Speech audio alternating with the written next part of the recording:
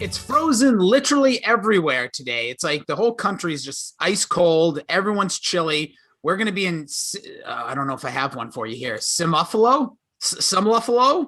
What would you call this one, Kenny? Buff Simlo? Buff. Oh boy.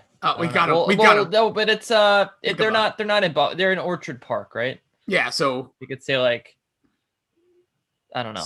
Brian's Park. Saying it's an excellent. It's the beginning of the day. It's a wacky weather Wednesday. I'm Jason Rossi. He's Kenny Ducey, looking like 1,000. There you go. You look like $1 million. Thank you. Looks great. He looks ready to rock today. We got Buffalo. We got Baltimore. It's in Buffalo. It's in the snow. How much is that affecting your lineup, Kenny, when you're looking to construct lineups? Lock in about 2 minutes. So, fam, get your lineup in. We got a Rossi Kenny contest. You got the free contest.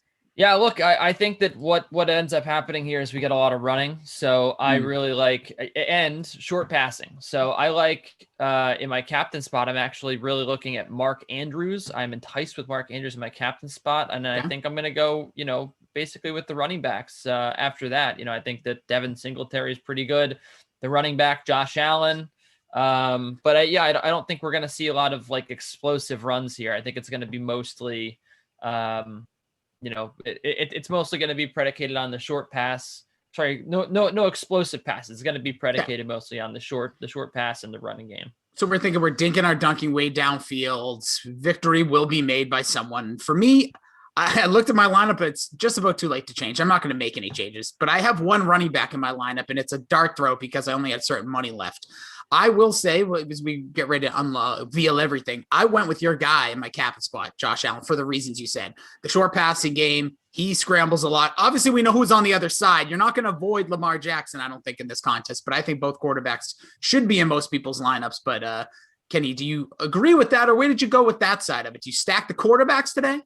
Yeah, so we've had a lot of I've especially had a lot of these Bills sims, a lot of these Ravens sims, and it's really difficult for me to get excited about rostering anybody in this contest, frankly, right? This is like the opposite of, a Chiefs sim or, even like a Jaguars sim, right? Like there's, a lot of these teams, there's so many exciting people to roster. There's like three the Eagles and the Giants the other day, right? There's like 3 receivers, both running backs are in play, both quarterbacks are Wentz was in play. You got like 3 receivers, 4 receivers in play for the Eagles, both tight ends. You don't know where to go, right? And this one, it's like, well, I don't really love the idea of getting involved with Stephon Diggs and Josh Allen here. Like they just stacking those two more times than not turns out to be a bad choice. Josh Allen in Simland is like, he's not very good. He'll probably get you like 18 to 20 points. But in a sim like this, I feel like, you need to have that. So I have him in the lineup with Jackson and the Andrews in the captain spot with Devin Singletary, Patrick Ricard, the fullback. And then, I just figured I had like $5,000 left over. So I was like, why not go with Miles Boykin? Okay. But it's definitely one of those sims where I just like none of these guys are exciting to me. Absolutely none of them except for Lamar. And then I guess you could throw Joshy in there as well because that's cool like that now. He's got a lot of talent and a lot of good ratings in this game as well. Mm-hmm. But that's sort of where I stand on it. Like there's no one here that's a must roster. It's for the most part a pretty difficult assignment to try to figure out what's going to happen. Well, we got a first down. First play was to your captain, Andrews. Then he had a run by Dobbins. So here we are. Now we get a first round run for 1 yard. So, yes, smash the like on your way in, DK Simfan. We see you there. Our Twitch homies, Germ, King Shot, Reed's T. Everyone was wondering, because my username is Jason D. Rossi, what the D was. And they've all come up with Ducey. So they think we're... There you go. That's my middle initial. We see you guys. Also, our YouTube chat. This is my first sim with the new microphone. So far, so good. With you. You haven't heard, my second sim, but you haven't heard me with this new microphone. I sound a lot I didn't know who you were. Yeah, I thought you were crisper. Somebody else. I was like, who is this guy? What kind of mic? Just a normal, a blue Yeti, the standard for podcasting mics. Yeah, baby. Mine looks a little different than that, but Mine's old. yeah, this one is fantastic, and I also I also now, because I have a great microphone, I am on Twitch, so you can follow me on Twitch. Kenny Ducey. I think I have 15 followers. Yesterday I did a little chat about tennis. Nice. This is your time right now. It is thriving. I'll have another chat about tennis, but on DraftKings a little bit later. So I'll have some semifinal picks. You guys can check those out. But yeah, follow me on Twitch. Kenny Ducey. Follow DraftKings as well if you are watching somewhere that's not Twitch. What's Twitch? The first thing you should do is sign up. The second thing you should do is follow DraftKings, and then the third thing you should do is follow Kenny Ducey. There you go. While we're at it, here comes Lamar Jackson. Slides might have been short of the first down there. 5 to go. We got our guy Braga on the 1 through 7s. Drew, our producer, Frangelico with our ops. Great crew here with you today. Lamar Jackson owned in 87% of this contest. No surprise there. Josh Allen coming in behind him at 74. Diggs, 53. Lee Smith always finds his way in that top 5 ownership at 41, then 34% for your captain, Andrews. And by the way, it was Nick Boyle earlier in the game who had the catch. But yeah, go follow Kenny. Make sure he's going to be doing his tennis chats, which is super interesting. He's very good with his tennis pick. So even if, like I was saying this about Moose with hockey, even if you're not a huge hockey guy, like listen to the things these guys have to say. If you're going to throw a few shekels out there, try to make some, might as well listen to somebody who knows what they're talking about instead of just randomly picking names like I usually do with the LPGA. So yeah, follow Kenny. Get in the chats. He's going to have some stuff here on DraftKings. You can check out DK Nation for all the write-ups. Here comes Justin Tucker to attempt a field goal in the snow here, Kenny. Didn't go with the kickers in this one. Similar lineup to you. I had Allen, Beasley, Boykin, Diggs, Lamar Jackson, and Ricard as well. Because he's $1,800. That's literally all I had left. There's Justin Tucker. It's up. It is good. Love to see it. A good kicker start here. They cleared the path. Like Vinatieri back in the day, they were all scooping out the snow. Boots that one in. So Justin Tucker, get your first points in the game. We get our first look at Sean McDermott. It's John Harbaugh. I feel like you're calling it a golf matchup all of a sudden. That's right. Our first look coming out on the sideline. It's Tucker. It's the mic, man. The mic is money for you. Standing over the ball. It's Tucker. Yeah. Getting ready to kick it away. Man, boy, this is going to come up a little short. I think it's going to be returned. Back at the 2. It's just as scary as it is entertaining. We love it. All right, so here comes Josh Allen. We'll get our first look at this Buffalo offense. Again, Stephon Diggs. People were captaining him. T. Green says Josh Allen the captain.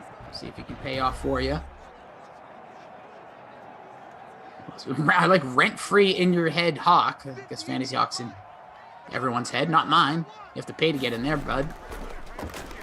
Here's the handoff. Nice run up the middle. Singletary. Great start. 11 yards on the first carry. Isn't it sad that you say that and you're right? Like, but you're not getting any of the money. There might be Gatorade or Madden or, EA Sports or Nike, and they are paying to get in your head, but you don't get that money. You know who gets that money?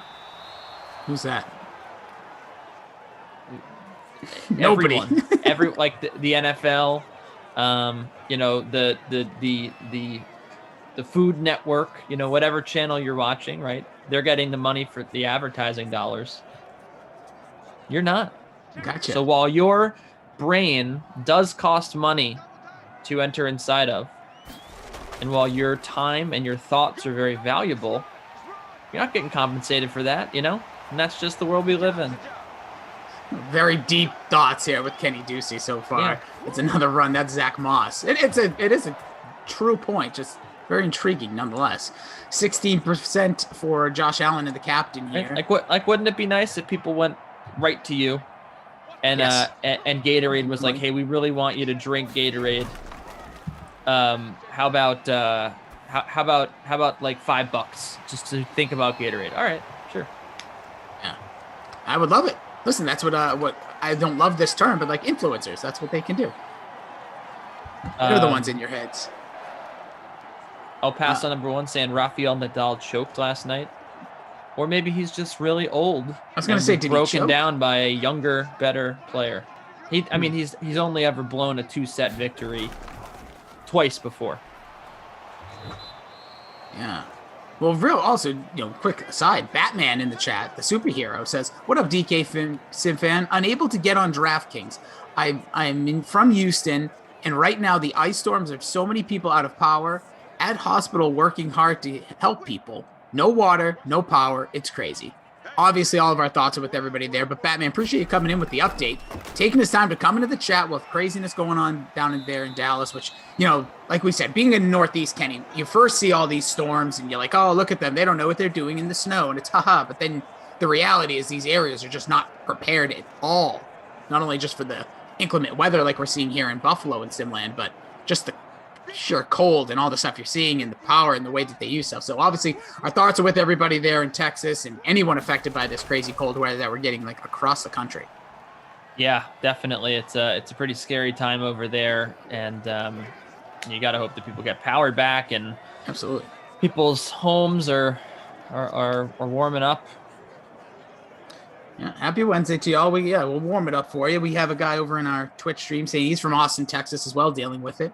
So we're going to see if Bass can boot this one in from a little under 40 here.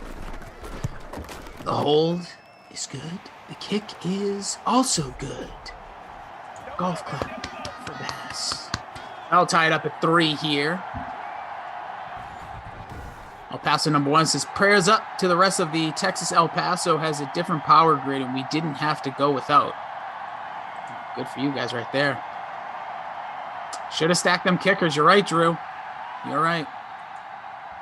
Who would have thought? I literally, anytime I see snow or rain, I just stay away from kickers. And so far, they're the only ones scoring. I wasn't alone in that. Tucker, though, 31% owned. You rounded up to 36. Bass under 20. Tonight, or I should say tomorrow morning, 3:30 a.m., going to be a fantastic match. Who you got? Aslan Karatsev and Novak Djokovic. Love that. Love that pronunciation. There's a pass, Lamar. He's excited for the game, 3:30 in the morning. Now, are you going to not go to bed, or are you going to wake up for it? I'm probably going to try to wake up for it. I'll see if I can negotiate that. Yeah. It's not a one-man show there, so you gotta make sure. Yeah, we'll see what I end up getting. But Lamar, 2 moves. Wow. Gets to the 50. I will say that it's going to be difficult for me. I'm more interested in. Serena Osaka tonight at 10 will be great, and then we'll see after. I guess I might have to stay all the way up. Oh, Raheem Gurdy from Victoria, Texas. One of my good friends is from right around there. Stone Cold Steve Austin from Victoria, Texas. Maybe that's your good friend. Get him on the stream. Maybe. We've had an interesting fast-paced first quarter, but not a lot of scoring. Lamar did his thing on the ground. Him and Allen both completing, a couple passes. Nothing exciting here. The field goal kickers are what's lit right now, as the kids would say. 3-3. Tucker booted one in, as well as Bass. Lamar Jackson's leading all rushers with 3 for 25. You saw that gnarly little run he had there, making a little spin, and got himself to the 50. So a juke and a spin was pretty impressive. It was. Listen, this is what he could do. Receivers, 5 guys have catches, all just 1. Diggs got 2 yards. Boykin, both of us have him in the lineup. He's at 17, 20 for John Brown. Nick Boyle's got 6 and 5 for Malcolm Brown. Hollywood, if you will. So we'll see as we get into the second quarter where this ball may go. So both just 1 drive each, both scoring drives, just unfortunately both kickers. Yeah, why did you didn't stack the kickers, did you? No, I didn't even play a kicker. I cannot believe that you would do such a thing, man. I really can't. Weather. It's all weather. Weather. Yeah. I think that. It's the weather, man. You've lost your way, Rossi. No, always have a kicker in. I also just overpaid for some players that right now I'm not feeling great about. But listen, I'll get them in there. If it on rain, if even wind, on weather days I get a little hesitant on my kicker picks. I'm also kind of mad at you because you said on the first now? play of the game when I was still trying to pin the I said it was Andrews. It was Boyle. The Zoom call that it was Andrews, and Andrews still does not have a catch. Nope. And, man, that's my captain. You can't talk about my captain like that. You can't deceive me like that into thinking that my captain has points when he doesn't have points. Listen, mistakes are made quite often. The world is full of mistakes. It's what you do after. Maybe you made a mistake by captaining him. Maybe it should have been Nick Boyle. Maybe that's really the catch right here. There's a catch over the middle. Is it him? No, Hollywood Brown. Hollywood Brown. DK Brown. Overrated. What a joke the guy is. I'll be honest, I can't disagree with you on that one. Like, I don't think he's a joke necessarily, but I don't think he's in the Juju Smith-Schuster category to me. People pretend like he's a lot better than he actually is, or make him out to be better. He's the first player in NFL history to complain as a receiver and not get the ball. That's not a fact, but it feels that way. There's a pass. Is that our guy Ricard there? No. Oh, yes, it was. Look at him getting a catch, baby. $1,800. One catch for like 3 yards. I'll take it. If not even 1 yard. Rocket Ricard. Do you have Ricard? Yeah. I got Ricard, baby. That's my guy. I told you my lineup. Rocket Ricard. Michael Irvin asks, oh, nice run there. Says, Rossi, is your 80-inch flat screen behind you, or you just looks bigger compared to your image? It's pretty big, but I also am a wee little fella, so there's a balancing act, I would say. DK Simfam over on Twitch says, Rossi and Ducey, does the bad weather actually affect play calling on the effectiveness of plays in the sim? Passing less effective, running more effective more often. Play calling I can't speak to, but I do know, yes, it does. Like, you'll see sometimes receivers slip on routes, especially in snow games. Rain, most of the time, you'll just see the ball ran more. But nothing nothing that's dramatically going to change things. Like, usually once a snow game, there's going to a receiver that's just going to go off for a deep ball. Just in my small sample size. I don't do all 6 on these games, but we'll see. We'll see as this thing plays out. There's Lamar Jackson diving forward. He's got himself 4 yards on that carry.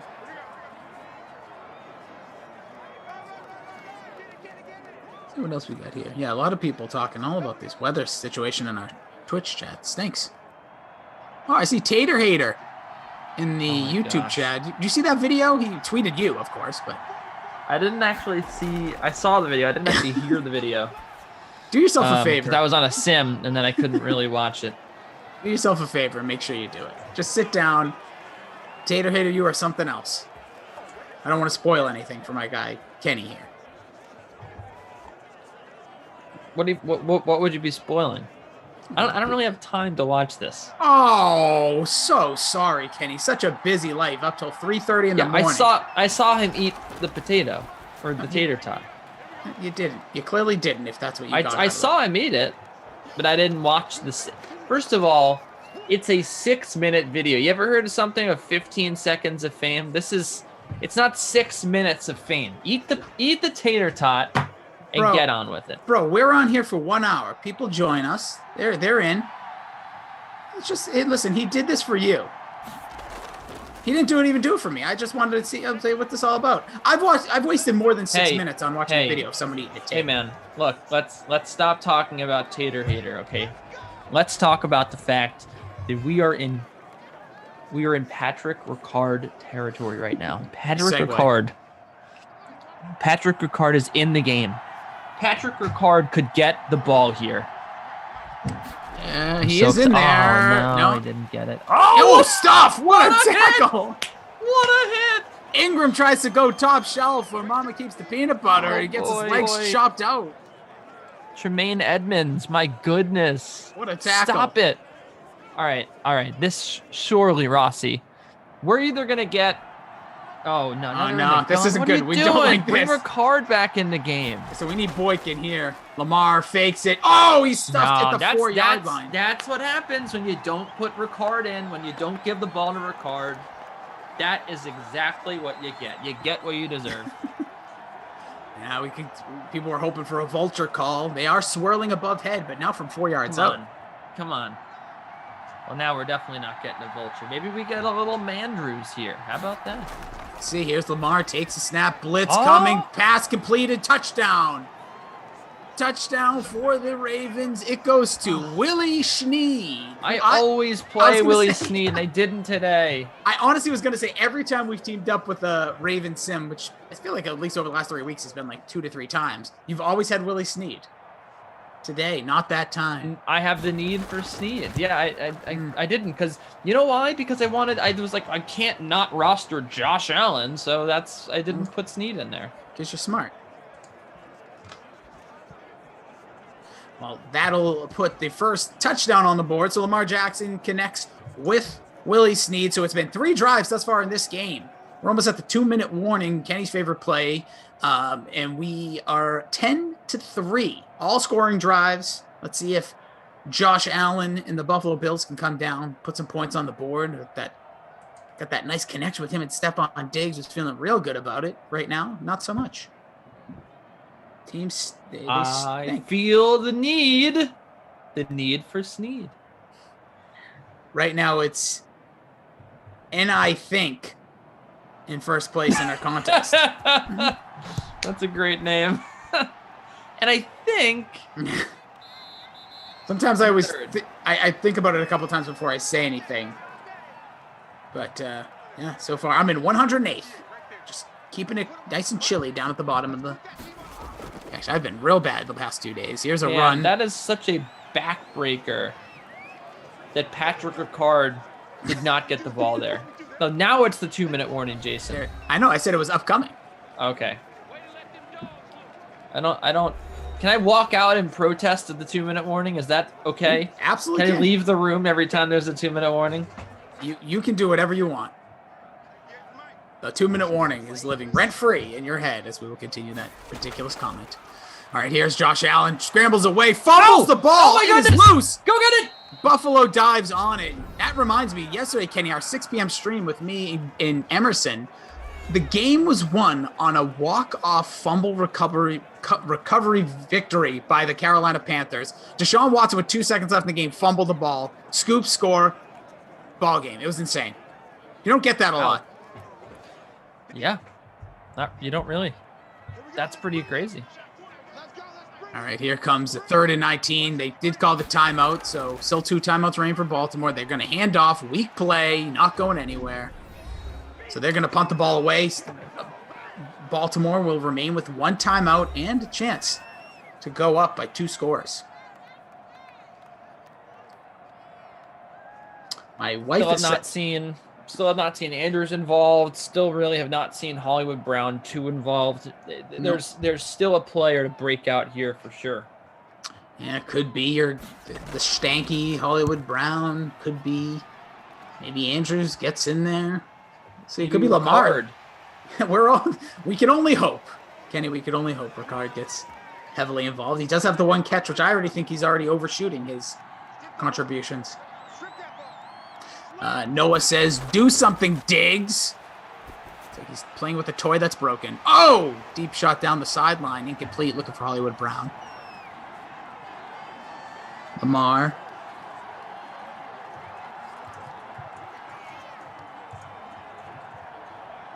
Germ says, Buffalo.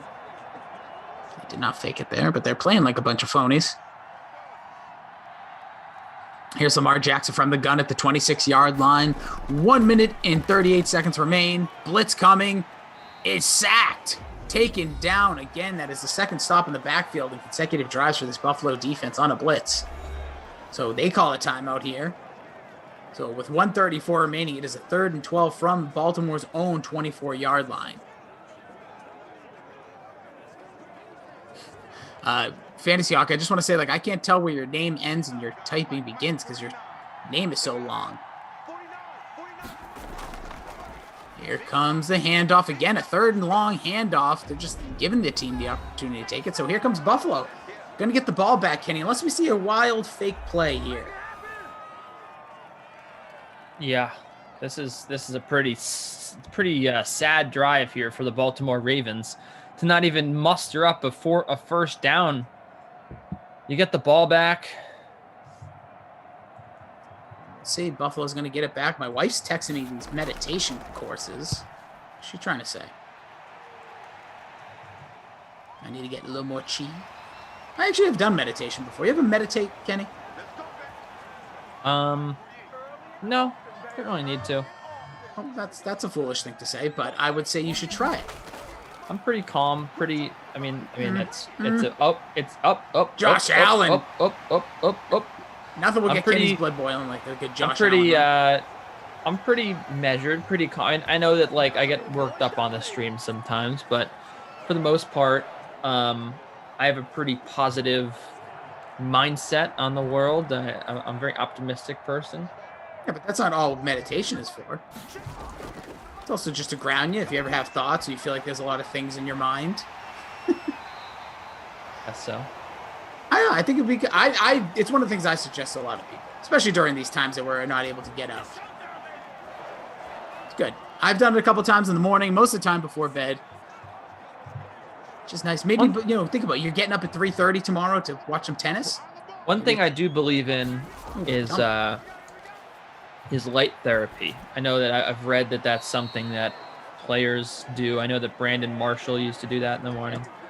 And I will say that I use my ring light sometimes when I'm working just to have a bright light in the morning because it is nice to light is very, it affects your mindset. If you're in dim light, if you're in low light, that's, obviously the winter people have that issue, but being in this apartment, I used to have a ton of natural light in my apartment. Now I don't in my new apartment. So, using this LED light can actually help me a little bit when I'm writing. And so that is one of the things that I buy into is light therapy for sure.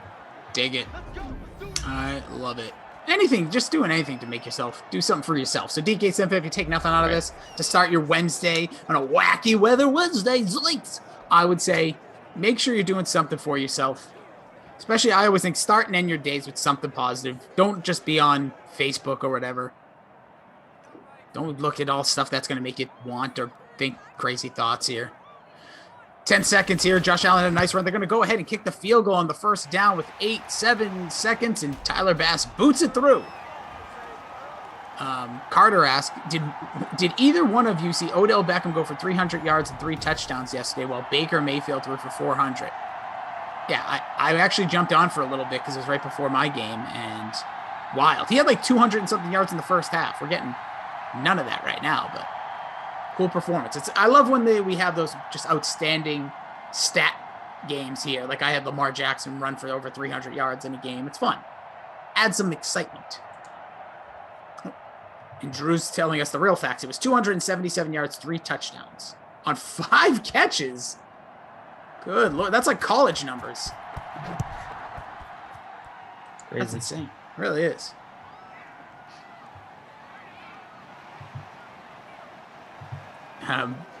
D-Train McLean says, free DK Madden Sims is my religion. Hey. There you go. So does that mean we're your pastors? I guess so. I used to have a radio show we called offer guidance, maybe? Yeah. I used to do a Sunday show called the Church of Rossi. It wasn't actual church. It was just because it was Sunday from 10 to 2. But story for another time. Here we are, Kenny, at the half. Baltimore up 10-6. It was Lamar Jackson teaming up with who usually sits in Kenny's contest, Mr. Sneed, but not today. Yeah. 56 yards, I believe, passing for Lamar's got the touchdown. Jackson leading all running backs. Still, no. Josh Allen beating him. So Josh Allen and Lamar Jackson, like we talked about in the pregame, kind of leading the way for the running back so far. Fantasy Hawk, now Mr. Hawk. That's probably been the biggest development of the first half because nothing else has really happened. Plenty of field goals. Lamar Jackson, sure, 28 rushing yards. Okay, big whoop. And then the touchdown to Willie Snead. He's not even in the leading lineup here in your mini contest. So yeah, let's step it up, guys. I mean, we had that big forced fumble in the snow. The Ravens could not recover. Let's get a turnover. Let's get a big touchdown. Let's get a breakaway run. Let's see someone do something here. I am tired of waiting for Very Mark impatient. Andrews to get involved. Yeah, I'm getting very impatient here. Let's see some points on the board. I don't want to see a lineup with 2 defenses and 2 kickers win. Yes. Or 2 defenses and all kicker.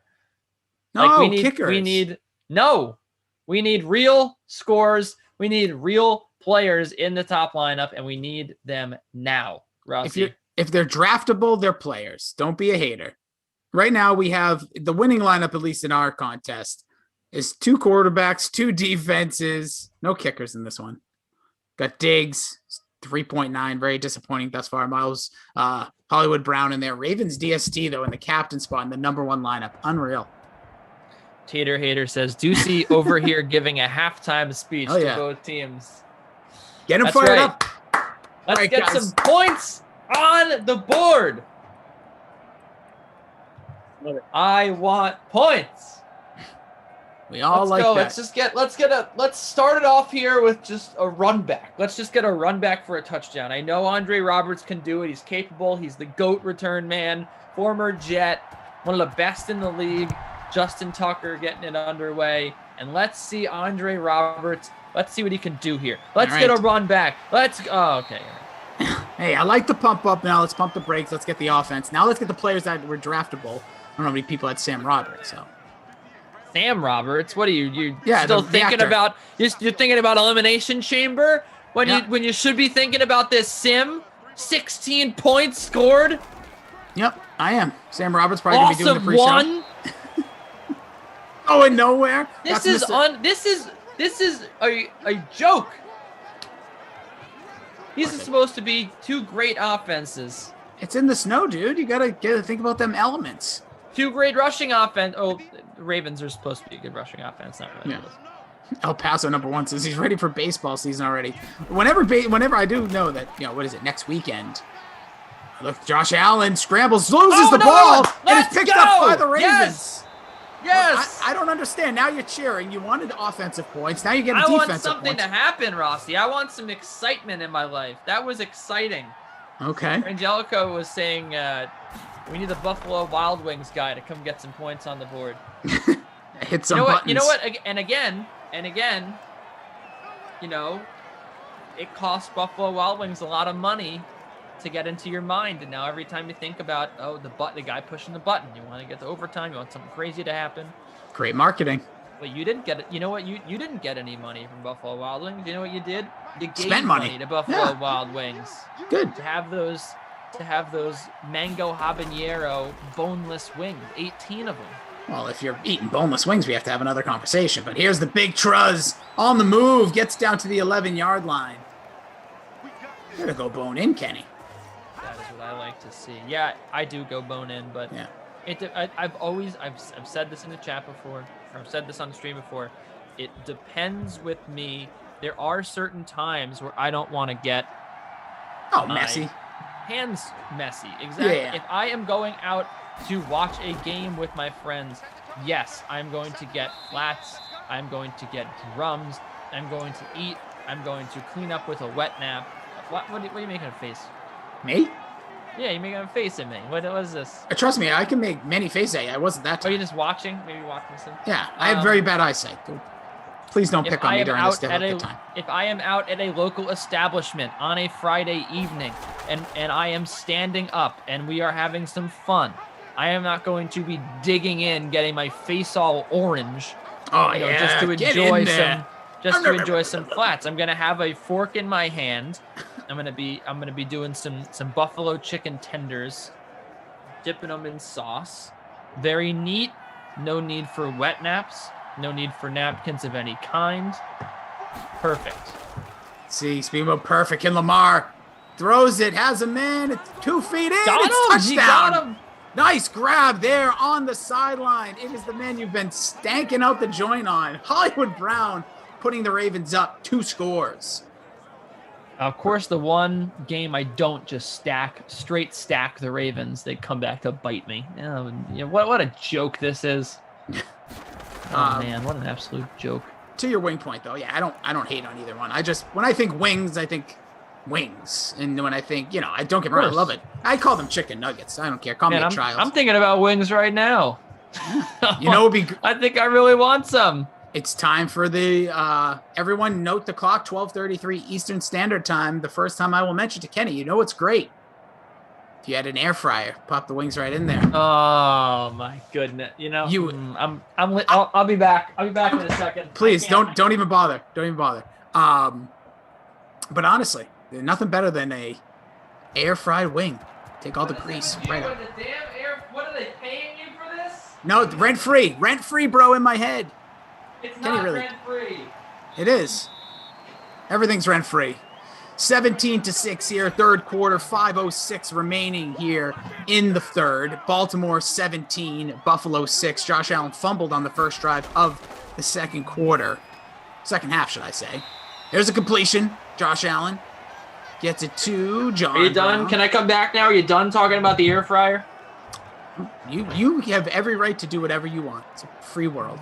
I actually don't. I'm getting paid right now to be here, so. Well, you left, so just maybe you went to go meditate for a minute. That's what I'm going to tell. That's what I'm going to believe. I think I did. I kind of needed to just blow off some steam, man. Yeah, it's just zen, dude. Just get in that zen mode. Too much talk about the air fryers. It's just one mention. It's one per sim. Till you are convinced. Josh Allen scrambles again. Does not fumble. Good for him. He's stepping his game up. Lisa Robbins says, if I were in a fancy restaurant or regular restaurant, only way to eat wings is with your fingers. Do you eat pizza with a fork, Lisa?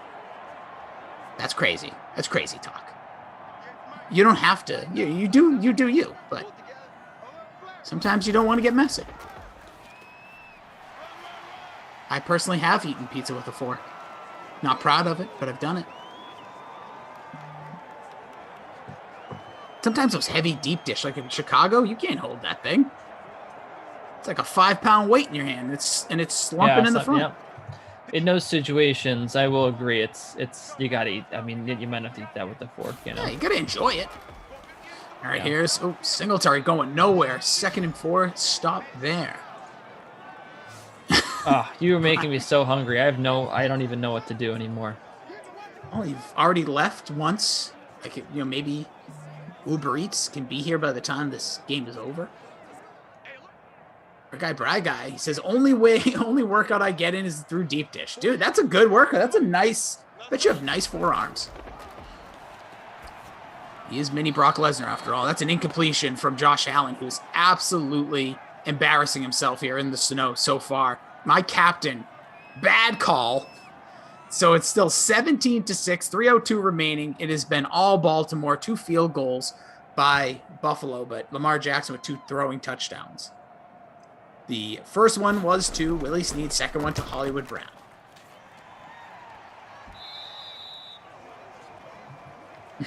Giggle Pig breaking it down says, Chicago pizza's a meal you sit down to. East Coast pizza is meant to be consumed on the go. Depends.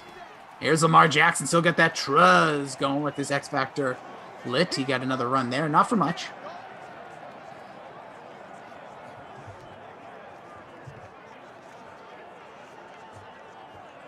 Play to win Paris, what's up over on Twitch? 5-0, Mr. Hawk. Valades, TK, how's everyone doing? It's Kenny Ducey, Jason Rossi, at Kenny Ducey, at KD Picks. He's talking a lot about his tennis picks. He's going to be burning the midnight oil or the 3:30 a.m. oil tonight. Got some, obviously, at Kenny Ducey as well on Twitch. Make sure you give him a follow. He's going to be doing some Twitch chats. I'll have some stuff here on the Dream stream. Yeah, there you go. Thank you. Yeah, DK Appreciate Nation. Oh, why don't you shout out yourself? My name is Jason. No, I got a podcast called the Pop Culture Pile Driver. If you guys are interested in various topics, today is the 40th birthday of one of my favorite actors, Joseph Gordon-Levitt. So we did a whole career retrospective of him thus far. Talked a little bit about, that ball's bounced off, almost intercepted. So 3 words, Pop Culture Pile Driver. Whenever you see my weird-looking mug, you'll see it at the bottom there. iTunes, wherever you get your podcasts. A review on iTunes would do wonders. But appreciate you all just being here. At Jason D. Rossi on Twitter. So we're going to get a punt here from Baltimore. It's going to go back to Buffalo. This game has hit a screeching halt. We have a nice action-packed, and then I gave my halftime speech, and then what happened? One touchdown. I gave my halftime speech. I try to get these guys into the game, and then they come out strong, and look at this now. I mean, look at this. This is just absolutely pathetic. What's up, Buzz Killington? Yeah, we'll see if Kenny fires him up here. Here comes a nice run. Oh, keep bouncing off tackles is Devin Singletary. That's right. I told you. Over 40 yards. Pathetic, Devin Singletary. Keep going. Rick Lewis, I did mention the movie The Lookout in the pod, if you want to check it out. It may take me a while to get there, but it is a very fantastic movie. Devin Singletary with the big run. Here comes Josh Allen under center. Singletary in the backfield. Stacked tight end to the right. He's looking, searching, going to take off with it. He's fumbled twice so far in this game. Fumbles for a third time and is picked up by the Baltimore defense again. Let's go. This is unreal. A lot of people giving shout-outs to The Lookout from Joseph Gordon-Levitt. Or, should I say, as our guy, producer Drew says, Jogo. We're trying to make that a thing for him because I respect producer Drew and his thoughts. I like it. Yeah. Great movie to look at. It is good. I also really liked Premium Rush, which, Kenny, takes place in New York City as a bike delivery guy, for lack of a better term, what that actually is, because nice. We don't have those in Boston. Here is the Truz is still lit. Oh, well, maybe we do, Drew. I don't know. I live in 40 minutes north of the city. Forget the old days of living in town. Pass there completed. Any big city actually has those bike guys, but I feel like New York is like you see them all the time. You see so many delivery people out here. There's a group of delivery bikers that actually sit right around the corner from me, or right a few doors down from me, by a bodega. Oh, yeah, that's kind of what the movie does. Yeah, I like it. It's a good gang, yeah. By the way, nice brag by producer Drew. Says my girlfriend's brother does it. Sheesh. It's actually a very territorial thing in New York City. You get a lot of these group, they have like a group of 5 DoorDashers or Uber Eatsers or whatever you want to say. I don't want to give one person, free pub. I got you. You get one. You got a group of delivery people. Cheers. And they're very territorial. Like there's actually fights between delivery bikers when say they control this 8-block radius. They deliver all the food to these 8 blocks. You'll get delivery drivers that'll come in and they'll try to deliver, and then people will be like, hey, this is our neighborhood. Like you can't deliver food in our neighborhood. This is our neighborhood. There have been fights. There have been delivery bikers stealing other delivery bikers' bikes just so they can't deliver in the area. Because think about it, right? Like it's it is sort of like the mob. It's like people, they have like their little arrangements. You got the group of and it's all the same like 5 guys. They're all hanging out. They're all friends. They all know each other. Get them out of here! Like I could picture like a Bronx Tale or something. That's pretty darn Brian's funny. asking, isn't it up to the buyer? Not New York, Brian. That's how they do it. I don't think it. I mean, you can't choose who delivers your food. So I think it's just about, the fact that they just pick up the orders. They'll just swipe to say, "Oh, I'm available," before anyone else can really. I'm fascinated here. Look at this. The turf wars going on in New York City to just get me a piece of pizza. Who would have thunk? Very quickly, we see our guy Smash Atlanta over on Twitch. What's up, DK Simfam, Obi-Wan, Justin Blood, Emerson's Forehead, Rossi. Do you even spend money on clothes? I'm sure all the parents offer up children's clothes when they grow out of them. Listen, why spend money when you can get hand-me-downs? I live that hand-me-down life, being 3'8". Good times. Tale of Two Huffies, says Steve. Burgerhoff, that's funny. That's a good one. Oh, good point. Must be high. Might be onto something here. It says ever since Jesse talked to Josh Allen, he's been horrible in Simland.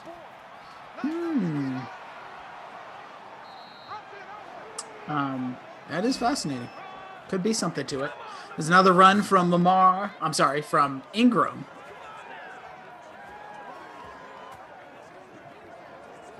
So we'll see here as we get another one. Oh, people shouting out their favorite New York City pizza places now. East Village Pizza. Laura, of course. That's your favorite. You and Michael Scott. Um, Brothers Pizza on Staten Island. Yeah, the Staten Island. Who's going to Staten Island? I think our guy Lamarca sometimes will frequent Staten Island. He's told me. No one's going to Staten Island. And that's hardly in New York. East Village Pizza is not it's not a pizza place. He's just saying like the neighborhood's pizza is very good. Oh, okay. So this is what happens when you just travel there every so often. I don't know if that was the name of the place. Like there's Boston Pizza, but what about Ricard scoring? Let's get Ricard the vulture in the end zone. We got to look up in the sky, DK Simfam. Is there a vulture swarming? Is it in Buffalo? Do we see the vulture lurking? I don't see what up there. Oh, maybe it could be one coming in the distance. Maybe. Yeah, it looks a little tough. Can't tell with the snow falling. Here's Lamar Jackson. There is no Ricard on the field here. Second to go from the 5. 6 minutes to play. Lamar wide open to the end zone. Touchdown. Lamar Jackson's third of the game. First on the ground. Wow. There goes Lamar.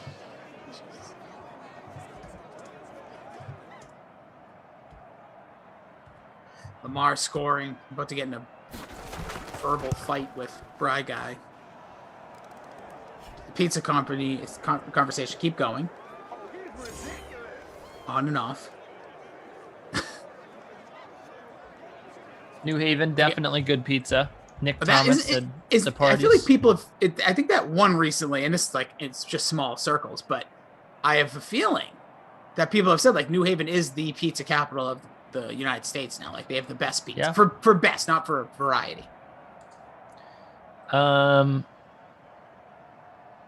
Fantasy Hawk saying, is Yonkers not New York either? No, it's not. What did people think? I mean, it's in the state, but it's not New York City. Yonkers is absolutely not New York City. It's very far from when I was in Times Square. So I don't know all the. So if for people that are confused, or as I know another Michael Scott, explain it to me like I'm 3 years old, Kenny. What is New York? Also, first of all, no one who is from Staten Island is proud that they're from Staten Island. I have many friends that are from Staten Island, and they're like, I hate Staten Island. Like that's like a thing. I got friends. So wait a second. Nobody's from Staten Island is proud to be from Staten Island, nor wants to be from Staten Island. Yeah, that's. I mean, I'm not from Staten Island, so I don't have a firsthand recollection, or I can't say that firsthand, but I can say secondhand, knowing friends who were from Staten Island. They're like, yeah, no one likes Staten Island. Like I hate Staten Island. So.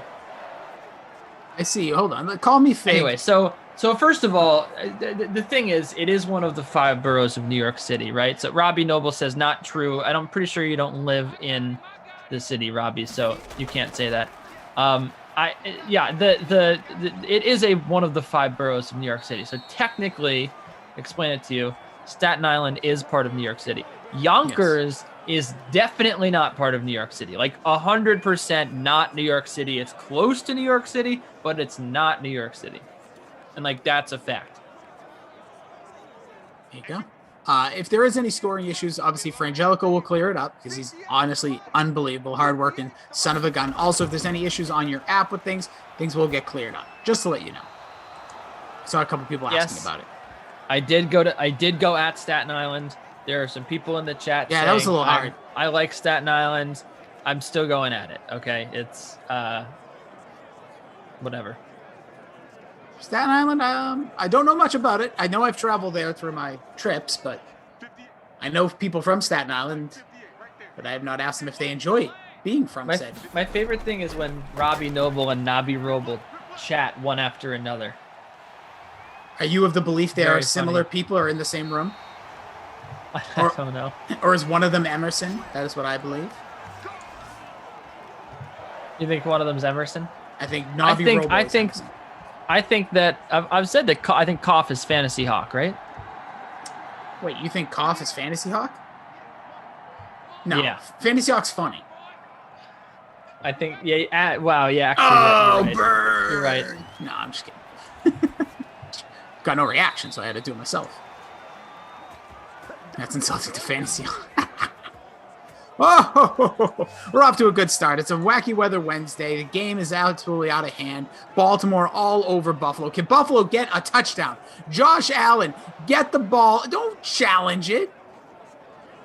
Don't bother Baltimore. What are we doing?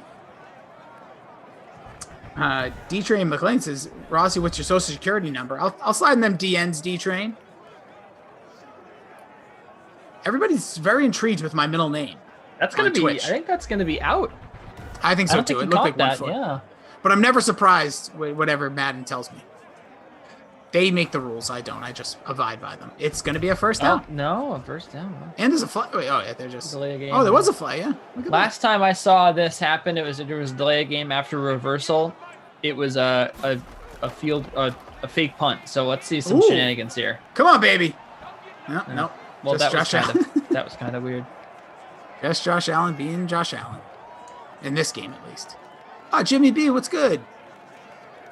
Robbie is my idol, says Nobby Roble. Oh, yeah. All caps, definitely Emerson. Just gave yourself away. Chrome Heat, Edge 95. How we all doing? Hope everyone's having off to a great start on their Wednesday. 2nd and 15. Here's the handoff. Going nowhere fast. Calais Campbell coming in, swallowing up that tackle for a loss. So we'll get a 3rd and 17 from the 18-yard line.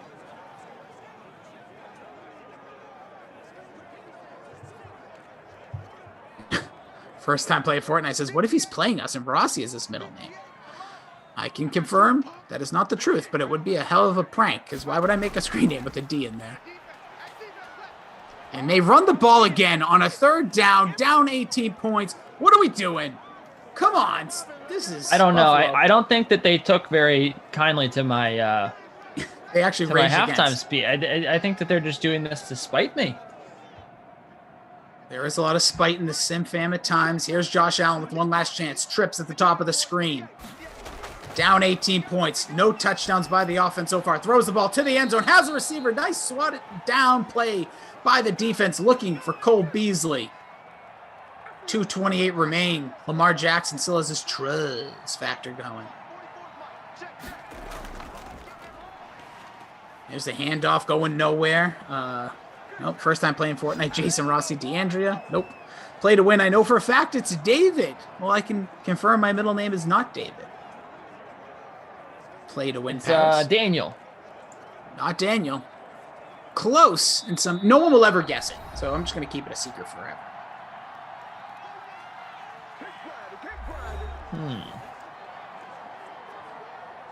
Now we got Meager dropping like facts on there. Ryan says he's going to get Doctor. You know it. Big Dr. Mario fan, so I changed my middle name. Jason Dr. Rossi. That would be awesome, actually. I should change my son's name now. First I played Fortnite, Jason Delaney Rossi, because he and Billy have a secret bromance. First of all, the bromance ain't secret. Check out Pop Culture Pile Drive, though, even though we argue most of the time. It's probably Danger. All right, I'm done. I like Deucey. That's what it's going to be. When I'm with Kenny, my middle name is Deucey. Okay. Let's do that. Lamar Jackson, 3rd and 7, minute and a quarter to go. Nice pass down the sideline. That's going to do it. I'm not even going to bother calling the timeouts. Hollywood Brown with another grab. We got Danger Rossi for Wilson. Yeah, it could be. That's only if you get close to me. Germ says Diggum. Dillinger. No, you're never going to guess it, Simfam. Dillinger. Never going to guess it. I'm not even going to give you a hint. We'll play this game another time. Here's a handoff. Ingram. 30 seconds. They're not going to call it timeout. That should just about do it here, Kenny. 24-6. Tough way to start a wacky weather Wednesday. Got some good stuff out of Lamar Jackson, who was the highest owned in the contest, which we thought. Our guy Richard, Rickety Whack did not do anything for us. My captain Josh Allen embarrassed me. If things hold up, Shadow Man 10-12 will win it. Lamar and the captain, Allen, Brown, Tucker, Bass. Oh my God, we have hashtag Stack Them Kickers is going to win this thing. What a day. It is a good disappointing day. to see this. It is disappointing to see the Ravens defense in the captain spot of a high lineup. Lamar Jackson, the chalkiest captain out there in the captain spot of the first place lineup. Josh Allen and his 15 points for Josh Allen. And that's good enough to get into the leading lineup. Like, unbelievable. What a joke. What a joke, man. No. It's a good thing. Tucker and Bass combining for 14 points, just a little under Josh Allen's total of performance. Not happy with Josh Allen, but who are you happy with? Who's going to be your Kenny Ducey player of the game? Thank you. Kenny Ducey player of the game. The Kenny Ducey player of the game would be Lamar Jackson. I can't pick anybody else. I'm sorry. I know it's super no, actually, I can't pick someone else. Marquise Hollywood Brown is my player of the game. 16% owned in your little mini showdown there. 19.8 DK fantasy points. He had 7 catches and a receiving touchdown. It was an incredible performance, frankly. Just unbelievable from Hollywood Brown, considering this guy doesn't do this that often. Very, very nicely done. Look at the ownership in the free showdown. He was at 27.1%. So not very popular, very, very good option. $7,200, great value. Marquise Brown, player of the game. There he is. Look at that. So who is going to be your babysitter Frangelico, not my kid award? This one's tough. There's so many players that were bad in this one. You had Mark Andrews, Cole Beasley held without points. Dawson Knox, no points. And then you had like Lee Smith had like 1 point. So if I had to pick someone, I think it's going to be I think it's going to be Lee Smith, frankly, because 41.79%. I know that Mark Andrews didn't have a point in this one, but Lee Smith was the 4th highest owned player. And I know what you're thinking. He made it into the leading lineup in Rossi's contest, $3,100. He's cheap. Why not? Why are you mad? Well, this guy, so many people put their faith in this guy. This guy's had big games before. He's had the 10-point games, the 20-point games. Didn't show up today. Didn't show up at all. 1 catch, 2 yards. That's hard. It's honestly more insulting to have a catch for 2 yards than it is to like have no. I'd rather have a guy that had no points than a guy that had like a catch for 2 yards. Just ridiculous. So Lee Smith, not my kid award today. And special shout out to Frangelico's lineup. He came in 5th place. He had Cole Beasley had nothing. Nick Boyle had 1.6. And I mean, that was just what a weird sim this was. It was 24 points were scored by the Ravens. And really all you needed to do was just have 3 players. You needed to have Brown, Allen, and Jackson. And then you just kind of had to make it work from there. Just like as long as you could find like 5 points from there, you're good. I was it was a weird one. Nobody scoring 100 points as a total to win this contest, or at least our private or our fun little DK SimFam contest. Appreciate all of you guys joining us here for the Nooner. He's at Kenny Ducey, at KD Picks, over on DK Nation. Follow him along for his NBA. He's going to have some tennis stuff. He's going to be doing these chats over on Twitch at Kenny Ducey. You should probably just chat in the Twitch so people see your name to follow. And is there anywhere else are we missing? You can find him in New York. No, that's about it. He's on 5th Avenue, 3rd bunk down. We've all debunked all of it. There's no bunk beds, and I'm still upset about it, kind of, because it was a nice little rumor for 36 minutes. But with that being said, Kenny, it was an absolute pleasure. Are you done? Are you back? Are you back at 2, man? All right, good. I'm out of here. I'll make way for whoever's coming up. I'll be honest, I have not paid any attention because I'm a rude person, but that would be you and Zach. Oh, my guys. He's going to tell you about the air fryer. Oh, he's going to tell you about it. Come on. We have pre-lock coming up later on this evening, too, with Shirag and Julian. Glash will be joined by Zach for your 4 o'clock. That'll end up here early. I'm Jason Rossi. You can follow me at Jason D. Rossi. Pop Culture Pile Driver is the podcast. When you're bored in between, pop it on. Maybe you like it, maybe you don't. Check it out. It's like putting on a pair of jeans. Bry Guy through the 1s through 7s. Producer Drew, Frangelico, had a great crew. Kenny, it was awesome teaming up with you as always. Enjoy your 2 o'clock with Zach. Give him a big hug for me because he's special. Well, it's great to be with you, Rossi. It's a great way. I mean, I can't really say to start my day, but to start the day on DraftKings. This is our first thing that we do every day. Absolutely. Besides put out some content on the DK playbook. So it was a pleasure to kick off the Dream Stream with you today, my friend. And I applaud you for not talking about your air fryer too much. You only brought it up one time. 1%. That was it. It's one per sim. Kenny will get one day. I will put it in his brain to buy it. I will inception you. It's a Joseph Gordon-Levitt movie. If you're into him, check out the podcast. All right. He's Kenny Ducey. I'm Jason Dracula Rossi. We'll catch you guys later. Have a good day. Stay hydrated. Be positive.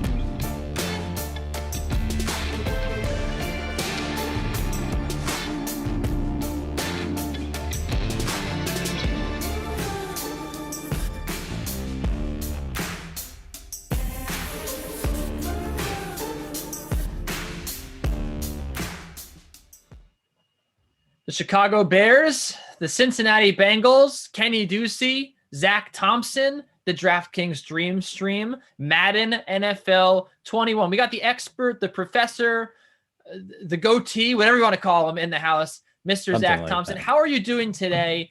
And why in the world have you chosen to captain David Montgomery, my sworn enemy in the Madden Sims and noted horrible fantasy player in these Sims? Well, first of all, I didn't You're realize smarter than I am. this is such a personal thing for you. I'm sorry. I was unaware that you had such hate for Montgomery. But yeah, in these Sims, he is a risky play because he does share so much work with Tariq Cohen. And normally, on every other occasion that I can remember, I always go with the receiving down back because they do get those PPR points. They have the big play. But for some reason, and I'll tell you what that reason is, it's because the Bengals give up a ton of rushing touchdowns. I feel like in this matchup at his salary, I mean, in the showdown, Montgomery costs you $8K in a captain spot, only 5.4 in a flex spot. I think he has a ton of upside for someone in that salary range. We've seen him run for 25 touchdowns. Yes, he's touchdown reliant, but against the Bengals, I think he can give you those touchdowns. So that's why I went with Montgomery. Well, we will certainly see lineups. Yeah, I don't do it very often, so this will be it'll be interesting. It's not so much that I have a thing against him, or I mean, it's not that personal. I never roster him, and I get really mad when I don't roster him and he scores a touchdown. That is the most infuriating thing ever because he shouldn't be performing in DraftKings or in Madden. He's not good.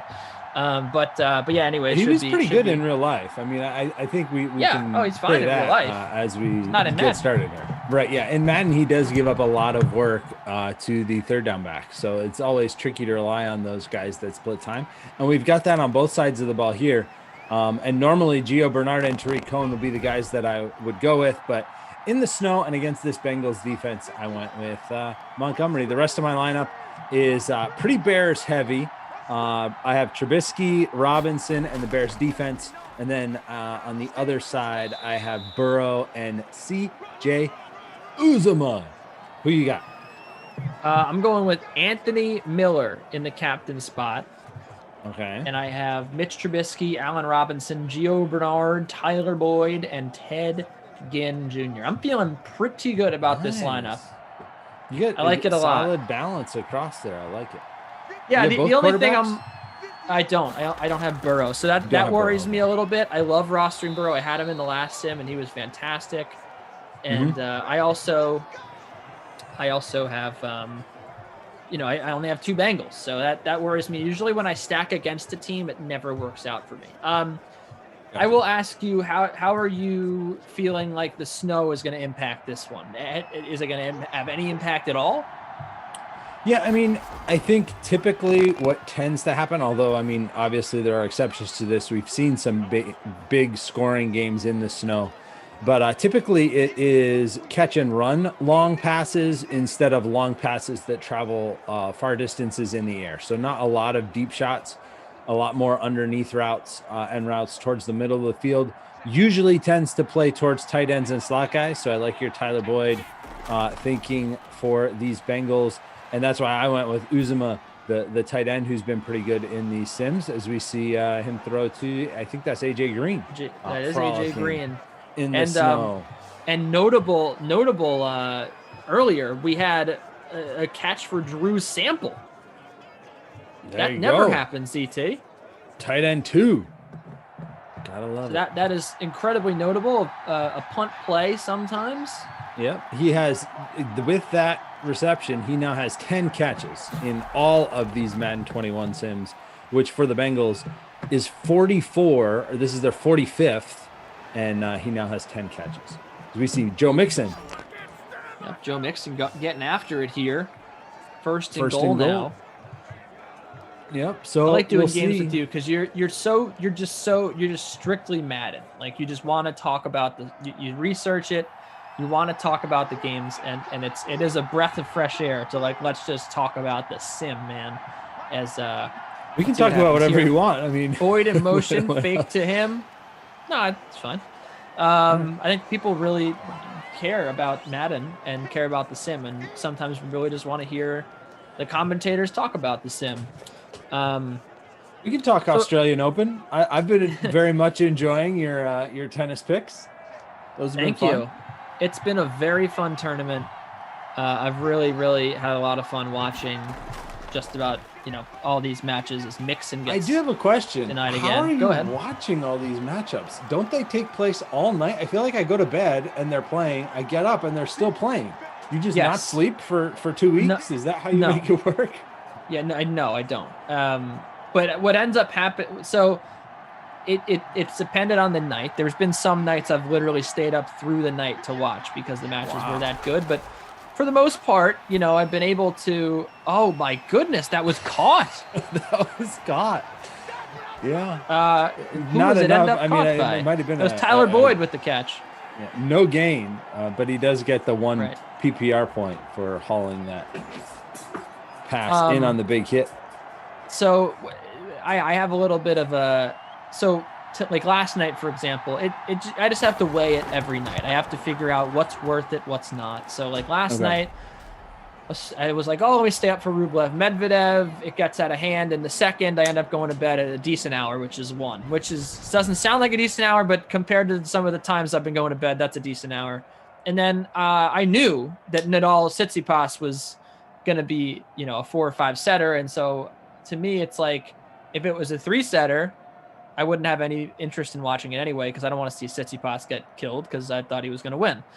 And if it ends up being 4 or 5 sets, I'll get to turn it on for, the best 2 sets really of the match. So my girlfriend wakes up at 6:15 every morning. So alarm goes off this morning, roll over, check it out. Okay, they're in the 4th set, 4-all. Let me turn it on. So it's ended up being perfect timing. I end up getting 5 hours, which is pretty good. But yeah, it's varied, man. Sometimes the matches are really good and I'll be up to like 2 a.m. watching them, and then the next one's going to be really good. And I'm like, what am I supposed to do? I guess I have to, Have to. It's work. Right. I have to keep watching. So it is. I get away with a lot of stuff that way. Have to. It's work. I got to go sit and watch. She doesn't video buy games it though, for because she knows that I love tennis. So she doesn't buy into like, I have to stay up to watch it for, and that's the thing. Like, I'm like, look, I just have a different work schedule. It's like, well, why can't you just sleep like a normal person? I'm like, well, look, I will when the tournament's over. But like right now, I have some articles due at like, 8 a.m., 10 a.m., 11 a.m. Mm-hmm. If I stay up and watch the AO, I'll just write them all while I'm up. I'll go to sleep at 6 a.m., write all the stuff. I don't have I have like a Madden sim at 4. So I'll sleep from like 6 to, it's just, who cares? You sleep on different times. Mr. Hawk, like you said, different schedule, different work schedule. Mr. Hawk is asking how long is a tennis match. It definitely varies, especially considering the fact that in the Grand Slams it's best of 5 for the men. Otherwise, it's best of 3 for every match. So it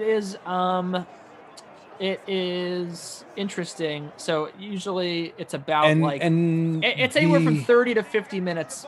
30 to 60 minutes for a set. And then what's the rule? It's Wimbledon, right? Where they can just go forever, literally? Like there's no tiebreaker, there's no something like that. Oh, you know what they just added a tiebreaker actually. I'm sorry. Oh, they did. They added a tiebreaker after you get both guys get to 10 games or something. Right. I just remember that game that Isner played that went on for like 4 days, almost literally 4 days. I think the French Open is actually the one that Is it French? Yeah, I think the French one is the one that's the only one left that they don't. So they used to do it at almost all the slams, right. But now in the U.S. Open they have a normal tiebreaker in the 5th set. In the Australian Open they have a super tiebreaker, which is first to 10 points, and I'm pretty sure in the French Open it's at 10-all, and then. And Wimbledon is the one that they just installed a tiebreaker, I believe 12-all, which ended up taking place with Djokovic and Federer the other year. Yep. Is Mitchy Magic going to try to run and get taken down? Didn't go anywhere. El Paso number 1 wants to know who I think is going to be in the final. He says, or champions. He says Brady and Medvedev. One hot take, one not so hot take. Everyone in the world is saying that Medvedev's going to win. I have said, and I have to stick with my prediction. I've said for a few years now, people have asked me like, who do I think is going to be the first young guy, right, next gen guy to win a Grand Slam, and I've always said that the first young player, so to speak, to win will be Tsitsipas. So I'm going to stick with that. I think Tsitsipas can win. I think he can win the Australian Open. It's going to be tough. He's played Medvedev 6 times. He's won once, and the one time was kind of a sham because Medvedev was super tired. But he was 1-7 against Nadal too, and ended up beating Nadal. Right. He's definitely improved a lot since that series started. So I think he has a good chance. We'll end up seeing what happens, but that's sort of where I stand right now on it. So I think on the women's side that no one's taken down Osaka. So I'm going to say Osaka wins as well. Anyway, end of the first. She's been dominant. She's been incredibly dominant, and I think that continues tonight. And it'll be a good match against Serena, but ultimately, I don't think that Serena's got anything close to what Osaka has in terms of a fifth gear. Let's look at. I would agree. Let's look at the stats here. ZT 20 rushing yards for Joe Mixon, and other than that, we got, Burrow 44 through the air, 38 of them to AJ Green. Nothing really sticking out so far. Not a lot going on. Yeah, Montgomery's got just 2 carries for 10 yards. I mean, AJ Green has probably been the best fantasy producer at this point with his 2 catches for 38, which you mentioned. Robinson's got a couple catches for the Bears, still on their opening drive here. So I guess the early takeaway is long drives seem to be where we're headed here. And of course, that Drew Sample catch, we can't forget the small sample size. 1 catch, 6 yards for him in that first quarter. All right.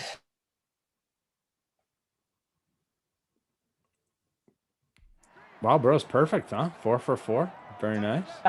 Yeah. Other than that, the wide receivers not having too great of a day. Not yet. Mitch gonna run this one.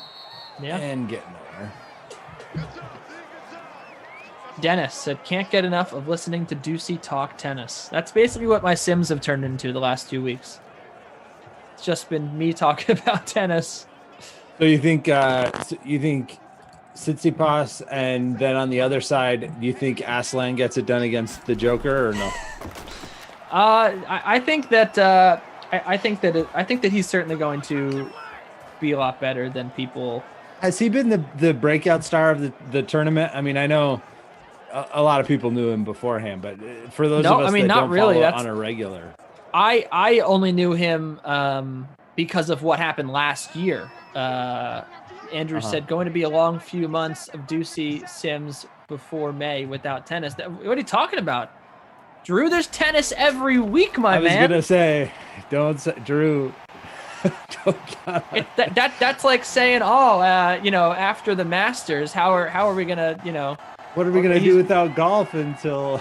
Right, not even the Miami. I mean, year. Miami Open's a big tournament. I'm talking like we got ATP 250s. Isn't there like a Cincinnati one that's in there? Yeah, that's before the U.S. Open. We got Cincinnati, but no. So I mean, I only really knew Karatsev from last year because he was one of the guys that was playing in this weird. While we were all in lockdown, one of the only sporting events on was they had this pro tennis series in like Florida, where they would just have random guys play. So he was one of the guys down there in the mix. And then after that, when they came back, he won like 2 or 3 challengers. Just went on an absolute tear, and he ended up qualifying for a few smaller ATP tournaments, and that's sort of where I watched him. I was watching him qualify it for something in Turkey because it was like 1 a.m. and I was like, oh, there's tennis on. Okay, I'll watch qualifying. so I watched him play, and I was like, wow, this, he beat Gulbis, and I was like, I had him in that match. He's like, he's really good.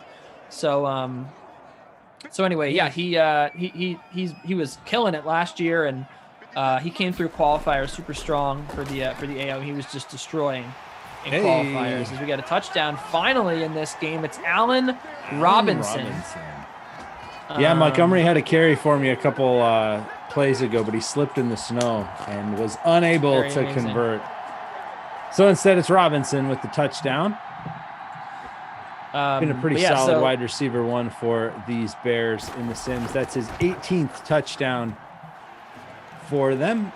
Been Trubisky's go-to option through the air. Really the only reliable Bears receiver. You've been able to get good production from their pass catchers, Tariq Cohen, as you mentioned off the top, and Jimmy Graham's actually been pretty solid as a tight end. But Miller and even Ted Ginn have been kind of hit or miss. But Robinson's been pretty solid, and obviously some talk about him as we head into this offseason. After you finish your tennis take here, you can tell me what I should expect with Allen Robinson this offseason.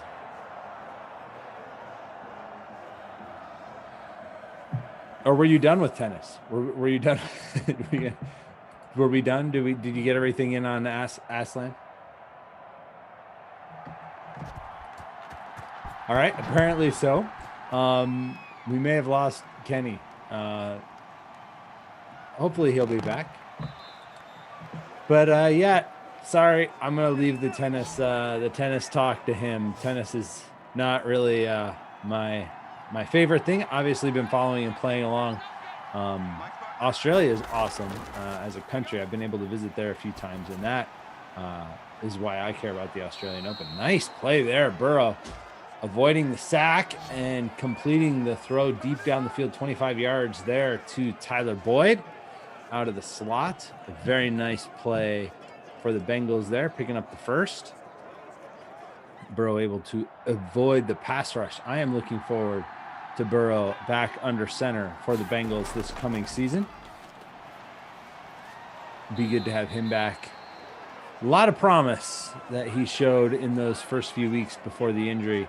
Maybe they can get him some help in the draft, protecting him. I know a lot of people like Penny Sewell in that spot for them. He's one of the first offensive linemen off the board. They have the privilege of picking early in a quarterback-heavy draft without having to get a quarterback because they've got Burrow. So as a result, they kind of get their pick almost of the rest of the players up there. Jets could be in a similar situation depending on what happens with their quarterback situation, but stopped for a loss there. Joe Mixon going nowhere in a hurry. I think that was Khalil Mack with the tackle. Brings up 3rd and 6. As the Bengals continue their second drive. First drive of the game for Cincinnati resulted in a field goal. That is another catch there by Tyler Boyd to pick up the first, keep this drive alive. He's got a few catches now on this, as well as that catch down by the goal line on their opening drive, where ultimately he made that catch on 3rd down, unable to pick up the first down or the touchdown, and they were forced to kick a field goal.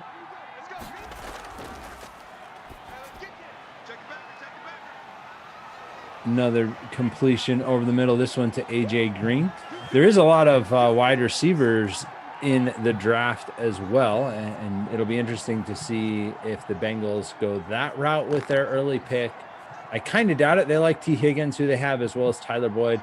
A.J. Green, obviously, probably not a part of their solution going forward, but there is a lot of strong receivers, a lot of depth to the receiver draft class. And then there's some great wide receivers available in the open market as well, including Allen Robinson, who is a big part of the Bears team that we're watching here.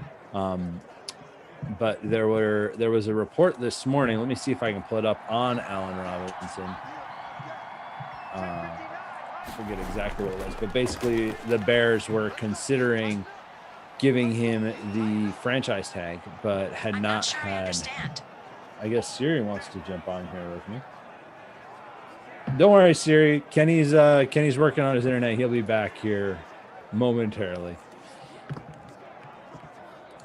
Yeah, just Tom Pelissero reported that Allen Robinson and the Bears haven't had long-term contract talks since September. So Robinson is widely thought of as the top wide receiver available, but Kenny Golladay probably right there with him.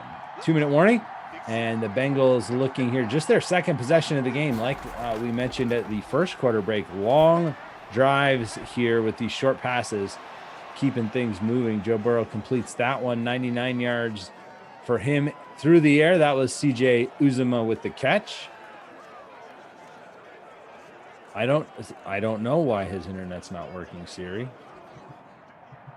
I better be careful. If I say her name, she might turn it back on.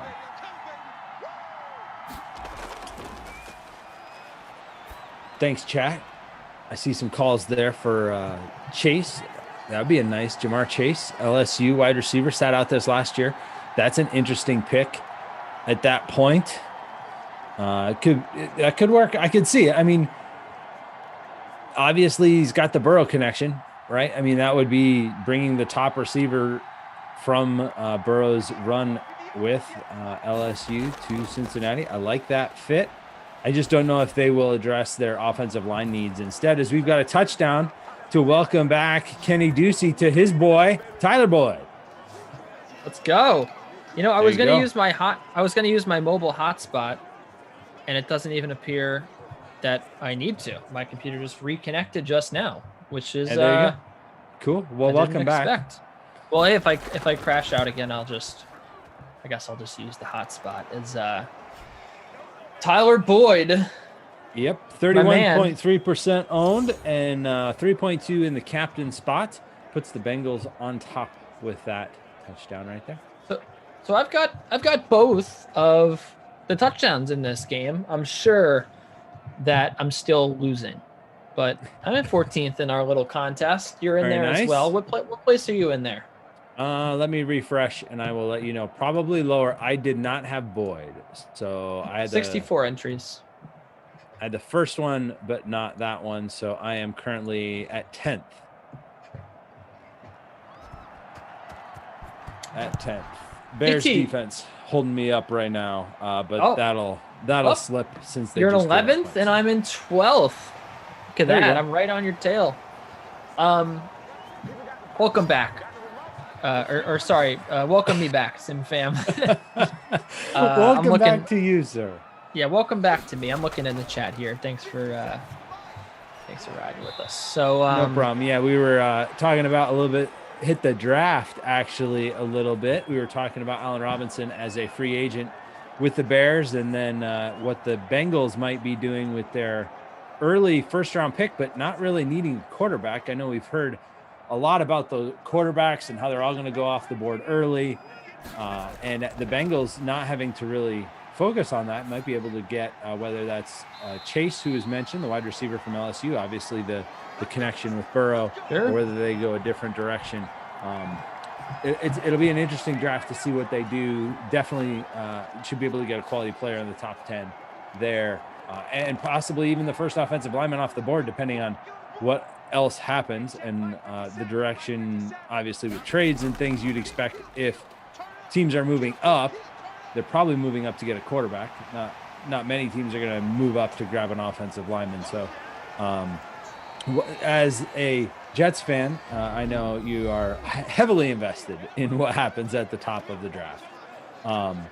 What are your thoughts as far as are we going to see quarterbacks fly off the board at the beginning? I certainly think that we're going to see, I think we're going to see 3 quarterbacks and 3 picks, or 3 quarterbacks and 4 picks, as it were. But I mean, there have been some mocks that have 4 QBs in the first 4 picks, which would be the first time that's ever happened. I mean, it could happen. Definitely. With what's his face, the guy from North Dakota State, who? Trey Lance. Trey Lance. There you go. Yeah, I mean, I personally don't. I mean, I don't know if that's going to happen, but yeah, I don't think so either. And I think actually that was I don't remember who. I think it was McShay, and I don't know that he had Trey Lance in there. I think he had Fields, Wilson, Mac Jones, and Mac Jones. Yeah, but yeah, those are the 5, right? Lance and Jones plus Fields, Wilson, and Trevor Lawrence first overall, obviously. But yeah. Who knows? Texans still after your number 2 overall pick, or are you trying to sell them on that stuff? I hope so. Am I a soccer guy? I played soccer quite a bit, actually, growing up. That was my sport to play of choice. As we got a fumble. No, Mitch. Mitch. We see that from Trubisky. He runs around, picks up all. Tuna. picks up a lot of yards that way, but unfortunately does fumble. That is his 23rd lost fumble in this his 45th sim. So more than one every other sim. Does a lot of really good work on the ground, but you're gonna have those turnovers there because he does have a lower carry rating than the running backs that we normally see with the ball. Not good for the Bears, but probably, I mean, there's not a lot of time here, so I don't know that it's going to cost, or the Bengals are going to turn that into points. Yeah, I was only asking because we have Champions League as El Paso number one. As Paso number one reminds us we have Champions League in just a short amount of time. Yeah. So we got Juventus and Porto, and then Dortmund is playing Sevilla. Yep. And has not been the greatest go of it for Dortmund. You know. No, they've had a rough ride lately. Let's see if they can turn it around. But Sevilla's look good as well. I believe they're actually favored in that one. But they are. should be a couple good games there. And if you are looking for DFS or betting advice on that, playbook.draftkings.com. I know I edited a piece that went up there for today's contests. And he didn't, Charlie, who writes about it there, didn't like Dortmund at all in this match. I was like, oh, okay. I have, there are, you know what? Soccer is a weird one because really when you look at the analytics, right, there's only expected goals. There's not a lot to go off of. And so what ends up happening is, people who think they found an edge, quote unquote, it's just expected goals. And so I don't know. I think that form and expected goals don't really ever tell the story as, what are we doing there trying to kick that? I would have loved to see Patterson return that, but he would have been great. We were so close. I know, almost had it. So there are sites out there that I literally will blind fade their picks because they're so blind fade. Go just against it. I like it. Or I'll be like, blind fading today. I don't know. Is your boy a fade there, Charlie, or is he a guy that I'm backing? I personally think I like Juventus today and I like Dortmund today. I'm just, you know what happened yesterday? I overthought it and I said that Barcelona was going to win and I said that Leipzig was going to win. And that was a classic overthink. And what I would have normally done if I went with my gut was said, hey, yeah, Liverpool's going to win. They've looked, a little stronger of late and not that much stronger, but this is a match they win. It's, Champions League, whatever. And then on the other side, I got talked myself too much into the fact that Di Maria was out and Barcelona's looked much better in league play than they have. And they got a little bit younger and Serginho Dest. I can't never not love the team that's playing the Americans, right? So today that's Gio Reyna and Weston McKennie. I'm going right back to it with Juventus and Dortmund, but that's where I am there. And Champions League is just, it's amazing. I love Champions League so much. It really got me into soccer 3 years ago. I was following it. I became a Spurs fan because of that, the Lucas Moura goal and the whole run they had. It was great. So Allen Robinson, 5 catches, 50 yards. Tyler Boyd, 4 for 40. AJ Green, cuatro para. I forget how to say six. It's been so long since I did Spanish. 61 would be 61. 61. There you go. Or 61. Cuatro para 61. So there you go. Anthony Miller, who is somebody's captain somewhere. 1 catch, -1 yard. Where? Who's captain? Who's captain? I don't know. I forget. I think somebody in our small group. I can't remember. Might have been. Can't remember who that was. Was that you, Brad? Well, anyway, all I'm saying is the squares won yesterday with Liverpool and PSG. The squares are going to win again today. I'm going to be a square today and say that Dortmund and Juventus win. Even though Porto in Champions League usually pretty good. Yeah, Porto's tough. Porto usually pretty solid defensively, and especially on this first leg may play for a draw. Actually, I like to do that. Juventus, they've come on. I like them. Yeah, they've looked very good lately. So I could definitely see. I think of the two games, that's the one I'm more interested in for sure. Is actually the Porto Juventus one. The South is the new North, 4th place in Ducey's contest. Congratulations. Nice. Congratulations to your top 5 first half. See if you can carry it through to the second half. 10-7 is the score. Bengals had that touchdown from Tyler Boyd to take the lead. The one touchdown for the Bears, Allen Robinson, as we mentioned there in our halftime stat rundown.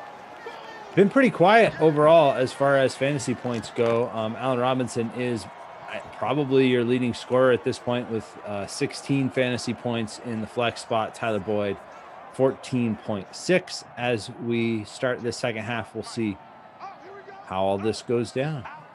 Bears start with the ball. Very few possessions overall in that first half. Very long drives, usually pretty sustained. We've got another David Montgomery run there, but not a lot of scoring. Let's get some more points here in the second half. Should point out where people are talking about Julius Randle and several basketball players that we have plenty of great content on the DK playbook where ZT and I write and do a lot. So we've got those up, and that'll be pre-lock live coming up after our 4:00 sim. Yep. I was going to look up who was on that. Shirag, I believe, are going to be here for that after the 4:00 sim, which is Vikings and Steelers, I think. We also got a question. It is Vikings and Steelers, and we also got a question as to what the weather will be. Vikings Steelers is going to be in the rain. Broncos in the snow. Patriots and football team in the wind, and then the Falcons at Seahawks later tonight with Glash and Jeff is in the rain. And but yeah, so I wrote up some good value plays. Vita always mentioning Campazzo, whatever you want to call him. I like him as a fantastic value play tonight. Just there's still a lot of injury news to work through with the Nuggets. I was going to say we'll see. Gary Harris was listed as questionable, which kind of surprised me.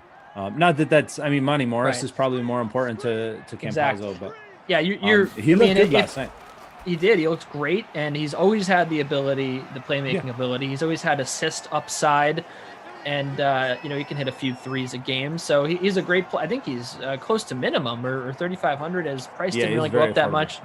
The thing is, obviously, if either one of those guys are out, then that's good news.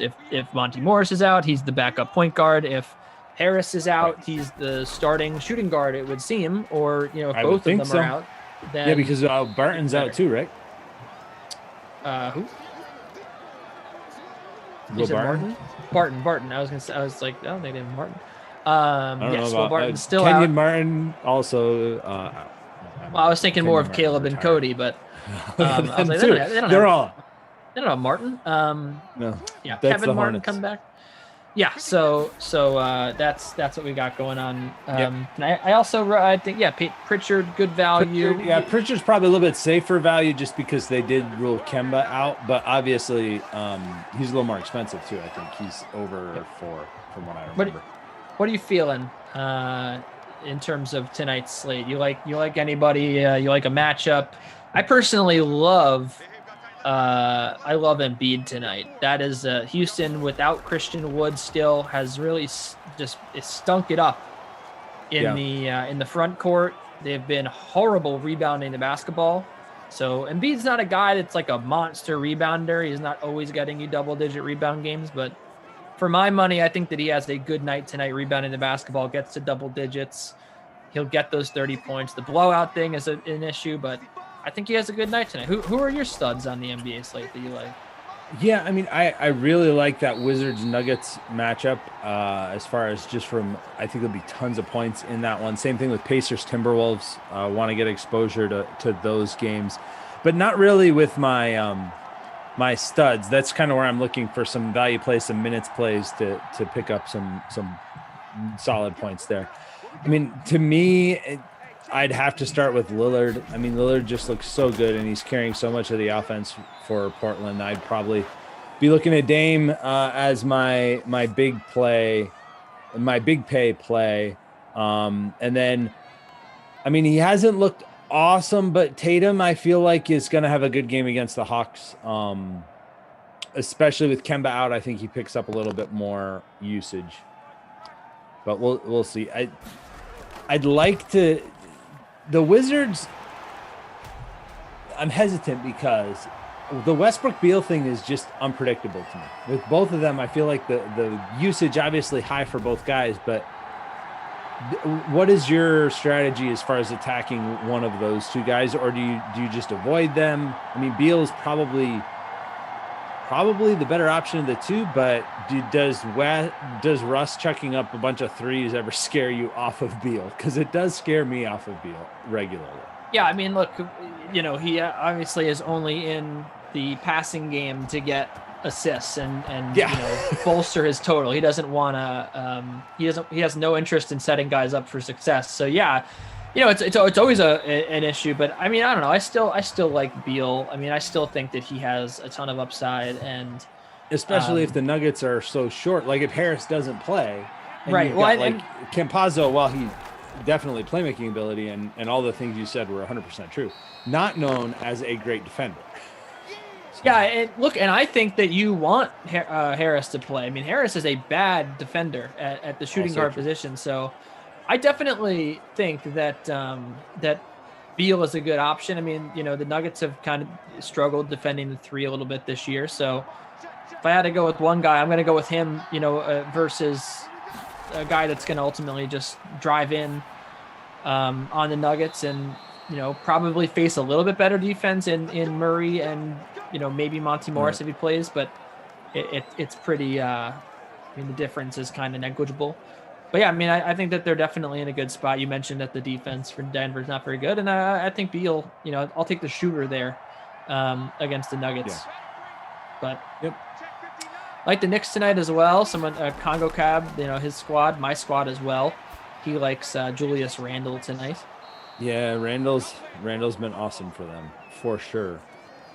I grabbed a whole lot of Nerlens Noel in my season-long leagues, and I've been enjoying that so far. Yeah, he's got to be great right now, considering he's getting a lot of minutes for Mitch Robinson, right. And he plays great defense. So Thibodeau's Tom Thibodeau will keep him out there if he plays today. Yeah, he was out there for crunch time in the Knicks' last win over the Hawks, and I would expect nothing less tonight against Orlando. The other player I just grabbed everywhere was Saddiq Bey. He was snatched up in a few places after that one big game he had against the Celtics, but now that the Pistons are kind of the whatevering with Blake Griffin, I don't even know. We need a term for this. What the Cavs are doing with Andre Drummond. I mean, it's not resting because they really don't care. I mean, they're not like, oh, we want this guy healthy later. I mean, what is the right term? I mean, it's not tanking. Putting him in, they're shelving him. They're putting him in a bubble. Shelving, I like that. Yeah, or they're putting him on.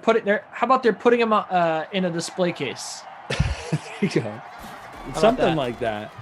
Yeah, because it's like, you're not going to see those guys play.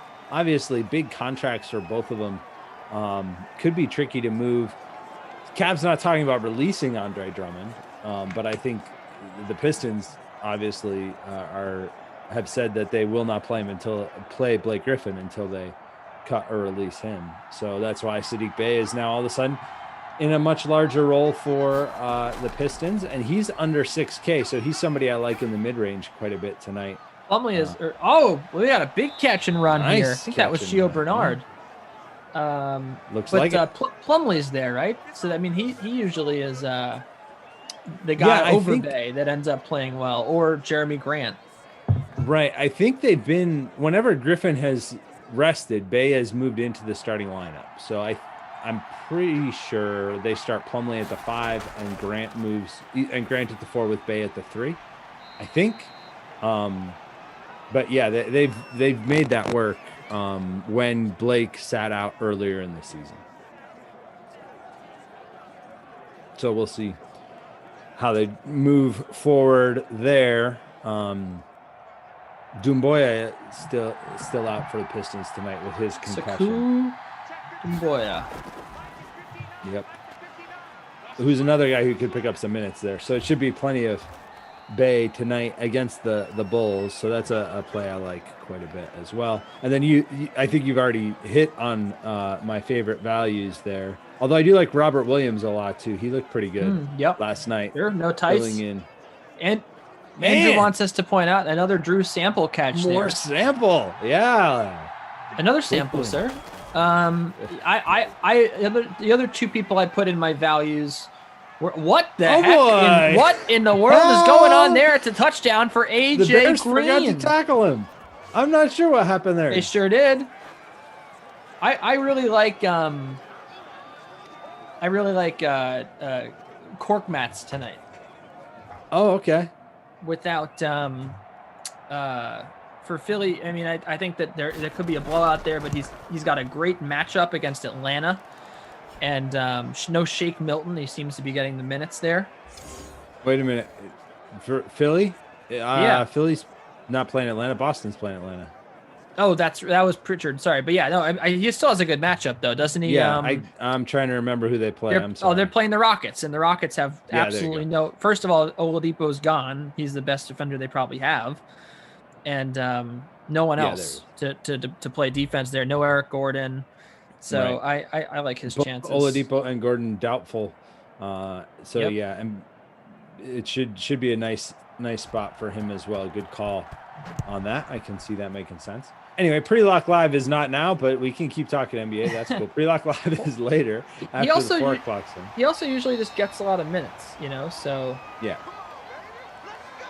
He definitely tends to be boomer bust. I played him a few times and had him go off and be a great value, and then I played him a couple of times and he ends up with 20 minutes and 2 shots, and I'm like, how did that happen? Here goes Mitch. More yardage for Mitch.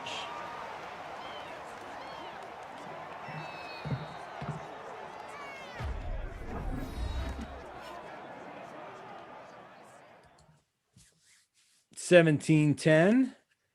After that AJ Green touchdown, Joe Burrow still with a 95.7% completion rating, 18 of 21, 193 yards for him. So a very solid game for Burrow. Mitch 104 passing with a touchdown as well as 54 yards to lead the way on the ground.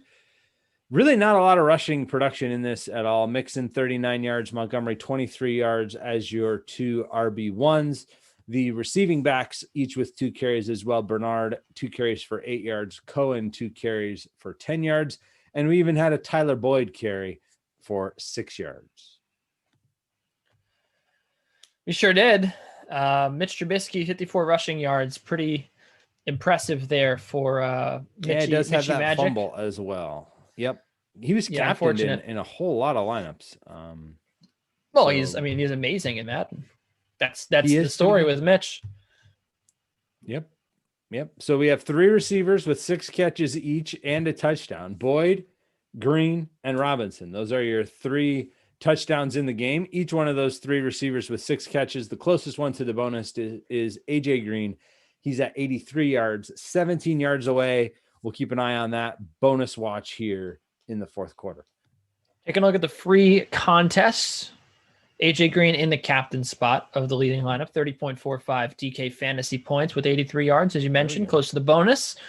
And Mitch Trubisky, Joe Burrow, Allen Robinson, Tyler Boyd, and punt play at the 5th spot in Cordero Patterson, who actually did touch the football in this one. He did. He caught a field goal that was short, but just stepped out of the back of the end zone. And $1,000 filler in your lineup. You got to have five people. Yeah. Yeah. If he hits a return touchdown, you get points for that as well. So that's right. Didn't happen yet, but it could. Not an awful punt play if that's what you got left. An awful play in this one to this point, and it's somebody who normally in these sims is pretty good, but John Ross III, the speedy, often played Bengals wide receiver, has not caught a pass yet to this point. So we're still looking for John Ross III, who in real life, uninvolved, but in these sims, usually a pretty solid play. Yeah, he tweeted out his displeasure for his role, correct, last year? Yes, he did. Yep, we'll see. He was not a big fan. A lot of potential, an early draft pick, but not really being used. They really like T. Higgins a lot, which may be why they don't go wide receiver early in the draft, just because I think they do have Boyd and Higgins, who they like quite a bit there in Cincinnati. As we see Mitch with another run for a first, and I think we're going to add a face mask onto the end of that. There you go.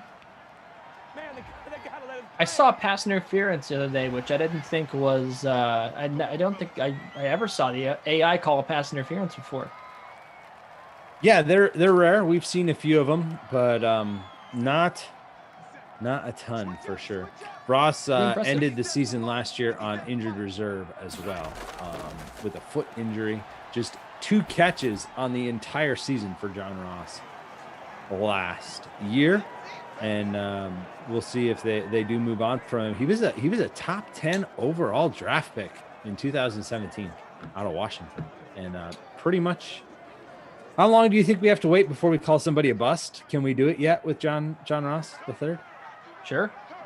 Okay, because that's. I think I just called Saquon Barkley a bust yesterday on a Giants sim. So really, for fantasy. Hey, look, it's not in real life. It's not his fault, Really? but you're pick number 2. I mean, you got to have a bigger impact on the team, right? I think that's it. It comes with where he was picked, and not necessarily. I mean, how good he is. I mean, I think he's one of the. He's good. He's definitely one of the 5 best running backs in football.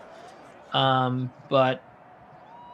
To me, it's like a situation. Andrew actually makes a good comparison to Reggie Bush, who it was a little different because he wasn't really given an every down role with the Saints, which was part of the reason why I think that they just completely wasted his career.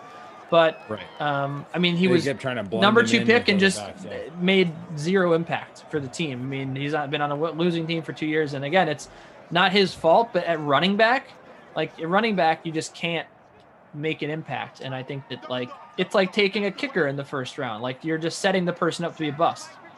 A kicker who is average, who gets picked in a normal kicker spot in the 6th round, is not a bust. But a kicker who is average picked in the first round is a bust. So that's my whole point with that. Like, if Saquon were picked 28th, much different conversation. But as the second overall pick, ridiculous. So when is it okay to take a running back? End of the first round?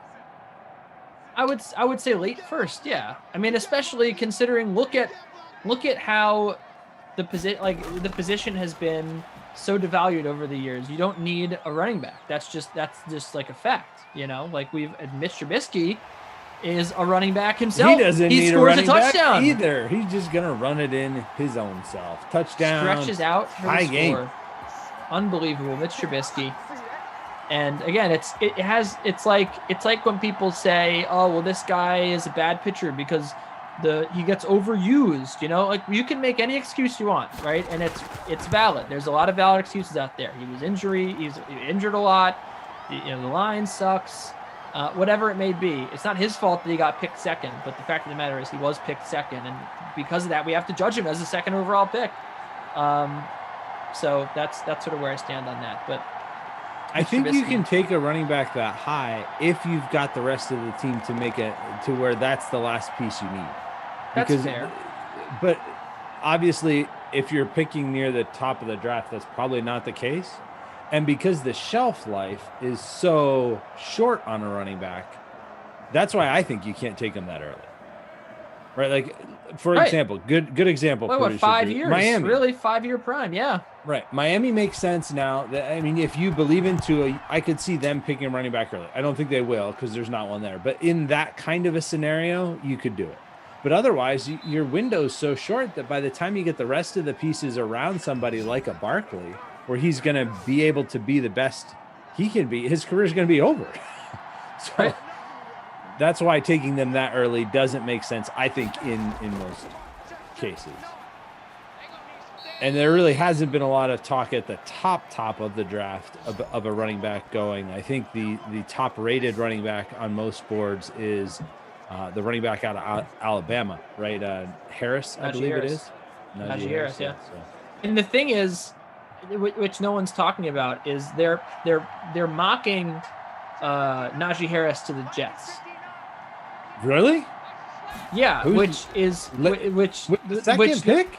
No. He has Okay, it. They have later. the 23rd. They have the 23rd pick Yeah. as well. Okay. But they're only doing it Good. because I was about to Najee lose. Harris is a first round. Like, they think he's a first round Right. pick, right? But there's no fit for him. So they're just saying, oh, well, maybe the Jets will take him. But they want to get Najee Harris into the first round of Right. their mock drafts. So they're using the Jets. But the Jets, I don't think the Jets would take him. And frankly, I don't think that. I mean, I don't see him going to the Doesn't first seem round. like a fit that makes sense. Yeah. Where's he going to go? I don't know. Once you get to the bottom of that first round, I mean, there was some interesting reporting out of Seattle. I don't know if you saw this, that Chris Carson is probably done in Seattle. I don't know. The Seahawks, I would what hope draft so. They pick run do the they ball have? way too much. Right. So if they're not re-signing Chris Carson, did they trade their first round pick though? I feel like they always Seattle? trade their first. Yeah, round they pick. traded it for Jamal Adams. Yeah. So there you go. That's the pick you've got. So if Seattle had a pick, then maybe I'd see him going there in the first round. But I don't know. As you look at those teams towards the bottom of the first round, I don't know where it really makes a lot of sense. As we see another receiver breaking out of the tackles there for the Bengals, keeping this drive alive. That's Uzomah. CJ Uzoma getting involved. He was a player I was kind of interested in watching this year. I actually drafted him in a couple of my season-long leagues because he was supposed to be their starting tight end and actually looked pretty good until he got hurt. Somebody you could keep an eye on as you prep for this year, since he is supposed to be back and expected to be the starter with Joe Burrow there after that Achilles injury.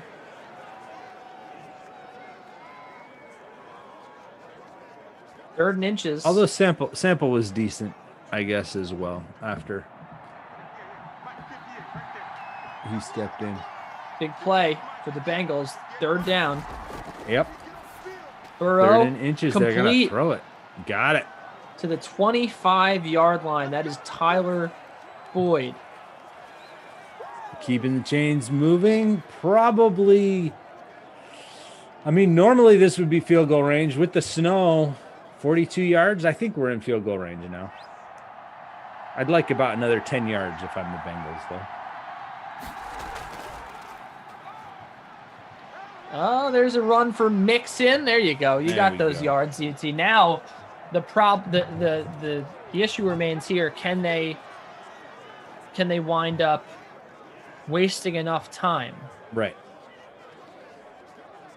Yep, and maybe even scoring a touchdown. I think you take a shot here.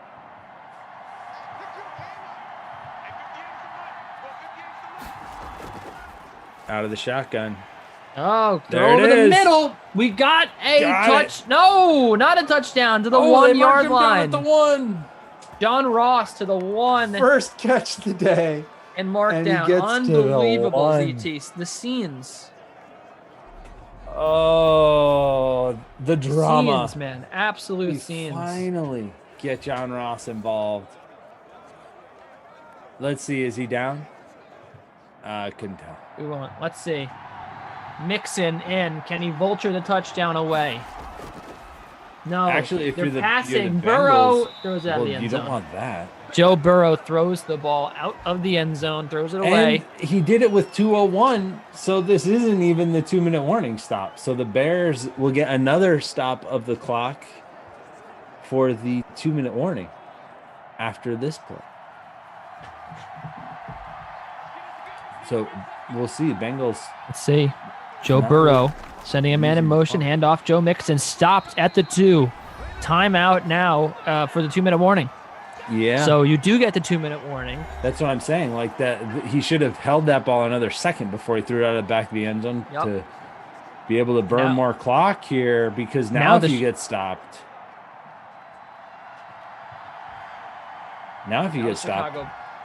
kick the field goal, and the Bears still have a lot of time. Yeah, Bears can call timeout here, but Mixon into the end zone for a touchdown. So the touchdown that probably should have gone to John Ross, it goes to Joe Mixon. And the Cincinnati Bengals take a touchdown lead. The Chicago Bears will have 1 minute and 55 seconds, all 3 timeouts to answer. Joe Mixon, 17.7% ownership in the free showdown. The kick good from Fat Randy. It's a 24-17 lead for the Cincinnati Bengals. Randy. Can Mitch Trubisky send it to overtime? Does he have a little bit of magic in those legs? We'll see. This is why you tune in on the Dream Stream. Plenty of drama left in this one. A ton of time. Really feel like the Bengals could have used that clock a little bit better, but like burn some more of that time off. That's a lot of time to leave. Mitch. One thing we haven't even talked about is the report that these Bears are the front runner for Carson Wentz. I mean, that was a report that came out yesterday from Sports Illustrated's Albert Breer, that he thinks the Bears are the front runner for Wentz. What do you think about Wentz headed possibly to Chicago? I hate it. Oh my goodness! Here's a big play and a face mask to boot. Mitch Trubisky running the football, getting the first down, and getting the ball across midfield. D. Rich said, "Are you kidding me? What the hell? That is going to come before that penalty." I can't wait to see what the people say about that. On the 46-yard line go the Bears.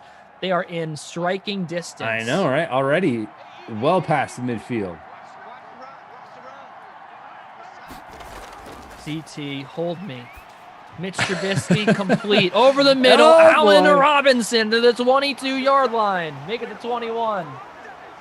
A-Rob with the catch and the run. Just big chunks of yardage here as the Bears go down looking for the tying score. They've got to be careful not to leave too much time for the Bengals to come back and score before the end of regulation. Chunks of yards here. They're already almost in the red zone. Trubisky, another big one. Touchdown, Bears! Trubisky answers in record time. It's Anthony Miller, 40 seconds, and the Bears tie it up. Both teams still with 3 timeouts, leaping into the end zone. It's Anthony Miller, 37.8% Who's your captain? 5% captain. I was one of those 5%. Anthony Miller does it. There it is. Just like that. Just like that. It's tied again. Eddie Pinheiro putting it through. And we are in for a wild finish here. They left too much time. The Bengals. They scored in 40 seconds. That's one of the fastest drives I've seen. And all the timeouts still on the board, as you said, as you pointed out. Yep. And I vault into 6th place in my own contest. Sure. Frangelico in 4th. You've got Cena is in here. Germ is in here. You are in. CEH is in here. Where are you? I'm looking for you. I'm way down at the bottom. Oh, yeah. You're way down. 41. T. Thompson, 41st. David Montgomery in the captain spot, 3.45 points. Yeah. Pretty awful. I said I'd never do it, and I won't ever do it again. Well, Must Be High thinks that I cheat and I create these contests late on purpose. It's just that I am a late person.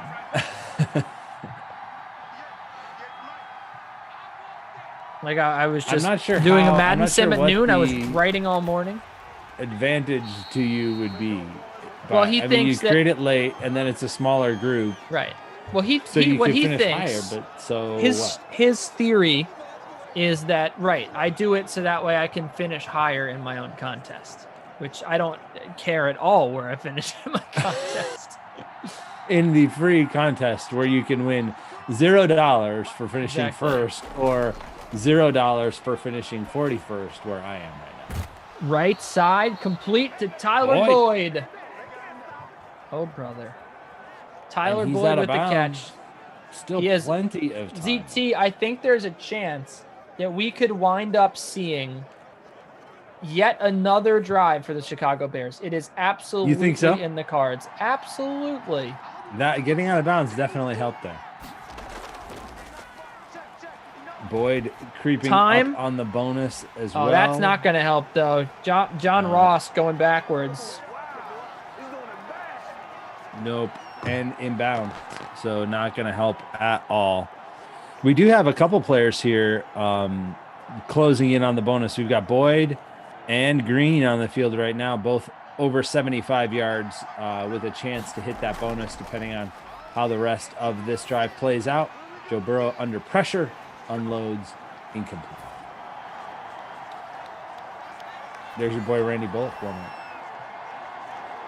At Randy getting the leg ready. 34 seconds. Well, not in field goal range yet, I don't think. It would be a long one, like 80 yards. Let's see what we got here. 3rd and 12. Run they're up the gonna middle run it. for Mixon. That ZT, I got news for you. What? That's not going to get you in field goal range. I mean, is that just so the Bears have 2 timeouts instead of 3? I mean, that's really all that could be. I mean, that makes no sense at all. There's no way that they try a 60-yard field goal, is there? No, it's They not. can't It's not drive even. from 60, can It they? would No, be- they're it going to would- punt. They're on the other side of the field. It would be like 80, I beg your pardon. That's correct. and that wouldn't work either. I mean, neither But one is. what Oh, but look at A that punt. punch. Oh, my goodness. word. Folks, let me just, we have a chance to see a game-winning safety right here. We could see a Let's walk-off go. safety. Let's see if it happens. Let's see it happen. Let's go. Run up Oh, the middle, he got tackled it. in the end zone for a safety. The There it Bengals is. take the lead. Carlos Carlos Dunlap Dunlap. tackles David Montgomery in the end zone. A safety to put the Boom. Cincinnati Bengals up 2 with 18 seconds. Can you believe it? Can you explain what just happened? The absolute scenes in the snow in Chicago. Oh my goodness. An ingenious plan by the Cincinnati Bengals to punt the ball away, pin them deep, get the safety. Now they get the ball. Not that it really matters. But wow. Yeah, they ran it to avoid the safety. You know, they always say, give him some space. Well, they ran it but got stopped for a loss. Carlos Dunlap in the backfield drops David Montgomery. Just an awful day for him all around. And for me and anybody else who has him in their roster, not good, David Montgomery. Not that you lose points for him giving up the safety. It's just kind of embarrassing. A good play by the Cincinnati defense. They have the 2-point lead now. One more kneel down, and we should be out of here with the Bengals victory.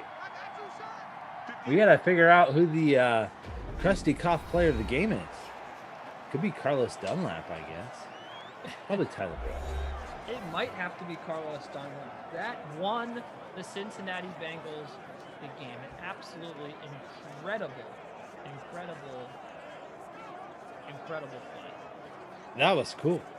You said, that was definitely a possibility. Bengals punter with that punt, basically setting up Carlos Dunlap for that safety. So good work out of him as well.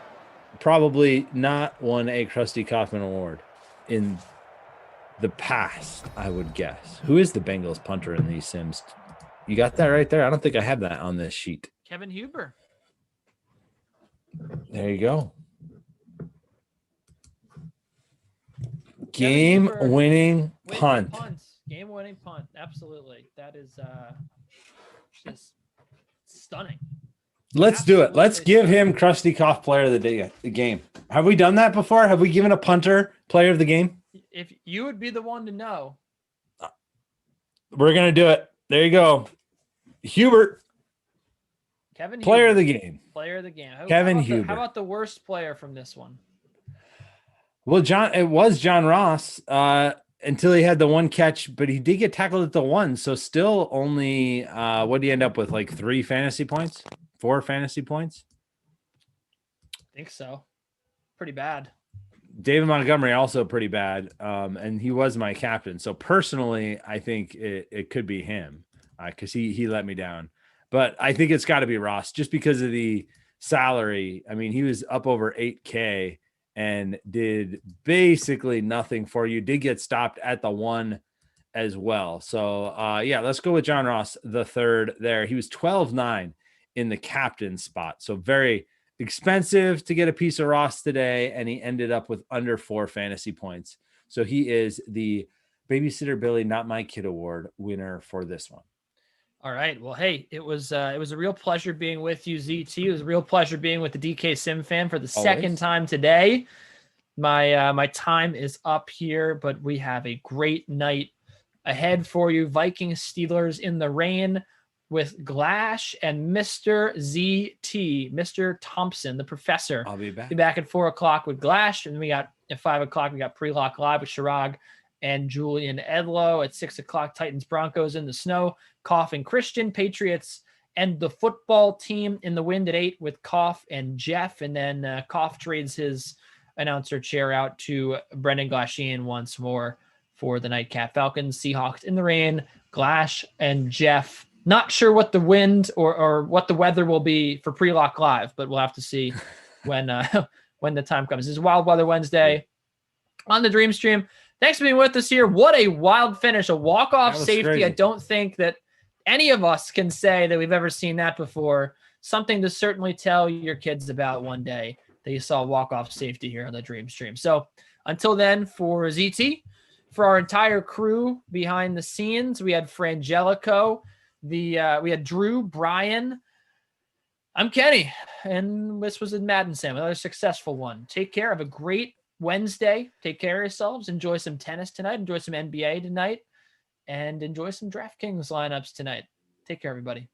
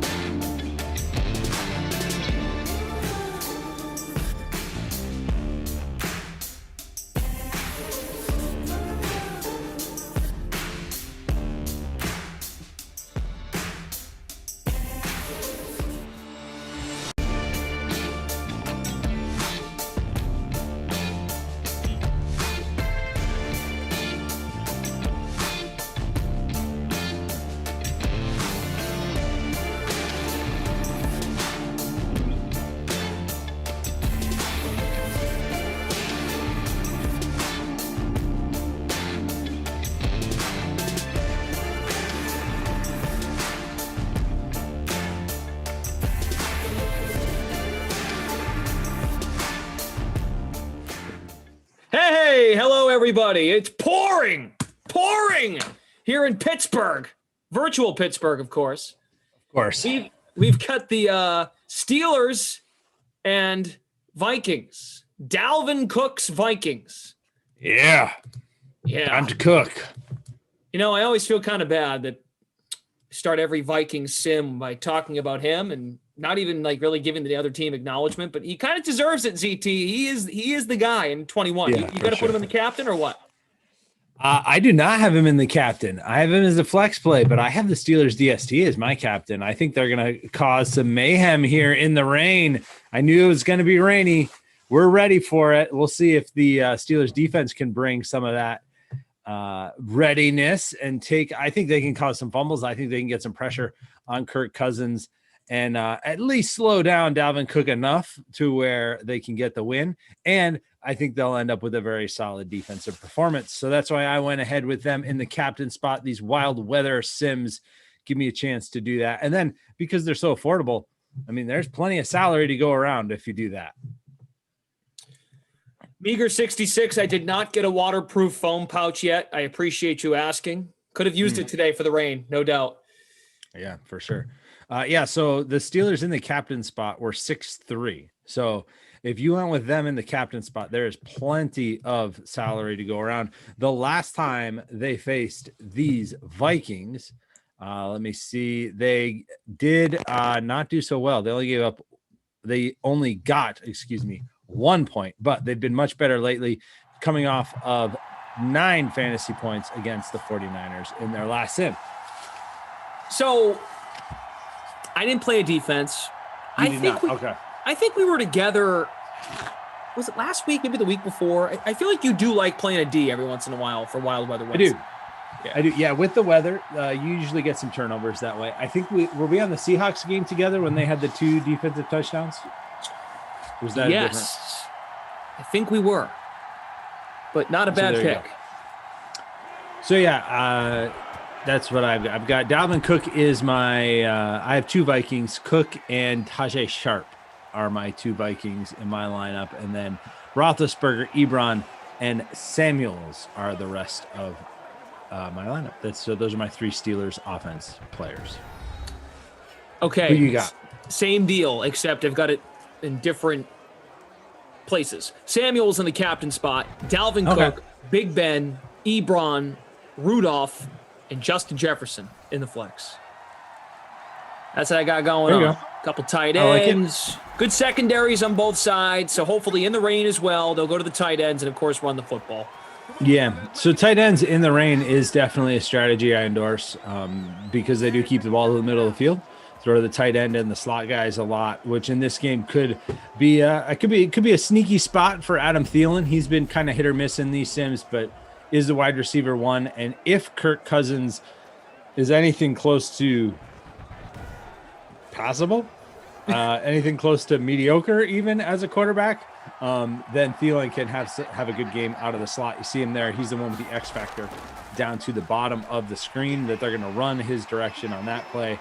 Cook stopped for a loss. Or no, they gave him a gain of a yard. So there you go. 2nd and 9. Dalvin Cook has a 92 speed rating, 91 overall player. Just before we started the Madden 21 Sims, Cook agreed to a new contract with the Vikings. Yep. He's been huge. I mean, 51 touchdowns. 51 touchdowns in his 43 Sims coming into this one. So averaging over a touchdown a game. And most of that has come on the ground. He does catch a lot of passes, but most of his touchdowns have come rushing. 47 of his 51 touchdowns are rushing. He does, though, haul in a lot of passes. He's totaled 164 receptions, which sounds like a lot, and it is. Because when you divide that out, that's an average of over 4 per game, which is not bad at all. Cousins just missed Adam Thielen. Ball at the 41, 3rd and 9. ZT and Glash. Bry Guy on the 1s and 2s. Producer Drew and Frangelico updating the scores. On a flag, it's incomplete. I think they'll decline it. I think it's going to be a hold, and it will be declined, bringing up 4th down. Looking at the chat here. Noah Did you Moon. see? and we can come back to this if you want to stick a pin in and come back later. Okay. But did you see the Steelers GM's comments on Big Ben, who we're about to see take the field here? No, I did not. Uh-oh. I will. Good news, bad news? Let me pull them up. You go ahead. You greet everyone in the chat, and I will read you exactly what he wrote because it was interesting to me, to say the least. Okay. So go ahead. Big Ben, 53% in the flex, taking the field. Jalen Samuels, 25.6%. We got Lewis Daniel here in the chat. Sean Griffin, what's good? Gary, yes, it's pouring in Pittsburgh. We did come dressed for the rain. I'm not sure why you think it's that crazy.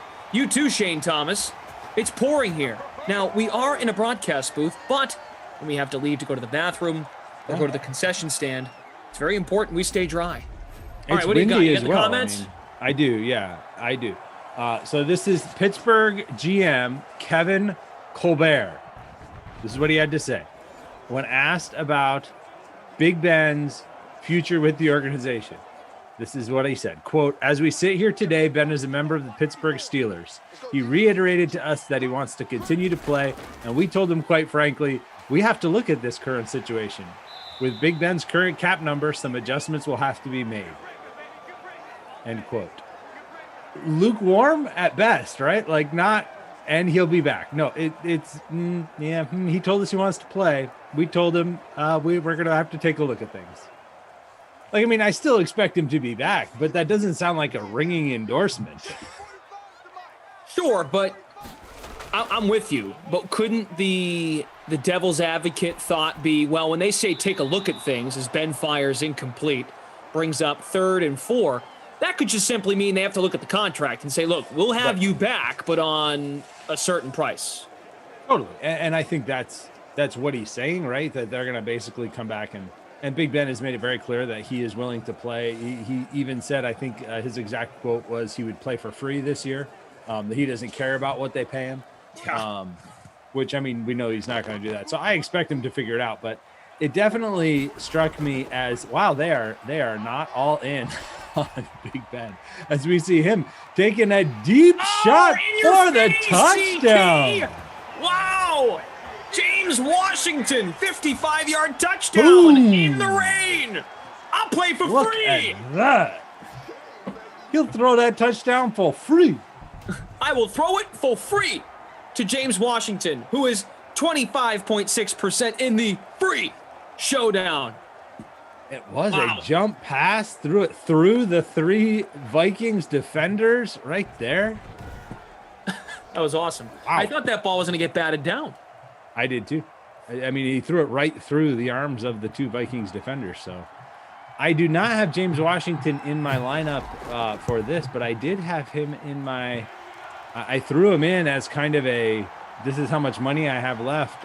Threw him in as an addition in my free classic contest. And that paid off right there already, up into double digits with that touchdown. In case you were away for the earlier games of the free classic, Lamar Jackson had a big game in a one-sided sim early as the Vikings beat the Bills 24-6. And then we had a thriller. Kenny and I had a thriller at 2:00.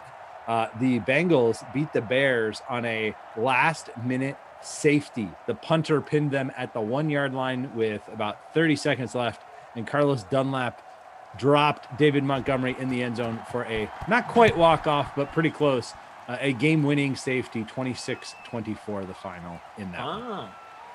Yeah, it was fun. It was different for sure. It was not one you see all the time. Although we did have, I don't know, you might have been on the call for this one. Do you remember the walk-off safety in overtime that won Washington beat the Patriots back in Madden 2020? A walk-off safety in overtime, and that really was a walk-off safety. Like, they got the sack, and that was the last play of the game. I think we were on that sim together. Now that you bring it, actually, no, that might have been Kaufman. Yeah, I was not on the sim. I was not on the sim, but it was one of the things we noted and added to the record book in Madden 2020. So just a reminder, Big Ben, 52.6% in the free showdown flexed. Washington, 25.6% in the flex. Those two hook up, 55-yard touchdown on the second offensive drive of the sim. That was pretty cool. In the rain. He's showing the Steelers that they may want to bring him back. I mean, put it on his highlight reel. Yeah, virtual. Of course. 2nd and 12 for Cousins. Thielen's in the slot. Kirk will drop it off to Cook. He's tripped up at the 22, loses a few yards. Gary Best, I got him. I think I had him as a captain first, talking about Washington. Nice. So I says Big Ben already said he would take less money. Yep, that's what he was saying. Yep. So if he would have to restructure his deal. If he retires or they cut him, it's still a pretty big cap hit. So they have to do like a restructure thing where they actually move some of his money into the future and guarantee less of it. If he were to take a pay cut and play for the minimum, his pay cut would be a pay cut of $18 million, $17.925 million if he played for the minimum instead of, which I mean, wow. Hello, that's a pay cut. How do you like that to be okay with you? How do you like to be in a financial situation where you can say, yeah, $18 million, I'm good with that. Yeah, whatever. Make that. You know, and the other thing too, Zach, yes. Big Ben would have some leverage. Say that the Steelers went into the postseason rolling. Like, say they did the opposite. What if they started 0-2, 0-3, and then they rip off 10, 11 straight wins? The passing numbers are there. Him and Johnson have great chemistry. Juju's having a bounce-back season. Then I think he's like, whoa, like, you're going to fault me for one bad playoff game? The fact that they got so hot and then it dropped off, right. That's what happens, man. Contracts can sometimes be ruined or even earned in the later months of the season. Yeah, for sure. They started out great, and then they had that stretch in the middle of the season after Bud Dupree got hurt where they played all those games close together, right? They had the Wednesday game. They had a Monday game. It was just like all those compressed games in a very limited number of days. And they suffered some key injuries, including Bud Dupree on that defense. And then they just never looked good again. I mean, they really just tailed off, lost all that momentum. And then, I mean, was there a team in the playoffs that had a worse exit than the Steelers, losing to the Browns at home, rival game, and they looked awful. They fell behind by 21 points in the first quarter. Even that game they won against Dallas, that was just a bad showing. Like, they were lucky to win that game. Yep. That was Andy Dalton, right? Leading the Cowboys in that one. Yep. There's Ebron, first catch. First down for Pittsburgh to its own 46. Brian says whoever put Washington in their lineup is either the luckiest person alive, a part of the sim, or some kind of crazy inside information. I mean, he's the wideout 3. It's not that crazy. No, I mean, it's not that crazy. That nuts. It's good speed. I mean, if you've got Chase Claypool in your lineup in this sim, that would be weirder because he's below Washington on the depth chart. You're playing based on real numbers instead of Madden location on depth chart if you're going with him. Jalen Samuels there with an 8-yard run. He is your captain, I believe. That's right. He was good the other day in the last Pittsburgh sim we did. Had 7 or 8 catches. He can be really good as that third down back who gets involved with quite a wow, another big throw down the field. Big Ben airing it out, not checking it down to Jalen Samuels, but taking shots down the field unaffected by the soggy conditions here in Pittsburgh. That's Juju inside the 25. He's 47% owned, 10% of the captain spot. So far, it's been Pittsburgh. All Pittsburgh, yep. Majik says, I captained Washington. That a baby. There you go. Brad Wallace. El Capitan, that's right.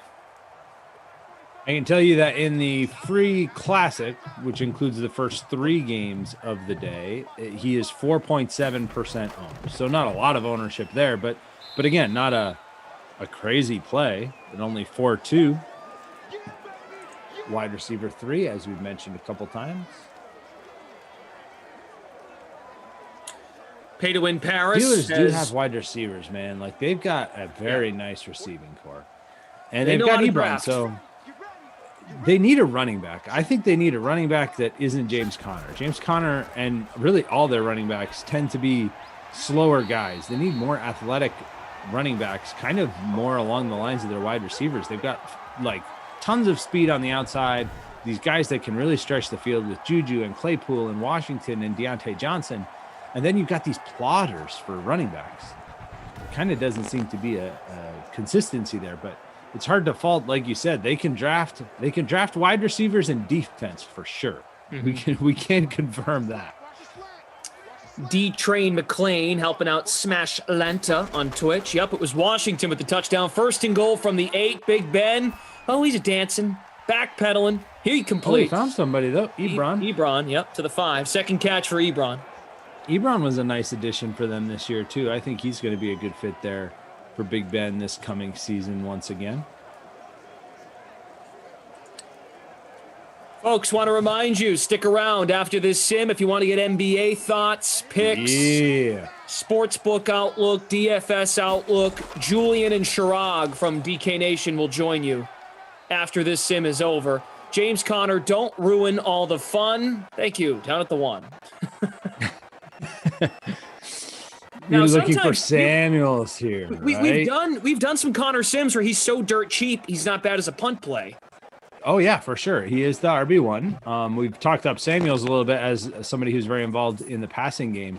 But, yeah, Connor as the power back, he's in there again right now. We've had a couple of games where he's had multiple touchdowns and ends up being a good play, and he's got one here. Connor. James Conner. There he is. Captained in 0.7% of lineup. So, yeah, not a super popular play, but James Conner gets the second touchdown of the day for the Steelers, his first of the day. Put it on the board. 13% owned in the flex, James Conner. El Paso #1 puts Conner Tutty in all caps. There we go. Steelers dominating this first quarter. 14-0 now as we just 15 seconds left in the quarter. Vikings not able to get anything going on either of their possessions. I do think they picked up a first down, but not much outside of that. David in the chat says the gorge is right again. Noah says 2 scores for nobody players, bro. I mean, Big Ben threw the touchdown. It wasn't like it was Mason Rudolph who threw it to James Washington. Yeah, I mean, it's the RB1 and the wide receiver 3. It's not like, Derek Watt has one yet. I hope I just spoke that into existence. Pay to win Paris. How do I feel about being behind you in the free roll? Oh, wee, not good, Paris. But I prepare yourself. Strap on in. I'm coming for you. Ricky baby. I'm coming for you. Just let you know, I'm coming for you. There you go. Dalvin Cook with another carry and not much there. This Steelers defense is one of the best in Madden. We've got a couple more great defenses on tap for later today, which we can talk about, but the Patriots and the Seahawks both on tonight's slate in wind and rain games. Could be some nice defensive production in those sims as well. The Steelers D's got a shutout at this point. Kirk Cousins 1 for 4, -2 passing yards for Kirk Cousins in the first quarter. He's on pace for a bad game. Dalvin Cook does have 13 yards positive, and James Conner has 3 carries, 11 yards, and the touchdown.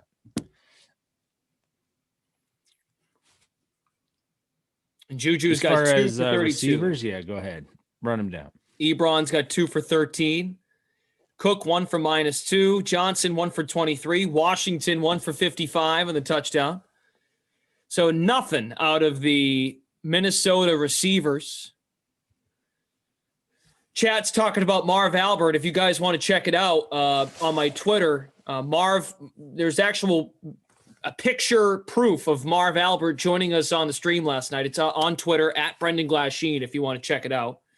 ZT Marv was yes, gracious with his time on the Dream Stream last night. So if you want to see Marv, Very nice.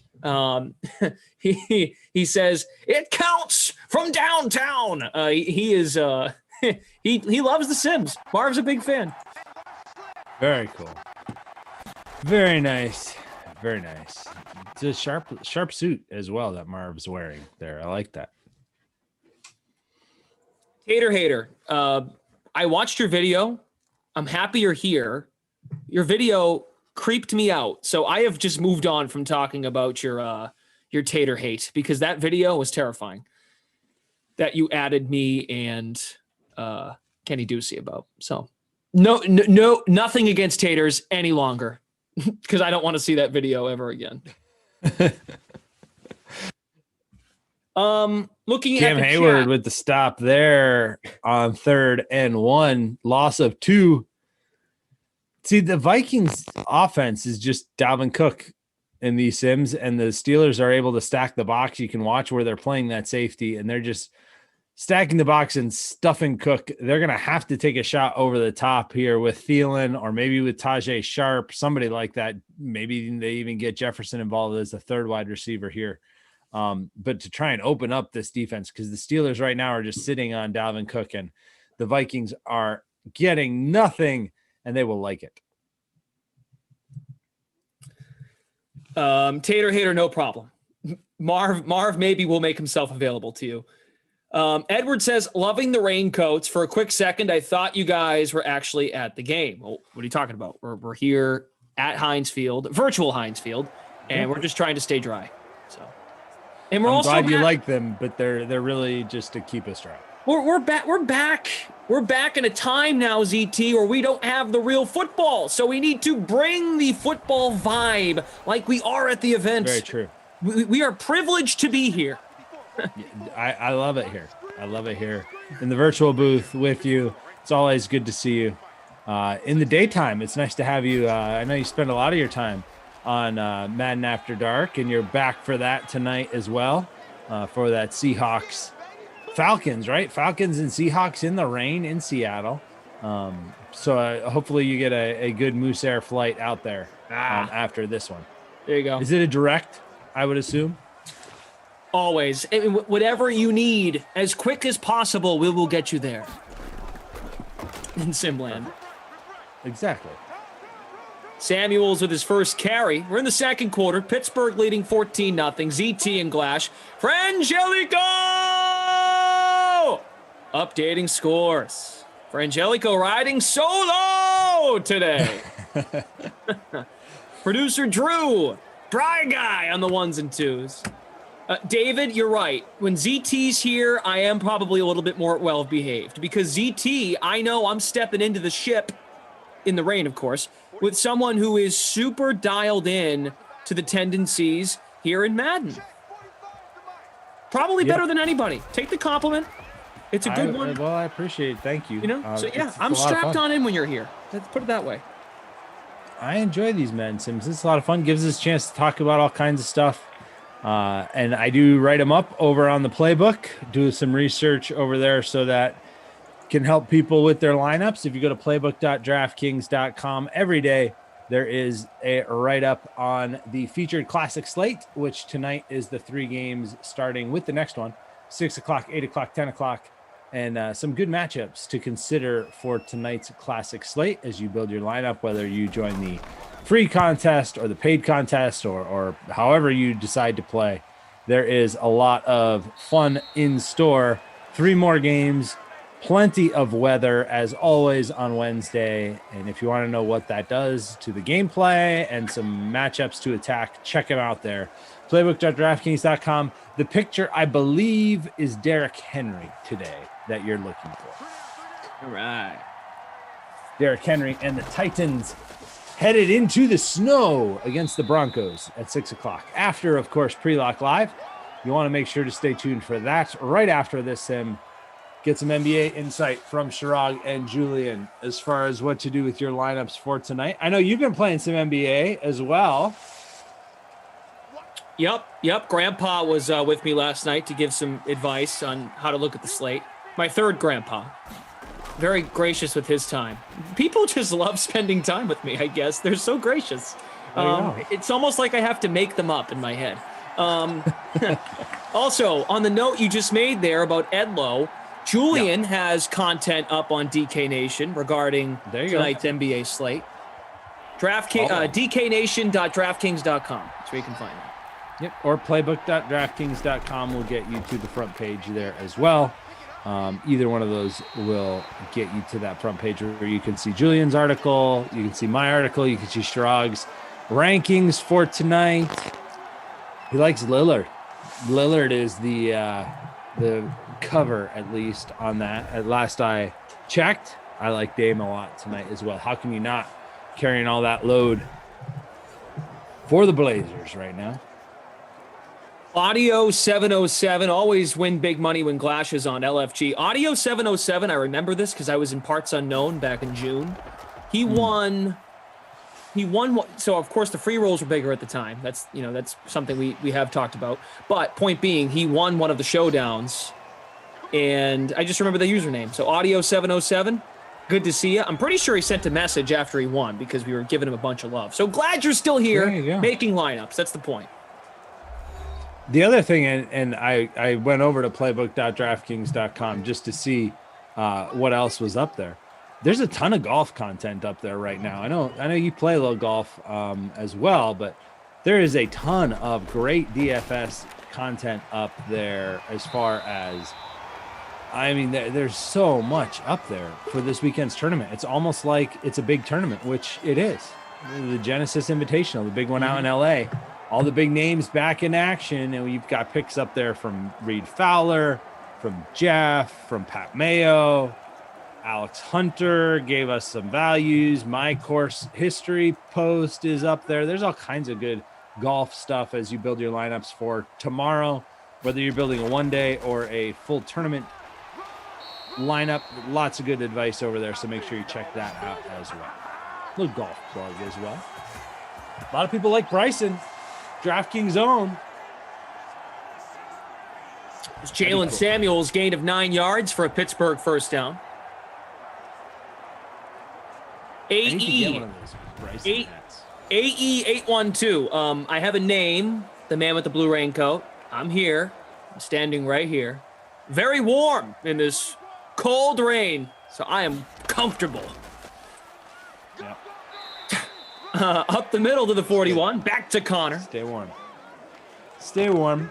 I'm assuming it's Pittsburgh, so it's probably a pretty cold drizzle out there. So I'm glad the booth is fairly isolated from that. Although it looks like more than drizzle, it looks pretty soggy. Yeah, soggy Pittsburgh, Heinz Field. Virtual at Heinz Field, of course. Jalen Samuels with another PPR point, making a catch, but 3rd and 2 here. Hey, by the way, everybody, smash that like button on YouTube. Yeah, do it. Smash it up. We got 525 people watching. Let's get to 200 likes. I think we got the capability of doing so. Hit the like. 6 sims a day, 7 days a week. NBA content coming up after this sim. NBA pre-lock. Also, you know what else started today? What's that? Spring training. Oh, yeah. Pitchers and catchers report. Pitchers and catchers. Yeah, I mean, nothing really to play from a DFS perspective yet. We don't have games that are bullpen sessions or anything like that. We'll have to work on that. But definitely, baseball's coming. So what do you mean, look man? forward to that. There are no odds to guess which team made it to Florida first? No, I think it's like the first. What is it? They're always talking about the breakout players, right? And then there's what is it? The position battles, right? Like they're always the platoon splits and all those kind of things that we start to hear about at this time of year. Right. Players that are in the best shape of their lives. Everybody's in the best shape of their lives as we get started. Great point. All the Vlad pictures, which will be all over the place already for the Blue Jays. Right. Like no disrespect to any individual reporter, but there they are. Just get ready for the live shot. They're standing underneath the palm tree, sunglasses on, golf shirt. You know, I've been told so-and-so is in the best shape of their life. They're in for a career year. Exactly. Everybody is always in the best shape of their life. It's amazing. It's amazing. Yeah, no kidding. What do you think they've been doing for the last 2 months? Like, before they start eating clubhouse food and chewing bubble gum and eating, like, just eating hot dogs, like, for double headers. So true. 7-inning doubleheaders now. 7-inning Yeah, true. doubleheaders back in again this season. They did approve that. So, You know, it's a I contract year actually- for so-and-so. He's really looking to cash in. yep, the contract year is always a storyline that everybody's after as well. Yep. Oh, Big Ben. Yeesh. They gonna That kick a and 60-yarder? the other big wow, yeah, this would be lengthy. 60-yarder, right? Because it's 7 and then the 10 for the end zone. No, Nah, they're they're gonna punt it. Yeah, that makes more sense. You're up 14-0. Why give them a short field? Let's see if they can get a nice punt here. Looks like a good one. Not that great. Not bad either. Inside the 20, so out at the 17. As the Twins move their AAA team from Rochester to St. Paul this year, having the Saints as a AAA team is going to be super fun to watch. St. Paul Saints. We actually also out in the western part of Massachusetts have the Red Sox AAA now, and Worcester. Kid. So they brought them out here to Worcester, and we'll see. That'll be some nice games. Hopefully the stadium. I have not seen the new stadium. I know where it is. And the area they were going to be putting it, and it's very nice. It should hopefully revitalize that neighborhood, and their plans were amazing. Hopefully it's a good fan experience. Yeah, producer Drew brings up, and it is true, the Lowell Spinners, which were a staple of Massachusetts, and I know for our family it's been a fun game to go to. It was a minor league affiliate for the Red Sox. They'd usually send their draft picks up there. So like we saw Groom pitch there. We saw, some of the Mookie what's his Betts. name? Yep, Betts was there. We didn't see him there. We came to the area after he went through there. But yeah, there's they always send him up there. But now Lowell no longer a part of the new restructured plan, at least as it stands right now for minor league baseball. So have to see how that develops. But a lot of changes in minor league baseball, including the St. Paul Saints, which, hey, that's cool. Minor league baseball can be a really fun game to go to. Maybe not in the rain like this, but in good weather. It's a fun place to hang out. They do some cool promotions, get some fun uniforms and fun, mascot action going on. Oh, yeah. Got the yard goats is one of the better ones for that kind of stuff. Always some creative marketing that goes on. It's always enjoyable. Clyde says, we had the Pittsfield Cubs and Mets for years in Pittsfield, where baseball originated. Look it up at Glass Sheen. My buddy played for the Pittsfield Suns, which is, what is that, the New England Collegiate Baseball League? FCB, Futures League, the Futures League, that's right. Yeah, good team. Vid always says, Glash, that all sounds like it's right up your alley. Bubblegum, hot dogs, and Cokes. Yeah, I was saying that the other day.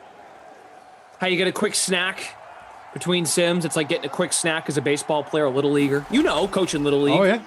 You get 11, 12-year-olds, even older people, just playing like in a beer league, whatever. You're crushing hot dogs and Coca-Cola and then like a candy bar. And then all of a sudden you're over at third base in game 2 of a doubleheader and your tummy's rumbling trying to field grounders. Yep, that's true. It's true. But remember what they said in March. Best shape of his life. Career year coming. Best shape of his life. Every February and March, everyone is in the best shape of their life. Kirk Cousins, not in the best shape of his life after that big sack from TJ Watt. You think the Watt brothers are going to get together? It's starting to look unlikely. I just saw over on the DK Sportsbook, and we can just keep it at that. But the Browns are now the favorite. There is some truth to Mary Kay Cabot of Cleveland.com and her report that the Browns have emerged as a favorite to get Watt. And we were talking about this last night, me and Tommy Freeze Pops. Doesn't JJ Watt just feel AFC North? Like, even if it's just, if it's Pittsburgh or Cleveland, it feels like he belongs in that division. Yeah. Yep. I would agree. I mean, do you think he really wants to be in Pittsburgh, or is he or does he end up with a Chiefs or a Packers that are just more of a contender? So my take on it is it all depends on what his priority, right? All depends on what his priorities are. I do think he's going to end up somewhere in the middle, right? I think that the extremes are, I'm only about championships. I don't care about salary. I'll play for the minimum. Just get me to the best team. In that case, he's probably going to Green Bay. He's probably going to Kansas City. The family connection is the one thing that's kind of, in the middle, right? Like, I don't know what that is. That would be why he would go to Pittsburgh. The other extreme is he wants the most money he can get. He doesn't care about winning, and I think he's going to end up somewhere in between that. And I do think he'll probably make less than he was going to make last year with Houston, and he'll get somewhere in between, the minimum and where he was going to make. I think it was like about 17. So he's probably looking at, 12 million for a couple of years. And I think that's what Cleveland can offer him. Yeah, it feels like him and Garrett together would be good. It gives them It'd be very good. And I know he hasn't won. I mean, he would be leaving. He's out of Houston now to go to a better situation, but he just comes off like a winner, just the way he goes about his business. So he could give Cleveland more of that winning attitude. He seems like the right guy to have in that locker room.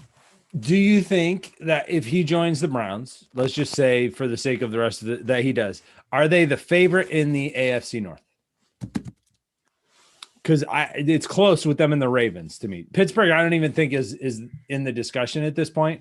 I think they need to make bigger moves than just bringing back Big Ben, which we already kind of hit on. I say maybe, because get back to me, and we talked about this last night or the night before. Get back to me. Let me know what Baltimore does at receiver. Right. The Ravens go out and get a legit receiver to put with Hollywood Brown and Snead and Andrews at tight end. I'd probably still lean Ravens. Somebody, I apologize. I'm not trying to steal credit here. I don't remember where I saw it, but somebody wrote up Jamison Crowder as a really nice fit for the Ravens. And it was a very convincing argument. I was like, oh, now if they were able to get somebody like that out of the slot who can be that PPR reliable, like tons of targets, and Jamison Crowder, if he becomes available, which the Jets are rumored to be ready to move on from him, I think that would be the kind of addition that can make the Ravens a very, very next level offense and bring that passing game really to match the rest of the team, because their running game and their defense is on point. If they can get that passing game going, even to just league average, they're going to be a really, really good team this coming year. And remember, they had all that COVID stuff too that they went through, and they were still, I mean, they were still right there at the end. Lamar Jackson, one of the players that said that he was pretty impacted by it even after he came back. So Must Buy says, Glash, give the people those ears, brah. I mean, the poncho does hide my big ears, so that is a positive. Also, staying dry. Pay to Win Paris on Twitch. The Twitch fam has a great discussion constantly about the NBA. Always. There's 66 people on Twitch right now. Guys, hang tight. Less than 30 minutes or so away from NBA Pre-Lock with Chirag Hira and Julian Edlow. They're going to come on right when we're done our post-game show. So stay right here, Twitch, YouTube, Game Center. They're going to go through the entire 10-game slate, give some picks, fades, guys who have value, the studs you want to have in your lineup. All of that good stuff is coming your way with NBA Pre-Lock right after this sim. So a very busy night for sure. It's packed. This schedule. Whew. Yeah, Pay to Win Paris is asking about Peyton Pritchard. I like Pritchard. Pritchard's going to be in a good spot with Kemba resting second night of the back-to-back. And I think that game is going to have a ton of points. Falcons. See, I'm stuck in NFL. Hawks and Celtics. Definitely going to be a high-scoring game there. I like Jason Tatum quite a bit in that too, since he'll have to carry some more of the scoring load. I know he said he's less than 100% from his own battle with COVID, but I think he will have a big game tonight against the not Falcons, the Hawks. You do that, or switching back and forth from NFL to NBA, put the wrong team, right city, wrong team? I do that all the time. In my writing, I always catch myself. I'm like, wait a minute, no, not the Nuggets, the Broncos, not the Broncos, the Nuggets. I go both ways. I think more than ever that is allowed because of the way the schedules were changed, and the NBA finished the season in October of this past year. I mean, for yours truly, like, I'm going to be doing some FCS football coming up, and I'm like, oh my God, like, calling football in March and April is going to be like, weird. Like, I feel like I'm going to be using like, and he puts it in. It's like, wait a second, this is not basketball season. You know, even do it, but the Madden has helped that. To be honest. Yeah. But yeah, sure. I mean, I hear you, man. It's all good. You know, there's a lot going on. When sports went away, we all went crazy, and now they're back, and you're like, oh yeah, who's playing? Nuggets, Broncos? Okay. And today it's both, because the Broncos play at 6:00 here, and then sim play, but they're here for real on the Dream Stream, and then later on the Nuggets play. So we've got both teams in action. It'll get even crazier because we got baseball just around the corner, and then it'll be the Rockies, Nuggets, and Broncos all running together in my head. Folks, by the way, we just got another punt. Still 14-0. Washington with the 55-yard touchdown in the first quarter. Yep. James Conner has a rushing touchdown for Pittsburgh. What's up with the Vikings? You know, the chat picked up on this. It's not a bad thought. As we drop. Oh boy, that was an ugly drop too. I mean, Tajay Sharp is the wideout too, and that's a good segue. This Vikings team was way better in Madden 20 with Diggs and Thielen. Cook was nowhere close to how good he is. So the one positive is Dalvin Cook is way better, but everyone else... Thielen was a lot better. Thielen was a lot better. That's right. Because Diggs used to get all the attention as the wide receiver 1. Thielen was the wide receiver 2, worked out of the slot, and he was a lock him in your lineup kind of play. Now that he's the wide receiver 1, he just gets taken out. And he just gets shut down. And you can see, watch where the safeties move. And what you'll see is that they are totally keyed in on that guy right there.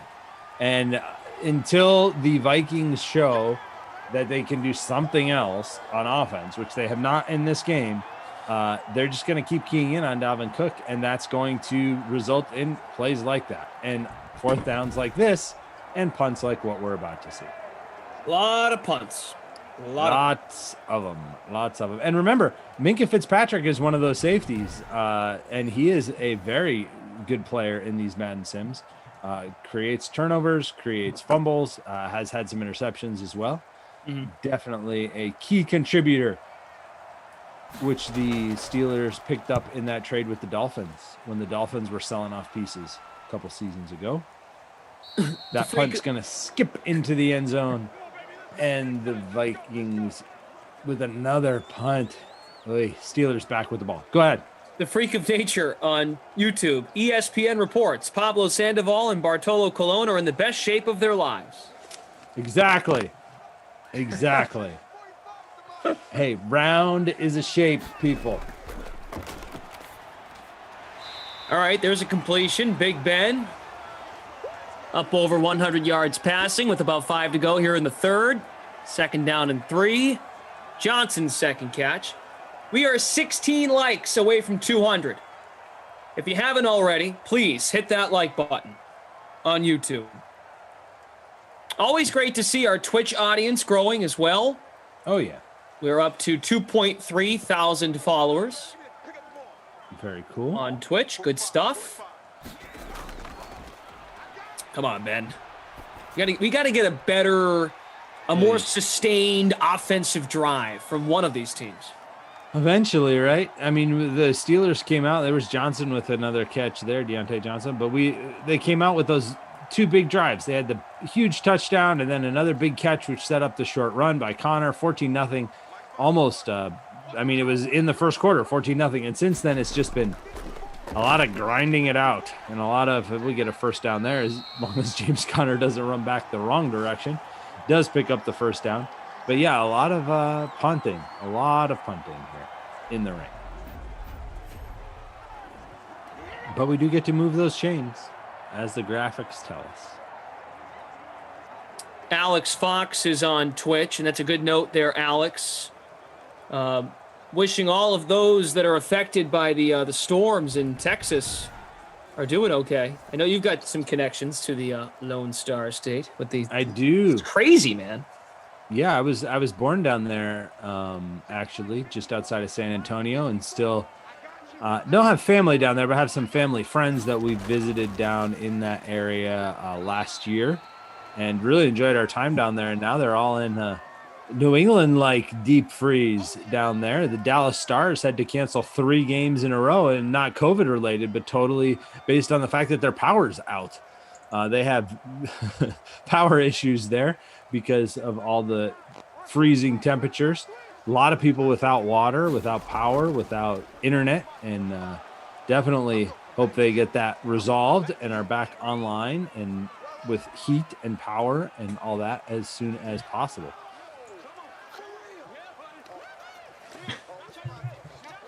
Yeah, suited 777. Girlfriend and I haven't been without power for 3 days. It's been very rough.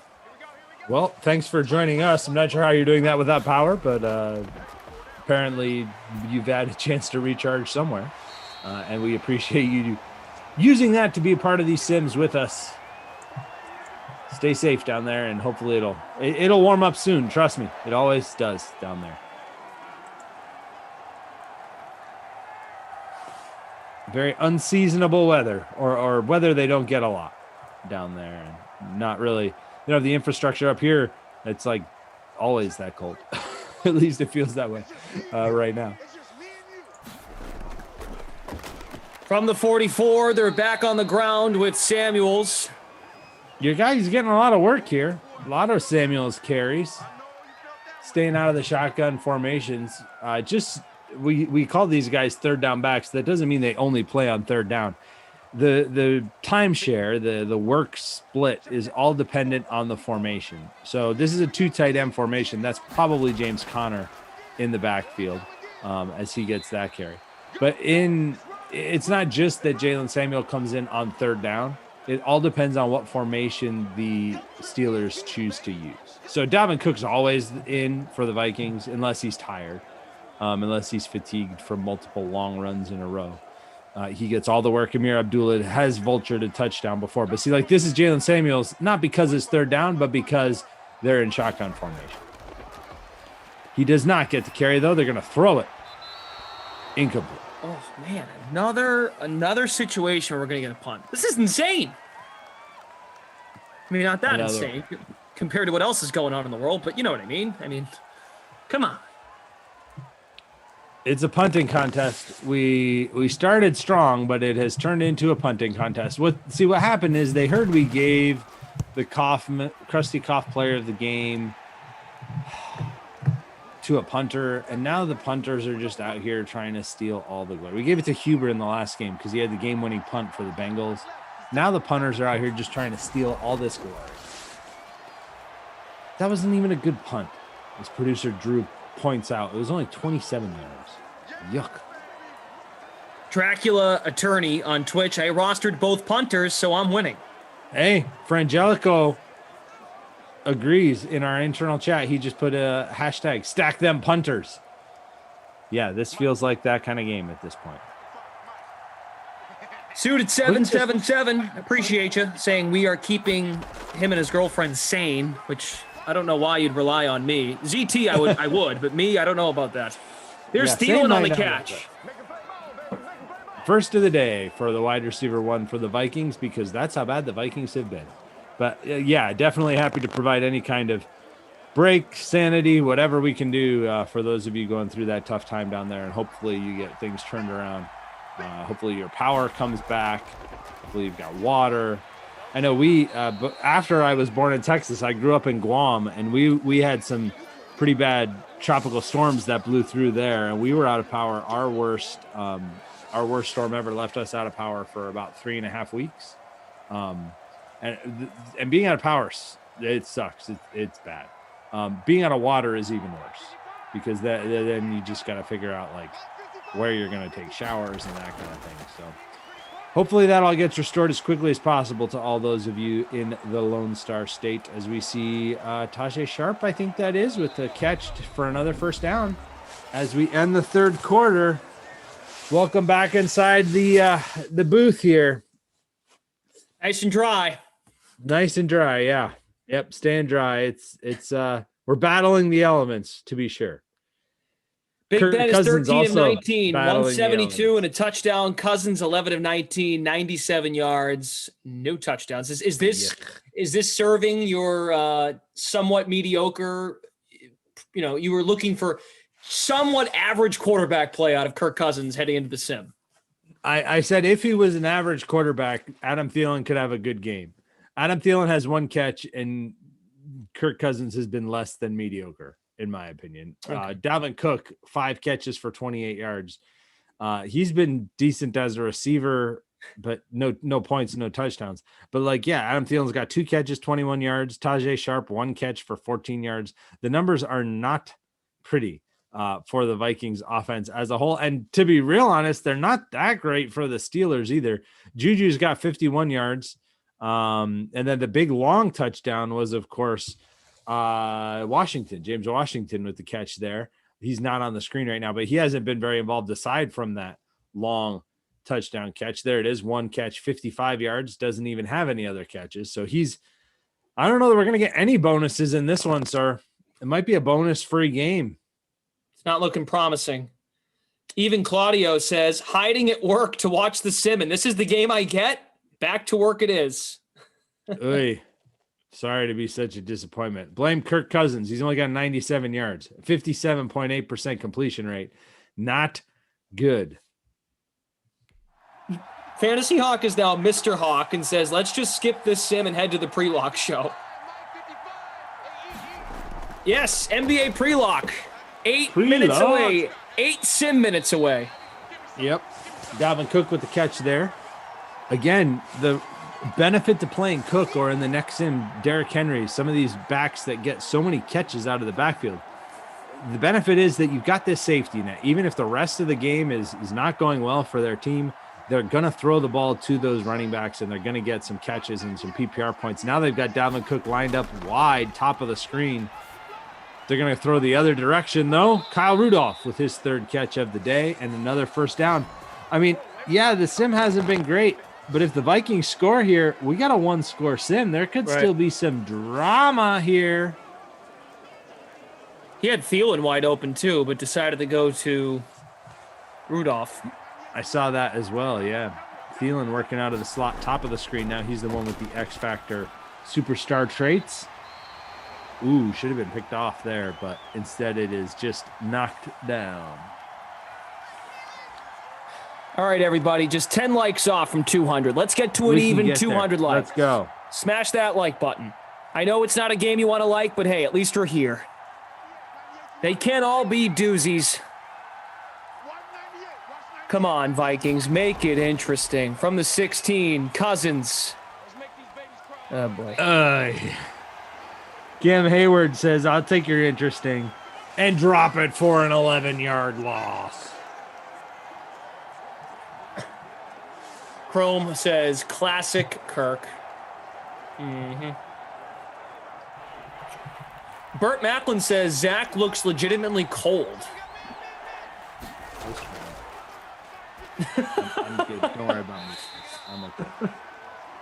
Well, Burt says it must be all the weight loss, no more insulation. I will say I've been colder this winter than I have ever been before. It's probably something you never thought about, right? And then you're like, never thought of it. Nope. Never thought about it. Lost 50 plus pounds and have been freezing this winter. And yeah, it's a good thing. Like I'm okay. It's right. Nice. 4th down, they go for it. They throw it 10 yards short of where they need to be. Right. Like to actually experience it, you're like, oh, it actually like makes sense as to why that might be the case.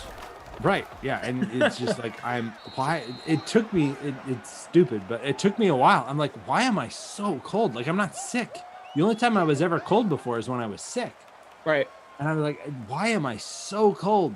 And my wife was like, it might be because you lost all that weight this summer. I was like, oh yeah, that would do it. Yep. Yeah, exactly. That's not the first thing you think of when you're freezing.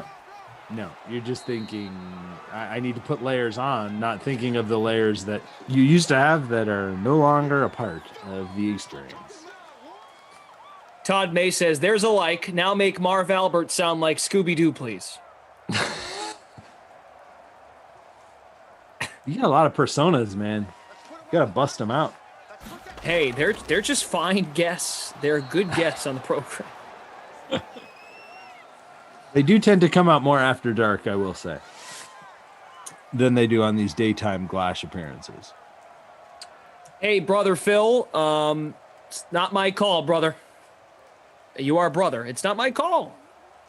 Show up when we're told, and, the weather's the weather. Some commentators, I'll just name them. Emerson won't work Wild Weather Wednesday. That's how against it he is. I mean, that's not entirely true. He actually has other stuff going on, but it's actually a fun narrative. He won't work on Wednesday.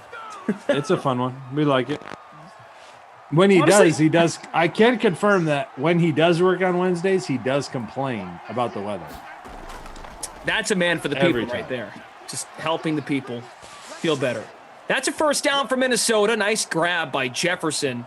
I actually like the weather. I think it makes it a little, it varies it, right? It makes it interesting, changes things up a little bit, gives you another factor to consider, and it looks cool. I mean, maybe not the rain, the snow looks cool, right?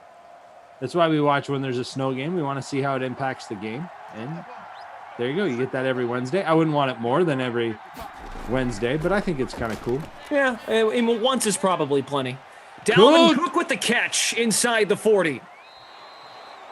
And I think it makes sense to put it on all three games on a classic slate, too, because that way it's not a disadvantage to one game over the other games. It's everybody today has bad weather, and then you kind of have to adjust for it across the slate, as opposed to if we just made, every game is fine except the last game tonight in Seattle is going to be rainy. Well, then that doesn't affect the whole slate. It just maybe makes everybody fade that game. So I don't mind it at all. First down there.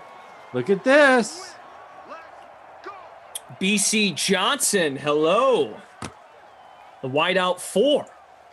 Yeah, there we go. That's more surprising than James Washington for sure. Get that wideout 4 in here. Yeah, producer Drew says, or imagine if we had random weather.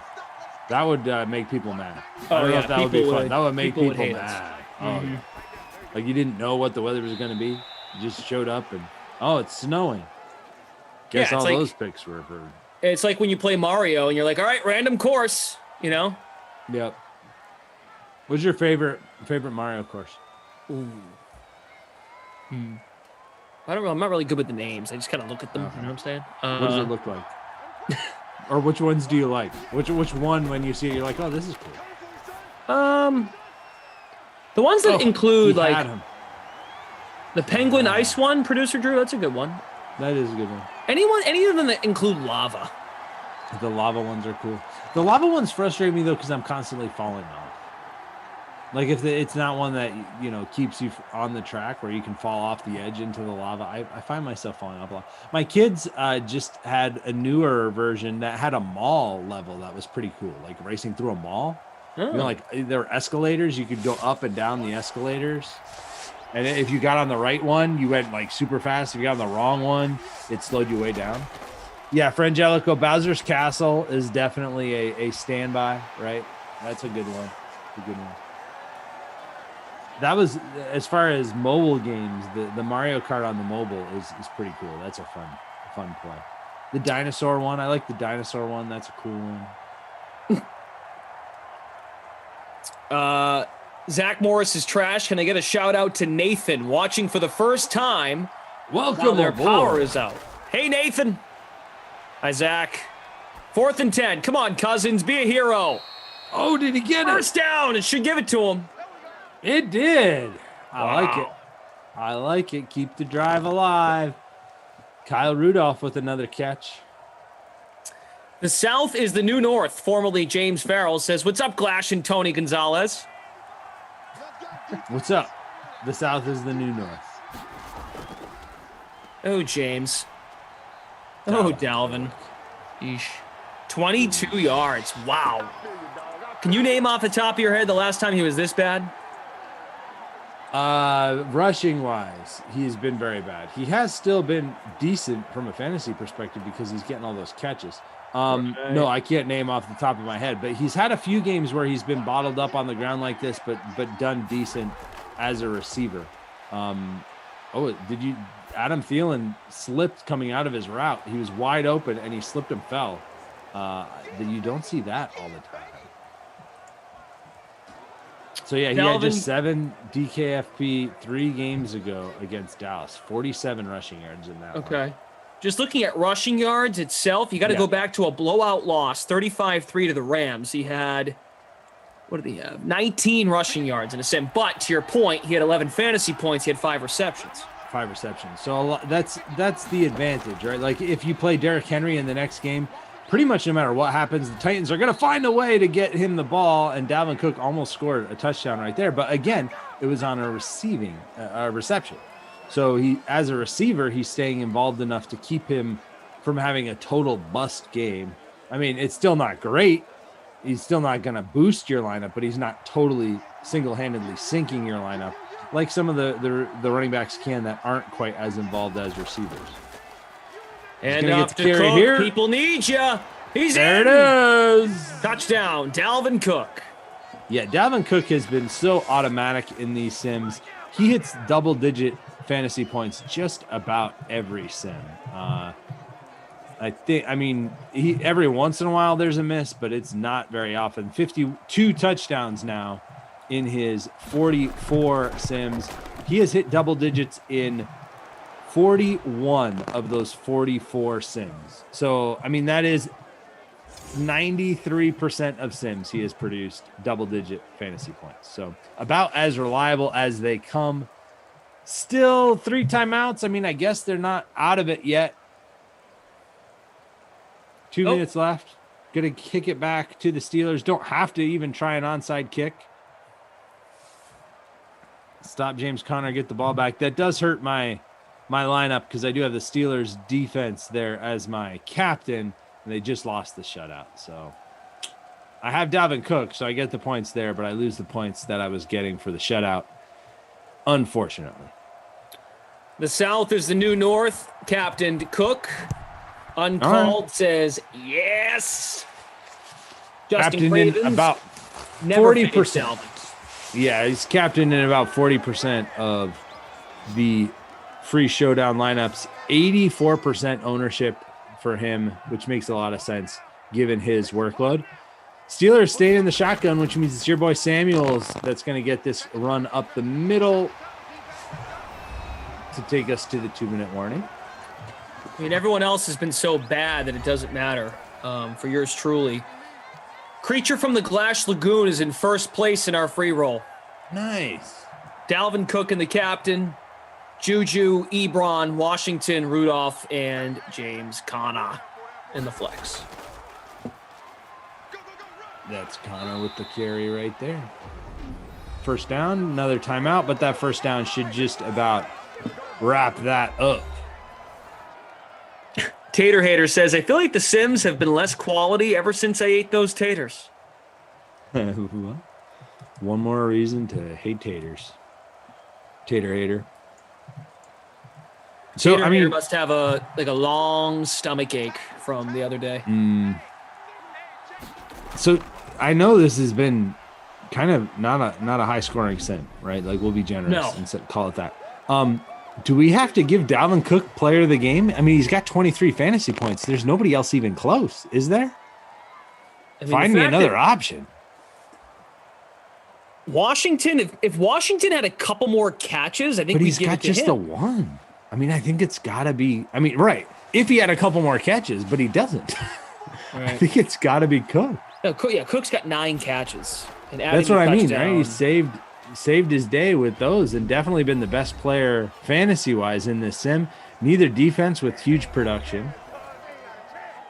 I mean, I think it's got to be Cook for player of the game. Yeah, today was one of those days where you had to captain him and then fill in the rest. Yep. Looks like it. I mean, that touchdown just pretty much iced that award for him. I don't think there's really any other way we can go. Connor didn't have enough yards. I mean, if he ripped off a touchdown run here from the 50, we could give it to him, but doesn't have enough yards.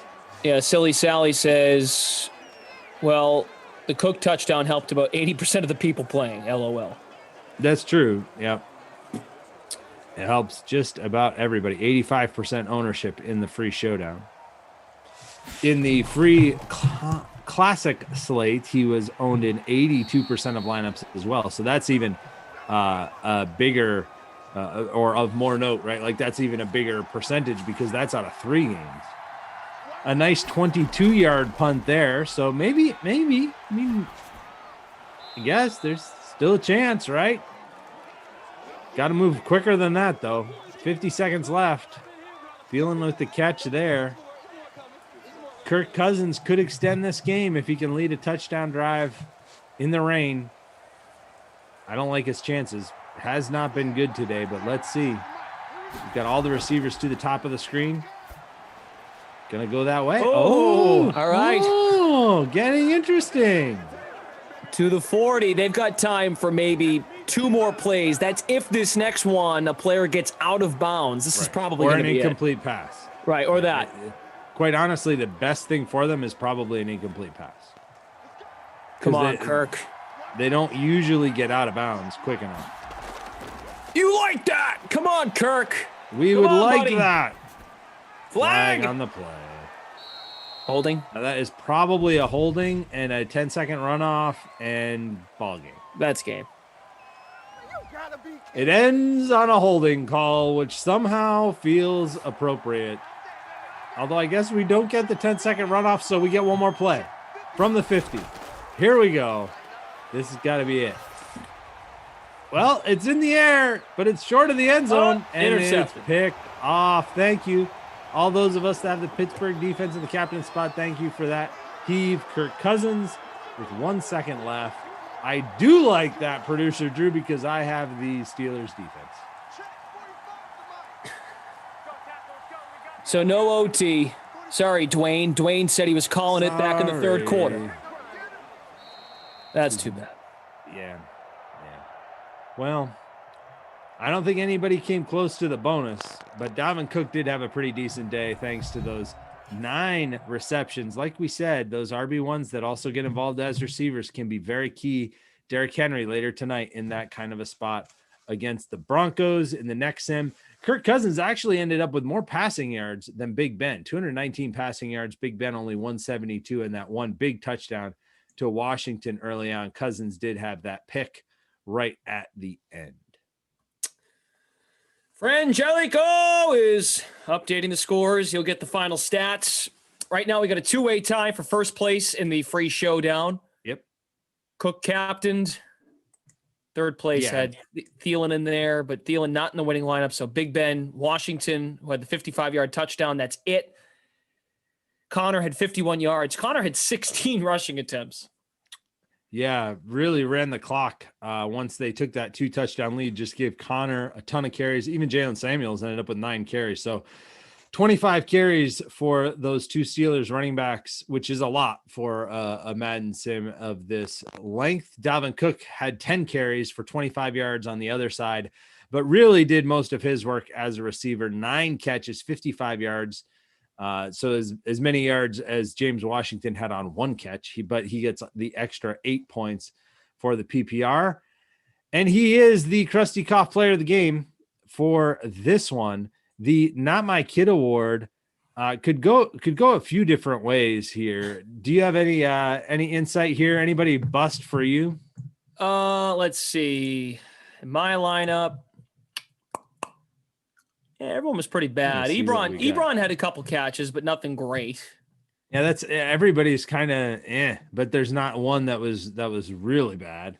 I mean, Kirk was ugly. What was his total?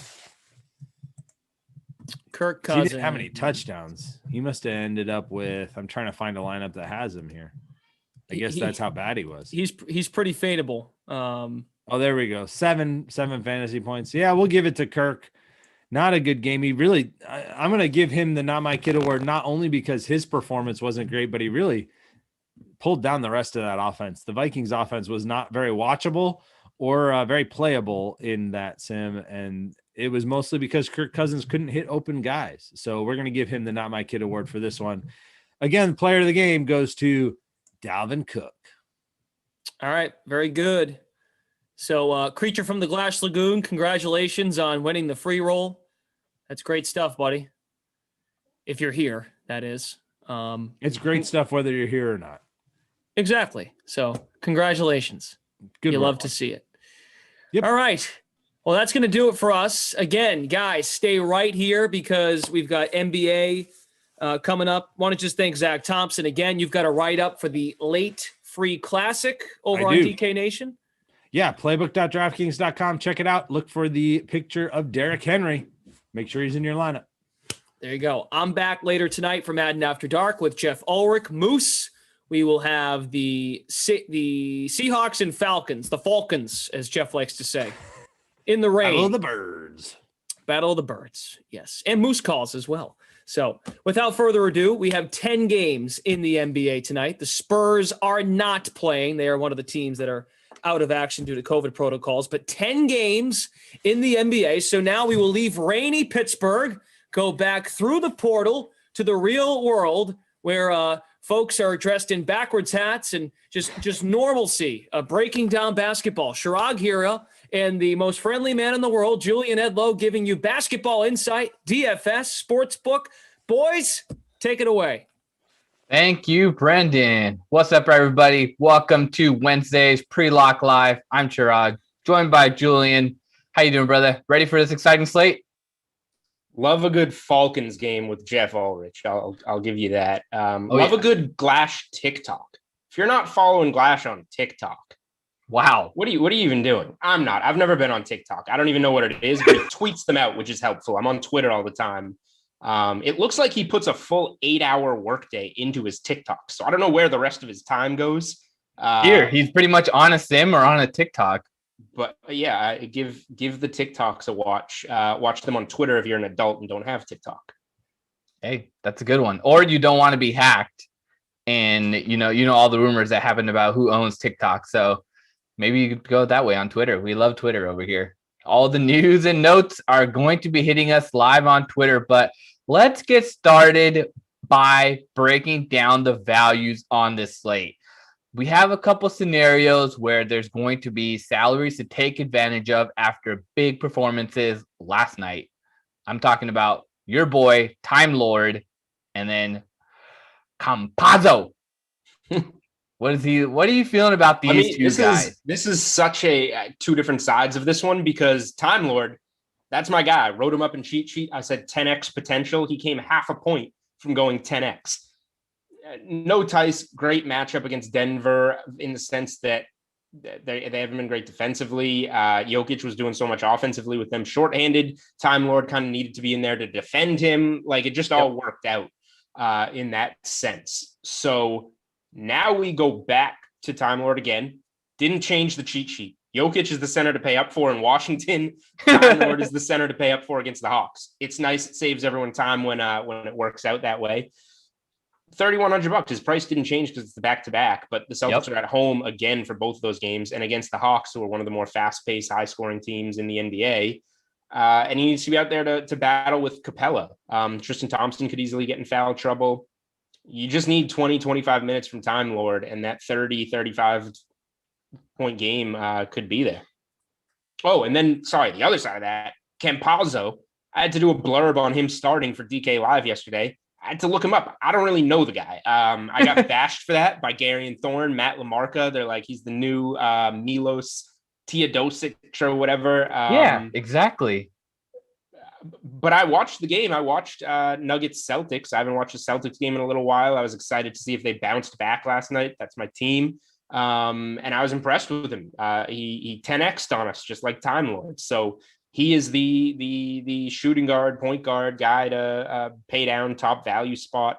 There's some injury news, Gary Harris, Monty Morris, that could benefit him if they're both out again. But even if one comes back, Campazzo going against the Wizards, it doesn't seem like a spot to lay off. Yep, that makes a lot of sense. Let's check out another value guy that I'm looking at. Everyone's favorite scratch candidate, Isaiah Roby. The last time he was this popular of a chalk play, he let everyone down. But at 4,000 against the Grizzlies with Al Horford not playing tonight, power forward eligible, so you can slot in Jokic and Robert Williams and play Roby still. How are you feeling about him? Yeah, it's hard not to like the spot. I was getting ready to write up. There's so many back-to-backs in the NBA from last night to tonight. So like as I was doing the cheat sheet, I was just I go through the draft from the day before, and I was like, oh, this guy can kind of stay here. Oh, this guy can kind of stay here. I was getting ready to leave Semi Ojeleye as the power forward again because he's starting. He's playing over 30 minutes for the Celtics. He's got Atlanta. It's a pretty good spot. And then we got the Al Horford news, and I was like, okay, this is a good upgrade right here to go to Roby, a little bit more of a sure thing. You pay a little more at 4K, but that's fine. Good matchup. Memphis, I think they're in 23rd in DraftKings points allowed to the power forward spot. And like you said, flexibility. Center's a really key position on this slate, and being able to not burn a center spot on Roby is very helpful. Yep, I really like that. Another scenario of values that we have to look at also is this Houston value with Victor Oladipo still looking doubtful, Eric Gordon looking doubtful here. Is there something to make of Daniel House and David Nwaba?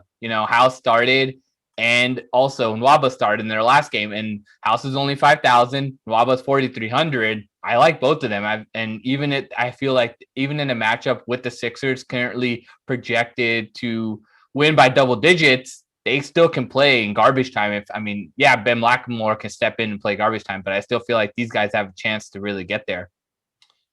Yeah.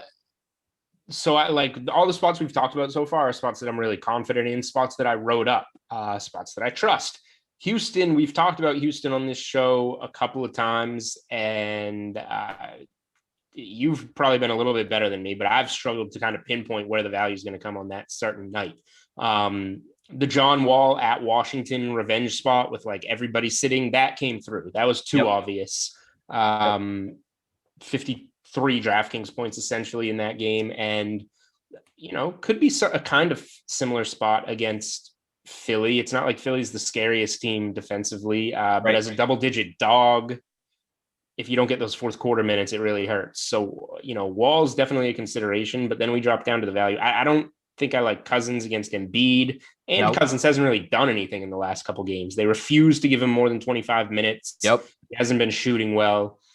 So it brings you down to the other guys. Tate coming off another 36 DraftKings point, 40-minute game.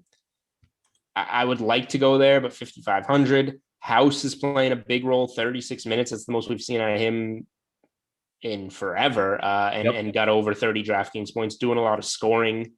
But as it gets to those cheaper guys, like you said, Sterling Brown has been a pretty consistent 20, 25-ish DraftKings points. He's 4,400.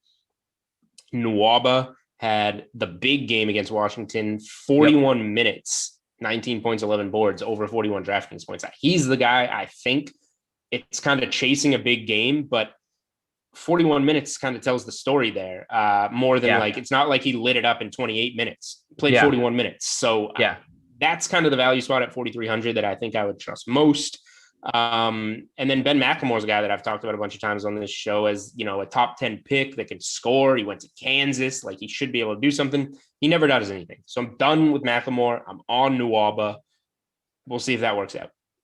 Sounds good. We just got some news breaking down. I love how you're becoming a good host, transitioning to the news and not giving your opinion, because then you can't be wrong.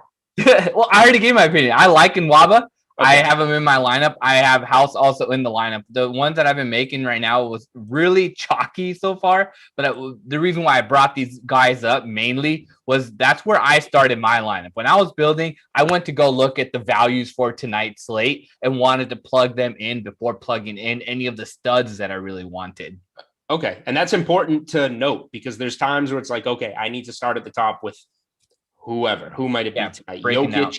Jokic and Lillard, or Beal, whatever you want to do, and then trickle down to the value. And then there's other nights where you're like, okay, I need to play these 3 values, and then let's see what fits in. So that's a good distinction.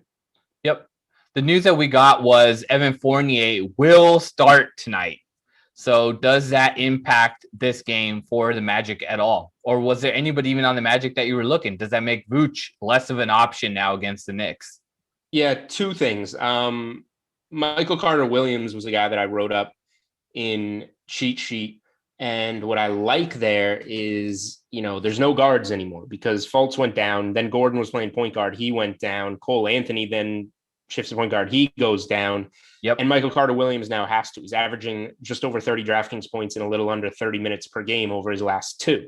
Yep. And he plays point guard, but you get the small forward eligibility there, which is a weaker position. So being able to use him there, I like. Having Fournier in there, who maybe now takes a little bit of that Aaron Gordon role, steps up a little as a passer, ball handler. Maybe that hurts MCW a little bit. And then my favorite bet of the night, best bets should be live any minute on the DK playbook. Didn't love a lot, but wrote up a couple of spots. And by far the strongest spot is the Knicks -2 on the first half line. So having Fournier in there, I don't think he's going to move this line at all. But, Orlando having a score takes a little something away from the play, but I'm sticking with that. That's a bet that I love on this card. The Knicks are the best first half team in the NBA. They're 19-9-1 against the spread in the first half. They are 11-4-1 against the first half spread on the road this season, and this game's in Orlando. And they're 9-1 against the first half spread in their last 10 games, regardless of where they are. So this is a red hot team out of the gates. And even with Fournier and Orlando's riddled with injuries, they're, I believe, 5-8 against the first half spread at home. They're 3-7 against the first half spread in their last 10 games. So trend spot, it screams Knicks first half. We did this in best bets on Monday with Warriors first half against the Cavs. It hit. And one of the plays I tweeted out yesterday was Suns first quarter trend that worked out and hit. And Brooklyn came back and won that game. So that kind of shows why you want to look at these numbers, be on these trends rather than full games at times. So Knicks first half is the best bet of best bets for me on Wednesday. Makes sense.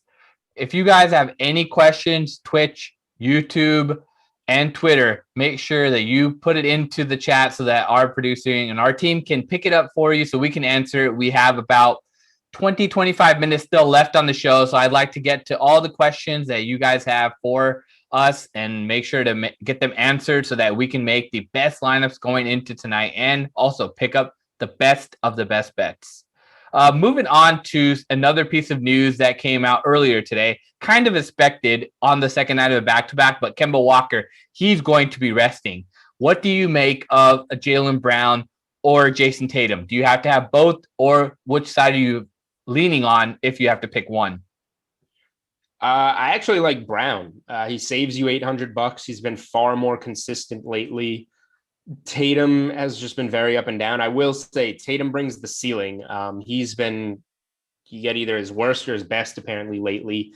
And with Kemba out, Tatum kind of takes over a little bit more of that point forward role with the assists. So Tatum certainly has the higher ceiling. I'll take the consistency of Brown and especially with Smart out, I'll just take the value in Pritchard at 4,200. The Hawks have allowed the most DraftKings points to the point guard position, opposing point guards. So, oh yeah, yep. I think it's a good spot for Tatum, a good spot for Brown. You can play either. I'll take the savings with the more consistent play, but I think I would rather play Pritchard than any of them. Interesting. I mean, I feel like a lot of people are going to be off maybe on Pritchard just because it's such a big slate, and the last time he started and which had that enormous dud in 29 minutes. So yep. Does that make sense? I think that's more of a tournament play than it is a cash play because everybody's probably going to go to Campazzo as their cash play. I can look away from that last dud because you look at his game log, he has good games in there. They just come off the bench. So with more minutes, is it really going to hurt that he's starting, or was that last one just kind of an outlier? I'll go that way. He had 20 DraftKings points essentially in 23 minutes last night. The dud against the Pistons that you're referring to, but the game before, 29 minutes, 30 DraftKings points essentially against the Raptors. I'm expecting something more along those lines against the Hawks. And let me see. Let's get Campazzo and Pritchard in a lineup. I think that you can do this and play some studs. I want to play Beal. I want to play Jokic. I think you can do all that. Yep, that makes sense. We have a question from YouTube. Lillard or Curry? Which way are you leaning? That's going to be Lillard for me. It's close, and I think Curry might be a better tournament play. It's a tougher matchup against Miami, or it can be. But you look at Curry. He's averaging 50 DraftKings points in home games. I was looking at that. I think he's been better at home. 50 against Cleveland, the big one against Orlando in there. He didn't even play in the fourth quarter against Cleveland. So those 50 came in 3. Right. So it's a close point spread. It's close to a pick 'em. So the minutes are going to be there, which you like. Yep. I just think Lillard, that matchup against New Orleans, both teams on the second night of a back-to-back. Sometimes people play the unders there. I think you can kind of get lazy on defense and there can be more scoring. And this can be an over game. 2 terrible defensive teams, 2 over teams. Lillard's, averaging he's got a 57.75 against Dallas, 61.25 last night against OKC. Took 26 and 25 shots in those games, 25 total threes in those 2 games. Too tough for me to pass on Lillard in that spot. I agree. I have him as the main featured image for tonight's NBA ranking, so I'm leaning in that direction as well.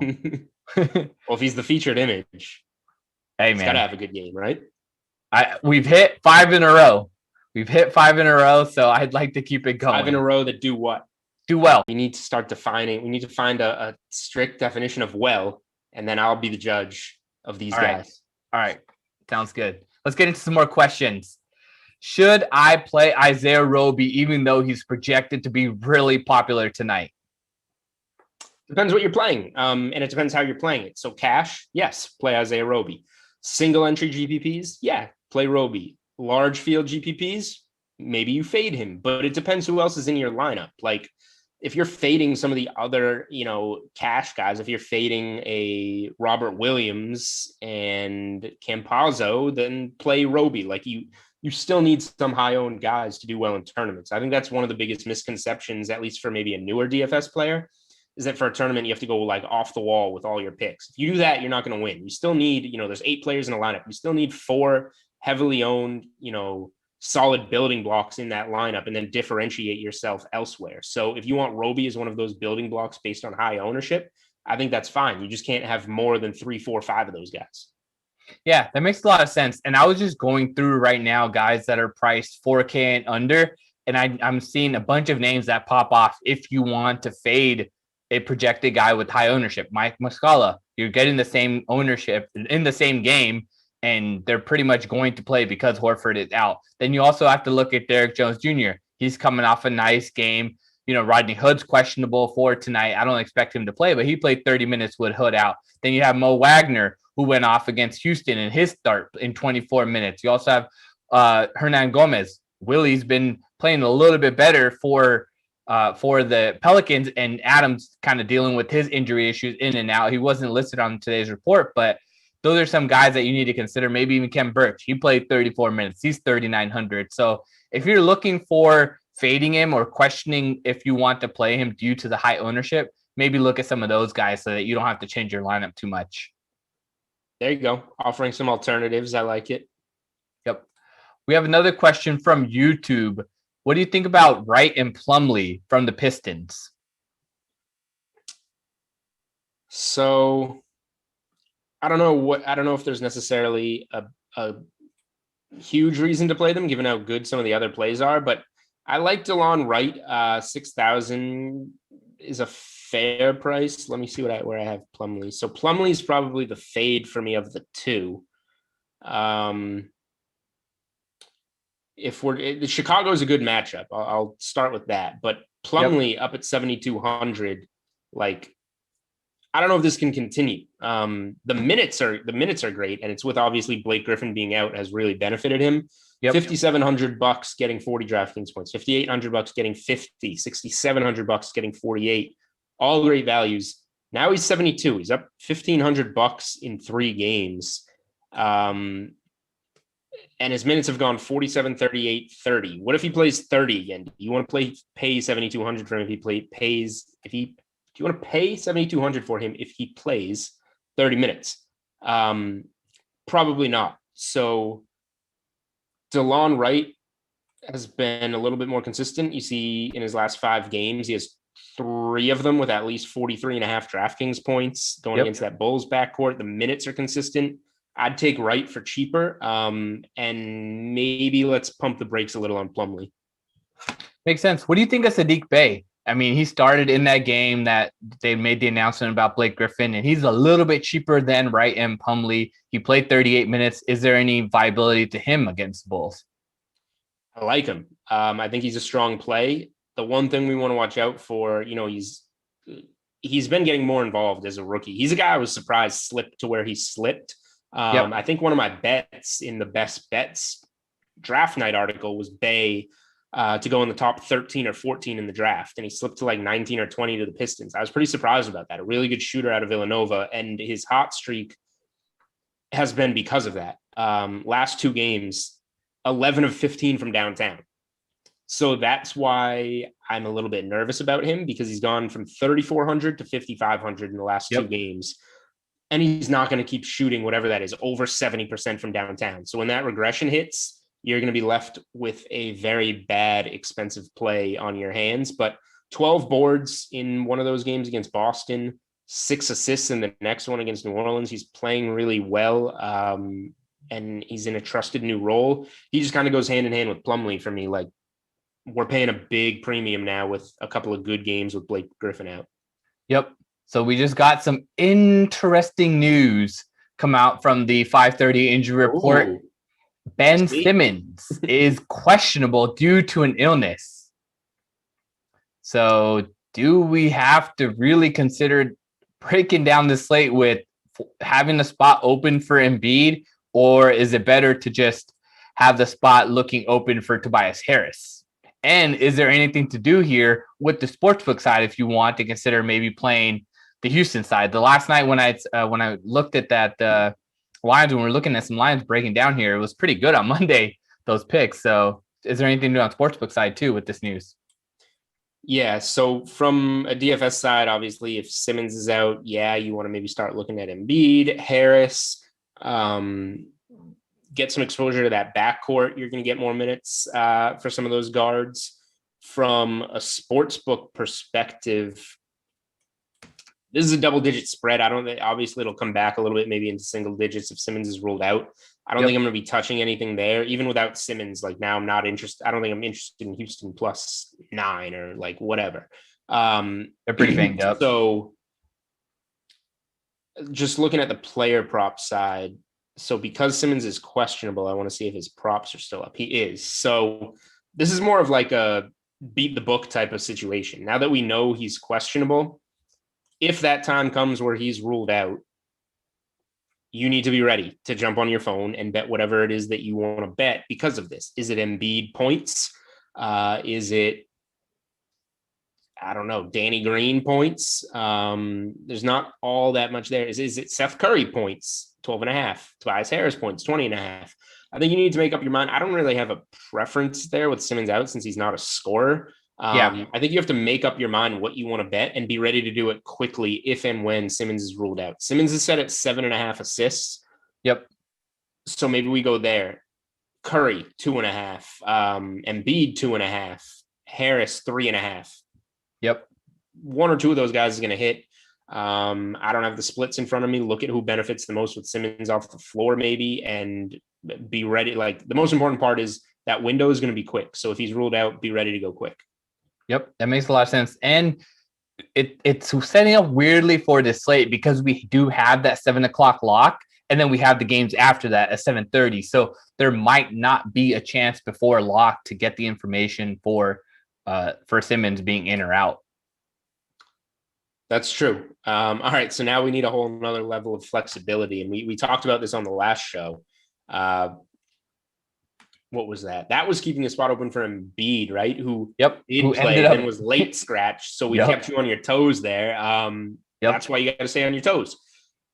Maybe keep a spot open for this Simmons news. And all right, let's see. This is going to take some scrolling. Do you have any ideas while I start to look at this? Yeah, I'm leaning on Harris, and the reason why I'm leaning on Harris is because Embiid is that double center situation that sets up. So that's just the only reason why I'm leaning on Harris. At 7,600, he's played over 36 minutes in 4 straight. Like, his floor is really safe, and he showed that upside against Utah at 58.5 DraftKings points. So that's why my lean is there right now. And it's in a somewhat of a pace up matchup with the Rockets. So this is 7:30 and only one game starts at 7. So it's not like Yep. You're either going to have one or none, like in Knicks Magic. So I don't think it's going to affect you too much. I think you'll be able to swap most of your lineup around the way that you want when we get that news. So I don't think this is like an Embiid playing in like Utah or whatever it was, where we have to wait till 9 o'clock to get this, and you have to have actual plays in mind. I think you'll be able to adjust your lineup fine here. But I like what you said. I think going to Embiid forces you to take away another center play. So yeah, going to Harris or somebody else that you feel strongly about on the Sixers that just isn't a center, I think is the way to go. Yeah, I mean, honestly, even looking at Korkmaz, he's at 3,300. You have to look at Tyrese Maxey, 3,200.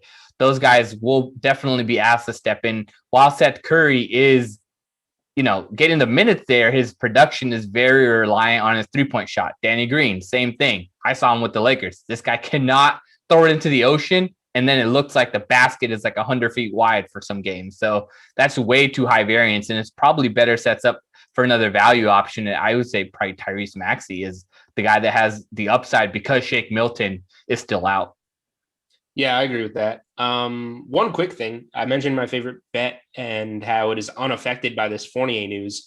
I'm surprised that Fournier being ruled in actually has moved this from 2 to 1.5. So if you're going to take that bet and you waited, good job. If the Knicks do wind up winning that first half by 2, you got to win instead of a push. So I'm kind of surprised that Fournier is out here moving lines. Hey, he's a starter that can play a healthy amount of minutes. I think for the Magic right now, that's all that matters, right? It certainly helps them because they're so thin, so banged up. But Fournier is not really a line mover in my opinion. But hey, it worked in my favor. Yep, that makes sense. So we just brought up right now the main injury report for tonight's slate. Just touched on Fournier being available. We've also hit on this Kemba Walker situation, breaking down whether Tatum or Brown, potentially Pritchard, and looking at Time Lord Robert Williams because Tice is out. Then Victor Oladipo, doubtful. Eric Gordon, he's a game time decision, but leaning towards doubtful. Tucker also doubtful. Embiid, probable. We can't really know until the games actually start. But then Simmons with this midday downgrade is pretty bad. Also, looking at the Denver Nuggets, you have to keep into consideration all the guys that are even out or questionable now. So if Morris or Harris play, you cannot play Campazzo if both of those guys are even in. And Morris takes away from Campazzo's upside.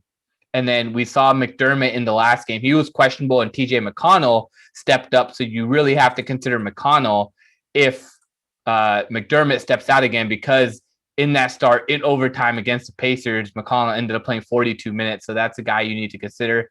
We've also touched on this Thunder one already where Horford is out, and now we're looking at Isaiah Roby, maybe Mike Muscala. Also, if you want to fade a popular Roby, Shai Gilgeous-Alexander back in the lineup. So I expect this game to stay close. The Thunder really haven't been in a lot of close games. They're starting to get blown out a little bit. The only close games they had were against the Lakers. But and then Rodney Hood, questionable. That sets up for, you have a scenario where we've seen Simons play really well because of Hood being out, and then Nasir Little also stepped up with him out, and 19 fantasy points in 16 minutes is not bad. But then last two really important ones on this 10 o'clock slate and this later kind of setup here. Utah with Connolly questionable, and then Kawhi Leonard with questionable for the Clippers. That's the 10 o'clock game, the last one. And do you, out of all those games, I mean, we've already touched on all the options, but the last one we didn't hit on yet. Do you want to have a spot ready to go for any of the news that breaks for that 10 o'clock one? I don't know how much it's going to affect anything. Like Conley's been out a while, so that's one that we don't have to look at because he either plays and you don't want him in his return at a fair price, but there's no edge to rostering him, I don't think. And then if he plays, the rest of the Jazz are a little bit overpriced because Conley's production comes back into the rotation.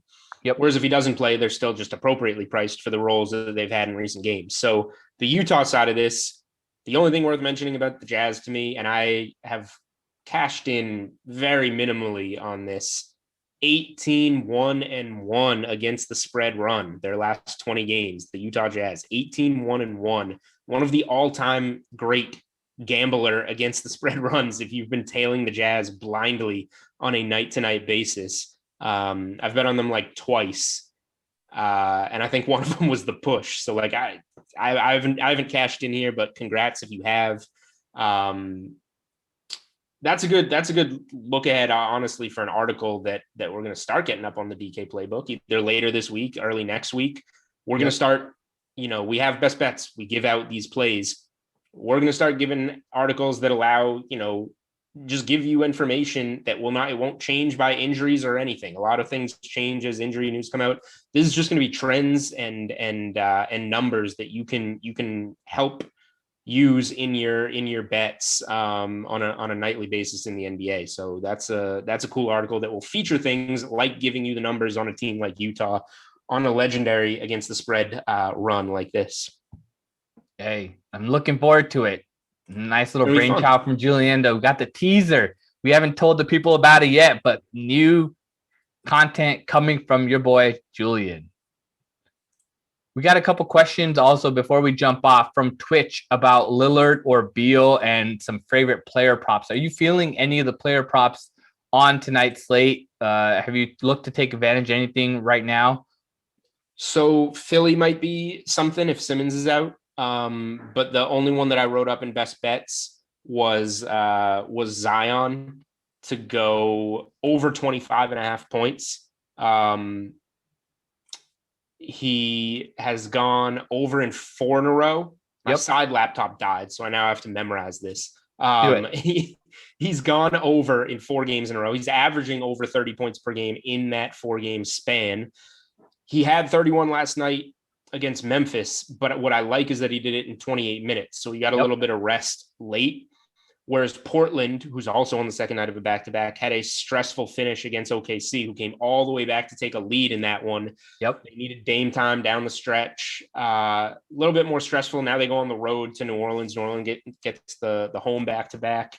Portland, obviously, no Nurk. They're very susceptible inside, and that's where Zion eats. So Zion over 25.5 points, big number, but I like it. Very nice. We have another question asking, should I roster Joel Embiid? I mean, we kind of touched on that one, right? Yeah. Like if Simmons is out, you can. I don't love taking away a center spot from some stronger plays on this slate, but if other people are thinking that way, now does Embiid with Simmons out become a little bit of a contrarian play? That's kind of a rare situation. So that's a place in tournaments where you can take advantage of that. Yep, and you can expect most users will likely play Jokic even at 11,000 with the way that Denver's banged up, and Washington has been a matchup that you want to take advantage all night. You look at it, it's a close projected spread, high projected total, so you're going to get some definitely ownership going in the other direction for Jokic, and if you go with Embiid, you might get somebody that's half the ownership there and give you a little bit of leverage against the field. There you go. I was also looking at the options here that we have to consider that are a little bit lower on the poll, where they're not actual values, but they're good upside plays. So what do you make of Jonas Valanciunas against the Thunder with Horford not there? They've been getting beat up inside anytime Horford's not there. Does it make sense to maybe play his rebounding prop or or do you want to? Are you even considering him as one of the center options that we played for tonight's slate? I'm not considering him. Obviously, he's coming off a dud last night, but strong games before that. He got like all above 35 for 5 in a row with a 60 burger in there. That's nice. Yep. A revenge 60 burger, a 2020 game against the Raptors. I don't even remember that. That went over my head. It's not a bad spot. He's not totally on my radar. And I've we kind of know why. Because of the other centers. Yep. But yeah, he looks like, I mean, he's in a spot. I'm just looking over him. Like he's in a spot that he looks like he can go like 5.5, 6x, which is good. Yeah, definitely. It's so weird on the slate that we have so many center options to pick from, and then you kind of have to play two, and the two that are up there, it's like, hey, what do? We have to get Robert Williams in there. Do you consider playing Tristan Thompson as somebody that could be leverage off of Robert Williams at 4,100? For sure. Thompson's in a good spot. The per minute thing with Robert Williams, just how efficient he is the reason I favor him. And I think most people favor him and see him as the chalk play. Plus you save $1,000. But Tristan Thompson's going to get his. He did last night. And going against a veteran like Capella, maybe they need him more, but I think Capella's a better matchup for Robert Williams, which is why I'm eating the chalk here, as I usually do.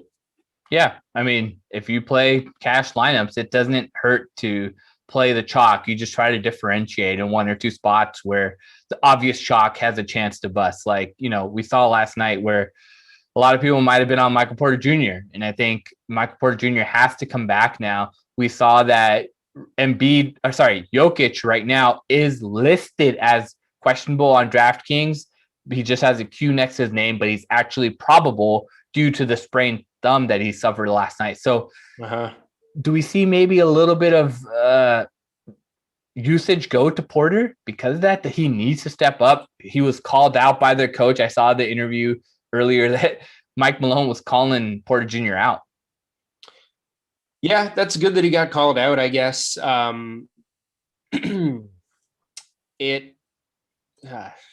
It seems like there would be some positive regression here, especially going against a team like Washington, one of the worst defenses in the NBA. Yep. It should be a bounce back spot for Porter Jr. So if people want to shy away from him after the bad game while he's still in a good spot and we get some of that regression, that positive regression, that would be great. It's just you don't want to get, Gary Harris, Monty Morris could eat up some of those minutes, those shots if they do come back, just like we said about Campazaro. Yep. But yeah, I think Porter Jr. is a good bounce back candidate. A lot of people will kind of have a bitter taste in their mouth about him from last night and say, I'm not playing him again. He lost me money last night, which you can't think about last night. You got to think about tonight. Yep. Building on this slate, just breaking it down with all the value options, do you feel that it's a stars and scrubs lineup, or are you looking at potentially making one that's a little bit balanced just because of all the good options on the slate? I kind of like the value, like you said, like Robert Williams, Isaiah Roby, Pritchard. That's a value trio that I think I can play. And in that type of lineup, you can fit a Beal, Lillard, Jokic type of combo. Yep. So I'm thinking maybe more stars and scrubs, and then maybe those last two positions are balanced-ish. Makes sense. When I was building, I definitely went all the way stars and scrubs. So I try to fit in as many cheap guys as possible. I'm trying to play 3 studs on this slate. So let's see how that pans out. We just got a couple more minutes left before we jump off. Carolyn is going to be next, and Kaufman and Christian are going to be with you for Titans and Broncos in the snow. So make sure you bundle up because I'm definitely not out here in California. Before we jump off, though. Give you one quick news note since it's big and we look ahead a little bit. Yep. I thought for sure that Kevin Durant would be playing the big game on Thursday in LA against the Lakers. Yep. Kyrie Irving's probable to return, but Kevin Durant has been ruled out for Thursday. Hey, better for the Lakers. They need it right now. They're struggling without AD. That they are. I'm curious to see how that game plays out. I don't really have any thoughts, but I'm excited to watch it. Yeah, and you know what kind of tripped me out though, just watching AD go out with his Achilles issue turn into a calf issue. It kind of reminds me of when KD had his Achilles issue that ended up rupturing, and it was labeled a calf injury at first. So I'm really hoping the Lakers are cautious with him and sit him down for a month. I don't even want to see AD for a month. We need him for the playoffs. We don't need him for right now. Let the Jazz have the number 1 seed. We talk. Hey, man. Hey, you Joel brought up Embiid the is Lakers. in. You brought up the Lakers. Joel Embiid is in. Joel tonight. Embiid will play tonight, and Ben Simmons has been Simmons ruled out. Go hit your player props now. This Go. is when you do it. Right now, go hit the player props and look to get Tobias Harris potentially also in your lineup. And if you want to play a contrarian lineup, maybe you get Embiid with a little bit lower ownership than Jokic right now. But since it came before lock, I think there's going to be some movement in that direction. Go get it. Good timing. Good luck, guys. All right. Have a good one. Thanks for hanging out. Pre-Lock Live. Peace.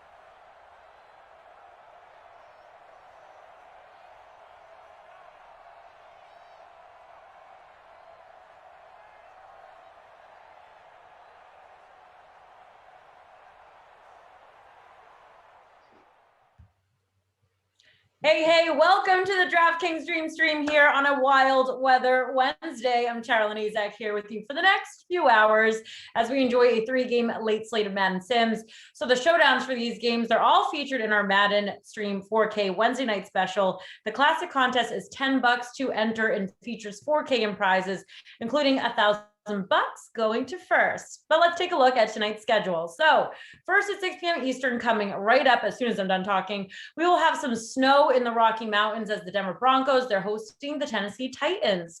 Mr. Adam Kaufman and Christian DeAndrea, they're going to be on the call for that. Then at 8 p.m. Eastern, the wind is taking over in the nation's sim capital as the football team, while they're welcoming the New England Patriots.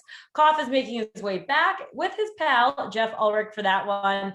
And finally, 10 p.m. Eastern, Jeff is sticking around to call Madden After Dark with, of course, the disco diva himself, Brendan Glasheen. And then it's going to switch over to rain then in Pacific Sim West for a battle of the birds as the Seahawks, they're hosting the Falcons.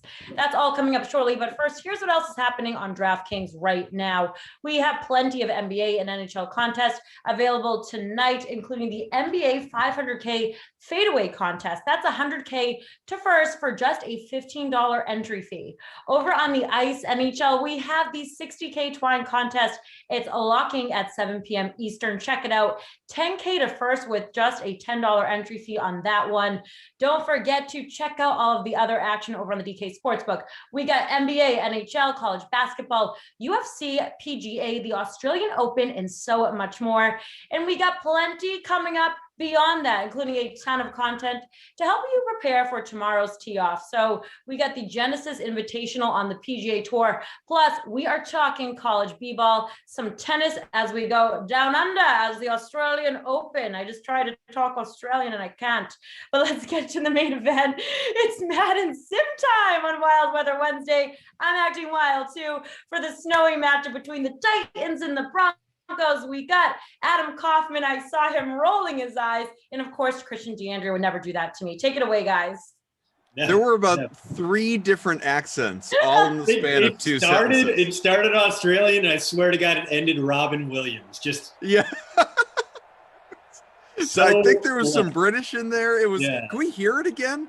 That was all. Over, yeah. Oh, you gotta love it. You gotta love Terrelin. Hey, I don't want you, Christian DeAndrea, to feel at all.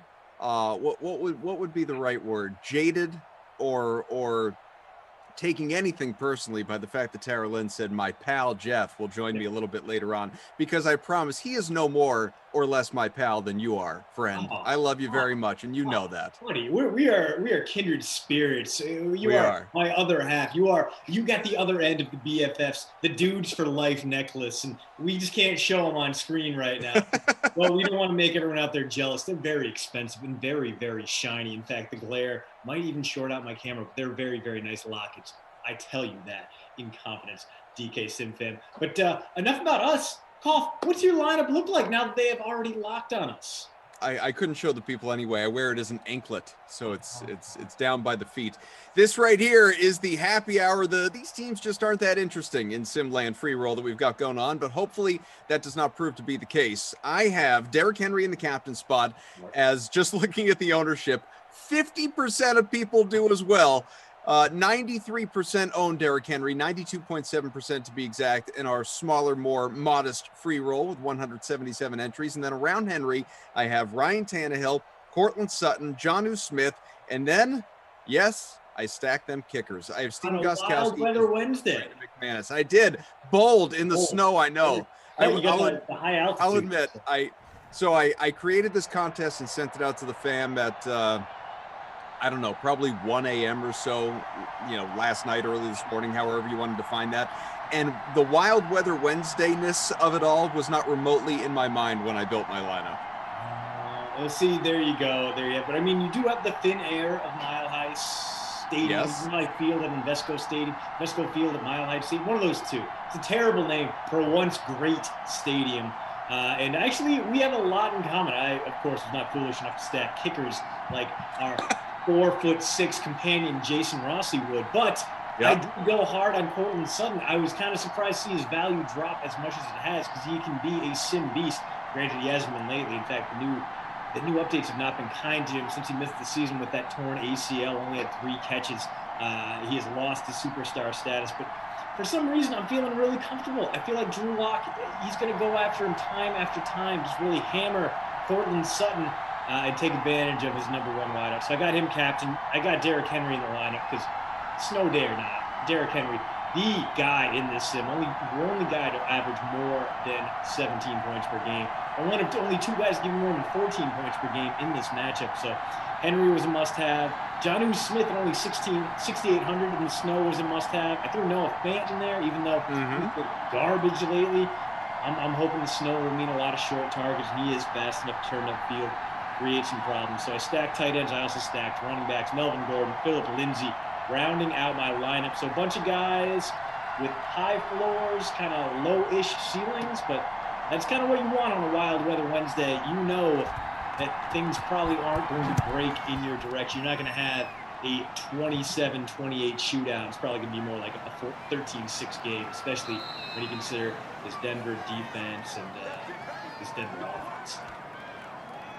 We are underway. Appreciate you being with us. Christian DeAndrea, Adam Kaufman, producer Madison, Daniel on the 1s and 2s, Jim in Game Ops is hanging out here with us as well. And of course, you heard from Tara Lynn. You will see and hear from her again in just a little while. But for now, as Tara Lynn says in the chat, smash the like for these 2 best friends, Koff and Christian. Couldn't agree more as we are working our way toward 300 here for this Dream Stream day. Hit that like. Titans have the ball first. 1st and 10 from the 27. It's Derrick Henry to begin things, and actually lost a yard in the process. No, they're going to give him 1. It's a 1-yard gain.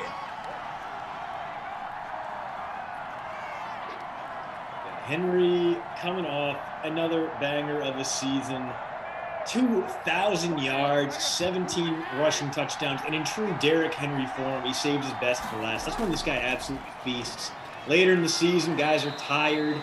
3rd quarter, Derrick Henry. 4th quarter, Derrick Henry coming at you with a low estimate would be like 245 pounds, just pure fury, muscle, anger. The man is like a freight train, and really kind of single-handedly bringing back the RB1 in fantasy football. The only issue is you kind of need him in a non-PPR league because he doesn't catch more than a couple passes per game on a nice day, as Smith there gets his first catch of the day. But it's a situation where you put up with that because you know any given day he can give you 200-plus rushing yards, a couple rushing touchdowns. And for a guy his size, the number of like 60-plus yard touchdowns he has had in his career, just otherworldly, not just a bruiser, but got that breakaway speed. That's another completion.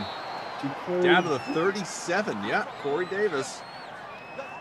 10-yard rack as well. So we got a variety of comments here in the DraftKings conference room. Glasheen's toothbrush, that's a new one. I haven't seen that. It says CD always captains Cortland Sutton.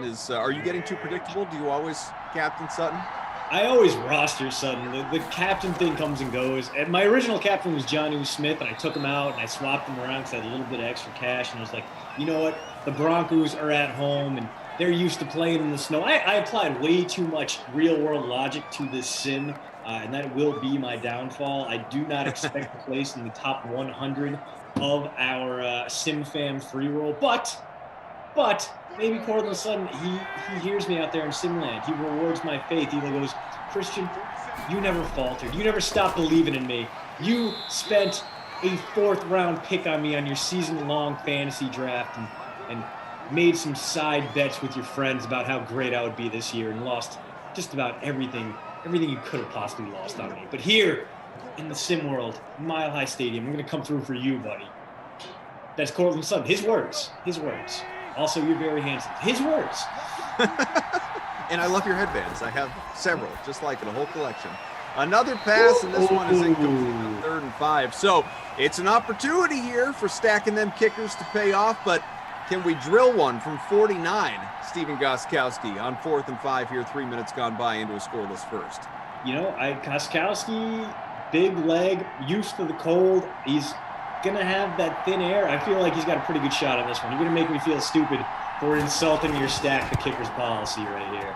And that's not the prettiest kick, but it's good enough. 3-0, Tennessee in front.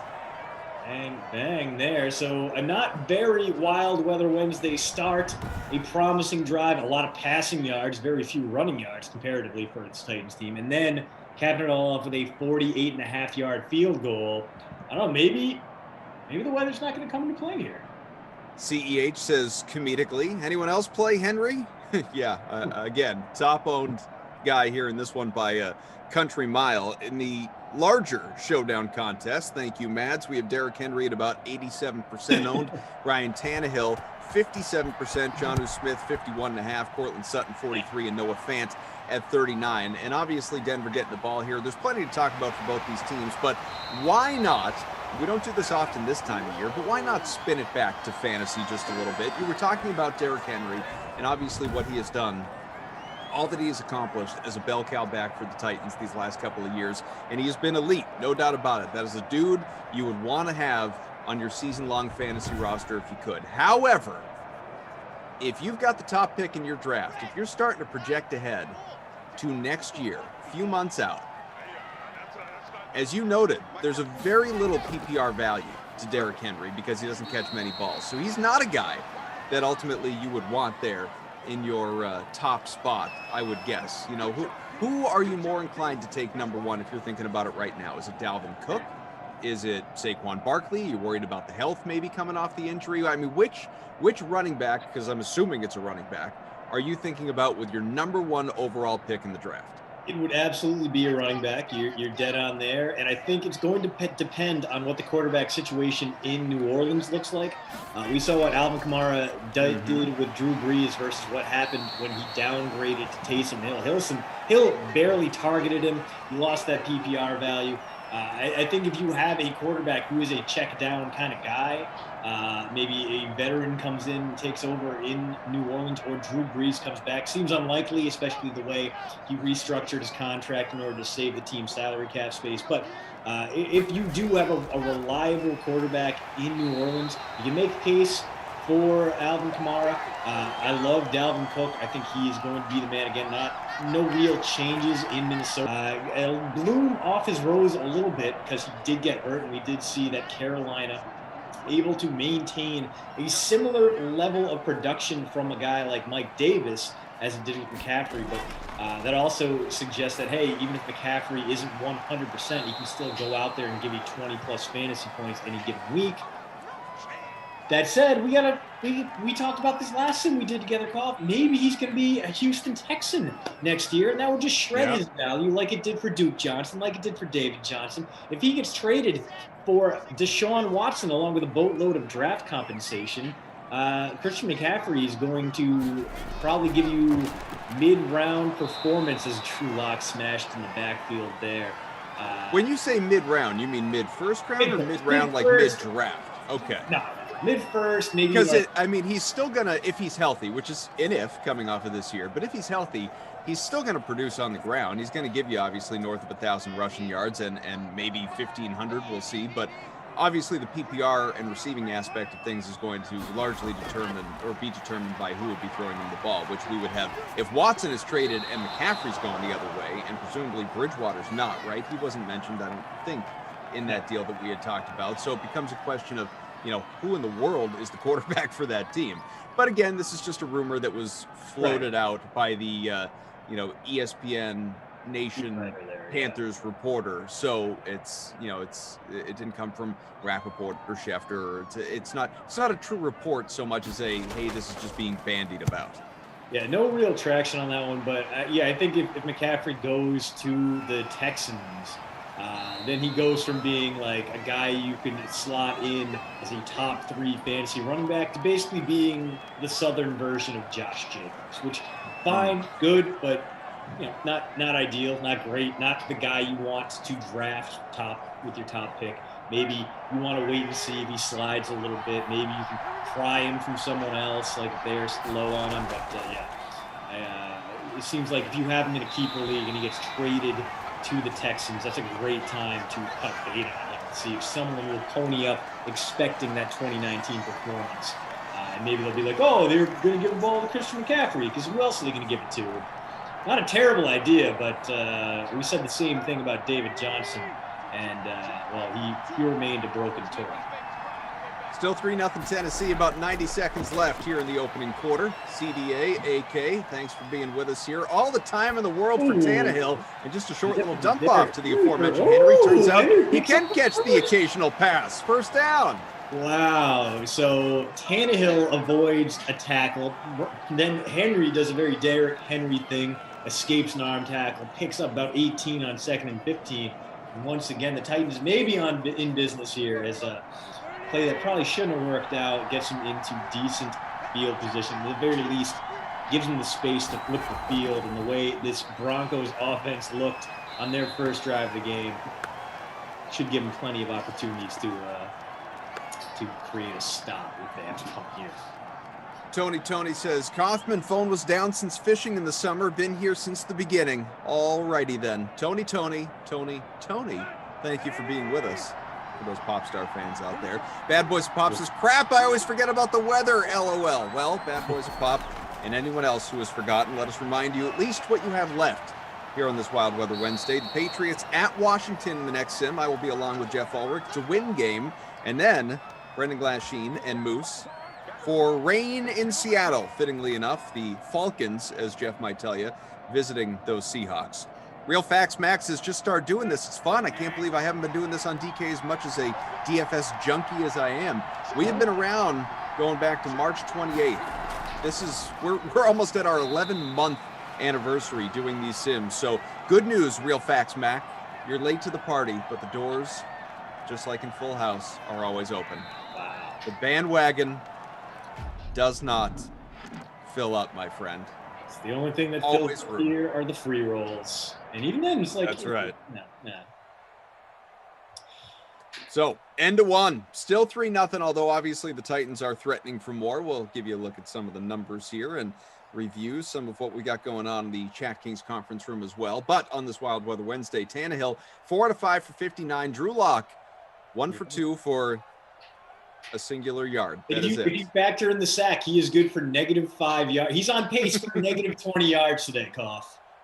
Henry 6 for 19, so not at a bonus pace just yet, but he's not far off. Lindsey 2 for 4, Gordon 1 for 7, Corey Davis 2 for 35, Henry 1 for 18. Is that a billboard? Is that billboard that I see? That is the well-designed, the graphically inclined, very expensive advertising that I do for my newsletter. It's me, it's Sarah Hardy, it's Ryan Van Bibber, the heart and soul of the former SB Nation NFL team before we all got laid off.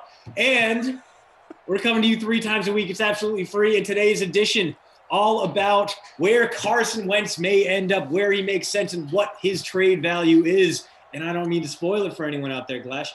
Oh my God! Now you've done it. Now you've done it. I'm just gonna walk away. You know, I was thinking about Carson Wentz being a failure, and that automatically brought Glash. Do tell, you know what? I spoil it ever so slightly. I don't want to. I don't want to dissuade people from subscribing. That still needs to happen. But give us a little teaser. Tell the people give us a taste. There's one landing spot that makes sense for Carson Wentz. It's the worst possible GM for the Eagles to deal with if they want a big draft package in return. That's all I'm going to say for now. But hey, we'll get the billboard out more often, and if you subscribe, I will be eternally grateful to you. All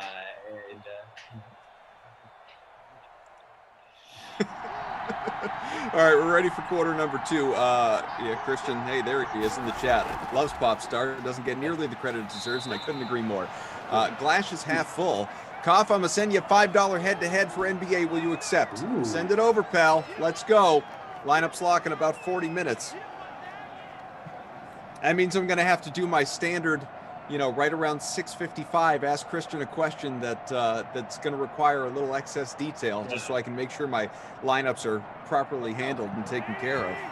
So you already got, you have the lineup just ready to hit export. I got a dummy lineup in there right now, but I mean there are things that are going to happen over the next 40 minutes that it may require an update.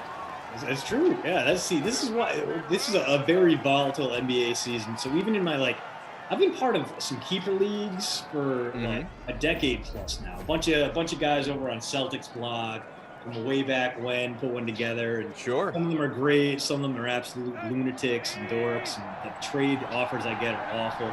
But like, this is the year I care the least about my line. I auto-drafted around my keepers, and one of them, which is always a recipe for failure. And yet, I'm having one of my better years, and it's just like, oh. Yeah, good for you. Yeah.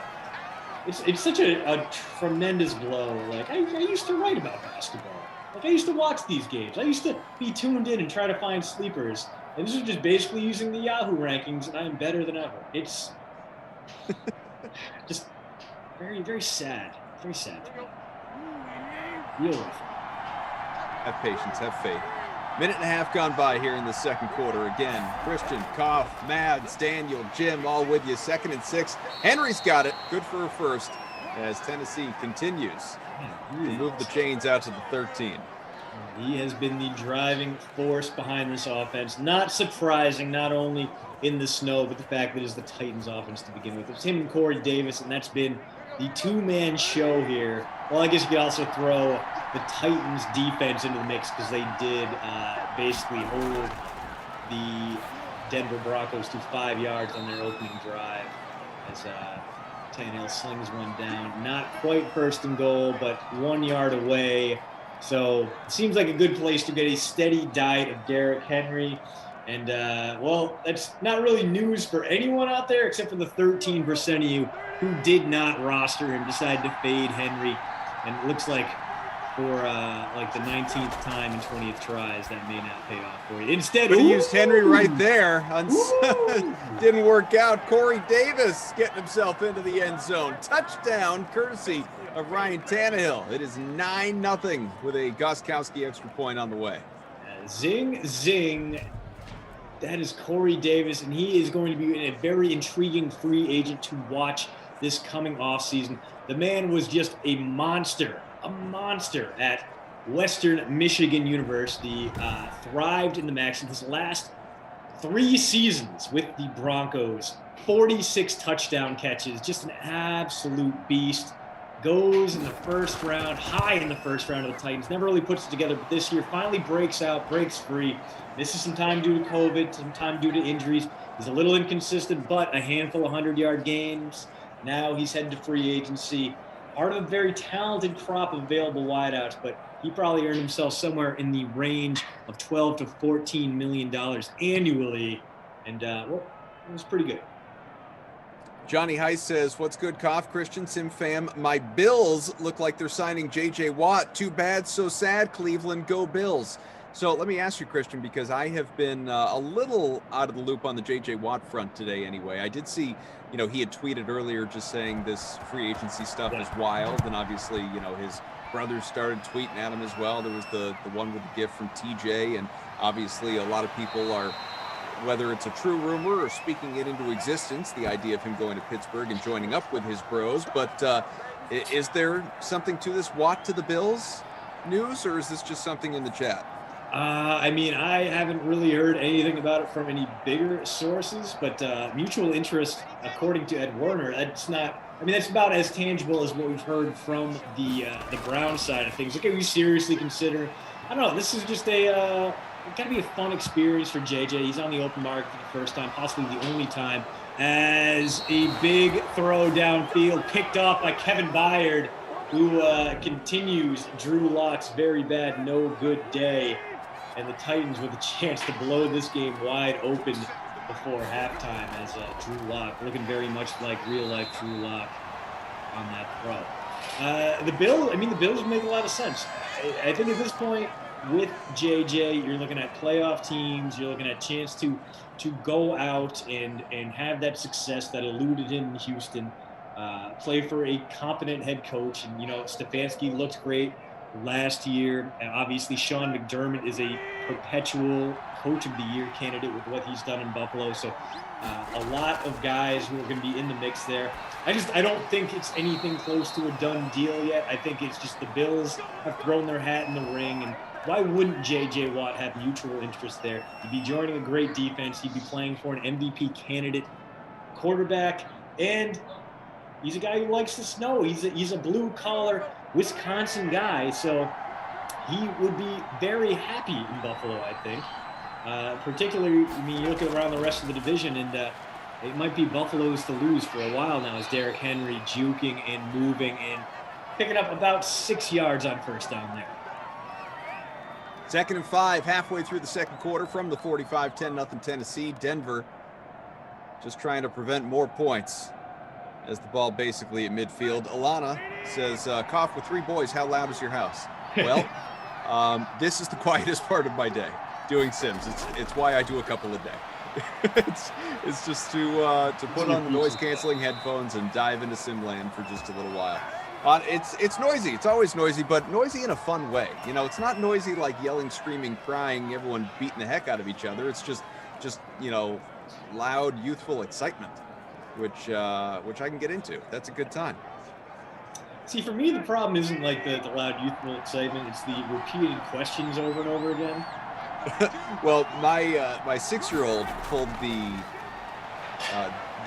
Louis C.K. on me the other day, which was I tucked him into bed, and I don't even remember how it started at this point in time, but he just hit me with the whys. The why. You know, he'd ask me a question, I'd answer it, why? Answer it, why? Answer it, why? And this, you know, he knew what he was doing. Like it, you know, the Louis C.K. bit is, you know, a young kid does it just to continue to learn more and never satisfied with the answer. He just thought it was hilarious that every time he said why, I would at least attempt to have an answer to that question. So it was that was really an experience. So how long did he keep you on the hook for? How long did he string? Oh, and until we were trying to figure out, you know, how God created Earth, basically. And but I think it started with, like, you know, who's your favorite basketball player?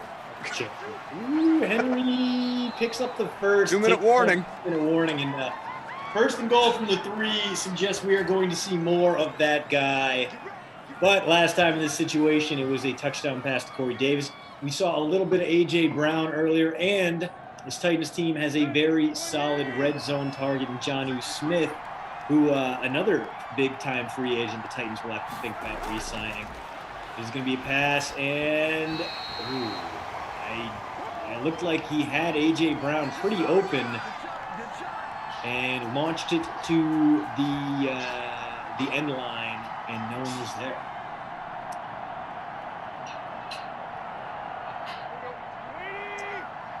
So I'm asking for my DK username is DK-A Kaufman. 2nd and goal from the 4. Tannehill drops back, pressure applied, and throws it away. Yeah, it looked like Tannehill, if he had broken upfield, could have run it in and then capped off a touchdown with that weird little finger roll he does. Makes it Tannehill a pretty athletic guy, former wideout back in his Texas A&M days before he got moved over to quarterback. So a guy who can be relied on to pull it down and run with it. A very easy transition for this Tennessee team, moving from a mobile quarterback Mariota to him. And it is Corey Davis again. Wow. Tennessee in a rout, about to be 17-0. Wow. And I clearly captained the wrong top wideout because Corey Davis using that big frame to create space in the end zone. And that's 2 3-yard touchdown receptions for that man right there. One of the more intriguing free agents coming up in 2021.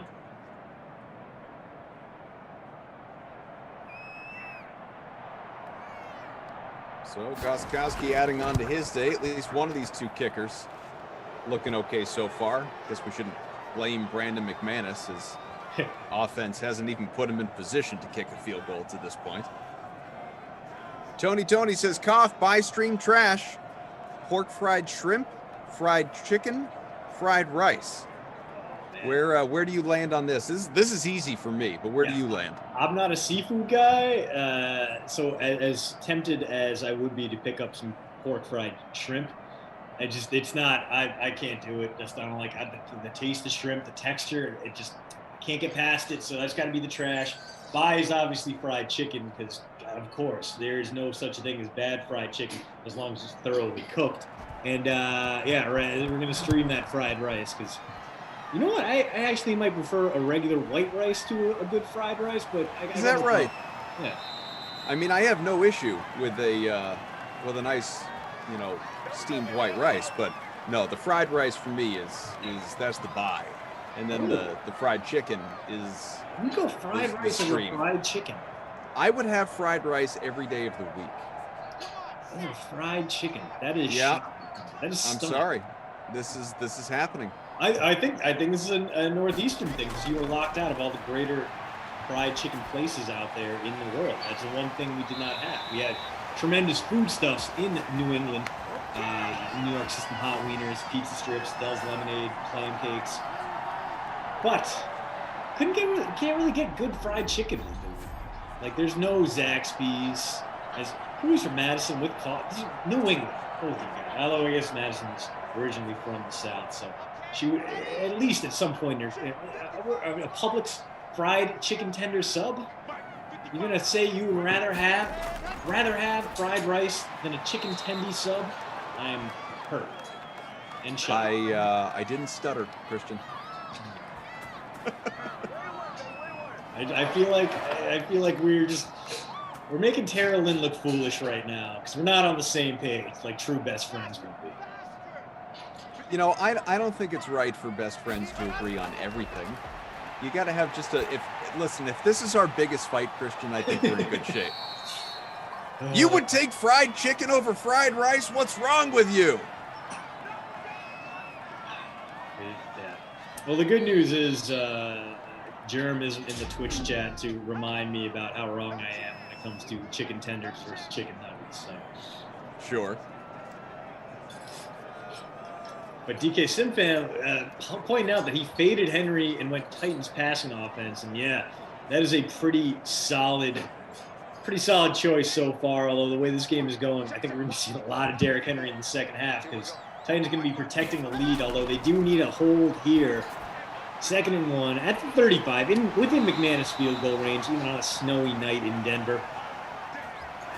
But Drew Lock just barely gets rid of it. It's a check down to Philip Lindsay. It's decent. I'm not so sure how I feel about Mad saying that she hates to admit that she agrees with me on something. Is it Mad's just is the reluctance to agree with me on a food take, or is it just to agree with me at all? Because there's a difference there, I will concede, is that ball is caught and we got a timeout here inside the 10. Broncos trying to do something respectable. All right, she says food take. Yeah. Fair.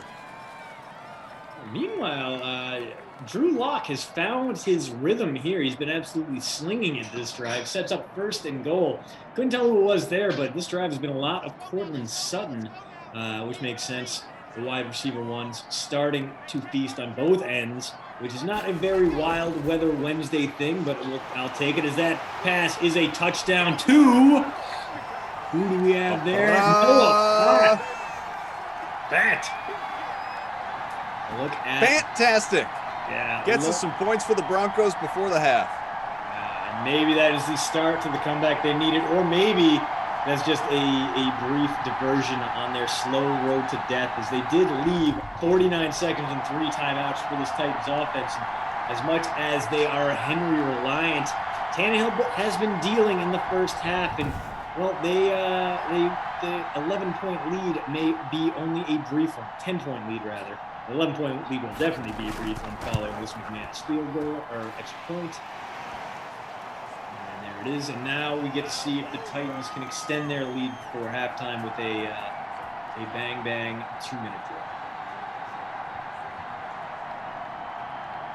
Final 49 seconds, 10-point game again. Nice of the Broncos to make this thing respectable. A lot of people in the chat saying, Fant, let's go Fant, Captain Fant. All that great stuff. Damon throwing out a recipe here. Says, learn the secret to great fried rice. Starts with the sesame oil, egg, and rice, but there's also a sauce, homemade, filled with garlic and hoisin sauce if pork, like Chinese barbecue and sugar. So there's, I can't say I am a fried rice connoisseur to the point where I can tell you how to make and serve a great fried rice. I have never tried. Not that it would be successful because I can't cook. However, I recognize a good fried rice when I eat it, and that sounds pretty good. It does sound pretty good.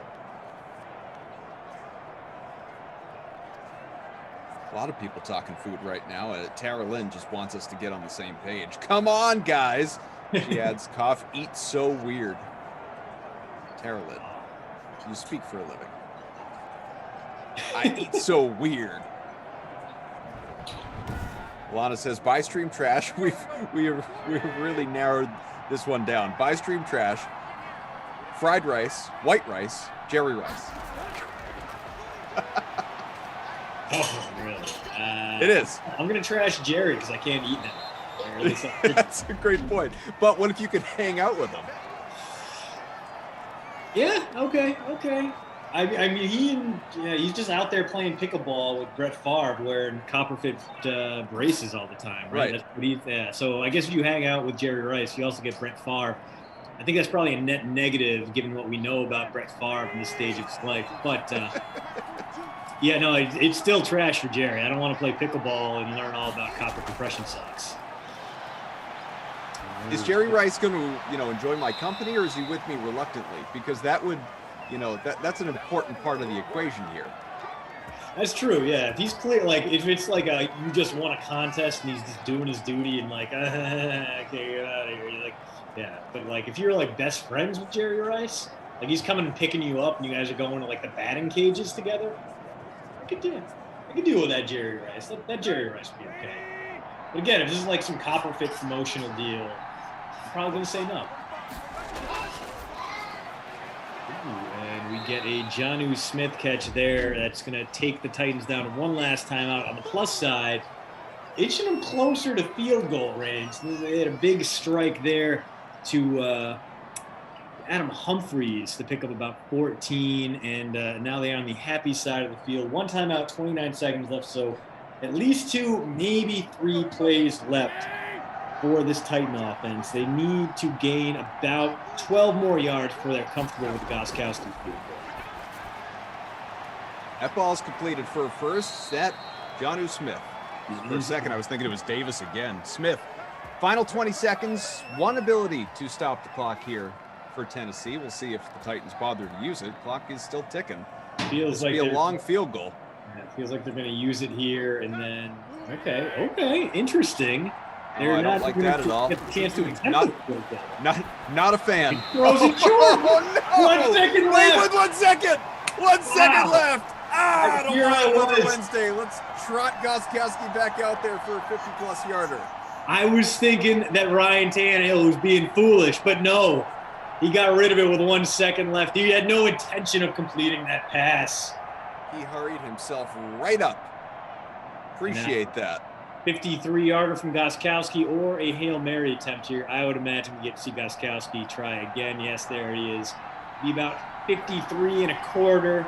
He was good from 49 earlier, but it wasn't super pretty, and this one is up and... Oh, no. Just a little too much. And I've seen Gostkowski. I guess this would have been back in the Madden 20 days, so it does make a difference. I'm sure the ratings have changed just a bit, but I saw him drill a game-winning 60-yarder in overtime for the Patriots. Now he's missing 53-yarders in the snow for the Titans. What are you doing, Steven? Accurate. We saw Stephen Gostkowski melt down at times for the Titans. He went one game. He went from being the most accurate kicker in NFL history down to like 12th place for his career. So not completely off-brand there. Take a look at our halftime stats. Tannehill, despite the wild weather, on pace for an absolute banger of a day. 155 through the air, a pair of touchdowns. He's got a shot at the bonus. Drew Lock does not, but he did come on strong to finish that second half. 80 and a touchdown and 1 deep interception for him. Man, Damon says, my children's mother is Thai, and we operated an Asian cafe in the middle of Kansas. I learned from her and managed the front of the business. I could eat Asian food every day. I too, Damon, could eat Asian food every day, and I wish I had someone in my life that could prepare authentic Asian food, just at will, as opposed to obviously, going and ordering as often as I do from restaurants. That would be delightful. In high school, we had a Cambodian friend, big Cambodian family that owned a few restaurants. So we'd go over and he'd cook us. He'd basically just do basic things, like things he grew up cooking. So it'd take him 5 minutes to make fried rice. It'd be awesome. Best fried rice. That's the dream. Yeah. That is the dream. Hey, is that a billboard? Yeah, it's a billboard I see. It is, in fact. A lot of time and effort went into this. And I would appreciate if anyone out there, if you're looking for some hot football takes, or you just want to know how screwed the Eagles are to have Carson Wentz on the trading block right now, please go ahead and subscribe, like our post at postroute.substack.com. It's completely free, and we send out newsletters thrice weekly. And coming up on Friday, I'm very happy to report, we got a little beer review coming, and it's from the great state of Washington. And, well, I don't want to spoil it for anyone, but it's going to be a pretty good post. I had a lot of fun. Well, I had a lot of fun drinking beers. That's kind of redundant. You guys knew me. You already knew that was going to happen. But postroute.substack.com. Subscribe. Our dude Tater Hater, not a big fan of the Asian food. I don't know if you watched the video. Did you see the YouTube video the other day of Tater Hater eating taters? No, and calling out the likes of Glash and Ducey. It was quite a thing. I was a little confused. I got to admit, Tater Hater, you don't look, 49 years old or however old you said you were. Also, your living room, as you put it, looked a lot like an unfinished basement. I hope that is not actually your living room. I need you to be in better quarters than that. Otherwise, I'm going to worry about your safety. There was exposed piping. Do you know, maybe he did it in a place that doesn't have carpet because he was afraid that the taters would come immediately back up and didn't want to ruin the resale value of his beautiful home? You may be onto something here. You may be onto something. Christian DeAndrea, Adam Kaufman, producer Madison, Daniel, our technical director, Jim, and Game Ops, Tara Lynn hanging out in the chat, also guiding us between sims here on a Wild Weather Wednesday. We are with you as the second half is underway. 17-7 Tennessee with the lead, Denver with the ball, and a very short run right there, just right back to the line of scrimmage from Melvin Gordon. Emerson's forehead says, that's some impressive marketing material there, Christian. Hope you didn't spend or blow your entire marketing budget on it, though. Listen, man, that is focus group tested, focus group approved. A lot of money, a lot of time, a lot of thought went into it. And, well, if you could see our subscription numbers, just from you, DK Sim fan, coming in, showing up, signing up, that means the world to me, means the world to Ryan and Sarah. And thank you so much for helping us make this a little bit more successful every week. And honestly, dude, I love writing this newsletter. Like, gives me, wake up, pop in some ideas, write whatever the hell I want. It's a great time for me, especially in this post-employment landscape. Of course, not post-employment, because I get to spend time here with you and producer Madison and Daniel and Terrell and Asak. But without the full-time go ahead, make these headlines, get this breaking news up. Without that to consume my days, being able to call my own shots has been an absolute delight. Hopefully you will join us on that journey. Jermez says, hey, it's that Train Island guy from postroute.substack.com. Dude, Jerm. Yeah, kind enough for him to join us here on these Sims. Jerm missed the early shout out about his ability to properly mock my my inability to distinguish nuggets from boneless wings. I have to assume you're a long form writer. I do some long form stuff, yes, but it's been a minute. Alana says, please someone get Christian some construction paper and a Sharpie. Yeah, you wasted a perfectly good envelope with that. It's true. From my local hospital. I don't even remember what was in there. Concerned. Robbie Noble has finally subscribed, he says. Tom's Microwave has subscribed. Everybody get in there. Beautiful. Thank you so much. What, may I ask, is taking you so long? 4th and 23. Doesn't come around often. Unsurprisingly, we get a punt. It's a good one, though, especially on a Wild Weather Wednesday in the snow. Oof, wow. Is it going to be... Oh! No way. Down at the 1! Are you kidding me? A Where did that place start? 79-yard punt. And look at that. He kicked that ball from the 9. challenge thing landed at the that one. definitely touched the end. That definitely touched the goal line. Oh my goodness. Also, All right. Well, can we get ourselves a safety here, folks? Chris B responding to Terrell, stop pretending that I don't look like a soccer mom. How dare you? We've already come to the conclusion that I look like a snowman brought to life in wearing the same clothes I would have outside. Spence says Kaufman needs glasses. No, I'm just squinty. Bert says, Kauf, you would say envelope, LOL. I mean, is that regional dialect, or do people actually say envelope? I say envelope, but I mean, I'm also New England. Right. Mads, Daniel, are you envelope or envelope people? I mean, we're just lucky enough to speak the Lord's language. Great point. Robbie says safety dance for show. Not looking like it. Not out of the question. We're still at the 5, but not looking like it. Yeah, plenty of room. I mean, if I were the Titans, I would just hand it off to Derrick Henry. Maybe he gets the first. Maybe he doesn't, but he gives you a little bit room to get that punt off. Coming out of the shotgun, though, and this is a dangerous pass rush. Von Miller. Oh, yes! Yes! Robbie, you know what you called it. You can leave your friends behind. No friends of mine. Oh, safety! Woo! Like that. The Broncos back in this one, make it a one-possession game, actually trailing 17-0. Making it interesting. Got a shot here. They're playing at home. That home crowd is behind them. And, man, it derailed. I was about to bring up a talking point about Von Miller. Because right now, it looks like the Broncos not going to take up that option for 2021, but aren't necessarily willing to let him go to free agency either. They're trying to work out a lower money extension that would keep him in orange and blue for the foreseeable future, but pay him less in 2021. And we'll see if that works out. Obviously, Miller not coming off a great 2020. In fact, we didn't see him, I believe, at all. Did we get any?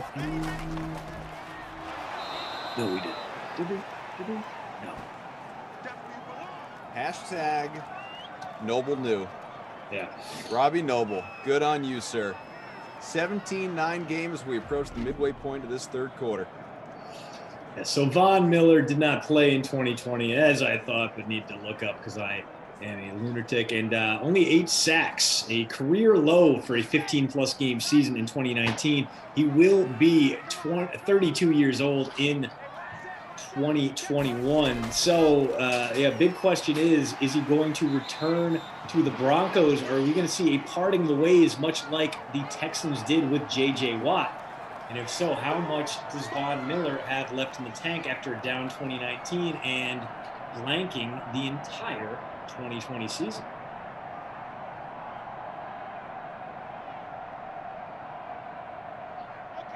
What are your expectations? I think he'll be back with the Broncos. I think he's got that I mean a lot to the franchise, I mean a lot to the city kind of vibe going for him. But if he does leave, I mean, this is a guy from Texas. Maybe if the price is right, Houston goes out and brings him in, trying to replace a legend with another legend. They probably don't have the cap space to do that, but it's nice to think of a theoretical move that could be made. The Cowboys, again, also not a lot of cap space, but looking for defensive help, looking for someone who can rush the passer, could be in the running. And then, I mean, who else out there needs defensive help and has cap space? Well, Jaguars could certainly use some veteran leadership. The Jets are a team that could fit there. Washington could use a Ryan Kerrigan type because he's probably going to leave the club this year. And you give Von Miller would give them a little bit more punch, but a veteran outside linebacker who can really clean up with all the space that incredible front four creates in Washington. I don't know, a few places would fit for Von Miller. I don't think he's cooked just yet. I think his days as a perennial all-pro type player are certainly over, but he can still give you a whole bunch of good games and a whole bunch of good blitzes. As Cortland Sutton, 4 for 66 now, so he is into double digits. which not too bad, just not having that Corey Davis type day. He's going to need a couple touchdowns to get there. 17-9, 3 minutes left, third quarter.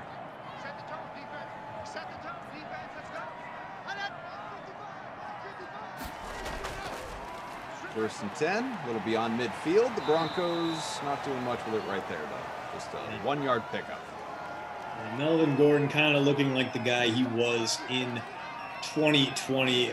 When Philip Lindsay wasn't available and Gordon was the number one guy, Gordon seemed to screw up horribly in those games. When Lindsay was there to kind of push him for carries, he was much better. And he still had a decent season. He just wasn't a true above and beyond running back one like he wanted to be with the Chargers. He was holding out for that kind of money in 2019, didn't get it, got usurped over there, and then had to come to the Broncos, had to go into a platoon alongside Philip Lindsay. And it's going to be very interesting to see where his stock lies going forward. One more year on his deal with this Denver team. He's going to hit free agency next year at 29, and his odds of getting that big-time contract, the deal he wanted in LA, that big money, set for life kind of deal, seems to be out the window, which is a shame for a guy who's been pretty good, but never really sniffed greatness in the way that you might have thought based on his incredible career with the Wisconsin Badgers. 2nd and 5 from the 29. Broncos technically could even it up here on this drive. There's a completion, good for a first, and inside the 20. Out to the 19 as Locke starting to rack up some yards. Jeff, formerly of Game Up, says Koff was the best play in the NBA slate tonight. Ask me for a friend. Oh, Jeff. He knows that we got a head-to-head going tonight. Still trying to be silly in the chat. And yes, the last-minute NBA contest is out, fam. I'm sure it filled up in about 2 seconds, but it is out. How many people in that one? It's just 10. It's a quick little 10-man, so it fills up literally in about 5 seconds. But it's every once in a while we do 15, we've done 20, but typically it's 10. People just lining up to donate their money to you. I think I took. Well, I don't remember if I won last night. Maybe the night before I took third or something like that. I'm not winning every night. We have nice little battles that go on. A lot of people upset with Jerry Jeudy and his lack of performance, and it looks as though it's going to continue. Gordon gets to the 1. Very close. So it looks like we're going to go into the fourth quarter here. Tennessee holding on to a tenuous lead, 17-9, but second and goal coming up from like the half-yard line. We could be one Philip Lindsay carry, one Melvin Gordon carry, one Drew Lock naked bootleg away from this Broncos team having a shot to tie with a 2-point conversion. So what started off as a blowout has really swung against the Titans, not only giving up that late touchdown in the second quarter, but doing the safety dance in the third, and now about to give up some more points to this Broncos offense. The momentum surging for Drew Lock, only 123 passing yards, but look at Ryan Tannehill. Came into the third quarter with 155 passing yards. He's going to go into the fourth quarter with 155 passing yards. Bonus out of the question for him. Derrick Henry, 15 for 72 on the ground. Bonus. A disappointing captain so far. But yeah, you don't want to captain him on those numbers. He's been fine. He's been good. He's got a bunch of receptions that are helping buoy his value, but not a great day for him. Corey Davis, 6 for 67, 2 touchdowns. Barring a major upset in the end here, he is going to be the Krusty Koff player of the game. And I just realized that I'm in the dark. Hang on. I was about to ask if a portion of your electricity went out while we've been talking, or if you just were going for a mood lighting type of effect. Just sunset. I want to do like a Phantom of the Opera type thing. I don't want people to see. Just sunset. I had a real bad chemical peel earlier because you got to maintain the engine. Sure. Yeah, absolutely. So, I didn't want y'all to see this, but it's better now. I lotioned up between quarters, and now, yeah, we're good. Mo said he wants to brag about his 1-0 against me as long as he can. Nabi Robel says Koff's the first head-to-head I've ever played. Well, here we go. Jared Kilgore says Koff expand the NBA contest. Gordon, and they have to. Touchdown, Melvo Gordo. Now you have to assume they're going to go for 2 here. Gotta go for 2. Fourth quarter, yeah. Yeah, I mean, really, unless there is that risk there, if they don't make it here, and then they have to kick a field goal later, and there's a whole bunch of math I got to do right now. Clearly not my strong suit. Tough, you know as well as I do that I made words for a reason. But this is relatable content, yes. It basically being down 1 and being down 2 right now. No real difference with this little time left in the game. Lock, you better hurry up. Pressure's starting to come. No. Passes to the left, completes it. Wow. Conversion's good. KJ Hamler, the rookie out of Penn State, the guy with the burner speed, a little bit on and off as a rookie, dealt with hamstring issues, but had a few decent games to his credit.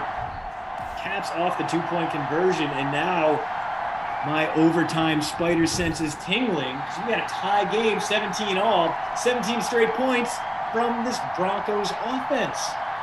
17 points with only 1 point from kicker Brandon McManus. That's wild. So 17 all. See if Tennessee has an answer after 17 unanswered points on the Broncos side.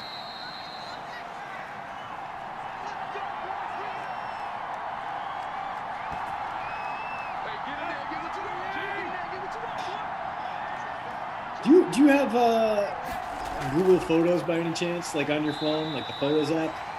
I don't. Well, it does this thing where like it'll automatically make you these albums, photo albums. And if you don't title them, they'll assume what people's names are and who they are, and okay, this person is this person. I'll try to match things up. I just got a notification that it created a new album for me of my dog. And the album is titled. Well, it must have known that was something you needed to have. Well, the album is titled Memories of Alicia Plummer, which is not my dog's name. That's just such a bizarre thing. Like, that's not even close to it. They knew it was pictures of a dog. Every picture has a dog in it. And then somehow Google thought my dog's name was Alicia Plummer. The worst dog name you could ever think of. Now, why does that name sound familiar to me, though? Who is that? That is my neighbor. Well, that wouldn't sound familiar to me for any reason. Is there a famous Alicia Plummer? Unless, of course, your neighbor is in fact famous. I mean, she's famous to me. But, just because I see her a lot. She does a lot of shoveling. They got a nice snow blower. They put together a nice low rent fireworks display on the 4th of July. So that might be what you're thinking of. You probably saw the sparklers and the snakes going around. You're like, all right, now we should. That could be it. That's probably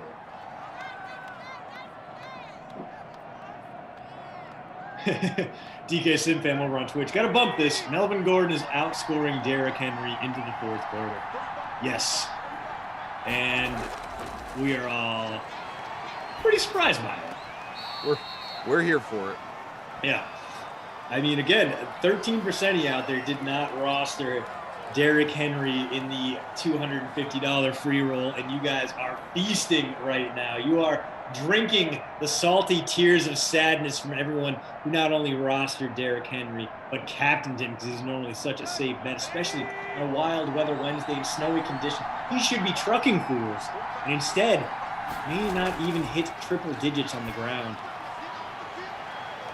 Big strike there. Is that Corey Davis again? Oh, John Smith. 4 for 41 from the Titans tight end. So he's ranging towards a good day. Came in not averaging a ton of points, 11.5. He's going to need one more decent catch to get him there. Lately has not been on fire, though. That's why his price has gone up so much. Only 5 points in his last sim after a string of double-digit performances. Excuse me. 17 all, few minutes gone by here in this 4th quarter. Again, Christian Koff, Mads, Daniel, Jim, all here with you. Thanks for being with us. Bad Boys of Pot, maybe you should change your dog's name to Alicia Plummer. I mean, it just seems a little clunky, you know? Like BMO, 2 syllables, easily, in and out, done and done. Alicia Plummer, considering how much we yell at him and how dumb he is, I feel like if we change his name now, he's never. Jordan says, well, at least my Gordon Denver DST stack in Classic is panning out. You got that going for you. Nice. The Denver DST might be in danger here as this drive continues now into the red zone. Yeah. Go the Titans.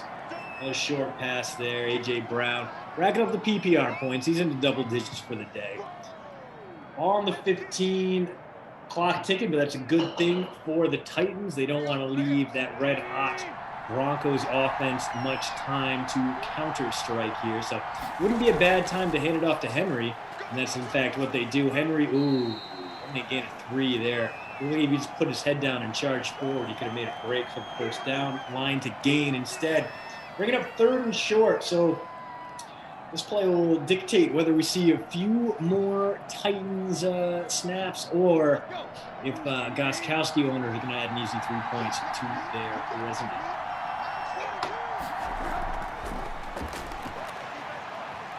Tannehill dumps it over the middle. Touchdown, Tennessee. There's A.J. Brown, so his day goes from good to great. The former Ole Miss standout. One of the better deep threats in the game, but here showing up in the red zone, short range, and a little yak into the end zone.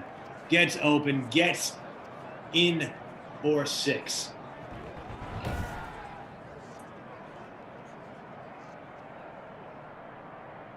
Tony says, Koff, who is playing and the commentary for the evening?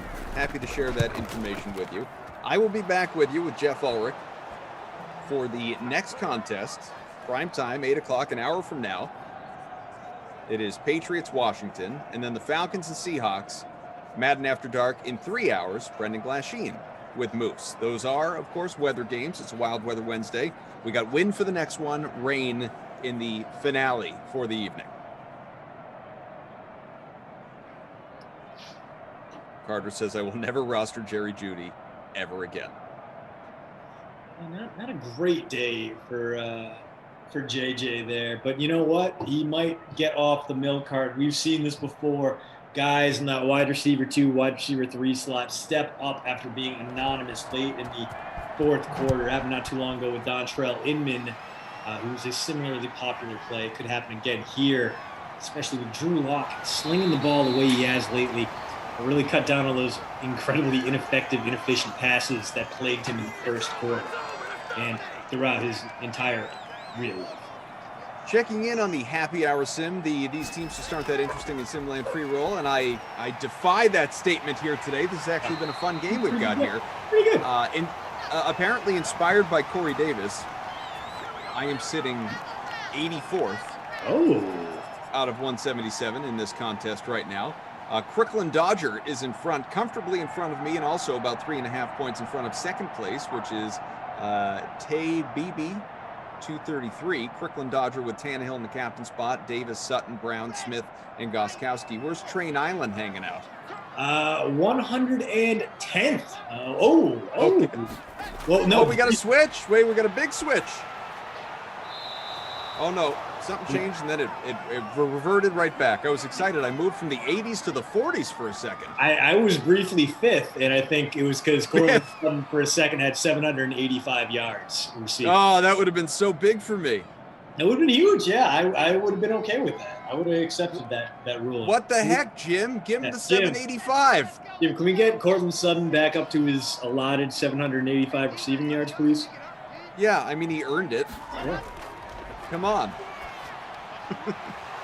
Silly Sally wants to place us in the win tonight. New England is going to crush the Washington offense. You heard it here first. Patriots have 2 defensive touchdowns tonight. Wow. Good to know. I've already built my lineup for the next game. I did it last night, not with the weather in mind, and I have no recollection of what I did for it. I will have to check that out. How can you possibly forget that it was Wednesday night, Carl?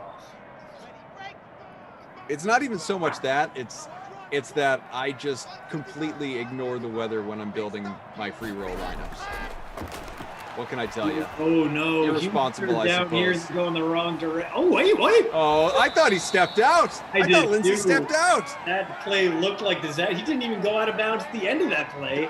So somehow Lindsay picks up positive yardage there. We're at the 2-minute warning. Got to be 4-down territory here for the Broncos. The good news is if they don't get it and they can get a stop, they have all 3 timeouts left. And they're not immediately in Gostkowski field goal range, although it's close, and they would have to contain Derrick Henry. Big 4th and 7 coming up. Can Drew Lock do it? I'm going to say probably not. And he's going long. Big boy throw on a Lock, though, into traffic. Hit! Arm punt. Okay, he should have just knocked it down, but never mind, because he got a whole bunch of that yardage back on the return. So Drew Lock, 2nd interception on the day, both of them on deep passes. But the run back and the INT actually lose the Titans 15 yards of field position. So now the Broncos, 3 timeouts, 3 stops. They will get the ball back after a punt rather than allowing Gostkowski to attempt a field goal. So pretty big swing on that interception. Bad Boys of Pop says Henry bonus incoming. A lot of things at play from a fantasy perspective here, obviously. I mean, the game looking like it's over, but the game is not what you people are here for. The option run. The read option. Beautiful. Oh, that's a nice run out of Tannehill. 222 my passing, a few touchdowns. He's up over 20 fantasy points and just tacked on a run as well. Absolutely lovely to see there. Derrick Henry owners shattered by that one, but Ryan Tannehill owners basking in the warming glow of that amazing read. And now looks like we're going to get 2, maybe 3 carries here. Big hole there for Henry. Big stiff arm before he gets walloped. Timeout. 2nd and short coming up. Henry about 15 yards from the bonus as we stand. So going to be real close for him. PK Sim fan with an odd request says, all right, could Henry get a first down but not reach 100 yards? Can you do that for me? He is one of the 13% that faded Henry in this one. And even honestly, even Henry at a bonus right now would not be an above it. It would still be a pretty decidedly below average game for him. That doesn't help right there. 3rd and intermediate coming up, 3rd and about 5. Titans don't have to throw it here. They can just run it. They could even just take it right up the gut. If they don't get it, they can kick the field goal, not have to worry about things, burn another 40 seconds off the clock. So if this is a Tannehill pass and it's anything but a 1,000% completion, it would be a bad time to take a risk. They are going to take a risk. Henry is wide open to his left. He's going to throw it to no one. Cool. 51-yard field goal attempt coming up from Stephen Gostkowski. So good news for everyone out there that's stacked up the Broncos passing offense. You are going to get some garbage time points out of this one. Barring, of course. I just feel like Stephen Gostkowski, with all these opportunities, should be into double-digit fantasy points. He will be with this kick if he hits it. Ooh, he did not. But he didn't. Wow. Wow. So what is that? Does that put him 1 out of 3 on field goals now with a couple of long misses? 1 for 3, exactly right. And that means the Broncos take over at their own 41. So overtime back in play here. No timeouts, but about 90 seconds left in this game. Terrible clock management from Mike Vrabel and Ryan Tannehill on that one. And they may lose this game as a result. Or at the very least, give us bonus football. It's just a damn Kaufman had said before, run for the Tannehills, run for your life. Noah says, thanks for the goose egg, you bum Judy. Robert says, they aren't wearing coats or a hat on the sidelines, anything? Don't they know it's cold and snowing? That's a great point. And some, like Straight Cash, believe overtime is coming. We'll see. 24-17, a minute to go. Denver with the ball, but out of timeouts at midfield, 2nd and 4. Remember, a field goal is obviously not going to do nearly enough, but that ball is completed. Clock continues to run, however. We are looking at maybe 3 more plays for the Broncos, and that might be generous. And All Drew Lock has been doing is checking him down. Maybe he's afraid because his 2 deep balls were both intercepted today. But you got Courtland Sutton, one of the better wideouts in the game. Why not use him? Short passes don't help you. If you're going to tie this game up, you got to think big. That's not big enough, and it's nearly a pick 6. At least it was incomplete. Stops the clock. 2nd and 10. 28 seconds left. Ball still at midfield. 2 plays left in this one. Hit that like, folks. Haven't told you in a while. Making the push to 250. Let's get there. Smash the like. 500 watching here on YouTube. Thousands more across all our platforms. Twitch, twitch.tv/DraftKings. Game Center, DK Playbook, DK Nation. Wherever you're finding us. Appreciate it. So a peak power point there. 1.1 points for Noah Font on that one. His 2nd catch of the day. The first one counted for a touchdown, so he's having an okay day. He got out of bounds is the more important thing. We're still in the range. 23 seconds, you might be able to get 2 plays out of this, but Broncos really got to be thinking end zone here. This should just be Hail Mary and Hail Mary. See if Locke agrees. It's a decent pass. It's completed out to the 30, but they're going to need to hurry up. On the ball, Hamler. Got to stop celebrating. You got to go. You got to move. 10 seconds left. It's going to be real close, Cough. Oh, no. No. Oh, 5, 4, 3, 2, 1. They didn't get it off. Oh, my goodness. They had 23 seconds. 23 seconds, and they couldn't run 2 plays in that span. Oh. Brutal. Well, we are saved from overtime. The Derrick Henry faders are saved from a potential bonus for Derrick Henry, and all of us who stacked up the home team in this one, failing to get the goal we so richly deserved. A devastating finish for these Broncos. They came back from down 17-0, only to lose 24-17 at the hands of their own craftiness. And this one, pretty easy, Krusty Cough player of the game. 2 touchdowns. You got to give it to Corey Davis. Short range touchdowns, not a bonus through the air, but did have a handful of receptions, well into the 20s for him. So the captain Corey Davis is probably having a pretty good time.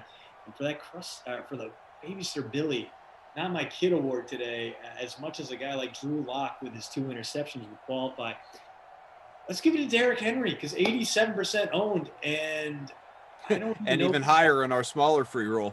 I don't even think he got to double digits. He barely got to double digits. He got 11.3 points. That's basically half his normal production. He's got to go. Babysitter Billy, that man, and then look at that Corey Davis line. 6 for 67, 2 touchdowns. Outstanding. So, as you said, Davis, 6 for 67, a couple of scores, about 25 fantasy points in the flex. Tannehill in the captain spot of the leading lineup for Crooklyn Dodger, who is at least projected to have about a 1.5 win. We will find out if anything changes here because, again, stats are manual, so sometimes there are some post-game adjustments, but everything will be up to date in a hurry. You can count on that. Tannehill, 34 in that captain spot with the 222 passing and 3 touchdowns, 18 on the ground as well. Sutton, 5 for 78. Touchdown for Brown in that lineup, 6 for 65. He almost had 20 points, low owned, only about a quarter of lineups. And then Stephen Gostkowski went for 7. Frankly, should have and could have had double that. Yeah. And Jonnu Smith, 4 for 41. So that is a look at least the top plays in this one from the leading lineup. But there were a lot of interesting ones, no doubt about it. Again, I'm having trouble seeing something. Is that? Yeah, it's a billboard. It's a billboard I see. You go in and you squint, and then you're just delighted by what you see there. It's like, oh my God, that sounds incredible. And it's so professional that I can trust this man and his colleagues' football opinions, all the hot takes. So, again, I know a bunch you've already subscribed, and thank you so much. It means a lot, honestly, it really does. But if you haven't and you want some football knowledge, dropped right into your inbox Monday, Wednesday, Fridays, along with a whole bunch of other random crap. And not like random crap like, oh my God, but we're like reviews of random team dramas or in the new Saved by the Bell reboot. We've done that. Beer reviews. We've done that. We got everything. We got everything, Carl. Well, now you've sold me. I mean, if it was just that boring football stuff before, you're going to give me some drama for the Saved by the Bell reboot, I'm in. Yeah, man. We cast a wide net, especially now it's the offseason. Well, not really the offseason. We got a lot to work on. We got a lot of free agency draft stuff coming up, but we'll try to keep it light. So if you can, please subscribe. to postroute All right, Substack.com. What was that again? Postroute.substack.com. There it is. Okay. Postroute.substack.com. Subscribe, help Christian and the fam out, and just learn, expand your horizons across all these different areas naturally. Wild Weather Wednesday continuing on. In about 45 minutes, you'll have the Patriots in Washington. I will be with you along with Jeff Ulrich. Moose sticks around. Brendan Glasheen returns because I assume he was on earlier. It'll be the Falcons and Seahawks, a rain game for Madden After Dark after the primetime showing. So that comes your way in a little more than 2.5 hours. So lots to go here on the Dream Stream. We are far from done. You will even get some thoughts on golf and tennis and all sorts of different things that are coming up. I can promise you that. And who better, really, I want to know who better to guide you through all of that than our very own Taryn Asak. Thank you, Madison, Daniel, Jim, everybody involved. TL, take it away. Christian, talk next time. You're right, Koff. Who is better than me? Yo, Sim fam, I'm back. Our next Madden Sim. It's on the way at 8 p.m. between the Pats and the Washington football team. That game is a part of the Madden Stream 1K Flea Flicker contest. A $5 entry. It's going to get you a shot at a $150 top prize. In the free contest for that showdown, it has a $250 prize pool with $25 going to first place. As I mentioned earlier, the PGA Tour continues this week with the Genesis Invitational at the Riviera Country Club in California. So here's Pat Mayo with his DK picks for that event coming right at you. What up, everyone? Pat Mayo here with the quick preview for the 2021 Genesis Invitational on DraftKings. What you need to know is that the size of the field is now 120 golfers, with Daniel Berger withdrawing from the event, and it's a pretty stacked field. All of the premier players, minus one or two, are going to be in attendance at Riviera CC. And Riviera in Los Angeles, Poa Greens, Kikuyu Rough, Kikuyu Fairways. You're going to hear a lot about Kikuyu this week on the broadcast, but it's over 7,300 yards. It's a par 71, but plays a lot longer than that scorecard actually shows. There's a par 4 that's under 300 yards. All three of the par 5s measure under 600 yards, leaving a ton of super long par 4. So driving distance and long irons are what you're going to want to go with this week. Plus experience at this course, because these green complexes, kind of wonky. It takes a few times through Riviera to actually figure them out. We get into the pricing, a slew of great players above $10,000. For me, I'm going to go with the cheapest option of the 10K. I love Bryson DeChambeau at $10,100 this week. Other than that, if you do want to pair him up with another over 10K player, Dustin's just so expensive, but he's going to be popular. John Rahm, pretty cheap, going to be popular. It's tough to distinguish between all of these plays. If one of these guys comes out and plays their best golf, they're going to win. So you might have to get lucky and play the ownership game a little bit. To me, it strikes me as Justin Thomas, the guy who blew it here 2 years ago, sitting on the 54-hole lead, could be the lowest owned, and he might be the way to go in giant tournaments on DraftKings. Going down the board, expect Xander and Cantlay to be super popular. Both great plays. I get it. For me, I'm going with Brooks at 97 and Colin Morikawa, the California kid, at $9,500. I think those are the two best plays, probably the two of the lower owned plays in the $9,000 range as well. So if you want to use a popular play like Dustin or Rahm and you want to pair them up with somebody, you might have to look past Xander and Cantlay and go to one of these two guys, and hopefully that they can come through for you. In the 8Ks, now it gets kind of wonky. I think my preferred plays are the Aussies with Mark Leishman and Cameron Smith in the mid-8s. A lot of people are going to be off of them, but great Augusta history, which is a corollary course, obviously, to Riviera, as is Quail Hollow when you're looking for it. But listen, $8,900, Bubba's won here 3 times. Just go with Bubba. He might blow up and eject because he can't make a putt, because that's what Bubba does. But the track record at Riviera over his career has been immaculate. So continue to go with Bubba. As we move down on the list, now you got some pretty decent plays in the $7,000 range. I love Cam Davis at $7,500. Other than that, Kevin Na at $79 really sticks out to me as well, with Carlos Ortiz going to be very popular, Max Homa going to be very popular. It's going to suck away ownership from a lot of the guys in this range. Also, at $7,600, I know that skill set wise for this course. He really isn't the best, but Matthew Fitzpatrick is the number 20 ranked player in the world, and he's down here with like the 100 ranked player in the world. So he did win the DB World Tour Championship on the European Tour to close out 2020. Miscut and a made cut so far on the European Tour, but he hits a ton of fairways, smacks the long iron pretty well, and he can chip and putt. T30 at this course last year. I think he's pretty safe to find himself into the weekend at this price point. Once we go down to the bottom of the 7K level, it gets a bit trickier.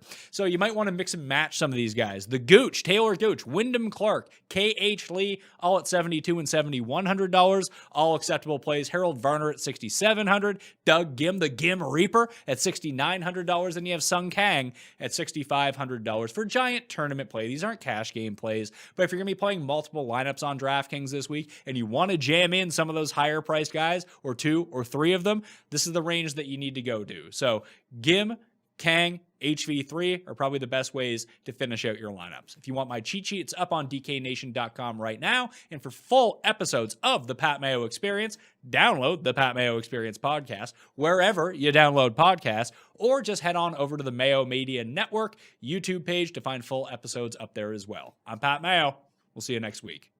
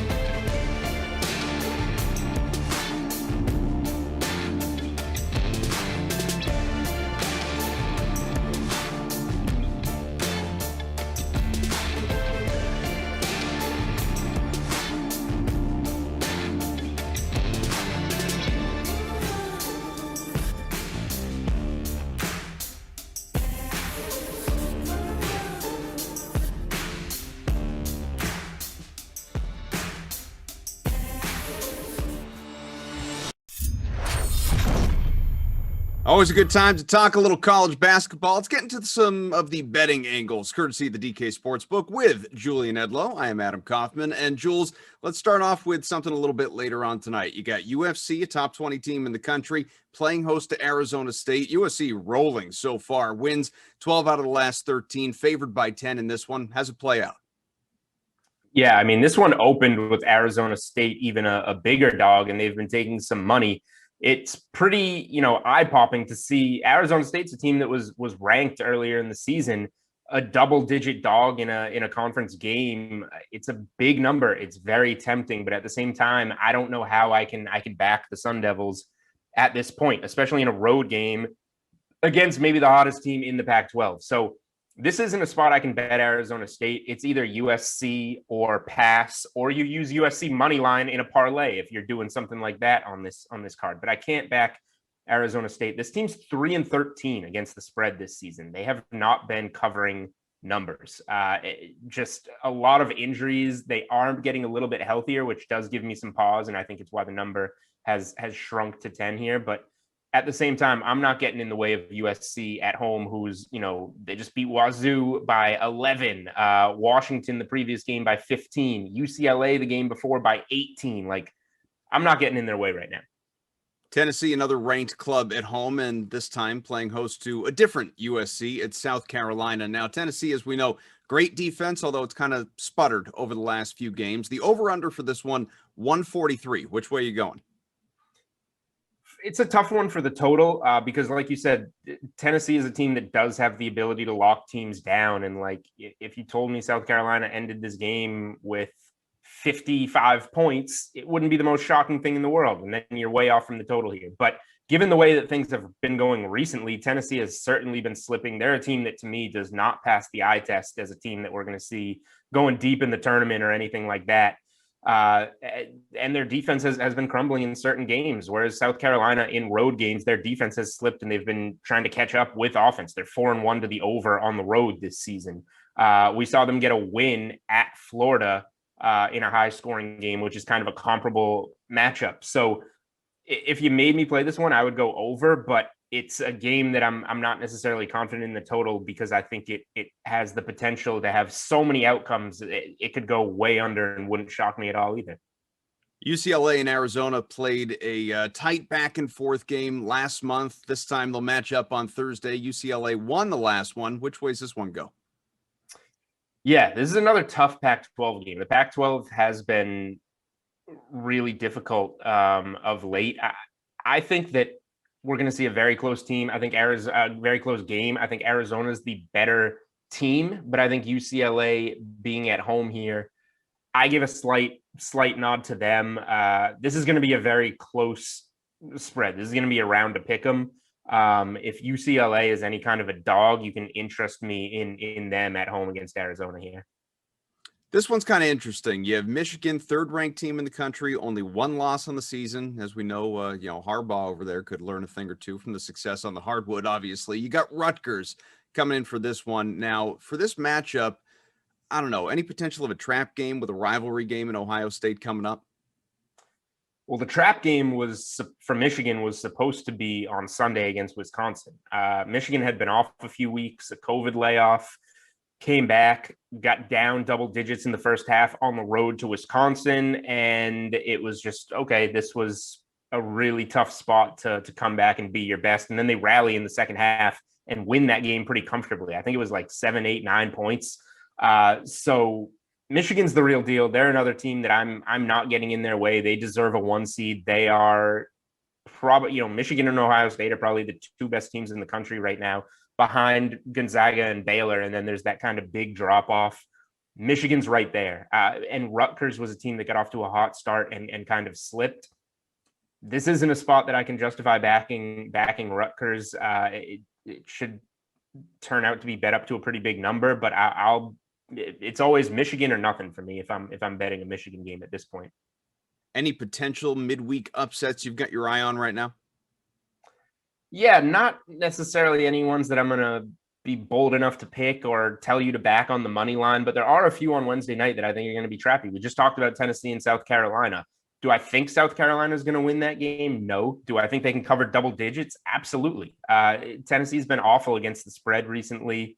South Carolina has been Jekyll and Hyde, but they've shown up in big games. Like I mentioned, that Florida game that they won. So this is a spot that I think South Carolina will at least be competitive. And then just looking through the rest of the board on Wednesday, like Duke is a 6.5, 7 point favorite at Wake Forest. Wake Forest is not very good, but Duke is just so bad this year.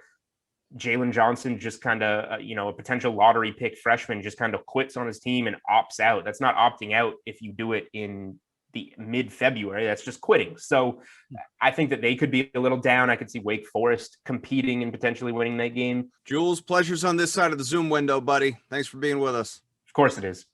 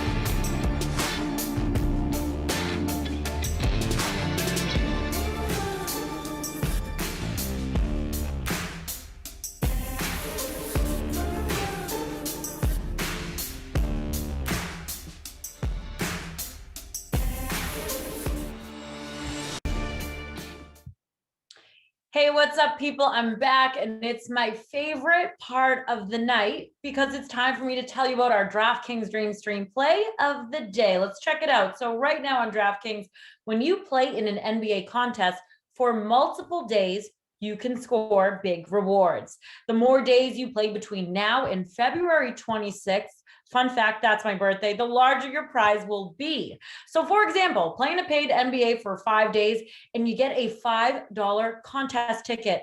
Play 8 days, get a $10 ticket. It's that easy. Play more, win bigger prizes right now with DraftKings Shoot and Score rewards. And in just about 8 hours at around 3:30 a.m. East Coast time, the men's semifinals will kick off in the Australian Open. One of the Grand Slam events is tennis. One man who will probably be awake to watch it on his own is our own Kenny Ducey, who caught up with Mr. Adam Kaufman. I say it all the time, he's all over the place, to discuss the best bets remaining at the Open. Let's watch. You know, we cover a lot of different things here, but tennis? Yeah, tennis should not be forgotten. The Australian Open is going on. The men's and women's semifinals matchups are set. Let's talk about it. I'm Adam Kaufman. This guy right here with all the insights, Kenny Ducey, DK contributor. How are you, bud? I'm great. I'm a little tired from watching all this tennis, man. The time change, the time difference is getting to me, but it's been great. Well, it sets us up, I guess, for this 3:30 a.m. matchup, only hours away. Of course, I'm talking East Coast time when I tell it to you that way. And we have Novak Djokovic, who is, of course, he's the guy. I mean, that's the one you expect to be here. But how about Aslan Karatsev on the other side? Now, Joker on the DK Sportsbook to win this thing, it's minus 1250, Karatsev plus 800. But is there any chance we see an upset? Yeah, you lay a cool $1,250 to get $100 back on worth it. Yeah, I do think that there is a reason to believe that Karatsev could win this, right? It's very improbable, but so is his run really to the semifinals. This guy was a qualifier. He tore up the scene last year after the restart and winning really these lower level tournaments. And now all of a sudden here he is playing phenomenal tennis, beating some great opponents along the way. And the thing about it is the reason that you would really have hope here, if you wanted to see one of the stories, the great stories in sports history, this guy winning the Australian Open, would be the fact that Novak Djokovic has been dealing with a little bit of an abdominal issue. People are speculating that it's sort of an oblique issue. Either way, it's affected him in his return game. And we know that this guy's the greatest returner on tour, perhaps the greatest returner of all time.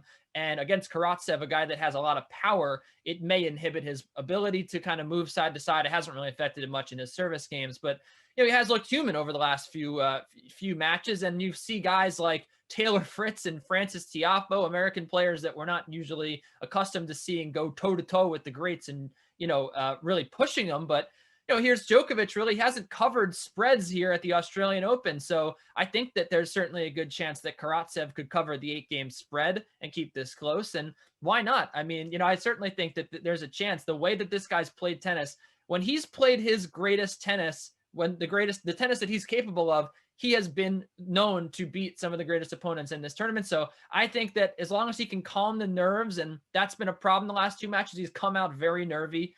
First set, second set, he's looked awful. The last match against Grigor Dimitrov, he battled through the nerves in the second set, got through it, and then really took over, showcased his ability before Dimitrov got hurt. And I think that he could definitely put a little bit of a scare into Djokovic, considering the fact that he's not really worried at all about this match. He doesn't know anything about Karatsev. I'm sure he hasn't studied him a lick. He's just coming in looking to dominate. So yeah, maybe he takes a set here off Djokovic, and there's a decent chance. Maybe the injury flares back up, and all of a sudden we get a thriller. Other side of the bracket, obviously sticking with the men's semis, you have Stefanos Tsitsipas, who knocked off Rafa Nadal to get to the semis in the quarters. And so you have Daniil Medvedev on the other side now. And these two, Medvedev is ultimately favored at minus 230. It's much closer than one we were just talking about. How do you expect this one to play out? I think this is going to be a very tight match, and I think that the line is a little bit unfair to Stefanos here. Now, when you look at the head-to-head, there's good reason.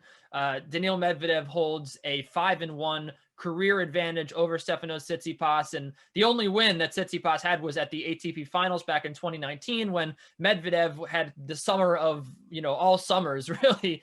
He won so many titles. He went to the finals of the US Open, so he was dead tired by the time he got to the ATP Finals, and not really a ton of stock into that one, right? So really, head-to-head wise, Stefanos Tsitsipas is up against it. But in his last match against Rafa Nadal, right, he was 1-7 against Rafael Nadal and ends up winning that match. So the thing that I'm looking for here is the way that Stefanos Tsitsipas was able to serve in the 5th set against Nadal was very impressive to me. He came in with 78% of his first serves in. You look at the way that Daniil Medvedev plays, you need to get your first serves in. You need to win free points on your serve because he tires you out with his defense. That's what he does. He extends the rallies, and he did so with Andrei Rublev. Rublev tired himself out trying to hit through Medvedev. You're never going to do it. I think Tsitsipas has a little more variety in his game to get to Medvedev. I know it hasn't worked in the past, but he has kept things very close in the past. He's been very close to breaking through against Medvedev. And when I look at that match against Nadal, Nadal's going to be great practice for Medvedev. They're both very good defensive players. Nadal, one of the best defensive players of all time. Stefanos Tsitsipas winning 33 points that went 9+ shots in the rallies to Nadal's 27. So he did very well in the long rallies. That's going to be a big key against Medvedev. So I certainly think that there's a chance that he could knock him off here. And on the other side, Medvedev, he looked a little tired in the 3rd set. I know it was just a 3-set match, but it was hot.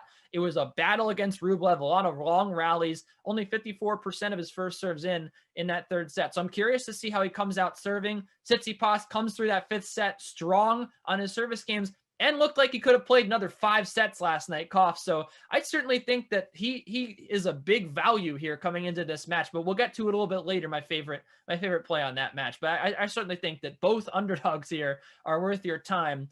Tsitsipas a lot more than Karatsev. And that match is taking place early, the wee hours of Friday morning East Coast time. But later on tonight, as we go to the women's side of the bracket, you have Naomi Osaka taking on Serena Williams. And you are hearing me right. Serena Williams is the underdog here, plus 123. How do you like the odds for an upset? I actually really like Osaka in this one. I think that the line is very fair. When you look at the way that Naomi Osaka has played tennis, really over the last calendar year, no one's been able to stop her on the women's side. I mean, she has been dominant. She has been the clear number one, and no one has been able to hold a candle to her. And that's been the same case at the Australian Open. You throw Hei Shu Wei at her, and people thought that perhaps she'd have a bit of an issue with her unorthodox play style, just smash the ball right through her. And so this should be the most competitive match that Osaka's had in quite some time, maybe dating back to the US Open final against Victoria Azarenka when she was down a set in the break, comes back and wins. Serena, to her credit, has looked really good. She's looked better than I've seen her in over a year. I mean, she was, end of last year, she lost to someone outside the top 100, which is just not something that Serena Williams has ever done, really, never does anymore. So she's come through really strongly to the semifinals here at the Australian Open. She looks in much better physical shape than when she did when we saw her in Wimbledon 2019. Moving very well, slimmer. So I think that she's certainly a big force to be reckoned with here. But look, no one holds a candle right now to Naomi Osaka in the women's game. She's too strong. She is too precise with her ground strokes, too much power. But I do think this is going to be a battle of the power. I do think ultimately on this hard courts, I would give the edge to Osaka. She improves to 3-1 against Serena Williams here and gets into the final. The other women's semifinal, it's 11:15 Eastern, and you have Karolina Muchova, who has Jen Brady on the other side. Obviously, Muchova coming off of an upset win, taking down top-ranked Ash Barty to earn her place where she is now. But once again, an underdog at plus 170. So who's going to get to the final? I think it's going to be Brady, and I think that ultimately this price here on Brady is pretty good. I think that it bakes in the fact that Brady had trouble against Jess Pegula, goes 3 sets, really took her a set to kind of get into things. She was very nervous, and her whole game, right, is her first serves and her power forehand, and it just wasn't working for her. I mean, her backhand actually looked pretty good last night, which was a surprise. But her forehands weren't there until the second and third set. She started to dominate like we know she can. And Jen Brady, you know, she has the potential to be one of the top 5 players in women's tennis. I think right now she is, even though she's ranked, you know, outside the top 20. I think she'll get there by the end of the year. And she's just got a great, huge game. So I think that she has the edge here. The one thing that could be a little bit of a factor is Mukova's return has been spectacular, and much like Jess Pegula's, and that kind of gave Brady a little bit of a problem early on. But again, she adjusted. She found a way through Jess Pegula pretty easily. So I think that Mukova could certainly keep things a little bit close, but I ultimately like Jen Brady to move on here. And I think that the money line is actually a pretty good value, considering I would make her a much heavier favorite. The other thing to consider is the crowd might be going for Brady as well when you look at the way Mukova knocked out, you know, the hometown Ash Barty. So perhaps the crowd's going to be on Jen Brady's side as well. It is a factor here. You know, the crowd coming back, they've spurred on the Aussies to some big wins, some big performances, and perhaps they'll spur on the likes of Karatsev and Jen Brady to new heights as well. Kenny, the Bradys, they're just winners. They are. I think it would be very poetic if we had 2 Bradys winning in the same month. DK Sportsbook obviously has a number of offerings when it comes to, you know, prop bets, futures, totals, things along those lines for anything that you could bet on, for that matter, for the Australian Open. So what do you like? What's your favorite bet? You're going to want to look at the total in the Stefanos Tsitsipas Daniil Medvedev match. 38.5 right now. It's a very amazing offering at the DraftKings Sportsbook. I believe the odds on that -130. If you're unwilling to pay that price, which is a very good price, you can go up and get, 39.5. But here's the thing about this matchup. Every matchup, all 6 of them between these two, have gone over. It's been all 3 set affairs in best of 3s, except for Medvedev and Tsitsipas's last match in 2019 at the ATP final, where, the aforementioned only win for Tsitsipas, and it was, it did go over in 2 sets. So I like this over. I think that we're going to see a 12 or 13 game set that Stefanos Tsitsipas ends up winning, or frankly, either one of them. I think it's a 4-set match with one of those big sets in there, either a tiebreaker or 12 game set. So I like this to go over a lot. And I also think that, Tsitsipas, to his credit, has improved so much since the beginning of this, so quote unquote rivalry. I mean, you could call it a rivalry with the on-court antics after their first match in Miami when when Medvedev was yelling at him. So I do think that Tsitsipas takes at least a set here, if not 2, if not 3, and it wins this whole thing. And I don't think Medvedev's going to go without winning a set either. So both players win a set. I think you're on track for an over here, and I think that's probably the best bet of the semifinals, next to Aslan Karatsev +8. Hey, Tiafoe was able to cover the spread, and Fritz, like I mentioned, why not Karatsev? The guy's been playing out of his mind. You can get a little piece of history. One of the 5 people to qualify and make it to the semifinals of a Grand Slam, and it's, mind you, his first Grand Slam ever. So it's going to be a fun story. So if you want a little bit of a piece of that history, build a piece of that story, you could take him +8 as well. I like him to cover that spread, but the over in Tsitsipas Medvedev is ripe for the taking. No DK analyst knows tennis better than Kenny Ducey. I can promise you that. Thanks, buddy.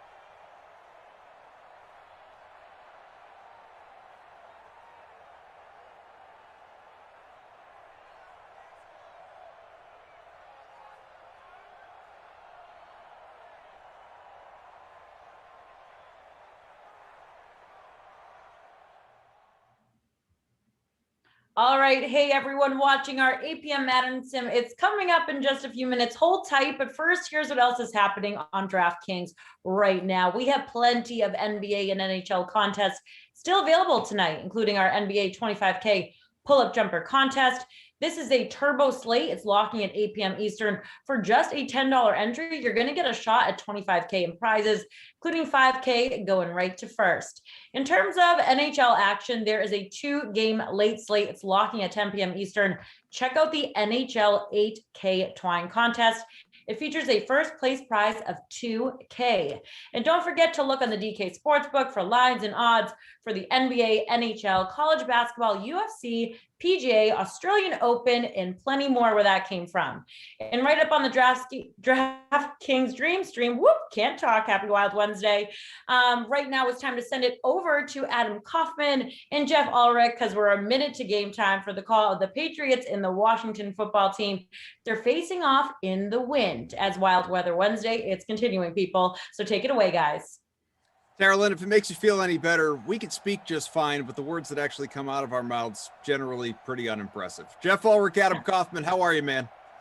Doing great. Looking forward to the Draft Streams King stream here. That's what I'm saying. This is the prime time, connecting all sorts of dots like a giant puzzle. These teams need new quarterbacks. Free roll with looks to be about 180 entries. Oh, I got to get in this thing. Additions. Well, you have 15 seconds, so I don't think it's going to go well for you. I can do it. I'm just going to tell you what I've got. Oh, good. See if you can copy my lineup because, you can't. It's just that you don't have the time. You have literally 5 seconds until lock. Cam Newton in the captain spot, J.D. McKissick, N'Keal Harry, Terry McLaurin, Jeremy Sprinkle, and Nick Folk, who I decided to go with here for this Wild Weather Wednesday affair. In the win, probably a bad idea to go with the kicker. Maybe it might have made more sense to go with the Pats DST or something like that, but nevertheless, it is what I have. Hey, did you get in there? No.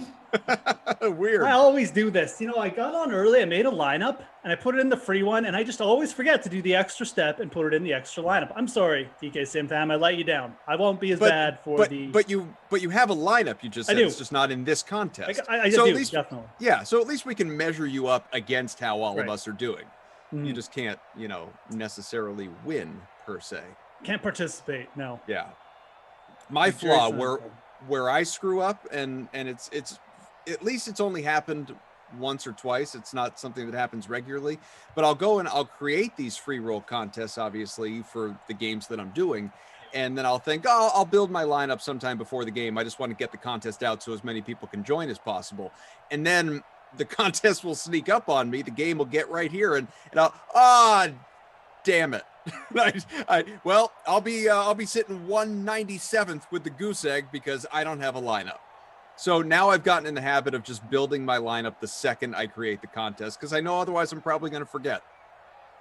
Yeah, no, it's a good routine to get into. I have improved since we started doing the free roll thing. I will say that, but there's still some holes that need to be covered here on my end. So, anyways, this I feel like I've seen the Patriots play a lot lately. Like they're just putting on every Patriots sim. So. Maybe you had something to do with that, but no, I was going to say you must be the one because I was looking at it earlier. I thought to myself, man, I haven't seen the Pats in a while, and I look back, and this is the first time I've had a Pats sim in at least a month. So who knows how many sims it's actually been? It would do 2 of these a day, basically 7 days a week. So it's been a long time since I've seen Cam Newton and New England here in Simland. Yeah, this is like our regular Wednesday night PGA chat now too. In the chat, CEH wants some golf talk. I'll give you some golf talk for sure. We'll get to that. Drop questions in there, guys. Other than that, I didn't even talk about my lineup yet. I captain Cam Newton, so I just put him in there. Every time I do one of these Patriot sims, it feels like he rushes for a touchdown. They do the RPO with him sometimes, and realistically, look at these two teams. Like, there's not a ton of high-end producers. So, with Cam. David says, Aussie, way overdue, and he's my captain. Also have Newton, Michelle is due, Haskins, McLaurin, and Sprinkle. Can you believe it? What a lineup. And then writes, guaranteed loser. You gotta roster the Sprinkler, man. I mean, you just don't get that many opportunities to roster a guy named Sprinkle. So take advantage. Must be says, Soul Patch Brothers, what's up? You know, again, I mean, Jeff has a legitimate soul patch. He deliberately shaves and opts to leave a patch of hair underneath his lower lip. I do not have a soul patch. I just, you know, for whatever reason, I don't know if it's the angle of the camera, the lighting, people just seem to think my hair comes in just a little thicker below my lip than it does anywhere else on my face at this stage before it's full-on beard. Look, Kaufman, it's okay, man. I mean, I'm flattered. You know, you're saying don't run from it. You know, copy my style. It's great. It's okay. You know, it's great. He's flattered, guys. He's flattered. Be who you are. Don't run from it. He's Jeff Ulrich. I'm Adam Kaufman. Soul Patch Bros, evidently. Madison, our producer. Daniel, our technical director. We've got Jim with us in Game Ops. You heard from Tara Lynn earlier. You will hear from her and see her again, I promise. In the meantime, wind on a Wild Weather Wednesday here in virtual DC. And a completion out to the 34, 9-yard pickup to start things off for the Washington football team and into the hands of, fittingly, Steven Sims Jr. It's a sim. Let's get Sims involved. All right, so all CEH wants in the chat is the winner of the golf tournament and the best value this week. So, what do you got? I will do my best. So up at top, Dustin Johnson, the clear best play for DFS. There's no doubt. I think if I was going to fade him for a tournament pivot, though, I would go to Rory McIlroy. He should get around 10% less ownership there. Rory's still playing really well, especially off the tee. So this could be the week where Rory finally gets over the hump. I like Rory for again, we're talking GPP lineups. I don't know who's going to win this thing, guys. It's like 120 players every week. So I'm not going to pretend like I know the exact winner. But I do like Rory for DFS as the high-end pivot. I take him over Thomas Rahm this week. So I will go that far for sure. Lower down, both Cantlay and Schauffele are great plays. You know, if you're doing a cash lineup, you could even start with those two, I think. Cantlay's a little bit better value this week for sure. The upper tier, just a tiny bit cheaper, but actually they're really both really good values there. I like Jordan Spieth as another tournament pivot. I think Spieth's going to have a big week. That's like my bold call of the week.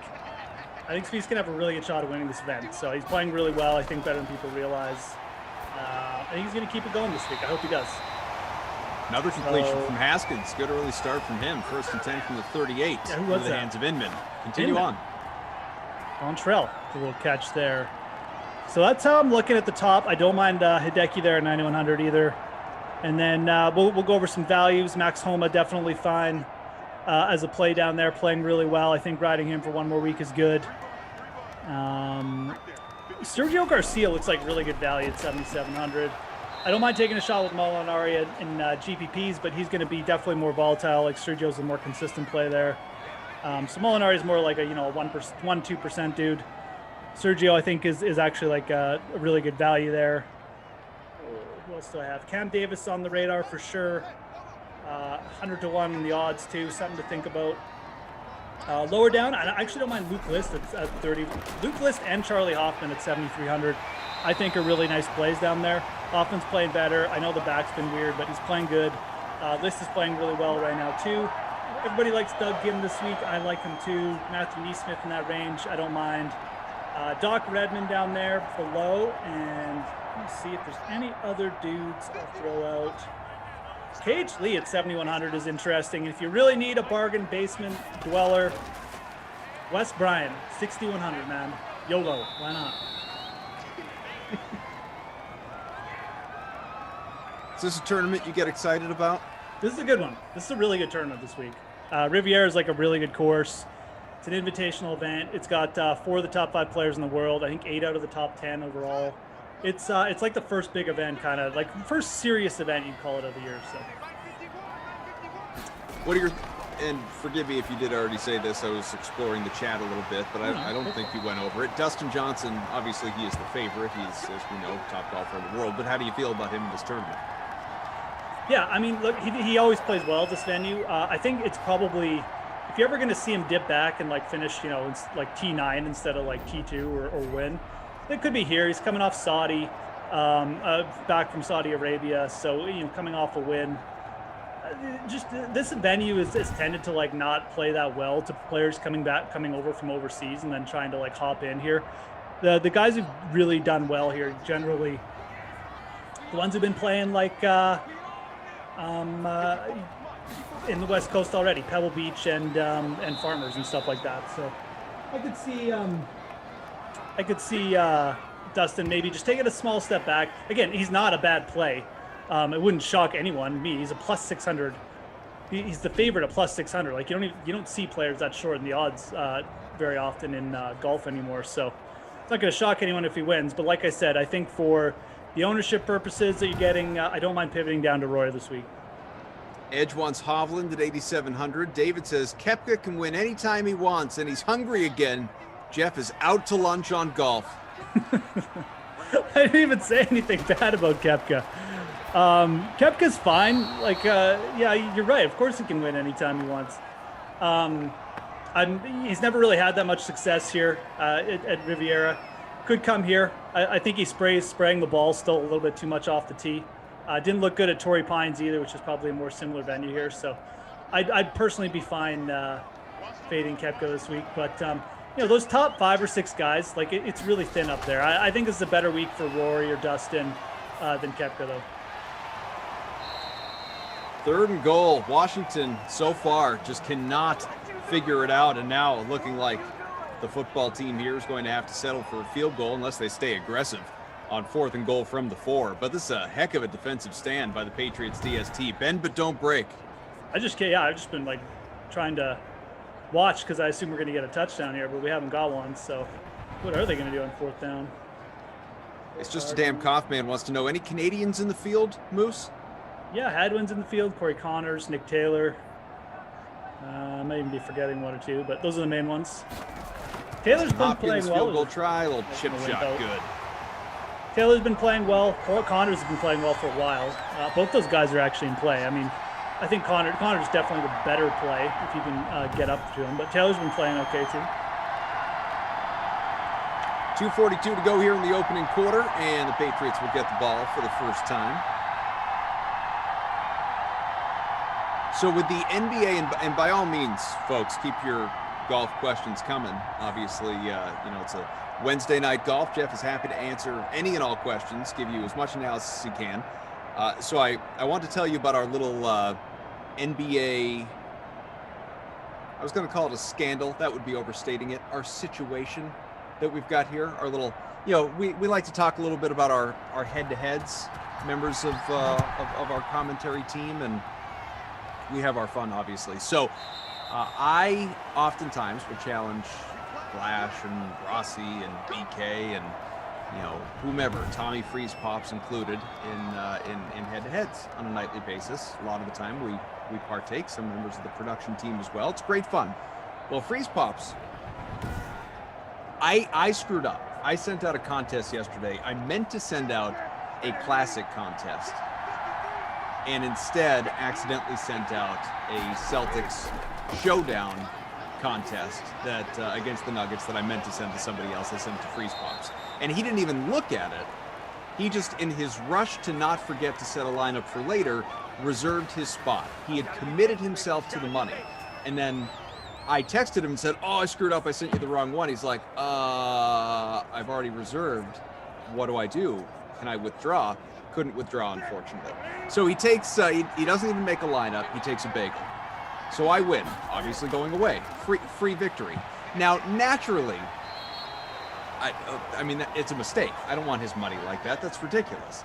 So he says, "Can you just set up a contest for tomorrow night and just not enter a lineup, and I'll just win my money back?" And first I said, sure. And then I thought about it for a little while. And I thought, that's no fun for me. I'm all about you winning your money back. But like going to a movie, at least if I'm going to give my money away, I want to be entertained in the process, right? So what I'm going to do is I'm going to put some limitations.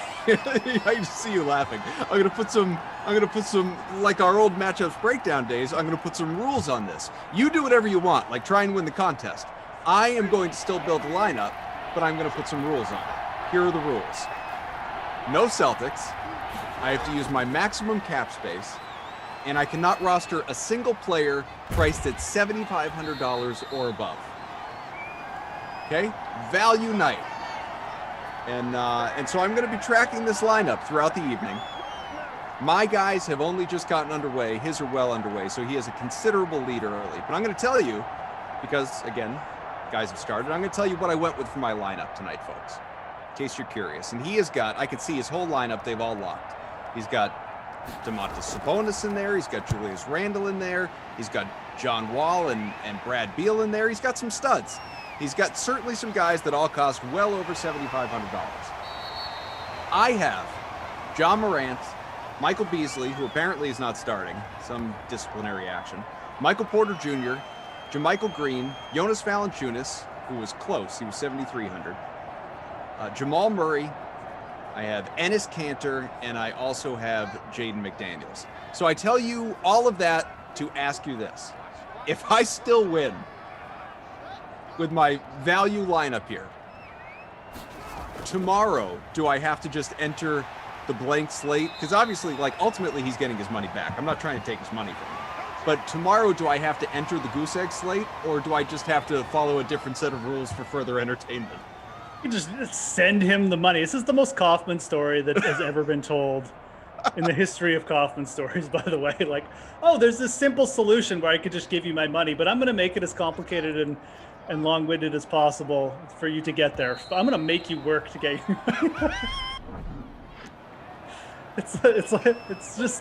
I get, like, Glasheen is going to laugh his proverbial you-know-what off, like, when he hears the story. It's going to be great. Anyways, I don't know, man. I mean, as long as Tom's having fun trying to win his free money back. I don't know if he is. I think he wanted me to just put the blank slate in, but you know, whatever. It's but yes, I'm having fun. And if I have to pay money to someone anyway, shouldn't I have fun in the process?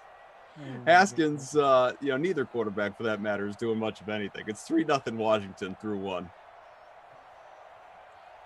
All right, so we talked about golf and Kaufman's, pyramid scheme versus torment Tom. of Tom Ace. No, stop that. That is the exact opposite of what a pyramid scheme is. Oh, I know. I'm giving him money for him to keep, and there are no disillusions involved in what is happening here. I'm just, I guess, making him work a little harder for it. That's all. Oh, yeah. You're gonna end up winning tonight. Now that's like the only outcome of this.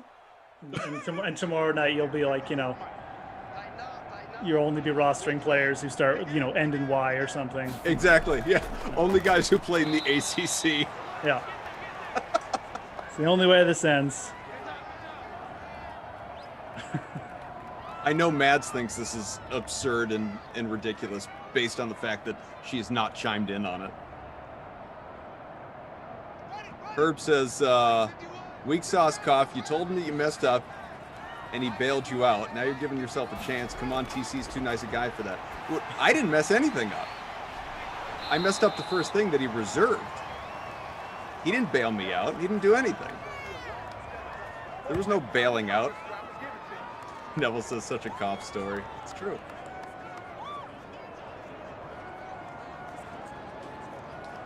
Matt says, yeah, I was on with Tom last night while all this was happening. If nothing else, I'm the nice guy because he never even asked for his money back. I offered it back. I hope you offered it back. Yeah. Edge 95, Matt Wolf. Yeah, definitely Wolf is going to be the guy there who, very boomer bust the way he's playing right now. But, he's also going to be like 2% owned. So if Matt Wolf plays well this week, you'll be in a good spot with that one. Hovland definitely going to be popular, guys, but he's 8,700.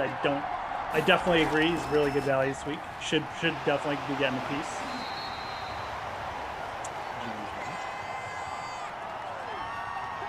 How many games are on tonight in the NBA? 10. Big slate. Busy. Yeah, it's a little too many for my liking. I like a nice 6 or 7 game slate when it comes to DFS. I mean, obviously, just as a fan, more the merrier. Give me 10, give me 15. But for DFS, that's too many. Yeah, the NHL has been like that to start the season. They've had a couple like 13 game nights, and then it's like, they have 2 the next night or like 1 the next night. It's like, dude, just spread it out a little bit. I mean, give us at least like 3 or 4 games. I mean, So Tiger says trash lineup, Koff. Jordan says, what is Koff playing with 0 top end studs to give everyone else help? That's exactly the point of I'm not doing that against everyone else. All the other head-to-heads that I intend to win, whether I will or not, who knows, but that I intend to win, obviously have a different looking lineup. But against Tom, just Tom, yeah, I'm intentionally, this is a lineup designed to lose. It's just so I don't have a 0, because I want to at least have something to watch. He needs the action, folks. Matt says I actually agree with you on this one. I thought it was really nice that you sent him his money back. And then she adds, what is happening to me? This is twice Mads has agreed with me tonight. She said, enjoy this high while it lasts, which is exactly what I'm doing. Vital ways. Yeah, Koff made a fluke lineup. Exactly. It's exactly what it is. I don't see how anyone, if Jeff wants to call it overly complicated, that is totally accurate. That's totally fine. If anyone says I'm being mean here, you are just misguided. There's nothing mean about what's happening.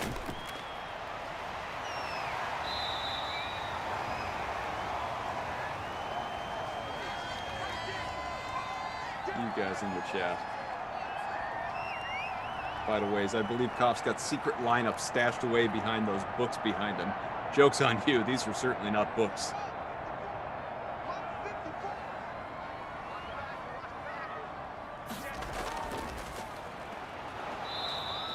Second and 1, and Peyton Barber. Lost 2. Well, yeah, there's so Washington was actually, it's funny because both these teams are like, at least I think, I don't know if the Patriots aren't really in the Marcus Mariota sweepstakes, but I kind of feel like they should be. Like these would be like 2 of the top destinations for Marcus Mariota. Washington has been like exploring that already, so he'd be a great fit in Washington.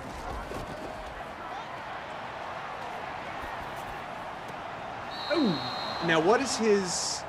Does he have 1 year left on his contract, Marcus Mariota? Yeah, I know he's got a $10 million cap hit, and he could make, this is not the cap, but he could make, in terms of real cash, up to about $20 million. But I don't know what he would. Obviously, if the Raiders deal him, they are, further committing themselves to Derek Carr, which fine. I'm not saying I blame them for that. But what would it take to acquire a Marcus Mariota? What do you have to give up to get him? I don't think you'd have to give up too much. I don't know what the exact price is, but are we talking about like a couple future picks? Yeah, I think so. I mean, you're kind of doing the Raiders a favor. Like if they're committing to Derek Carr, Marcus Mariota is a $10 million cap hit. Like Daniel says, second rounder. That seems way too high to me. It does. Like maybe that's what he's worth, but with his contract and again where the Raiders are, I don't think that's probably what he'd take. Like, maybe you trade like a second, you give the Raiders a second and they send back like a 4th with Mariota or something. Like, I think you'll see something like that. So, again, I'm not fully in tune with it, but it like from the perspective of what Mariota wants to do and what the Raiders want to do, like I think they put the option in case they wanted to kind of make him their quarterback the second year, and that was kind of it. So, I don't really think they want to carry that contract for another year. So. I'm kind of thinking, some kind of trade like that where you might see a switch of draft picks along with Mariota.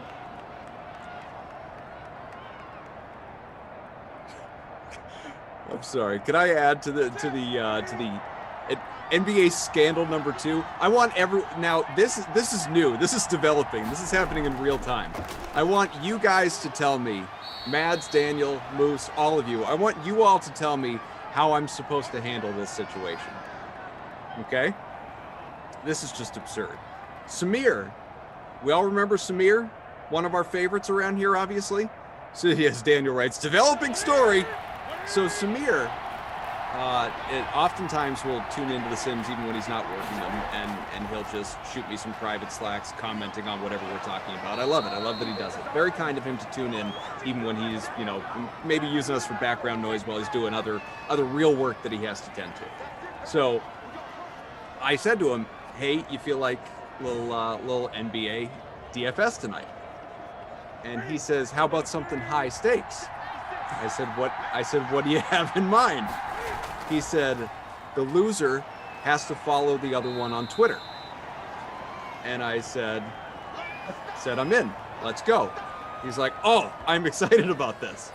So I said, do me a favor, send me the invite, because I was in the middle of a sim. I wasn't, I was searching for all that. So I said, send me the invite. He said, great, I'll send you the invite. So he does, and I join it, and I import my lineup into it. And then just after lock, he's like, oh, I had something come up at work. I didn't get a lineup in. I'm going to take a 0 tonight. So,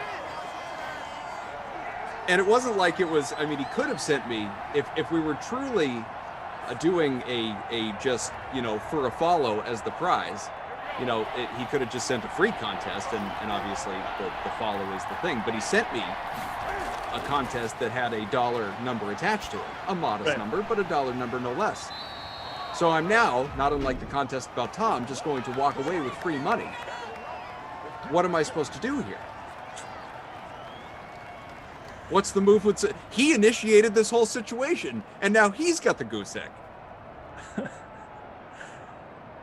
Oh, Samir, that one is on Samir. Like, that one's completely on Samir. So what am I supposed to do with that? I mean, look, if I'm ever playing a friend heads up and they do that, I would just refriend. I would just, say we're good, we'll cancel it. Send money back, whatever, and just redo it. Oh, I'm not saying that is his pay fault. him. I'm not saying I won't pay him. Of course, no, I know pay that. him. I know. But, I'm just saying what I would do. Yeah, like if it were Glash, I'd probably hold it over his head for a while. But like Samir, I'll give him the money right back. But what is the proper way to handle this? The idiot. Yeah, maybe I just give him a Twitter follow and I keep his money. Is that an option?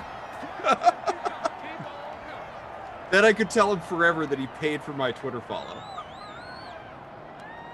What you should do is obviously refund him, but then say, okay, now it's a best out of 2 out of 3, and I'm up 1-0 for the Twitter follow bet.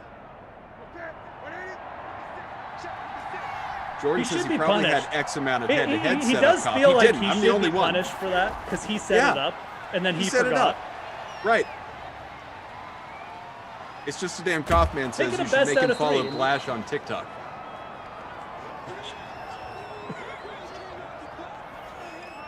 Harry here says, tell him tough luck. Give me your money.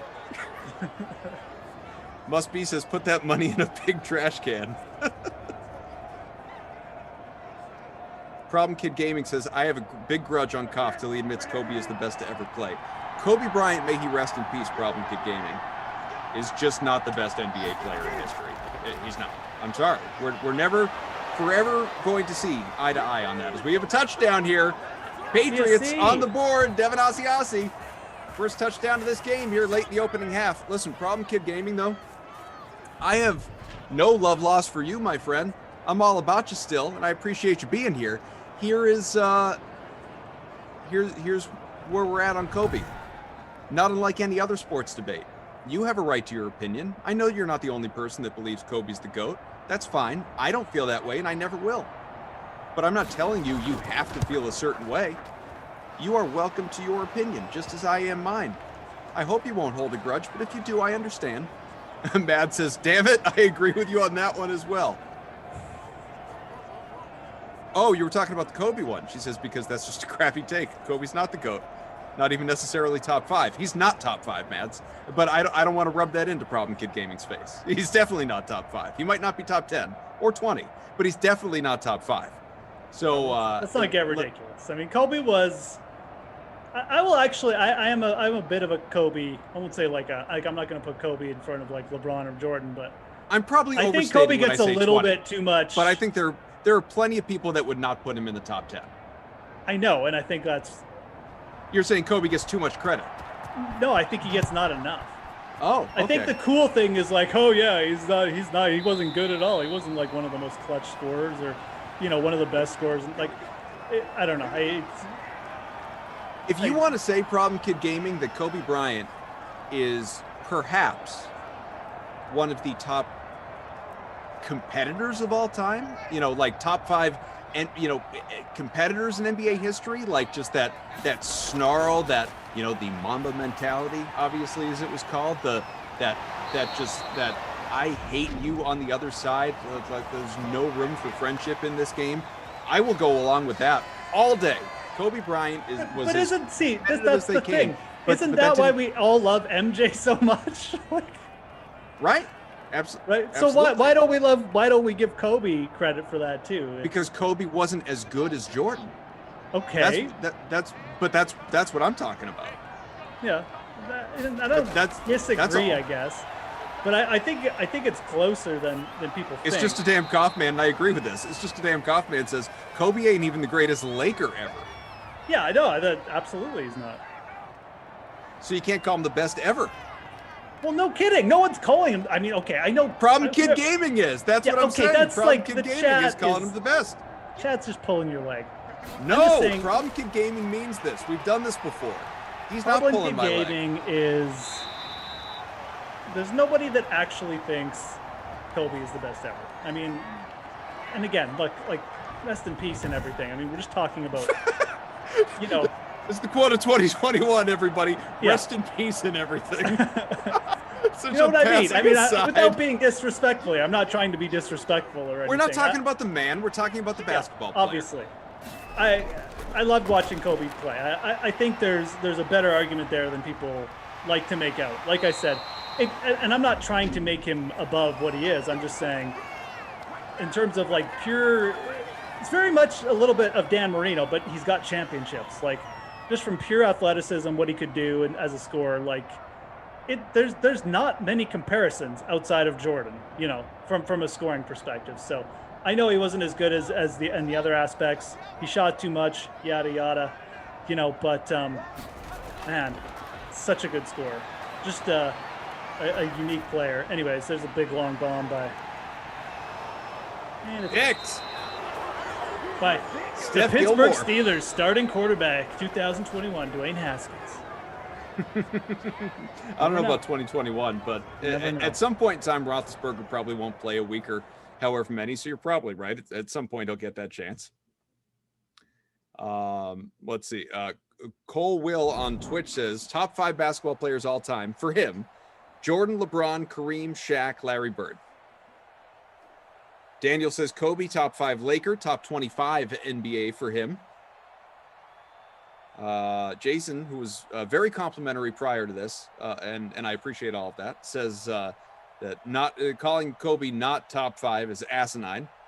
Congo Cab says Kobe is top 5. Problem Kid Gaming says 81 points, Koff. Dude, Devin Booker dropped 70. Like, don't the 81. I mean, it was an impressive game. That he was didn't like make a 45 career. when he did it. Oh no, he was right, how old was he? 38 when he retired? Maybe. The yeah, ballpark. I think that sounds right. Yeah. Anyways. Let's see. What Kobe better than Jordan? Are you serious? Says Mr. Hawk. Has Fantasy Hawk changed to Mr. Hawk? That is Fantasy Hawk, right? I mean, I assume. That's what else? Calvin called us an idiots, but he misspelled idiots. So.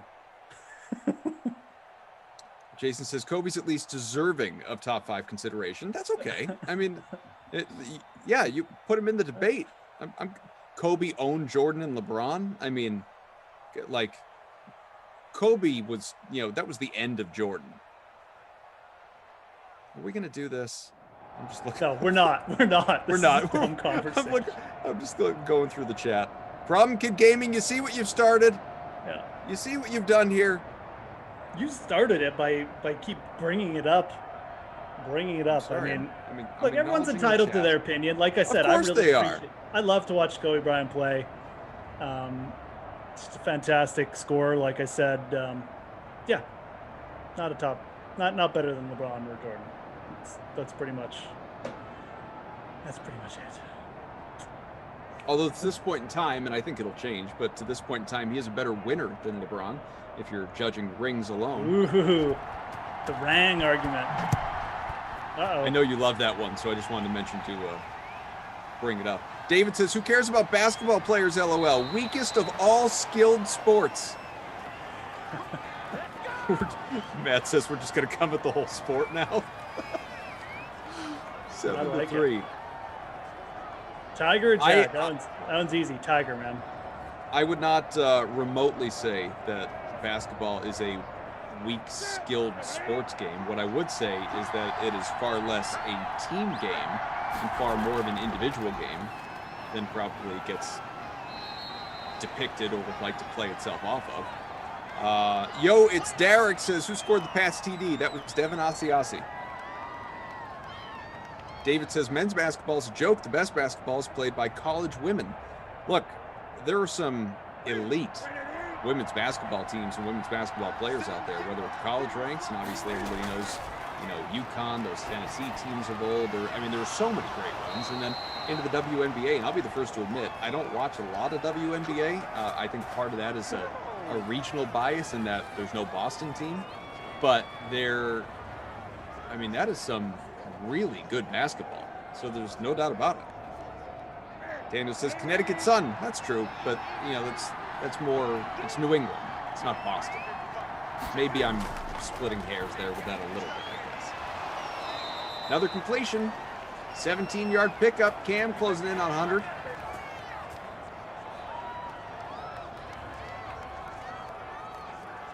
Who's your favorite random basketball player? Like just like a role guy who random, totally random, not a starter.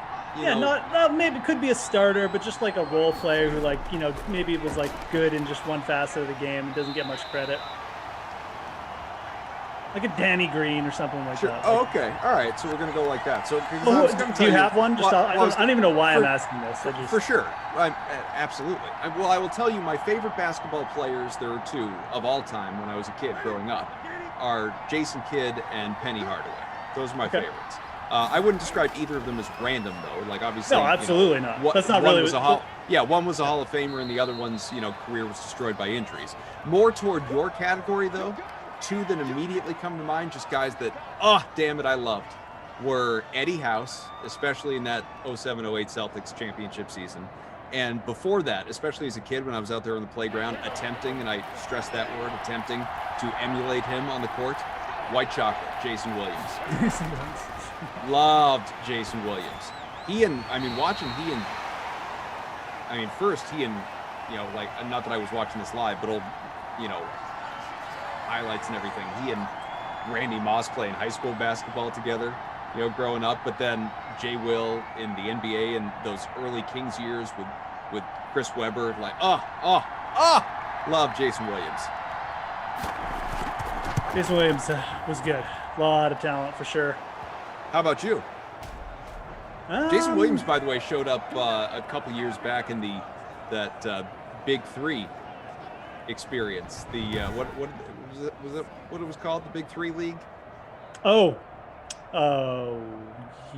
Yeah, was it? I don't know if it was called that, but it was called something like that for sure. Ice Cubes League. What was that thing called? I have no idea. I think it was the Big Three. Yeah, it was the Big Three. Yeah, it was. I just Googled it. Yes, it was the Big Three. He played in that and then he got hurt. But anyway, I was starting to ask you. So what about your random favorites? Yeah, that guy's highlights are crazy. Oh, I don't know. The pass off the elbow behind his back? Are you the elbow kidding pass? Me? Yeah. Oh, ridiculous. I liked Anthony Mason. He's good. Okay. Yeah, that fits your category for sure. Tough guy. Yeah, exactly. Yeah, tough guy.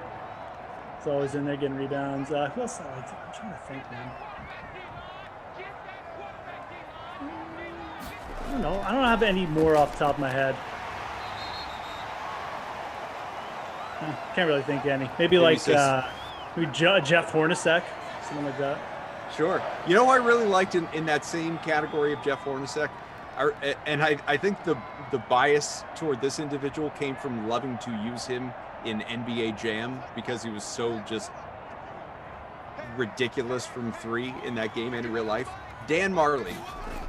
Dan Marley? Okay, yeah. Old also, Dan Madgerly. Love Dan Marley.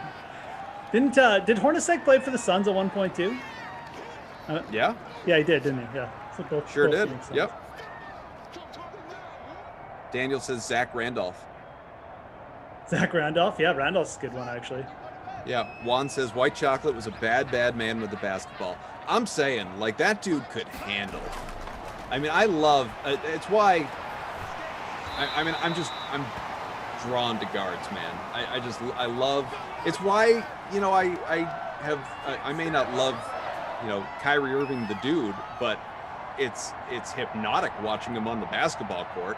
I mean, he is arguably the best ball handler in basketball history. It's just so much fun watching what those guys out there who can truly handle the rock are capable of doing. And White Chocolate was one of them. Yeah, man. He was wish he would have been like developed into a bit more of a basketball player just so you could have seen him more, but you know, like Steve Nash was what you feel like Jason Williams could have become, you know? Like he probably had more talent, but just never really transpired into like for his career, so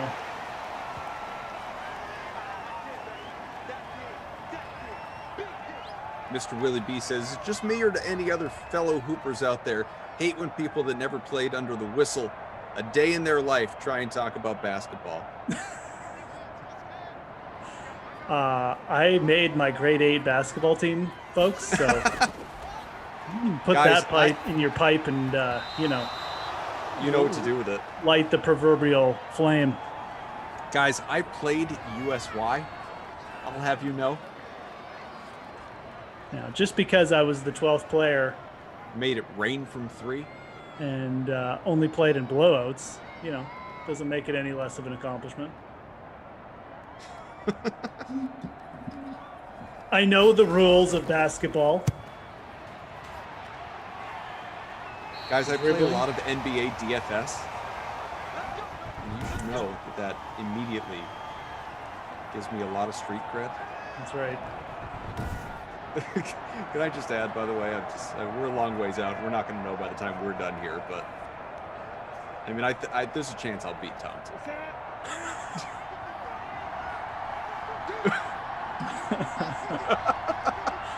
Oh boy, poor Tom. Okay. I only wish that he was on the next sim instead of you, just for the real time watching the sweat during the broadcast. He'd probably be pretty tilted. He's probably pretty tilted right now if he loses, so. I hope he wins. Well, again, like he's gonna get his money. He's just gonna potentially have to keep coming for it as I impart new rules in the process. 2nd and 5 from the 13. Little pitch, not nearly enough for a first. Bad Boys and Pops says Koff makes it rain on Wild Weather Wednesday. Raindrops. Another, may he rest in peace, Philip Seymour Hoffman. Bryson, Xander, Ortiz, and Homa. Yeah, man. No, I don't mind that at all. Ortiz going to be popular this week for sure, but he's playing really well, so I don't think there's any reason to be too concerned about that. Homa, kind of the same deal. Maybe a little lesser owned, but you can do that. Like for GPPs, you can use that as your car. You can build around it, and then you can look for some lower owned plays, like pivots in the other areas, and just keep your make sure you're entering those like 50,000 entry ones. Maybe you're not, but if you are, make sure you're trying to get a little bit of lower ownership there, just to keep your lineup unique, give you a better shot at a unique lineup, which is always good. A good strategy. Final 90 seconds of the third. Canton started running one way and now goes the other, but gets himself to a first out to the 34. QB. So I gotta, really good, sorry, go ahead. No, it's not important, but it's just kind of funny. Well, I guess it's story time here in prime time on Hump Day. I think you'll appreciate this one, though. It does relate to what we've got going on in front of us here because it's Cam Newton related. So I've told you, we brought Madden into the household at Christmas time, and my 8-year-old started a franchise with the Patriots, and me not having played Madden in, I don't know, at least a decade, and having no concept of what you could and could not do, and thinking that the game rules followed real life rules, and forgetting that some real life rules were amended because of the coronavirus situation. There's no COVID in Madden, obviously, as we know that. We've been here with you, for the last 11 months, giving you these jam-packed stadiums here in Simland. So Cam Newton goes down with an injury the very first game of the season. And I think to myself, no big deal. I'll put him on IR for you, and you go out and just either use Jared Stidham or sign yourself a free agent. Cam will be back in a few weeks because you can come off IR, not a problem. Well, come to find out very quickly, no, you put a guy on IR in Madden, he's stuck there the entire year. So he got about a half out of Cam Newton and then was never able to use him again. So goes and has a good season, wins the Super Bowl, gets to the point where it's then free agency, and you got to try and lock up your guys obviously before they leave. And so he wants Cam back. He offers Cam a new contract, and Cam says, I want to go sign somewhere else. Cam rejects his offer. So wow. Long story short, ends up having to pick up Phillip Rivers in free agency to a 1-year deal. And that is now in fictional land over here at the Koff compound, the starting quarterback for the New England Patriots. And I think the Pats even gave him number 12, the disrespect. Wow, learning the hard way in the Madden right? franchise mode or whatever. Hey, I mean, quarterback spurning you, rules of the game coming into play. It's a good life lesson there. Real tough break. I know. When he got hurt too, he was just pacing around the house trying to figure out what he's supposed to do. Signed Taysom Hill, guided him to a Super Bowl championship. I don't know why the Saints let him go, but they did. 10-3 Sim, what we got going on here going into the fourth quarter. And completely unrelated to all of that, allow me to share some breaking news courtesy of Jeff Passan, Syracuse's own, ESPN. Fernando Tatis Jr., perhaps an MVP favorite in the National League for the San Diego Padres. A 14-year, $340 million extension with the Friars. What do you think of that? I just saw it, actually. What is he, 23? Obviously a face of baseball, coming off that monster pandemic shortened year. Yeah. Our own Steve Buchanan just texted me that. Holy man. Why is Bukes texting you that? Oh, it's a card thing. Bukes has a Fernando Tatis investment, so that he's texting me about the baseball news. But yeah, man, that's pretty crazy. Like, wow, 23, years. like it's a big investment for a dude who just like he's good. I mean, obviously he's good. I mean, I don't think anyone would dispute that. I guess what else do you do at that point? It's just the difference between baseball and football, right? Like, what's the math on that? So that's about $25 million a year. Honestly, he might have done himself a disservice signing that contract. Yeah, that actually, when you sit down and because it's 14 years, you're probably right. Dude's 23. If he waited a couple years, probably could have got a little more. But yeah, I'm not sure. I mean, it's hard to say no to that kind of money, but if you're him, you could really justify taking half that, right? Like a 7-year deal, become a free agent again when you're 30, still in your prime. Yeah. I mean, easy for us to say, obviously, but still, I get, unless, that's security. It's definitely security. You're not going anywhere, or even if you do, the contract is set. Yeah. Baseball isn't like football. He's getting paid all that money no matter what. The way MLB money inflates, he'll probably be underpaid in 4 years.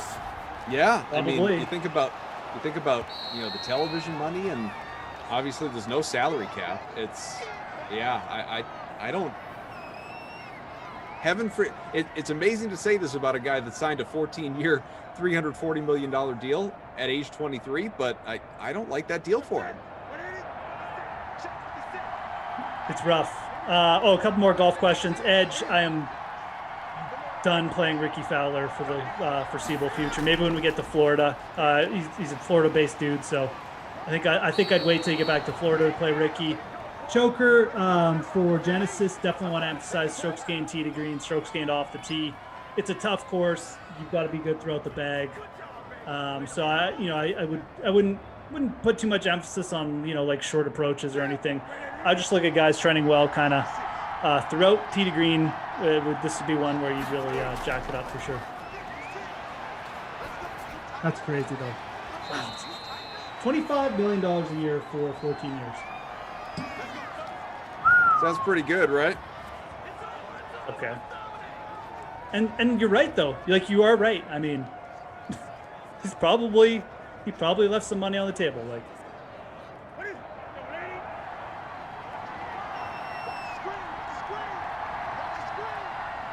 First and goal from the 6. First Minute and goal. change into the force and a short run out to the 2.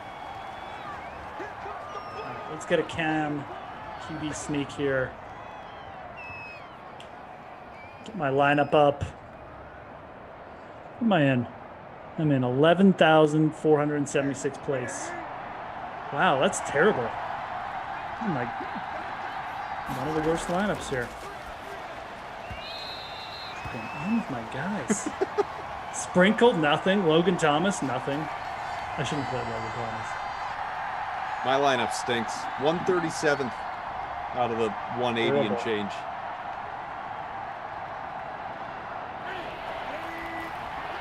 Not good. Johnny H says Yankees will absorb that contract in 6 years. You can bet on it. Touchdown, Patriots, Sony Michel. All right.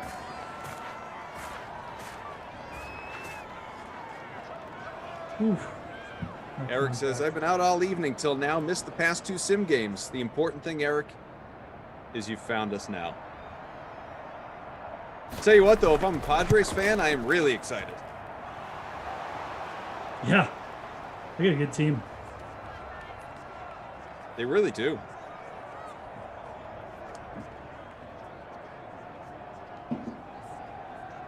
$17-3 ball game.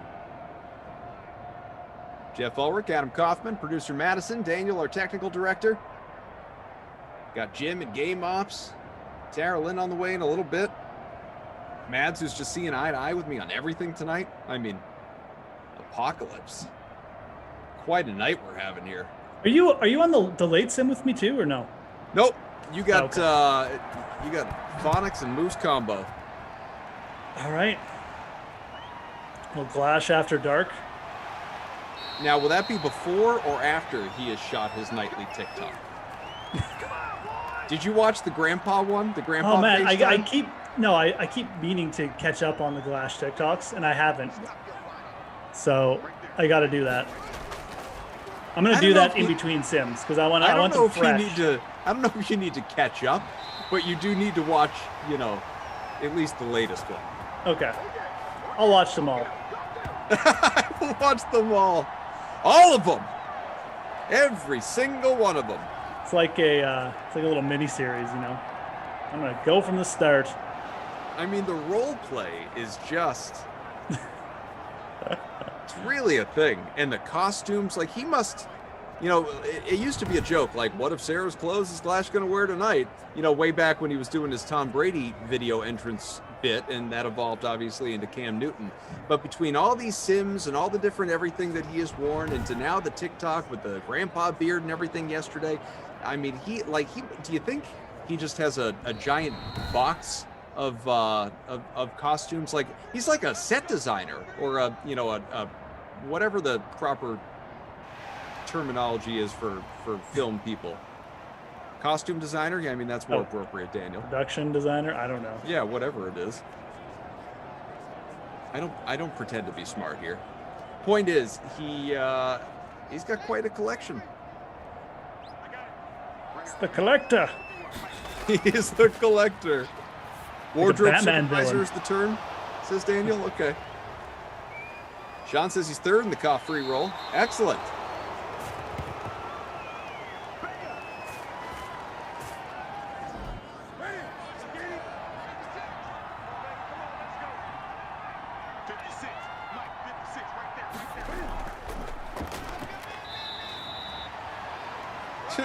So I tweeted about the Tatis deal, and Bukes, in a hurry, says, tweet about the Celtics.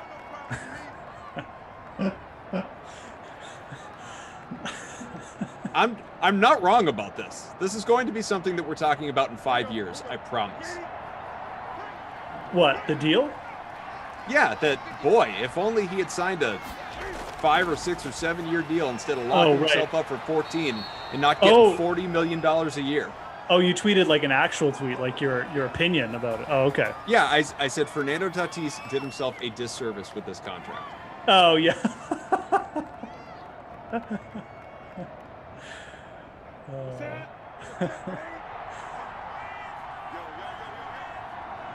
Mats, do we agree on that? I just need to know.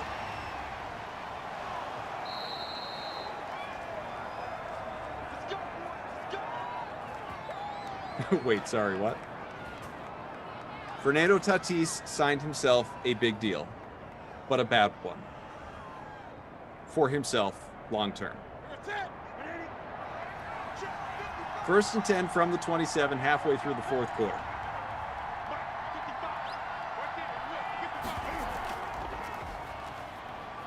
Someone had said Glash is a mastermind. Saw that scroll by in the chat.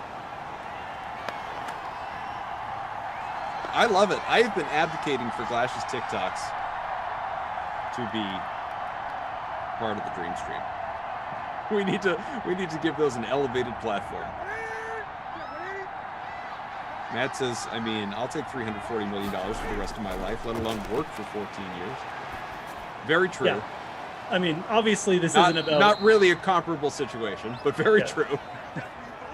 Obviously this isn't about whether Fernando Tatis is going to have enough money. He's clearly going to have enough money, but yeah, it's just, you know, that's what we Bukes do. has hopped into the chat. Bukes says, Kaufman, don't talk about Tatis anymore. Bukes, truly, do it in the chat or text me or call me after the sim if you really want to. I want you to give me one good reason as to why I'm wrong about this, and I don't think you'll come up with one. He just doesn't want your aura in, you know, invading Fernando Tatis, you know. Oh, I know. He is he's all in on the Tatis train. I get it. He should be. Hell of a player. Hell of a Could have guy. earned himself more money.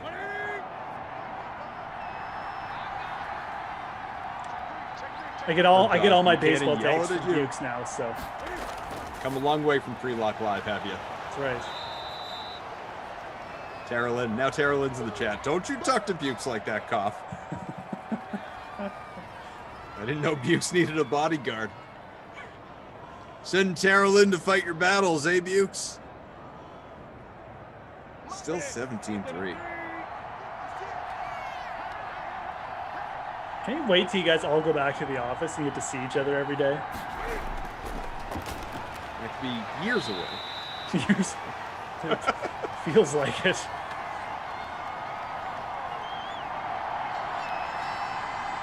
Gordon calling for Ossie. 3rd and 4 on the way from the 6. Edge lamenting Ronald Acuna's deal for, I think, 100 over 8. Was that what it was? And no question. Is that really what he signed for? 100 over 8? Something like that. Yeah, it wasn't a good deal. Touchdown, and if you wanted Ossie, you got him. Second of the day. The double CSC. The Devon double. Now, Bill says, sometimes deals are made that are not great, Kaufman, to secure the guy. Just ask Boston fans if they would like bets on a bad deal right about now.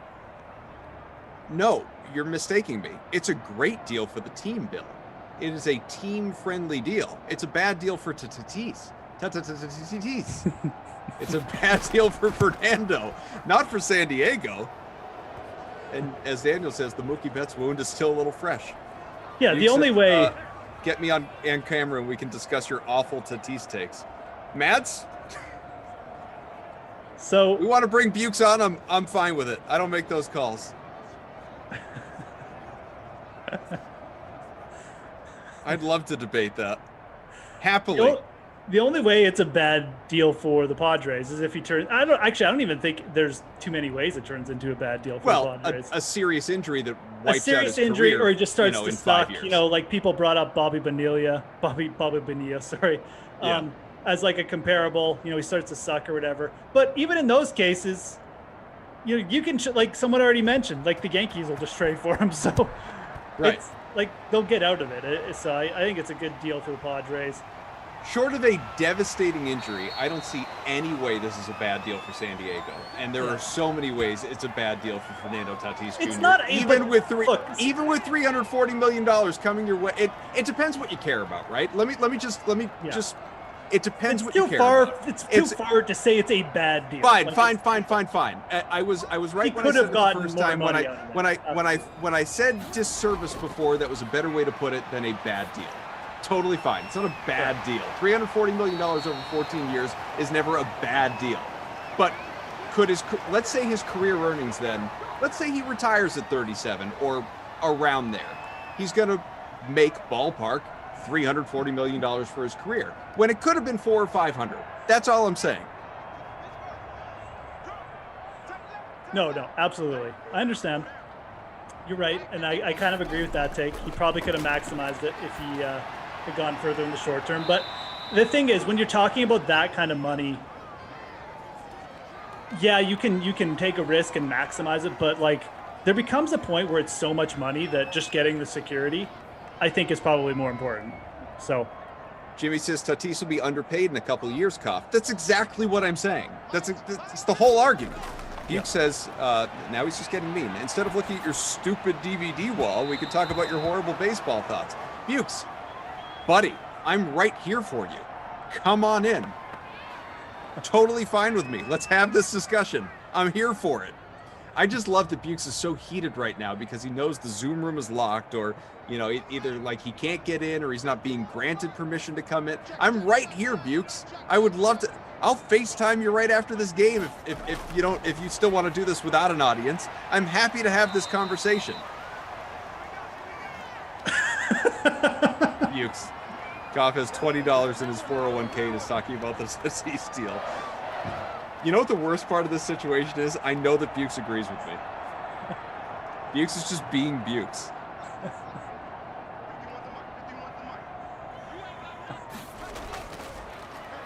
Oh, man. Glass is half full says, you're still assuming baseball will be making lots of money, Koff. I know what people say about baseball, but the game is not going anywhere. It's not. Is it as marketable as it once was? Of course not. That's going to change. It's going to evolve. The money will come back. It does. It will. Like, baseball's not dead, as people like to say. Hope it's not dead. Looking forward to baseball this year. Ooh. Same. They doing a full season? Baby. 162. 162. Love it. Okay. Love to see it. Good. They buy any vaccine or anything? They've been vaccinating players or anything like that? I don't know about that. I don't think so, though. I don't know. Like, why not, though? Like, I'm sure they could get a No, totally fair. I mean, well, why haven't other sports to this point? Yeah, I know. NHL was rumored to do it, but I haven't heard. Right. I remember seeing that.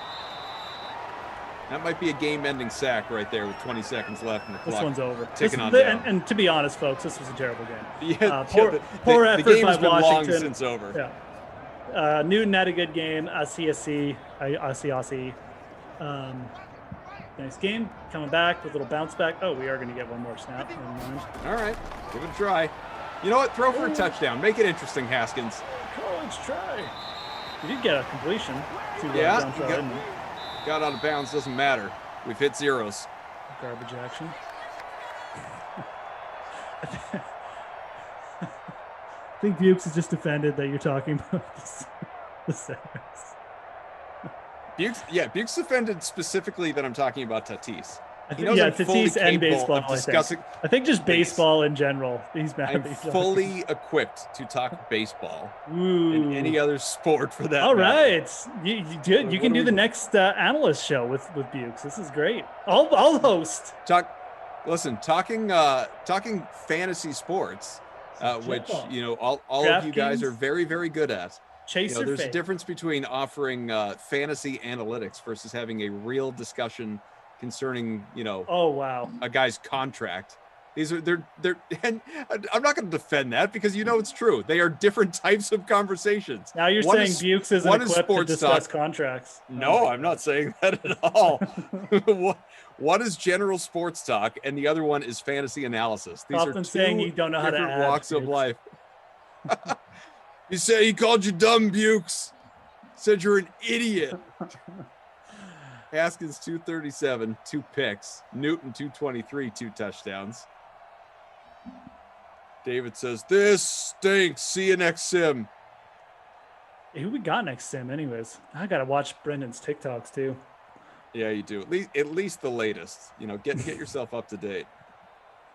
You've got the Falcons and the Seahawks in rainy Seattle. Falcons. My favorite team. Falcons. Oh, a little rain in Seattle. That should be a good game, actually. Asi, your Krestikov player of the game with the 8 for 78 and 2 touchdowns? Yes, definitely. There's really no other debate. He scored the 40 touchdowns. plus in the captain spot, too. Had one of the, if not his best same game, one of the best. I'm not going to look it up, but yeah, there's really no one else who did anything. Cam Newton had an okay game, but that was it. So Devin Asiasi, folks, is the player of the game. I think I know which way you'll go with the Babysitter Billy Not My Kid award, but do tell. I mean, I could go a lot of ways here. Well, there's one that jumps out at me in the leading lineup of our contest here, which is Terry McLaurin, 50% owned, about 8% in the captain spot, and 1 catch for 7 yards. 1 catch, yeah. I was thinking Haskins, but yeah, McLaurin was kind of where I was leaning as well. I was saying, I shouldn't say I was thinking Haskins. I was looking at Haskins, but Haskins was bad. I mean, there's no question about it. But he did throw for over 200 yards, so kind of saved him. We'll give it to McLaurin or McLaurin, whatever. I don't know how to pronounce the freaking name. Haskins, and Haskins was only 25% owned, so he had half the ownership and went for McLaurin was really heavily owned. I think just because his price went down. So, anyways, he gets the Babysitter Billy, Not My Kid award. There you go. Beautiful. Well, Bukes, I'm going to call Bukes. Bukes better, if he's still listening, you better turn off your phone, pal, because I'm going to call him and we're going to have this discussion. Next sim, again, rainy Seattle, as it often is, especially on a wild weather Wednesday. You got the Seahawks and Jeff's Falcons, just like the Queen says, coming in for that one, Atlanta and Seattle. We want to thank Mads and Daniel and Jim and so many of you for being with us. You got a double dip of me and Christian on the way tomorrow. That is coming at you at 2 and 4, the Madden Matinee, as well as the early bird special. Looking forward to that. Colts, Saints, Cowboys, Rams. But again, Falcons and Seahawks on the way for Madden After Dark in shade under an hour from now, featuring none other than Brendan Glasheen, TikTok star, and of course, Jeff Ulrich. Moose, pleasure, buddy. We covered a lot in this one. We did. Bukes just called you a coward in the chat too while we were talking, so. He says, call me coward. I'm not, you're going to hear from me in 2 seconds. This is not a threat. I'm going to call you. My God. All right. Tarilyn Asak, save us. Bukes, do not pick up for that bozo. All right. We are not done with Madden Sims just yet. We still have Madden After Dark. Of course, it's Glasheen's time to shine during that time, even though he's already shining on TikTok. He loves Madden After Dark. And we also got Jeff coming back. So what a night. Falcons, Seahawks in the rain, baby. That showdown is featured in our Madden Stream 3K Fleet Flicker contest. $5 gets you a shot at a $1,000 top prize in the free contest. For that showdown has a $250 prize pool with $25 going to first place. Coming up, DFS Writer of the Year. What a title. RotoWire's Len Hochberg. He's giving the DFS lowdown on the Genesis and Invitational. We're talking a little football though first, so hold your horses. We are still 7 months away from the next NFL regular season game. Wow. But as we all know, the NFL machine, it's never going to stop churning. So here with his thoughts on everyone's favorite football league is Ross Tucker in a clip from the latest edition of the Ross Tucker Football Podcast.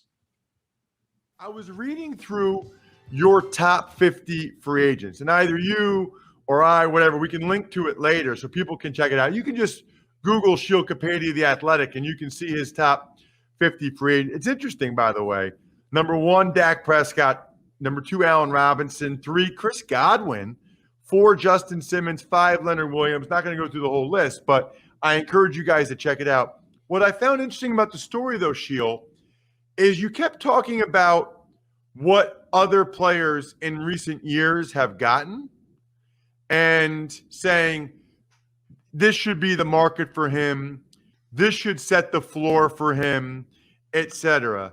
I guess I'm wondering, with all of the teams that have major cap issues. And with the cap going down 30 million, are you really confident that these guys are all going to get what comparable players got a year ago? It's a good point, and people and commenters asked that question as soon as the post went up. I think there's obviously a degree of uncertainty with this offseason. My understanding, and this makes a lot of sense to me, is that the top tier guys, and this is the top 50, so you could say that maybe the top 25 of this list, they're going to have that market. They're going to find the payday that they're looking for, because if you look at it really over the last, even since March, right, when we knew there was a pandemic, people knew that there was probably going to be salary cap implications going forward. Guys still got paid. There were extensions in September, whether it was Alvin Kamara, some of the wide receivers, even going back to last year's free agency with the guy like Amari Cooper's getting $20 million. I mean, there were a lot of high-level free agents getting paid. A guy like Keenan Allen got an extension leading up to the season. And so those top-level guys, the market did not seem to be affected as much for them as maybe it will be for some of the middle class and some of the lower level guys. So I think that might be where you see more of the impact. But the top five you just mentioned and guys beyond that, I do think they're going to find that payday, because teams can structure these deals in such a way where those cap hits aren't huge for them here in 2021. They can give them a big signing bonus and have that spread throughout the length of the contract. So we'll see. I don't say it with 100% certainty, but I do feel like a lot of the top guys are going to find the deals that they're looking for. It's interesting as well, because I had Scott Pioli, 5-time executive of the year in the NFL, on Monday's Ross Tucker Football Podcast. He talked about maybe there being a bunch of one-year deals. And I guess I would say there's two ways you can do it. You can do that, or you can do what you're saying, Sheil, which is you can give the guys what they're hoping to get, what they always thought they'd get, just a lot of the money in an upfront bonus that gets spread out so that their cap number is low here in 2021. I still think, though, don't you, Sheil, that with some of these teams like the Saints and the Eagles, these teams way over the cap, it still feels to me like it should be a buyer's market, and that you should be able to get a lot of value on. Now, maybe these aren't maybe the elite guys, but guys that find themselves that would find themselves as tier 2 free agents. I think you're going to be able to get some of these guys at a pretty affordable rate if you wait a week. And maybe it's only a one-year deal or whatever, but it just feels like it'll be a buyer's market. Yeah, I think there is a bigger difference between the haves and the have-nots this year. I think in a lot of years, we usually go into free agency and we say, well, these teams are kind of capped out. They can't do anything. And then all of a sudden, the second day of free agency, one of those teams is landing a big-name player for a big contract, because as we know, you can maneuver and structure things all kinds of different ways with the salary cap. But this year is a little bit different. I mean, a team like the New Orleans Saints, the Eagles you mentioned, the Pittsburgh Steelers, if these teams find some way to land like a big free agent, I would be shocked, because you can go through their entire rosters and restructure all sorts of deals and kick the can down the road with their veterans. And it's kind of like just barely getting them to where they need to be in terms of the salary cap. It's not like it's clearing up space for them to land a big player. So it's going to be really interesting with the teams that do have space. A team like the Jacksonville Jaguars, the Indianapolis Colts, the New York Jets, even, Ross, the team I'm really interested in is the New England Patriots, because they have cap space. And if ever we wanted like a natural experiment of what does Bill Belichick think about building a roster in the year 2021, we're going to pretty much get it this year. He's got no quarterback. He's got a higher draft pick than he normally would, and he's got more cap space than most teams in the NFL. So this is going to be like a paper written by Bill Belichick of here's what I think you should do in the year 2021 if you're kind of starting from scratch to build a strong roster. So yeah, I do think those teams at the top there who do have the cap space, I think they're going to have a lot of opportunities to improve their rosters pretty quickly here.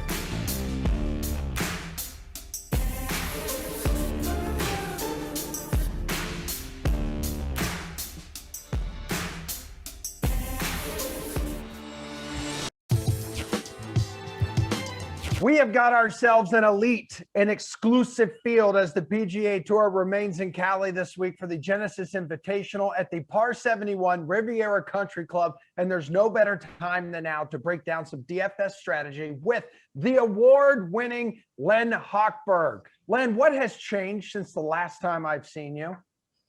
Hello, Emerson, and thank you. I've had a terrific honor, really very humbling.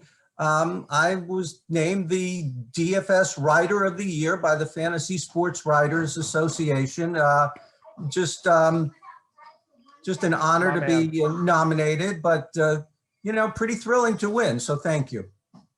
Absolutely, not a problem. And now all of the following picks you will give us will 100% hit, and I can't wait to hear it. After dropping out of last week's contest, my friend, world number one, Dustin Johnson, finding himself in his own price range again, 11-3 on DraftKings, a winner here in 2017. Give me another reason you can justify rostering him at such a high price, or maybe you can't. Yeah, it's interesting you say that he's in his own price range, because when I first looked at the prices, I said, whoa, that seems pretty cheap for Dustin Johnson. World number one by a large margin, coming off a win his last time out in Saudi Arabia. He now has 3 wins in his last 8 starts, couple of seconds, a third. He plays well every year here. He won it a few years back, a boatload of top 5s, some other top 10s. By comparison, if you look at the DraftKings Sportsbook, he's only plus 550. I think, without saying he is going to win this week, 11,300 is a terrific price for him. I would have expected 11.7, maybe 11.8, even in this field. All right, yeah, 5 wins since play resumed last summer. There's plenty of talent to be found in the 10K range too, and all within $600 of each other here. We're talking Justin Thomas, Roy McIlroy, John Rahm, and the beefy Bryson DeChambeau. Who's your favorite in this group? Yeah, this is a little bit tougher. This is tougher. You're right. They're all bunched together. They've all played pretty well, close, and yet there is reason to look away from them. Driving accuracy, very important this week. None of them particularly been strong in that department so far this season. But, I would sort of separate Bryson DeChambeau a little bit from the other 3 right away. Leaving the other 3, my pick would be Rory McIlroy, which seems odd because he is the worst driving accuracy among the quartet. But he also has a couple of top 5s. The last 2 years at Riviera, we know he's not been winning, now 17 months, but he's done everything but win. So I like him in that group. Yeah, as you mentioned, a pair of top 5s, 2 top 20s, and 4 trips to the Riv. Jordan Spieth, much like Stella here, dude, seems to have his groove back. Now sitting at 9,200 following back-to-back top 5 finishes. How much do you trust him to keep this up against such a stacked field? I'm thrilled that you have brought up Jordan Spieth. I could talk about him for, how much time do we have here? The last 2 weeks with Jordan Spieth being in the mix has been just fantastic for golf. It's been fun to watch. Not that golf needed any help, but it was like a B12 shot for golf to have this guy back in the mix. And the word back, the big question in golf is Jordan Spieth back? And I addressed that this week in my wrap-up column. And my feeling is he's not quite back. I'm not even sure he's at the BAC portion of back, maybe somewhere between the BA and the BAC of back. He still has a lot of trouble with his accuracy off the tee. That is critical this week. He's had only one really good year at Riviera, and that was a number of years back in his heyday.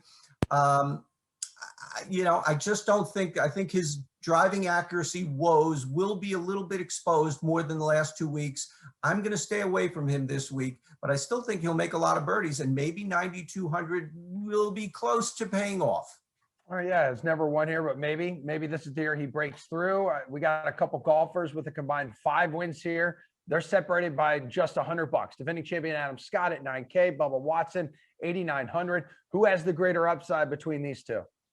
Yeah, it speaks to Riviera, and that guys who play well here continue to play well here. Bubba Watson 3 wins, Adam Scott 2, including the defending champion. Bubba Watson, very mercurial. He has such a talent.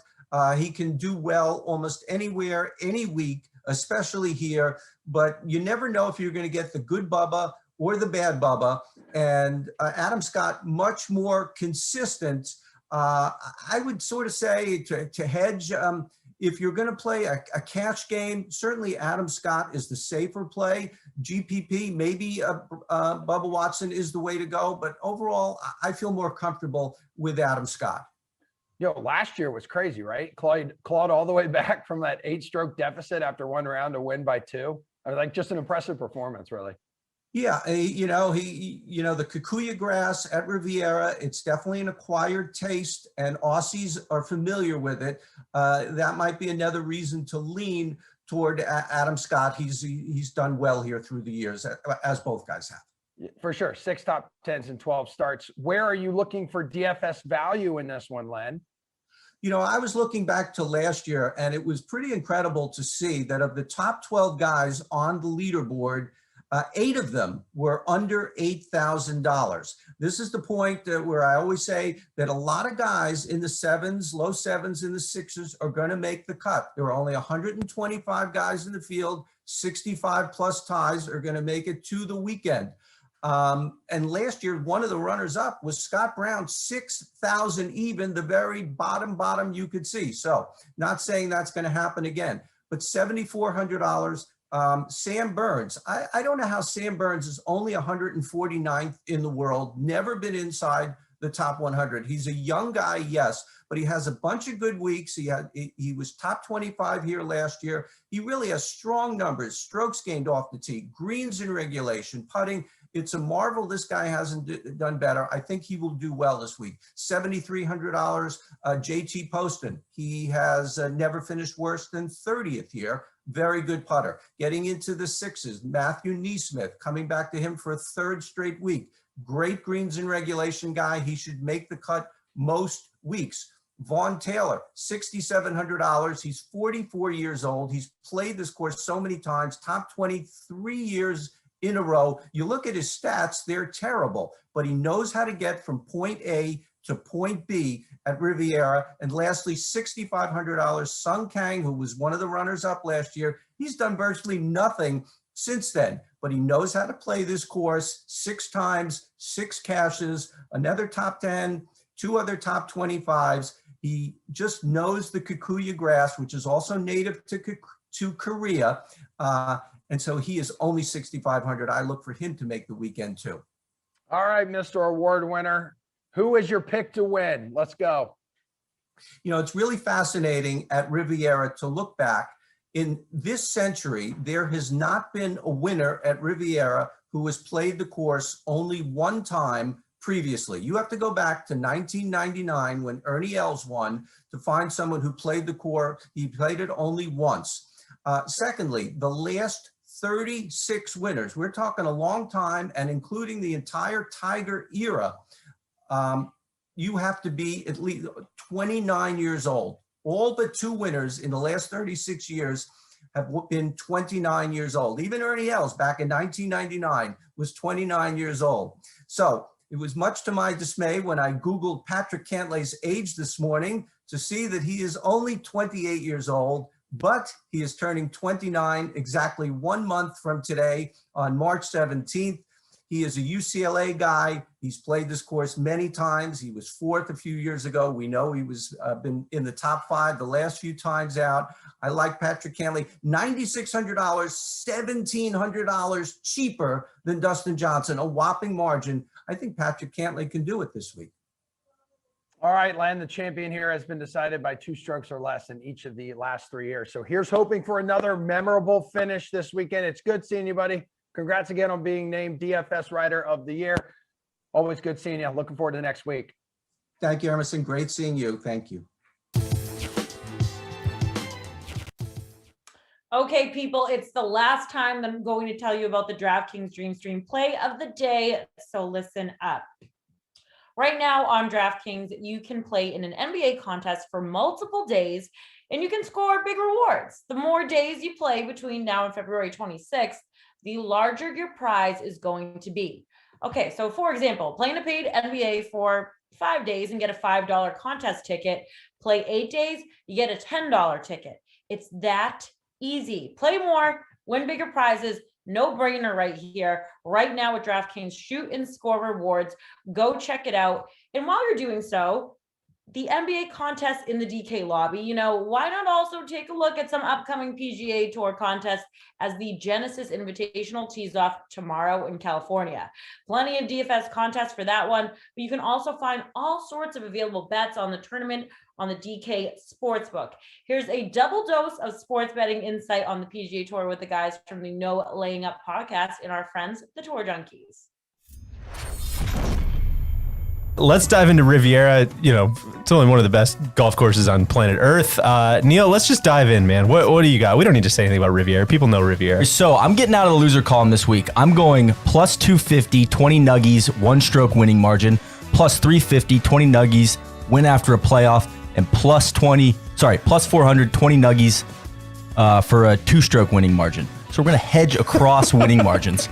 If someone wins by 3 strokes going away, we're gonna lick our chops, lick our wounds, and then I'm going Xander Schauffele top 5 plus 300, 20 nuggies, and I'm going Patrick Cantlay plus 350, 20 nuggies. It seems like you've really done some soul searching, and you're just let's put this thing in the S&P 500, man. We're going into the ATF game now. To just get off, we got to get off. We got to see the ball go through the hoop first. Tron, what do you got? I got. We're going to Florida first. We're going to Sarasota, Lakewood National. Not a whole. Riv's tough to bet on. Not a whole lot of value out there because it's kind of a horse for course kind of place. Nick Hardy. Plus 2,000 to win. ILL. And then Peter Uihlein, plus 5,500 to win. Very good performance here last year until the final round and kind of down his leg in the final round. That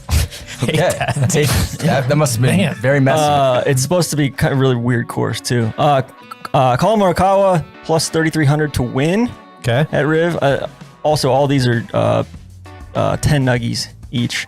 And then we are going 60 nuggies on Mark Leishman plus 200 to finish in the top 20. Oh my gosh! This week, and then we are going. God, I'm all over the place. I'm gonna go a lot of different ways. I'm gonna make a judgment call here. I'm going with Max plus 7,000 to win 10 nuggies. So if we're recapping, that's 4 winner bets. Boost it. four winner bets and a Mark Leishman top 20. Correct. I took a little nibble, 20 nuggies for the 2-stroke winning margin. I like that one. Hell yeah. Yeah, good value there, plus 400. The odds are pretty good on the winning margin bets. You can really get in the hedge game there. And I also have the winner, 20 nuggies, the winner to birdie the 72nd hole, plus 700. I know 18's tough, but I'm a sucker for the props, it's man. It's like a driver pitching wedge now. So those are the first two, and then just trying to get some money on the horses. I got 20 on Morikawa, top 10 at plus 300, total home game for him. So the models absolutely love that play this week. 20 on Adam Scott to top 10 at plus 350. A lot of success obviously here, and then finally Bubba to win 20 nuggies plus 5,000. Past champion. Twice. Yeah. Total horse. Big time. And what a Clydesdale. Very, very interesting stuff. As you said, Tron, not a lot of value here. It's tough. Dustin Johnson's probably going to win, and he's like plus 550 or something like that. So my big winner play, I'm going to go with Cantlay, 10 nuggets at plus 1650. I think, you've been knocking on the door. You did the heavy lifting for me. You loosened up the jar, and I think he breaks through this week. I'm going to go then a couple top 10s, top 20s. Did you guys know there's a guy who's finished runner-up in his last 2 starts? You know who I'm talking about? Spieth. Joaquin Niemann. Joaquin Niemann. Don't ask him if he's hurt. Don't ask him if he's hurt. I think him at a top 10 this week. Him. 20 nuggets at plus 500. Henrik Norlander, we saw some flashes. Last week. You know what? He pissed me off. I had a great top 3 Euro bet on him last week, and he fizzled on the weekend. I hate hearing that. Tell him, Randy. I'm going with him at a top 20. 20 nuggets at plus 400. Of course we're going with Max again. People are, oh, you're going to stop betting on Max. No, we don't. We don't have to do anything. We're going on Max. Favorite golf course in the world. T5 here last year. T5 here last year, coming off some great finishes. I'm going with a top 20 for Max, 20 Nuggets at plus 200. And then my last play is the matchups parlay. We love these. Morikawa over Hideki, Spieth over anti-Spieth, Matt Fitzpatrick, and Cantlay over Rahm. Look who's getting into the matchups parlays. I do these every week. That's called a Trixie. Is it?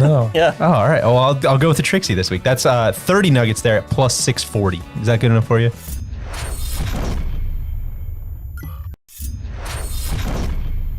So looking at kind of the long shots, the triple digit outright numbers, I think starting at 100-1, Cameron Tringali is pretty tough to ignore.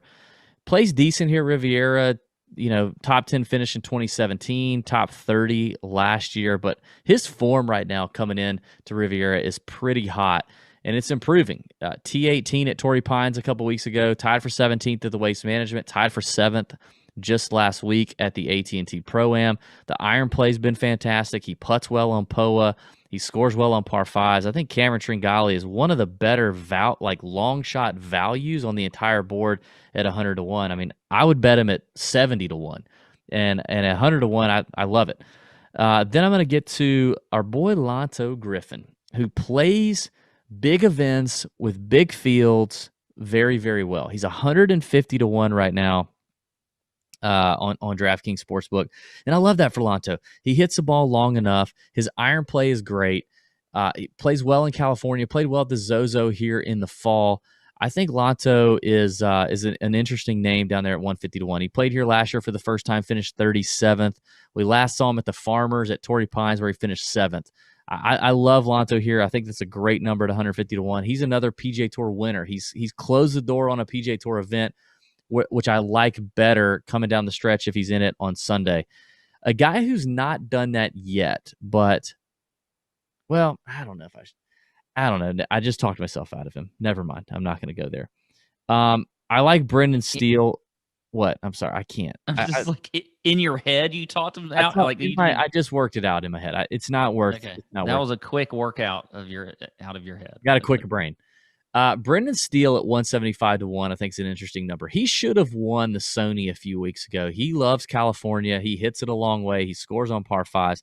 I'm honestly not really sure why. His history here is just kind of bleh. He makes cuts, but he doesn't really do much with it. But he should have won the Sony T4 there, T21 at the Amex.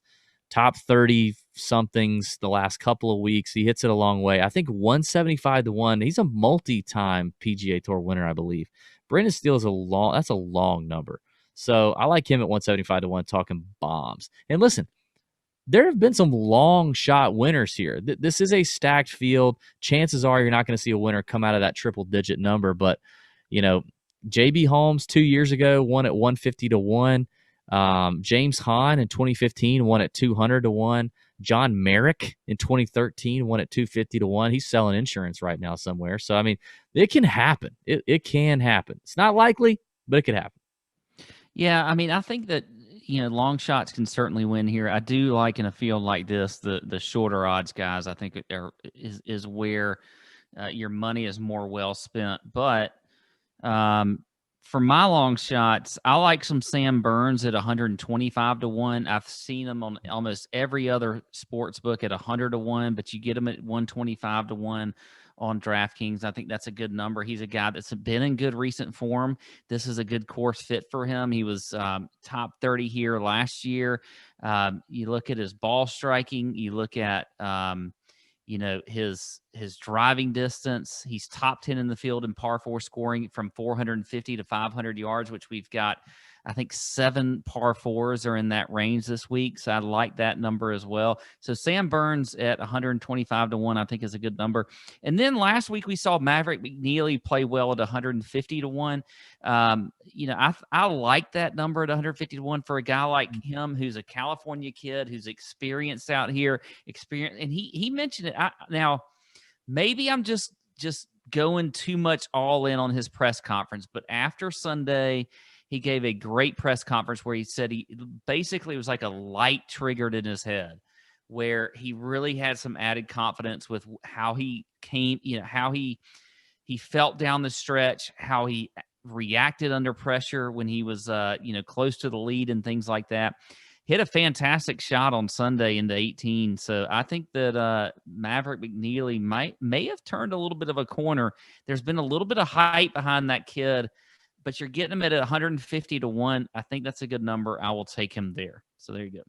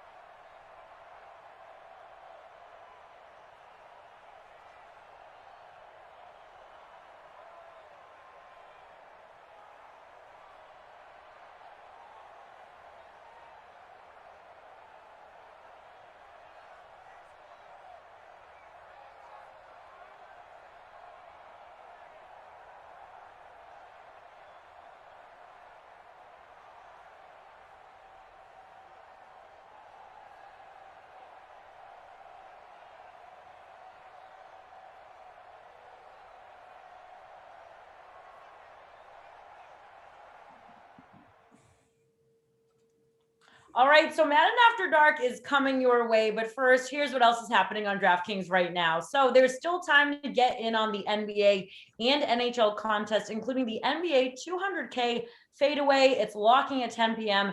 as a part of the 2-game night NBA slate. That contest has a top prize of $50K for a $15 entry fee. And in the NHL, there is a 2-game late slate that's logging at 10 p.m. Eastern.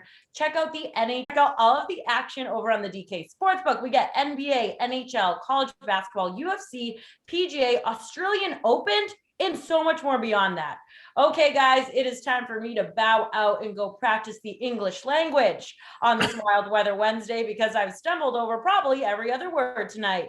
And we have plenty of rain in the forecast and also some disco lights. All right, it's Falcons. They're heading to Seattle. They're taking on the Seahawks on Madden After Dark. We got Disco Glasheen and Mr. Jeff Ulrich. Good night, everybody. Dancing in the rain. Here we are. Falcons, Seahawks. Falcons. Yep, that's right. Disco Brandon Glasheen. Yeah, that's right. Adjust your seat, strap on in. There you go. All right, who do you like in the captain spot, Moose? Lineups have locked. Give me a build. What's an ideal build?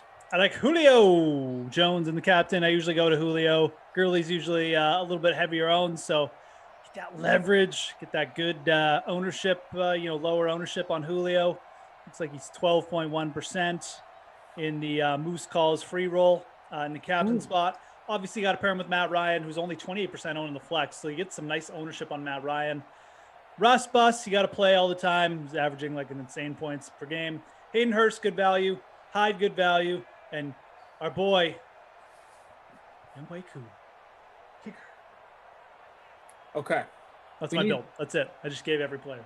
We need a Moose Call. You just reminded me. Who's your guy tonight? Oh boy. Let's see. I'm gonna go with my old man Greg Olson. Greg. That's right. I'm Moose Calls tonight, Brandon. Fine, and we'll go with. I got my walker here and everything. We'll go with Russell. You got a boost before the game. We'll go with Russell Gage from the Falcons. Give the wide out 3 some I do know that player. Yes, let's go. Okay. All right. Cool. Well, we got that straightened out.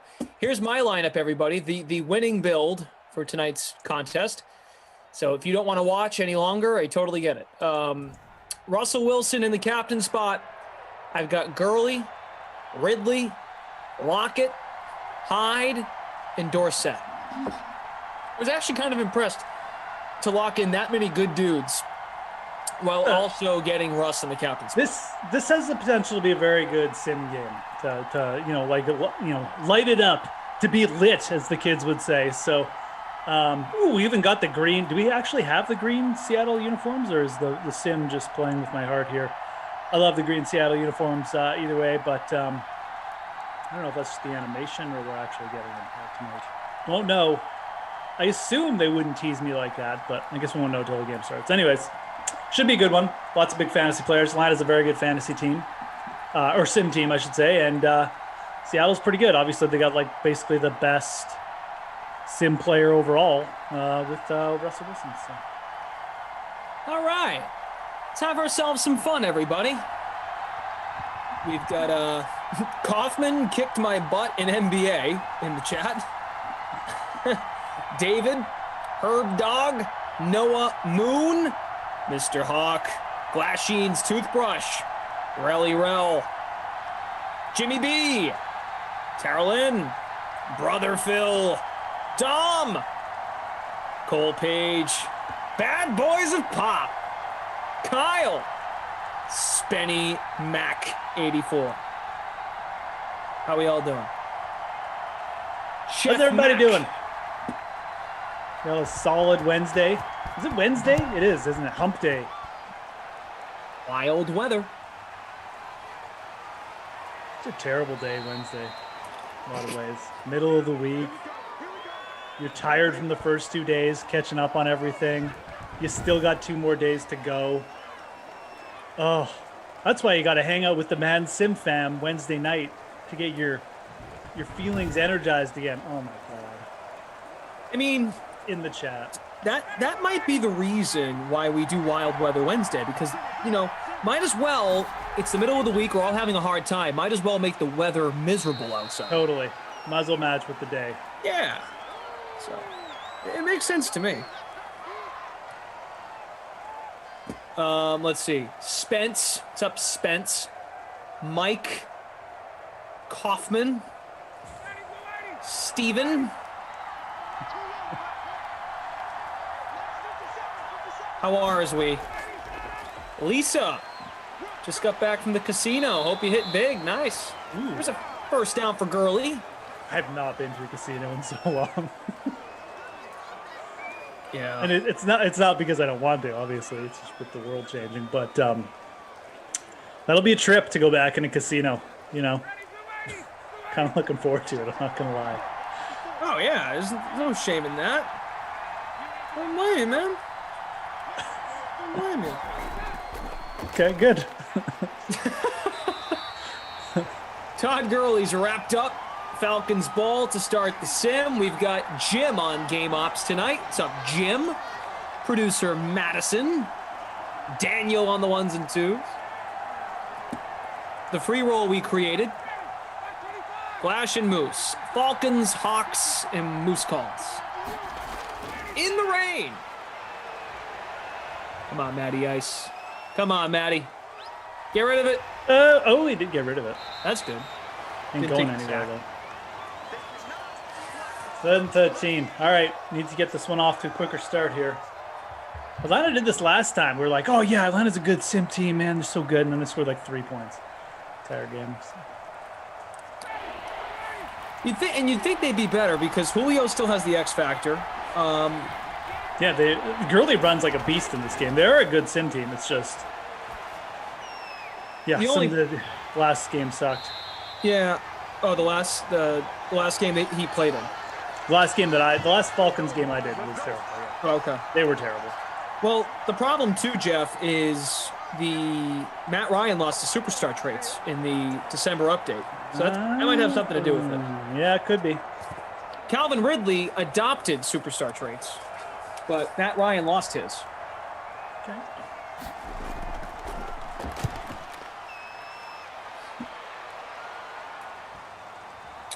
CJ71, what's up, buddy? Good to see you in both chats. Yeah, we got Twitch. What's up, Twitch? Smash Lanta. Did the Celtics lose again? Oh, boy. Ruh-roh. Not good. Don't blame the officiating.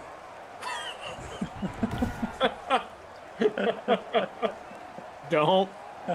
Oh, wow. That came out of nowhere. That was great. Every time someone mentions the Celtics, that always pops up into my head. Oh, man. Classic Kaufman. Speaking of classic Kaufman, did you hear what he did to Tom? Freeze pops? Yeah. I did. And now he's making him play in like another contest to get his money back instead of just giving him his money. Is that not the most Kaufman thing ever? Like on the face of the earth? But I am too complicated just to get a simple Venmo or PayPal. Exactly. Nope, we're not going to do that because that's just too simple. But I'm the crazy one. I'm nuts. Alan Wilson, hello. What's up? How are you? Good to have everybody here.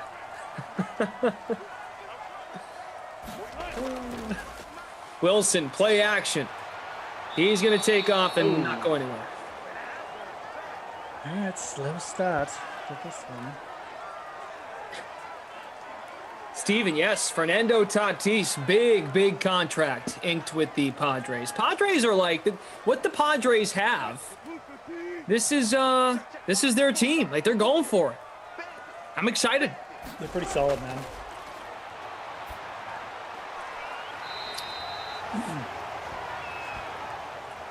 Kaufman says now in the chat, hashtag rent free. No, it's actually not free because clearly you just can't take a Venmo. So I would be careful with your words. Poor choice of words. Is not free. You must play certain players, I tell you. As Wilson. Oh, he's open. There we go. Bam! 68-yard touchdown. That'll get things going. Start the DK Metcalf. I don't know, motorcycle. Start the DraftKings Metcalf. He's wide open there. Nicely done. He's always someone I tend to fade. I think about playing him, but then he He's just kind of very lets me random. down. He does have that great speed, and he will go for a long touchdown like every 4 or 5 games. And obviously did here. I think I faded him today too. But yep. Looking Brad at likes ownership, it. Tracy likes it. Metcalf was 4th highest owned in the free showdown, 49%. Russell Wilson, 77% in flex. CJ, 71 likes it. Ken does not like it. Tracy Clem's a fan. Congo Cab likes it. Bruiser likes it. David does not like it. Anyways. Ken says, yeah, since when is Metcalf a factor? Sad face. Gascar, love listening to this late night Padres games with Don Orsello. Yeah, he's good. Sad he's gone. Not in Boston anymore. Oh, did he move across the country just to announce Padres games? Yeah, he kind of, you got to let go. Oh, one of those situations, eh? Nah, I think Madison's got scoops, but we'll leave it at that. All right. It's too bad. Put it that way. All right, come on, Matt Ryan. Speaking of Boston, yeah, the former BC Eagle, Matty Ice. Come on, buddy. Yeah, Matty Ice, he's wicked. Did he go to BC? He did. I probably did know that somewhere deep down in my brain, but happens to all of us. It does. At least they don't pretend, like some people would. Right. Admit it. You don't have it. It's okay. That's right. Oh, down goes Matty Ice. Matt Ryan even sounds like a BCH name, or a BCS name. Sorry. So sounds like a guy would go to Boston College.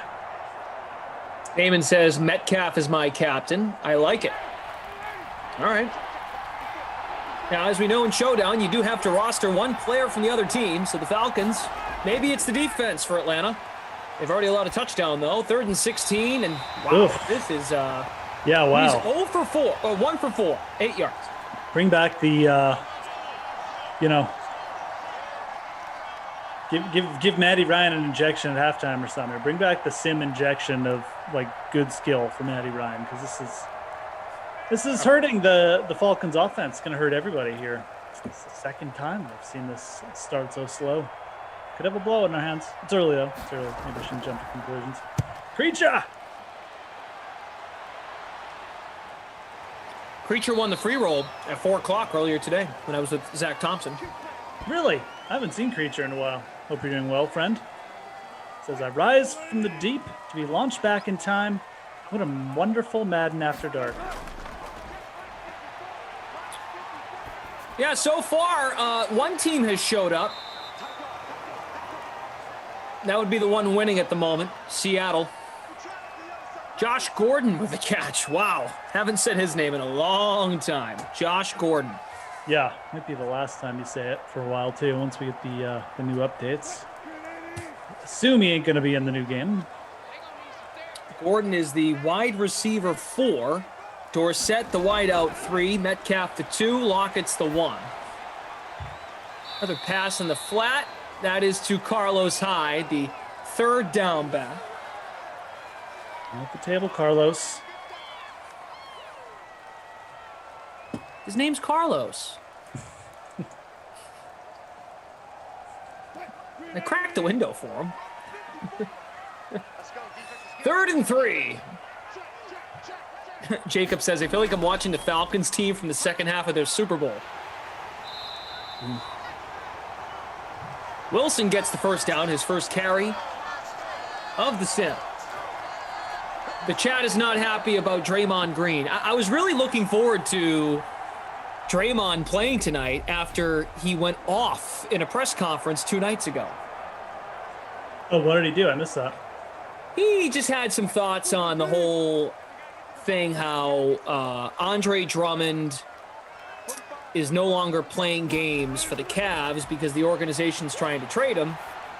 And Draymond was like, why is there this double standard? Like, you all get upset about James Harden requesting a trade, and he's like this bad guy. But when the team comes out and says we're going to trade someone, it's on the player to, like, stay in shape and all this. And I kind of understood a little bit of it, but then I'm like, dude, but Andre Drummond's still getting paid.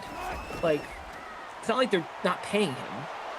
He had some good I'm not saying he was entirely wrong.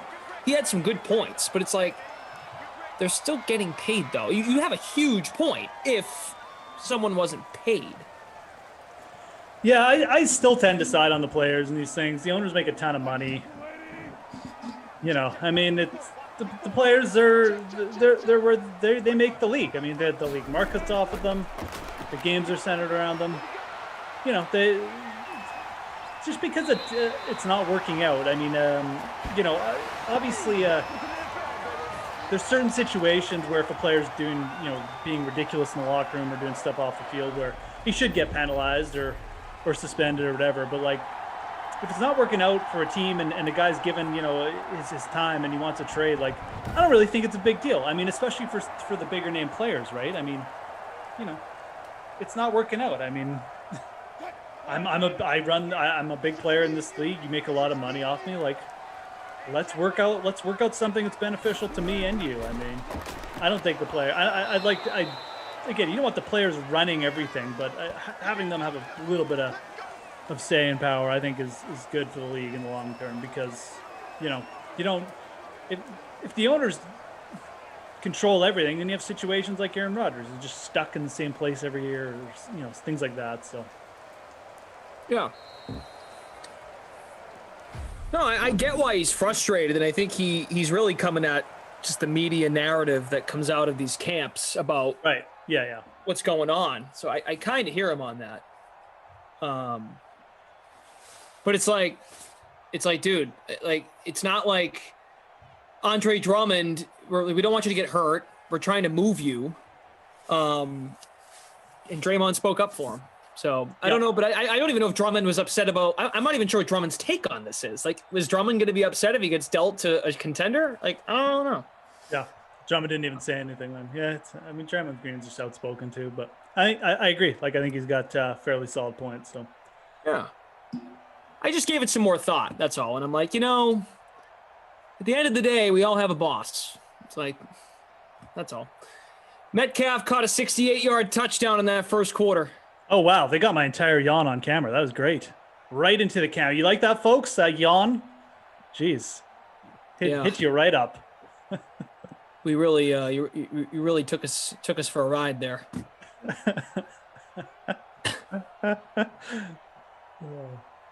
Especially with the lights.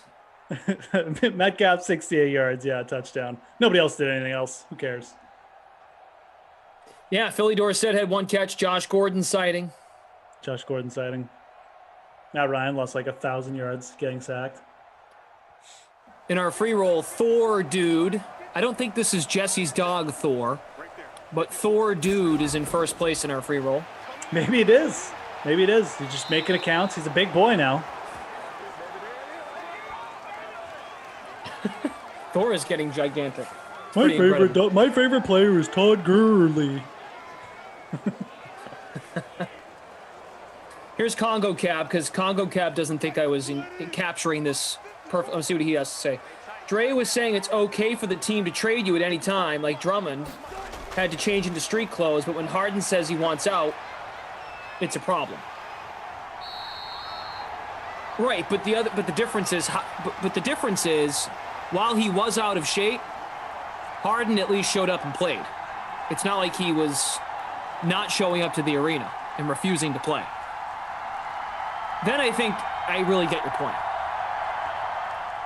Draymond also dropped a line about they expect him to stay in shape. I'm like, dude, yeah, it's part of the gig as a professional athlete to stay in shape. Like what are we doing? You know what I mean? Like, for that I agree with. I mean, but the way he said it, like you expect him to stay in shape while he's not like, yeah, take care of your body. It's like it's two jobs in one. You have to be a skilled professional athlete getting paid millions. You're getting $30 million a year, and oh yeah, you got to stay in shape. It's part of the game. It's not even an expectation thing. It's your job as professional athlete. You might want to stay in shape, right? Like that's your job. It's like, I comment on sports and I do sports analysis. I might want to like keep up with the sports and like, you research things to do with it. I just might want to do that if I'm going to do my job properly. So I think it's more of just like a common sense thing. It's not like, oh yeah, we expect him to do this. It's like, well, he's an athlete. I mean, it would make sense if he kept in shape, That's probably taking a little bit too far if he was commenting on that stuff. So. Just keep in mind, I bring it up because I think the NBA has it pretty good right now in terms of player empowerment, player movement. The players get a lot of say. I think Silver does a pretty good job giving those guys a voice throughout the league. NFL, different conversation because you could get hurt tomorrow and you're done. You're just done for the rest of your career. I think the NBA, those guys have it made pretty well in terms of when they can speak up on certain issues. So I don't know. I was looking forward to seeing Draymond play tonight because I think he does thrive off having a narrative off the floor. He enjoyed being hated when Durant was there. Yeah, he likes that stuff, 100%. 100%. Mr. Hawk says, why is it Mr. Hawk now? I don't know. If you were making DK billions of dollars and you held leverage, you would swing. Why would I swing the hammer if I didn't have a reason to? Are you suggesting Glash doesn't make DraftKings $1 billion?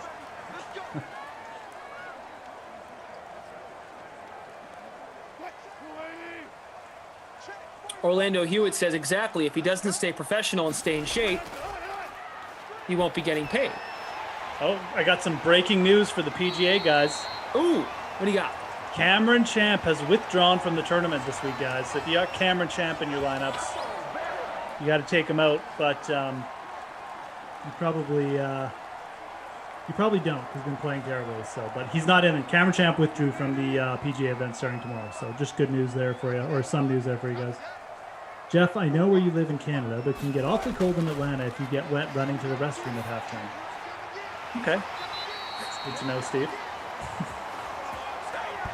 Hey, just another point of clarification. I have no problem with Draymond speaking out at all.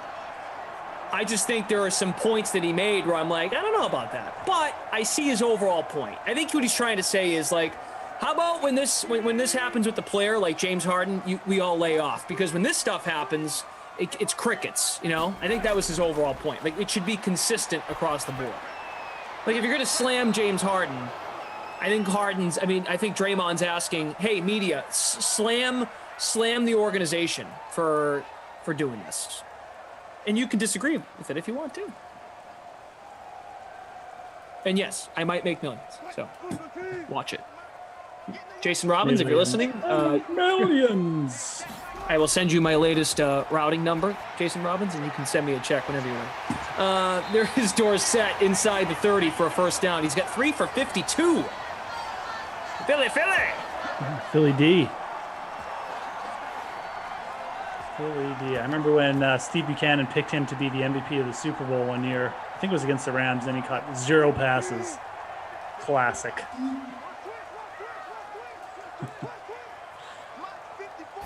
I think I also suggested that Nico Hardman was going to be a good MVP pick this year, and he basically did nothing. So there you go. John, I can't talk about that stuff on the tube. Sorry, on the YouTube. The YouTube, Brendan. Do you go to IKEA on the YouTube? Do you look at it first on the YouTube before you go to IKEA? Yeah, man. of wish I kind of wish I lived in Sweden. Sweden just feels like a fun place. I don't know why. Audio 707. Question: who wants to keep wild weather in DraftKings and why? I do, man. Why not? You get 6 other days without it. Why does everyone get so upset about it? I just don't understand. They hate it. It's 1 day. 1 day. You got 6 days with you got 36 sims, no weather a week, guys. Nice little catch. Goats by what was that? I think that was a back. Right? No, 11. Is it Dorsett? It's Dorsett again, number 4. Philly. All right. I'm just waiting for one of the people that always hate Wild Weather Wednesday to just win a free roll. Just win one, so they'll just stop. Oh, you know? Totally. Yeah, you hit a win or you know a big win on the Wild Weather Wednesday. The narrative will switch real quick. Yeah, Chef Duke likes it. He probably won a free roll already. Glass is half full. Answer it. Don't do this to us. We get enough trouble, like tracking everything. Now Carlos Hyde in the end zone. I thought he looked like a Carlos too, bro. Wednesday. If you really don't like it, you could take a day off. That's all. I mean, there are free rolls still, so I don't know why you would do that, but or just maybe play with their preference. Yeah, some people like vanilla ice cream all the time, like the killer take. I don't like ice cream. Like he doesn't like ice cream. It's insane. There's some positive. Everything's fine. We hope. Stick with us, folks. Get some ghosts. Tide, Dougie 30, Fooligan helping out per usual. If it is lagging, I don't know. Maybe try a refresh on the YouTube, guys. Should we keep it or get rid of it talking? It's too bad.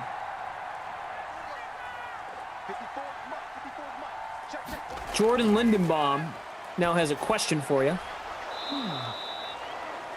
He says, do you stack games with snow and wind on NFL Sundays or avoid them in favor of ones in domes or nice weather?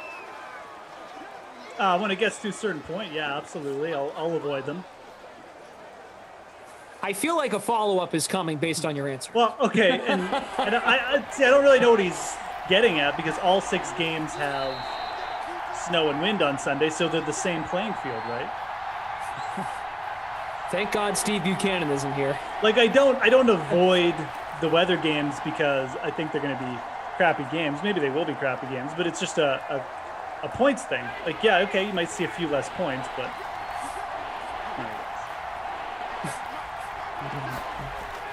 come on, Matty Ice. 2 minutes to go in the half. There's a catch for a first down. Come on, Matthew. Hayden Hurst. 2-0 Oilers. All right, it's pretty good. Connor McDavid is 500th point of his career already. Let's see it.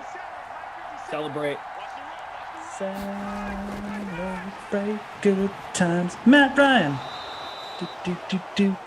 There's another short pass.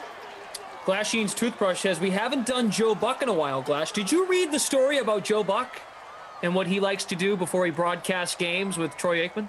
Someone was saying they drink tequila. I thought it might have been a joke or something, so I didn't say it. But no, there's an article about that particular thing.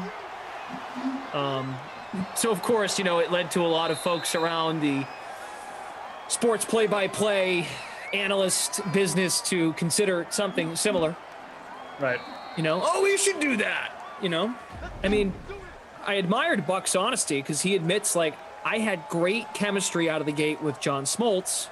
That came to me more naturally. He's worked with Aikman longer, but sometimes it just takes a little longer to kind of get a flow with who you're working with. So he's got it going with Smoltz, but he's worked with Aikman a lot longer. So it takes time no matter what. So that was like their thing. They turned to that. They turned to it's true. I mean, I mean, I can. The thing about it is, I can just see those two guys just being like, screw it, man. Like, pour me another, Joe. Hey, Troy, you done any research for this game? Heck no, Joe. I read Joe Buck's book, and that research is in this bottle.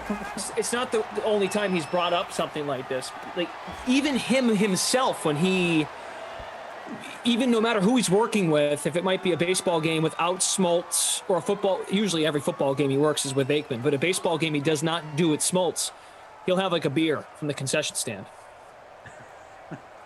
Just a beer, so he says. Just to like calm down. And like his overall point was like, look, we're talking about sports for a living here. Like, let's not overcompensate or overcomplicate things. It's true. It was kind of cool. Like, kind of cool just to be like, like I see, the headline is he drinks while he calls the game, but it's like, no, he's trying to show like, all right, let's blend in, and we're like every other guy at the bar or at a party or just a casual event watching just like the rest of everybody else. And Todd Gurley, way to be, scoring a touchdown. All right, the Gurley chalk. Carl and his bets. Carl, good to see you. The Carlos Hyde has the other touchdown for the Seahawks, and Hyde scoring as the third down back. Todd Gurley scoring here. Apparently, I'm a couple of moose calls behind, so my bad. Oh, I didn't bring my moose call device. Stand by.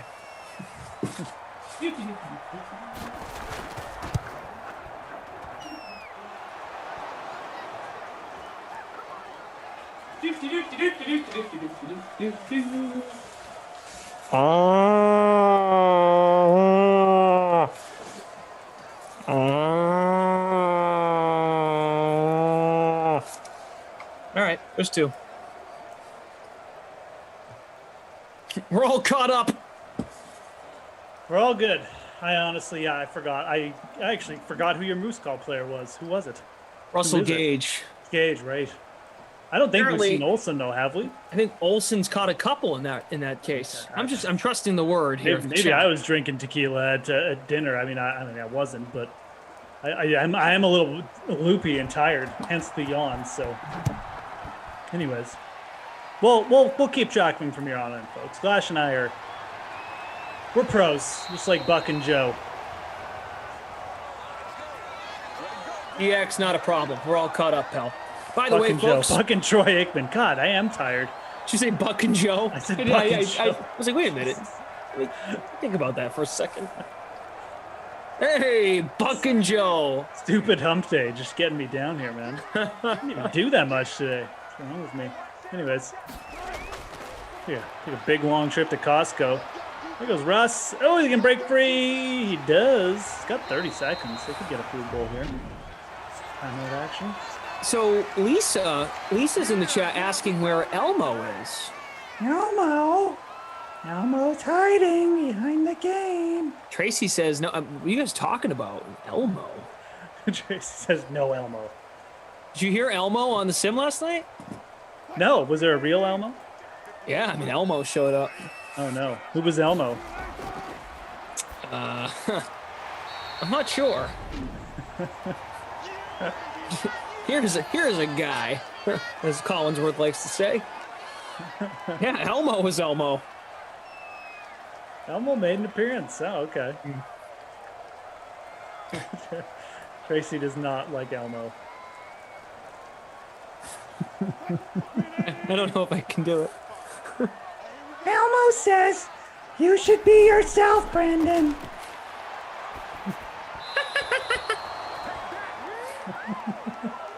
La la la la, la la la la, Matt Ryan's world. He throws touchdowns in the rain to Todd Gurley. Elmo wants touchdown. Elmo wants Russell Wilson to throw for a first down. Elmo says, what the heck, Russell Wilson? Am I allowed to mute, says producer Madison. Someone in the chat last night was like, Glash, I suggest you don't do that. I'm just looking out for you. They were so serious. Willie Mack, what do you want to know? The golfer in the rib, you mean? Sorry, I didn't catch the username on that one. I want to scroll up. Is that what we're talking about? I mean, I'm not going to play him. It's a great story. If I was going to play someone down like around 6 or 6,100, I'd play Wes Bryant, but it's a great story, Willie Mack. I assume that's what we're talking about. I mean, look, you go down that levels of the mid-price plays. I mean, you know, all those guys are kind of YOLO shots, but Wes Bryant, you know, he's been on tour for a bit. You know, made the cut at the Sony Open last time out. The approach game's been okay.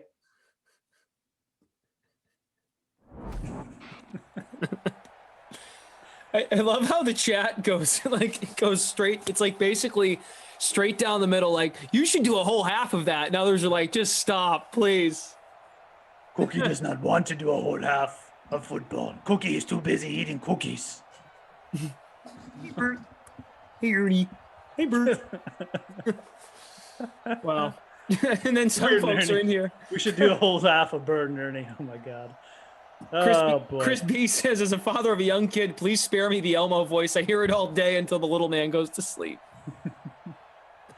Cream said I sounded more like Grover. So RP says I have an Elmo that I play with in the bathtub. How many carries does Chris Carson have? 1, 2, 1, 3, 2, 3. 3 rushing attempts for Carson, Chris Carson, or for Carlos Hyde. How many catches does Hayden Hurst have? 1, 2, 3.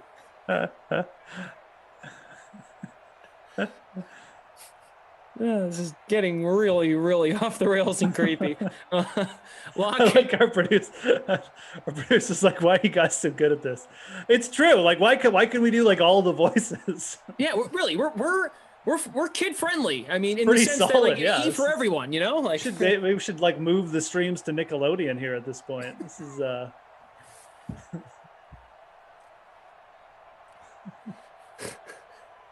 Mikey B says, for the love of God, no more Elmo. Oh, Elmo's sad. Elmo just wanted to be your friend.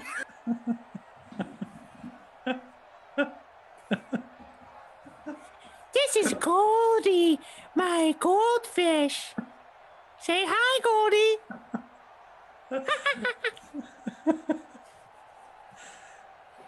Goldie says, I need Russell Wilson to do more in the captain spot. What's that, Goldie? What's that? DK Metcalf. Really fast. Really, really fast. Oh my God. All right. Get this half started. 14-7, Jim's update the scores. Oh boy. Stats are updated through the half. Carolyn says, I feel like the cops will be at your house soon. Don't call the cops on me, Sarah.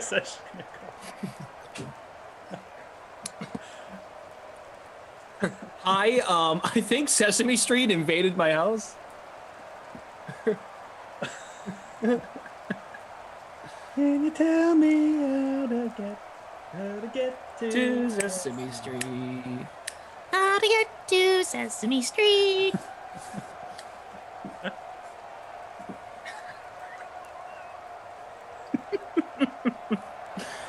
Oh, I'm kind of motivated to do this, but I think folks are going to really lose it.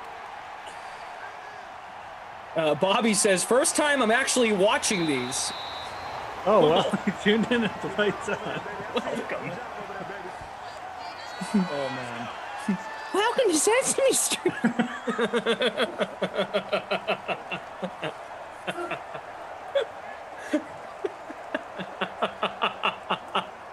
Oh, Moose is losing it. Oh. I told you, man, I was already a little tired coming in. Oh, just like loopy tired though. I don't know what's wrong with me. Oh man. Chris Carson down at the 29.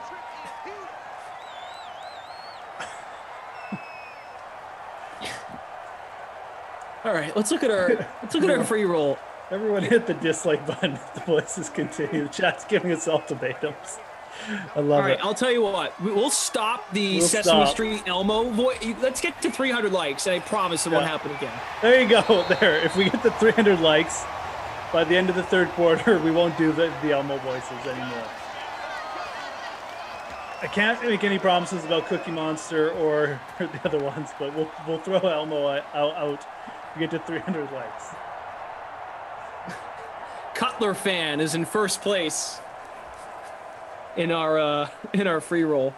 What if we don't get to 300 likes? Well, then I'm gonna do Elmo the whole fourth quarter. So. Wow, maybe people want it. There's Hyde up the middle to the 44.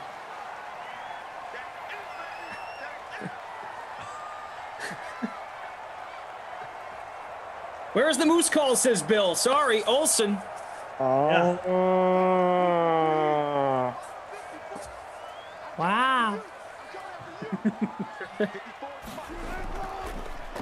All right, so the touchdowns belong to Todd Gurley, Carlos Hyde, and Metcalf.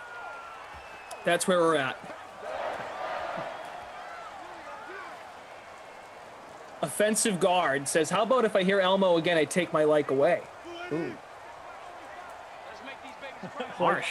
I like how us and the chat are playing like, you know, it's like deal or no deal here. We're all trying to blackmail each other with the Elmo voice threats.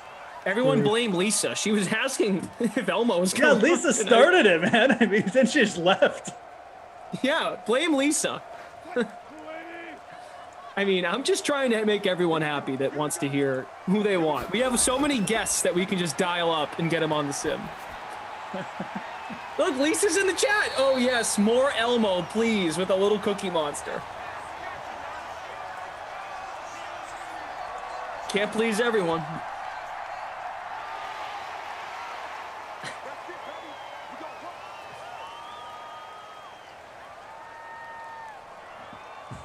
Goofy as a dog says, who can do a higher voice, Glash or Moose?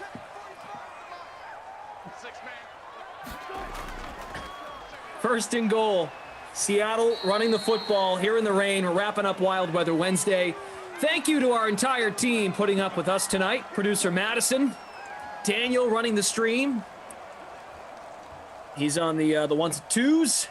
Got Jim updating scores. Kyle says, hey, BG, on for Madden After Dark tomorrow. Your impressions make me laugh. Well, there's someone. Getting some Elmo voice love now. We're not even at 300 likes yet. I mean, thank you, Bobby. Elmo appreciates you. Elmo wants to be your friend. Tomorrow, yeah, Madden After Dark tomorrow. I'll be with Lamarca tomorrow night. Third and goal. Come on, Russ. He'll run it. Oh! Oh! Stopped at the 1.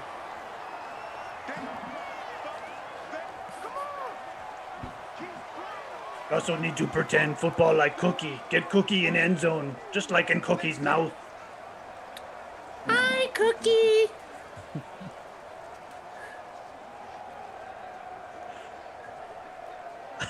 Could we do an entire like Cookie Monster Elmo game? I don't know. That would just be. I don't know if we. We actually wear the costumes. That would be the costume. I'm so in. I am in for any challenge. You know me. I am getting on Amazon to order that Elmo costume like tomorrow. If you're in. Get DK to hype it. The Sesame Street Bowl. We're just forming new partnerships here. That was Jeff's idea, not mine. Sarah's looking at me like, no way. Musbine says, "Well, DK still pay you while you're in prison."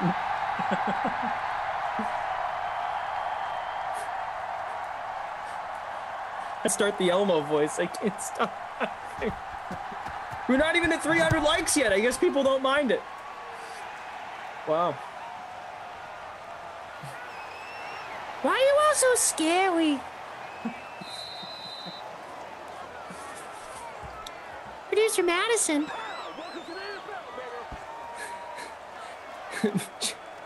She says if Mike is producing, not me, I'm in. Glasses half full is going to contact PBS.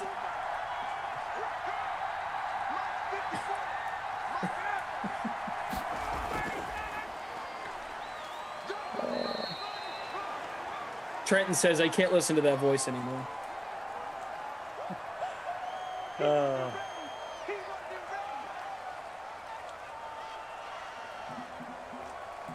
Midway through the third. Thank you all for being here. Definitely. Thank Jeff you guys for Thornton's- putting up with us. It's Madden After Dark, man. You guys know things get crazy here. We're 298. Appreciate the likes. Helping out the stream as always. Subscribe to the DK channel if you haven't also, folks. It's good stuff. Original content coming out all the time. Do that. Impersonations. Impersonations. 6 streams a day right now, though, folks. 6 streams a day. 6-man streams starting at 12 Eastern every day. Hopefully a man enjoyment. In case you're just checking these out today, just giving you the heads up. Ooh, another miss. Man, Matt Ryan really has dipped, hasn't he? I hate to see that. Well, don't really care. It kind of sucks for the Sims because that needs to be so good, but missing those easy throws now. Well, all right. Everyone say goodbye to the characters. We've hit 300 likes. Jeff Thornton says, used to like you, Glash. Funny to you two only. Well, Jeff, I haven't changed. I am still a raging dork and moron. I have not changed one bit. This is me. Elmo's no longer here, so I don't know what you guys are talking about. We just wanted to say hi. I mean, Cookie Monster was hanging out, but they're gone. So, yeah, I mean, it's Glash and I now. Sorry, guys. DK Metcalf did hit the bonus there. Like, he's over the bonus. Yep, he did. 102. 3 catches and a tud. Give you guys some real football updates. I think Russell Wilson, you think they'll get that resolved? I heard a take today that is Pete Carroll getting enough flack in Seattle? Like, do we give him a pass too often? Yeah, man, for sure. You know, this offense has been like, floundering for years now here with like an elite quarterback. At least in my opinion. They need to, they don't need to go and fire him, but like they need to like, get him on the same page with Russ and, change some stuff. I just don't know what the, their offense was just going so well at the start of the year. To see it fall off like that, it's just kind of insanity. So I don't know. He doesn't get enough flack from me, for my liking.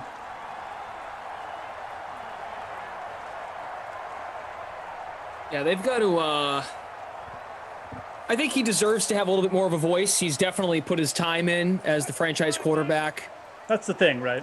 Yeah.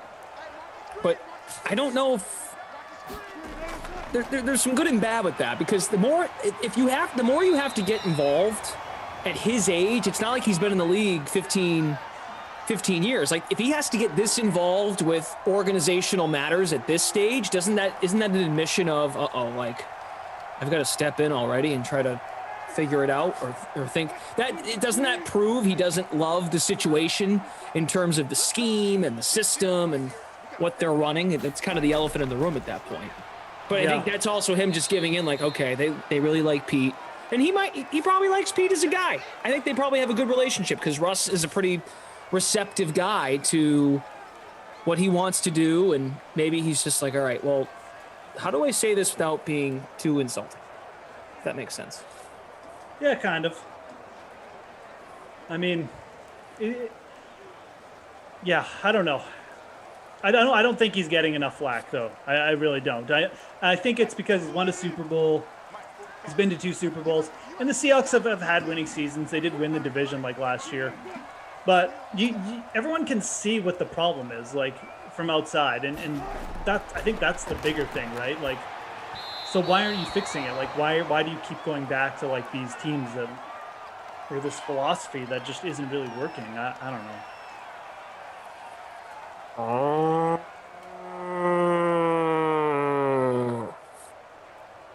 Is that a catch? Did we drop we missed one. We missed one. Oh, okay. Yeah. Yeah. We've been bad. Just catching up, just moosing up, you know. Just moosing up. Dorsett catch that? He did catch it. He did. But didn't get the first down. Didn't get the first. 5 grabs up over 60 yards now for Philip Dorsett. He's giving you good value. A wide out 3 for Seattle. I'm in 31st in our free roll. The Falcons, Hawks, Elmo, Cookie, and Moose Calls sim. But 2 of the 5 have left because that's what we do. If you guys want them out, we will listen. Usually, and they're gone. So, if Sesame Street calls, we're gonna have to say, hey, sorry guys, people have had enough. Yeah. The offer's off the table. Hey, speaking of great guests on our streams, did you hear Marv Albert stop by last night? Oh no, Marv Albert stopped. Wow. Okay, Yeah. no, I didn't hear that. Exciting. Excellent broadcaster. It was great to have him. I'll even show you the photo we got of him joining us in the booth. Oh wow, he was in the booth, like live in person, hey? Yeah, he had the headset on and everything. He was so great with his time, and he just started speaking. I mean, he didn't. He said, "Yes, I will happily call the sim." Yes. I like Marv Albert as an announcer. Like probably one of my top 4 favorites, kind of thing. He's great. Oh, down goes Ryan.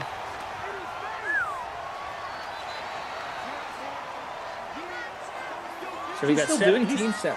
Is Marv Albert still working? Yeah, from time to time, he will call the NBA on TNT. That's what I thought.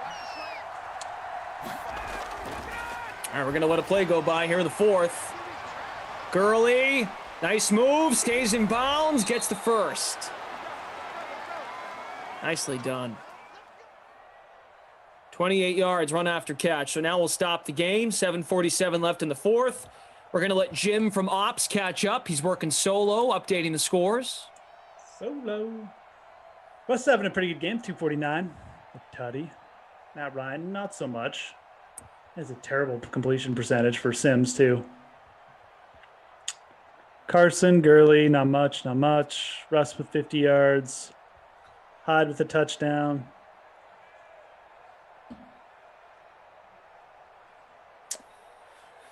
Yeah, it's been a struggle for the Falcons in particular.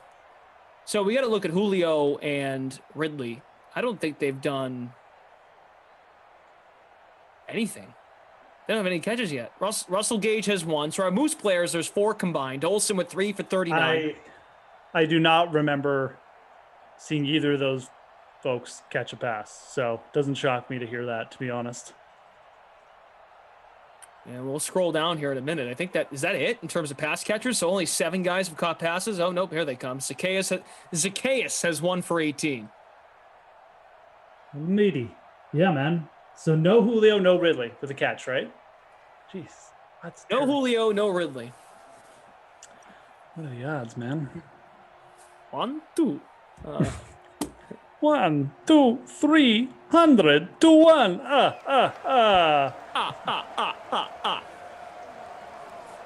You Captain Julio, big fat 0.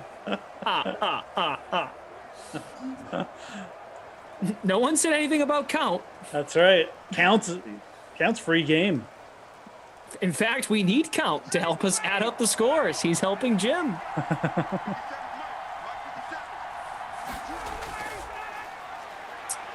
All right, 4th quarter.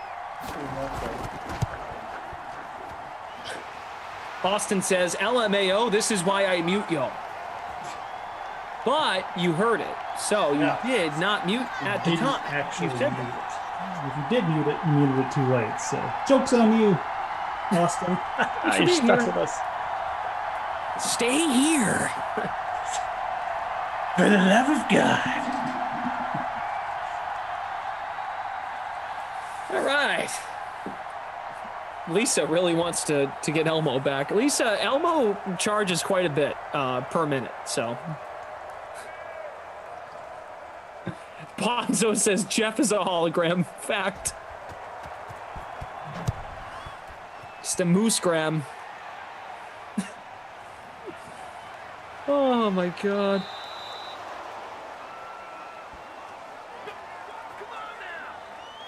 Taquan Williams needs a Hurst touchdown.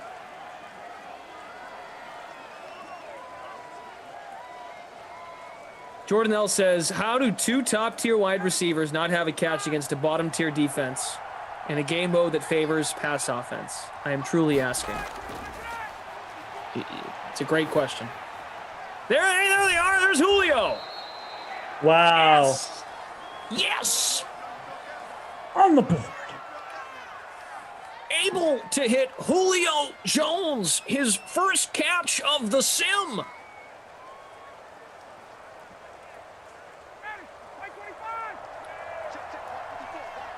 Do you think the Falcons are not underrated, but do you suspect they could make any noise next year as Gurley makes the catch to the 45, considering Breeze in all likelihood is not coming back?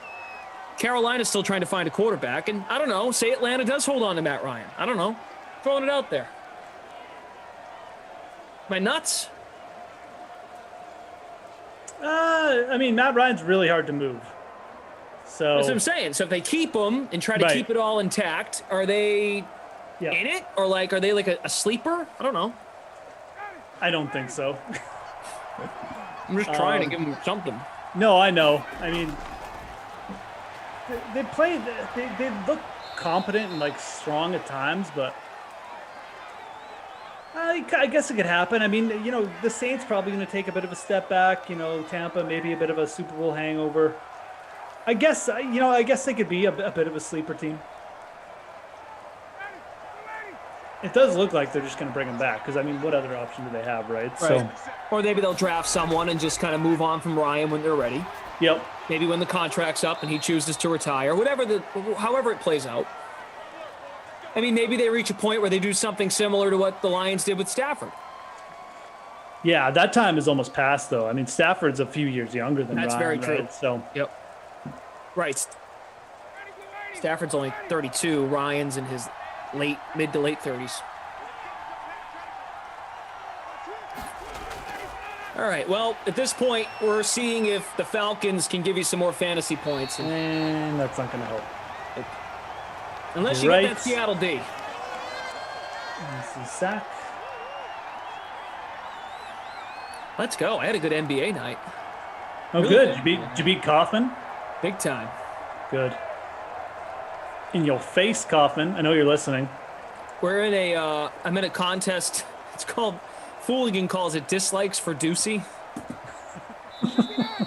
I'm in first place in that one out of 10 with the Twitch fam. But half of us win. Half of us get our $1.80 back. Or whatever. We win 80 cents. So. Yeah, guys, I'm stealing all your money. And I am on Venmo. Hashtag rent free. 2nd and 20. Relly, here we go. This is what we need, Jeff. Relly says, I've been laughing so damn hard tonight. Thanks, my DK fam. Well, we needed that. Good. I know y'all like it because we still got viewers. We got over 300 likes, so. Well, they've got lineups on the line. So, but I'll go with what you said. Oh, upstairs! Touchdown, Falcons! Russell Gage! Oh, Gage! Moose player Moose 2! call.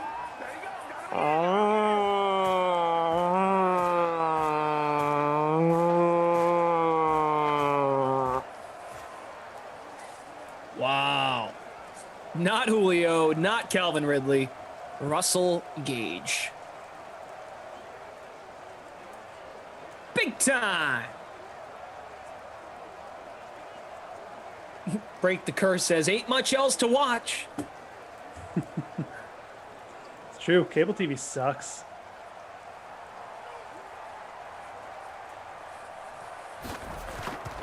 First time playing Fortnite says the Sabonis play was a good one. I always like playing Sabonis. I mean, the matchup was good too. So, got lucky. Felt good. Don't blame the officials. Don't. Hey, Lisa, that's her captain. See, Lisa's having a good time. She got her Sesame Street fix. Her captain just scored a long touchdown in garbage time. Yeah, this is like it's a great night for Lisa. Congrats, Lisa. How about this from James? Dudes, I woke up today with orange paint all over my Jaguar. Talking about his car, I think, Yeah, not no, the for actual. sure. Yeah, not And the y'all are actual, complaining. the mammal. Not the mammal. Y'all are complaining about dumb stuff. This has been the highlight of my day. Well, except for the hours cleaning off my car, of course. And onside kick, no dice. No dice. I hope you caught the loser who did that. God, sorry to hear that, man. Jaguars are beautiful cars, too.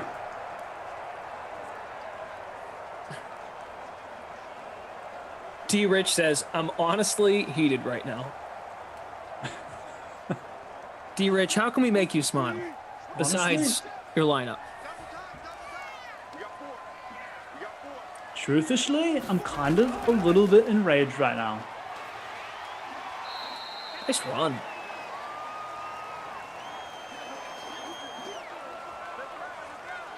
Jim's working hard, guys, updating the scores manually.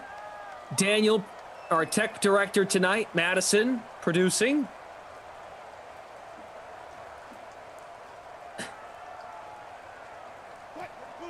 We will give you the schedule for tomorrow before we go.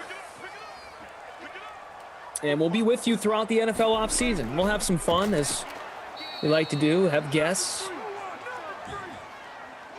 And just, chat it up.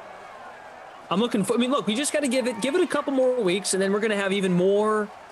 Jeff, the rumors in the NFL offseason are going to heat up. There's going to be some more truth to stuff.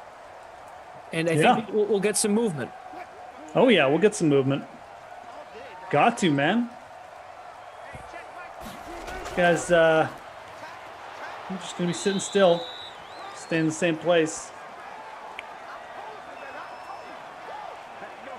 Jordan Lindenbaum says Gage is a pretty good captain. The slot receiver gets thrown into in these, not like Zacchaeus. Right now in the free public showdown, 6-way tie, first place by about 2/3 of a point.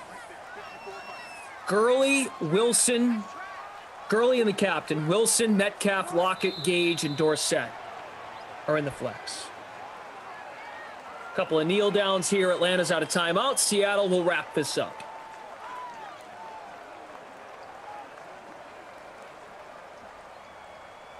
Chris Boyd says, would be nice if all losers were struck by lightning when they try to do something stupid.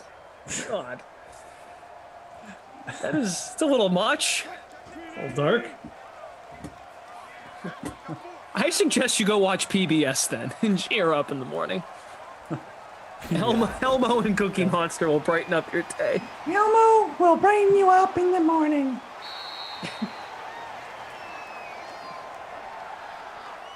Now the chat's talking about how moose is good to eat. Moose is good, actually. Moose burgers. I haven't eaten moose a lot, but I've definitely had it a couple times. Really? Yep. Wow.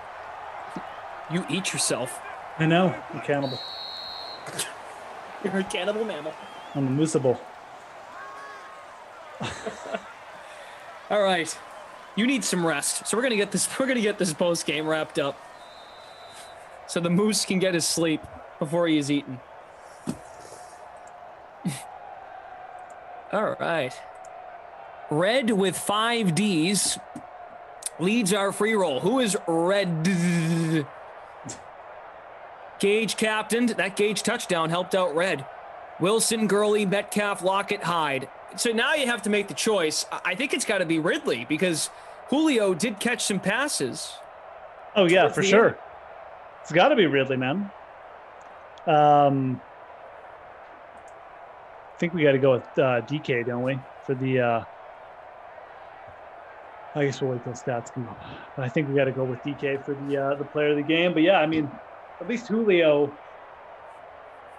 we know he's alive. You know, I can't say the same for Ridley. So give it to him. 262 passing for Russell Wilson. Must Buy says he's in second. All right. In the in our free roll. Oh, there you are. Cool. Good stuff. So Wilson, 268 passing, 1 touchdown to Metcalf. Ryan had 2 touchdowns in the second half, 16 of 28, 206, 2 touchdowns, 1 to Todd Gurley, the other to Russell Gage. Carlos Hyde had a touchdown. Carson even ran one in. So if you played both Seattle running backs, good on you. Gurley was not great running the ball, but had a pretty good sim catching the ball. Yeah, not much running from anyone but Wilson. Gurley hit the bonus. Wow. Didn't Yeah, realize. well, I didn't notice that actually.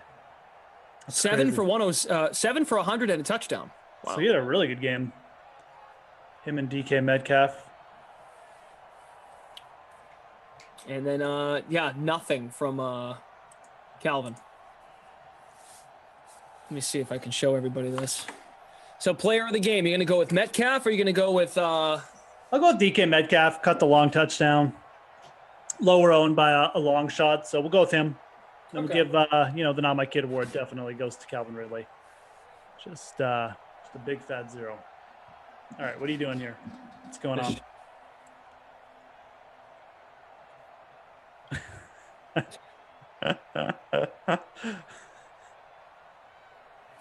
That was a fun sim.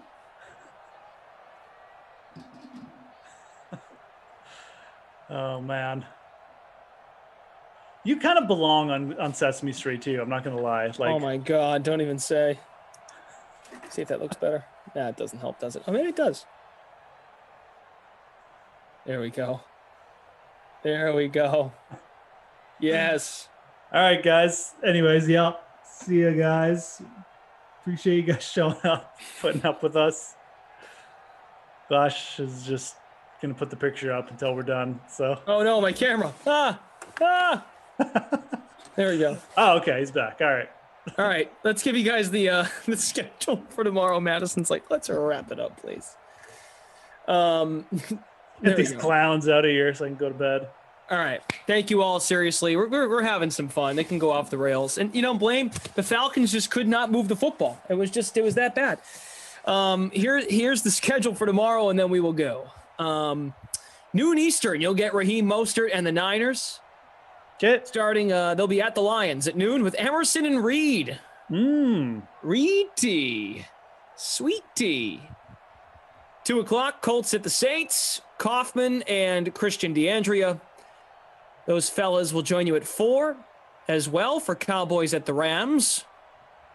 6 o'clock, Eagles at the Cardinals. I'll be with Jason Rossi at 6 tomorrow. 8 p.m., Jags at Giants. Rossi and Matt LaMarca, Big Saxy. And finally, Madden After Dark, Panthers at Chiefs.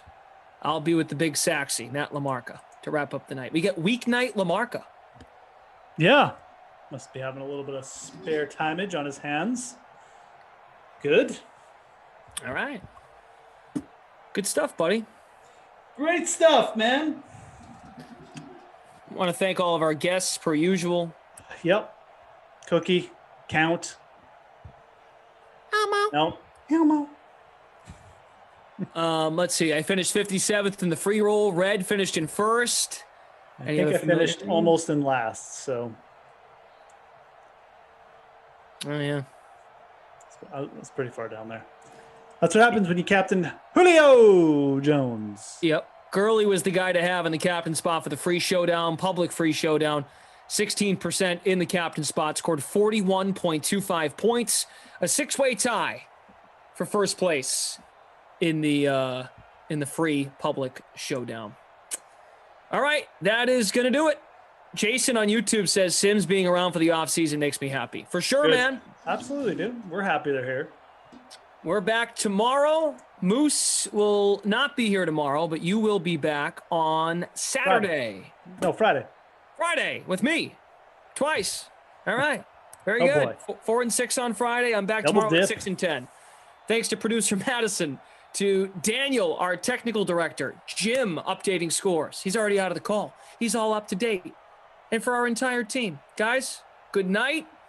See you tomorrow in Simland right here on the Dream Stream.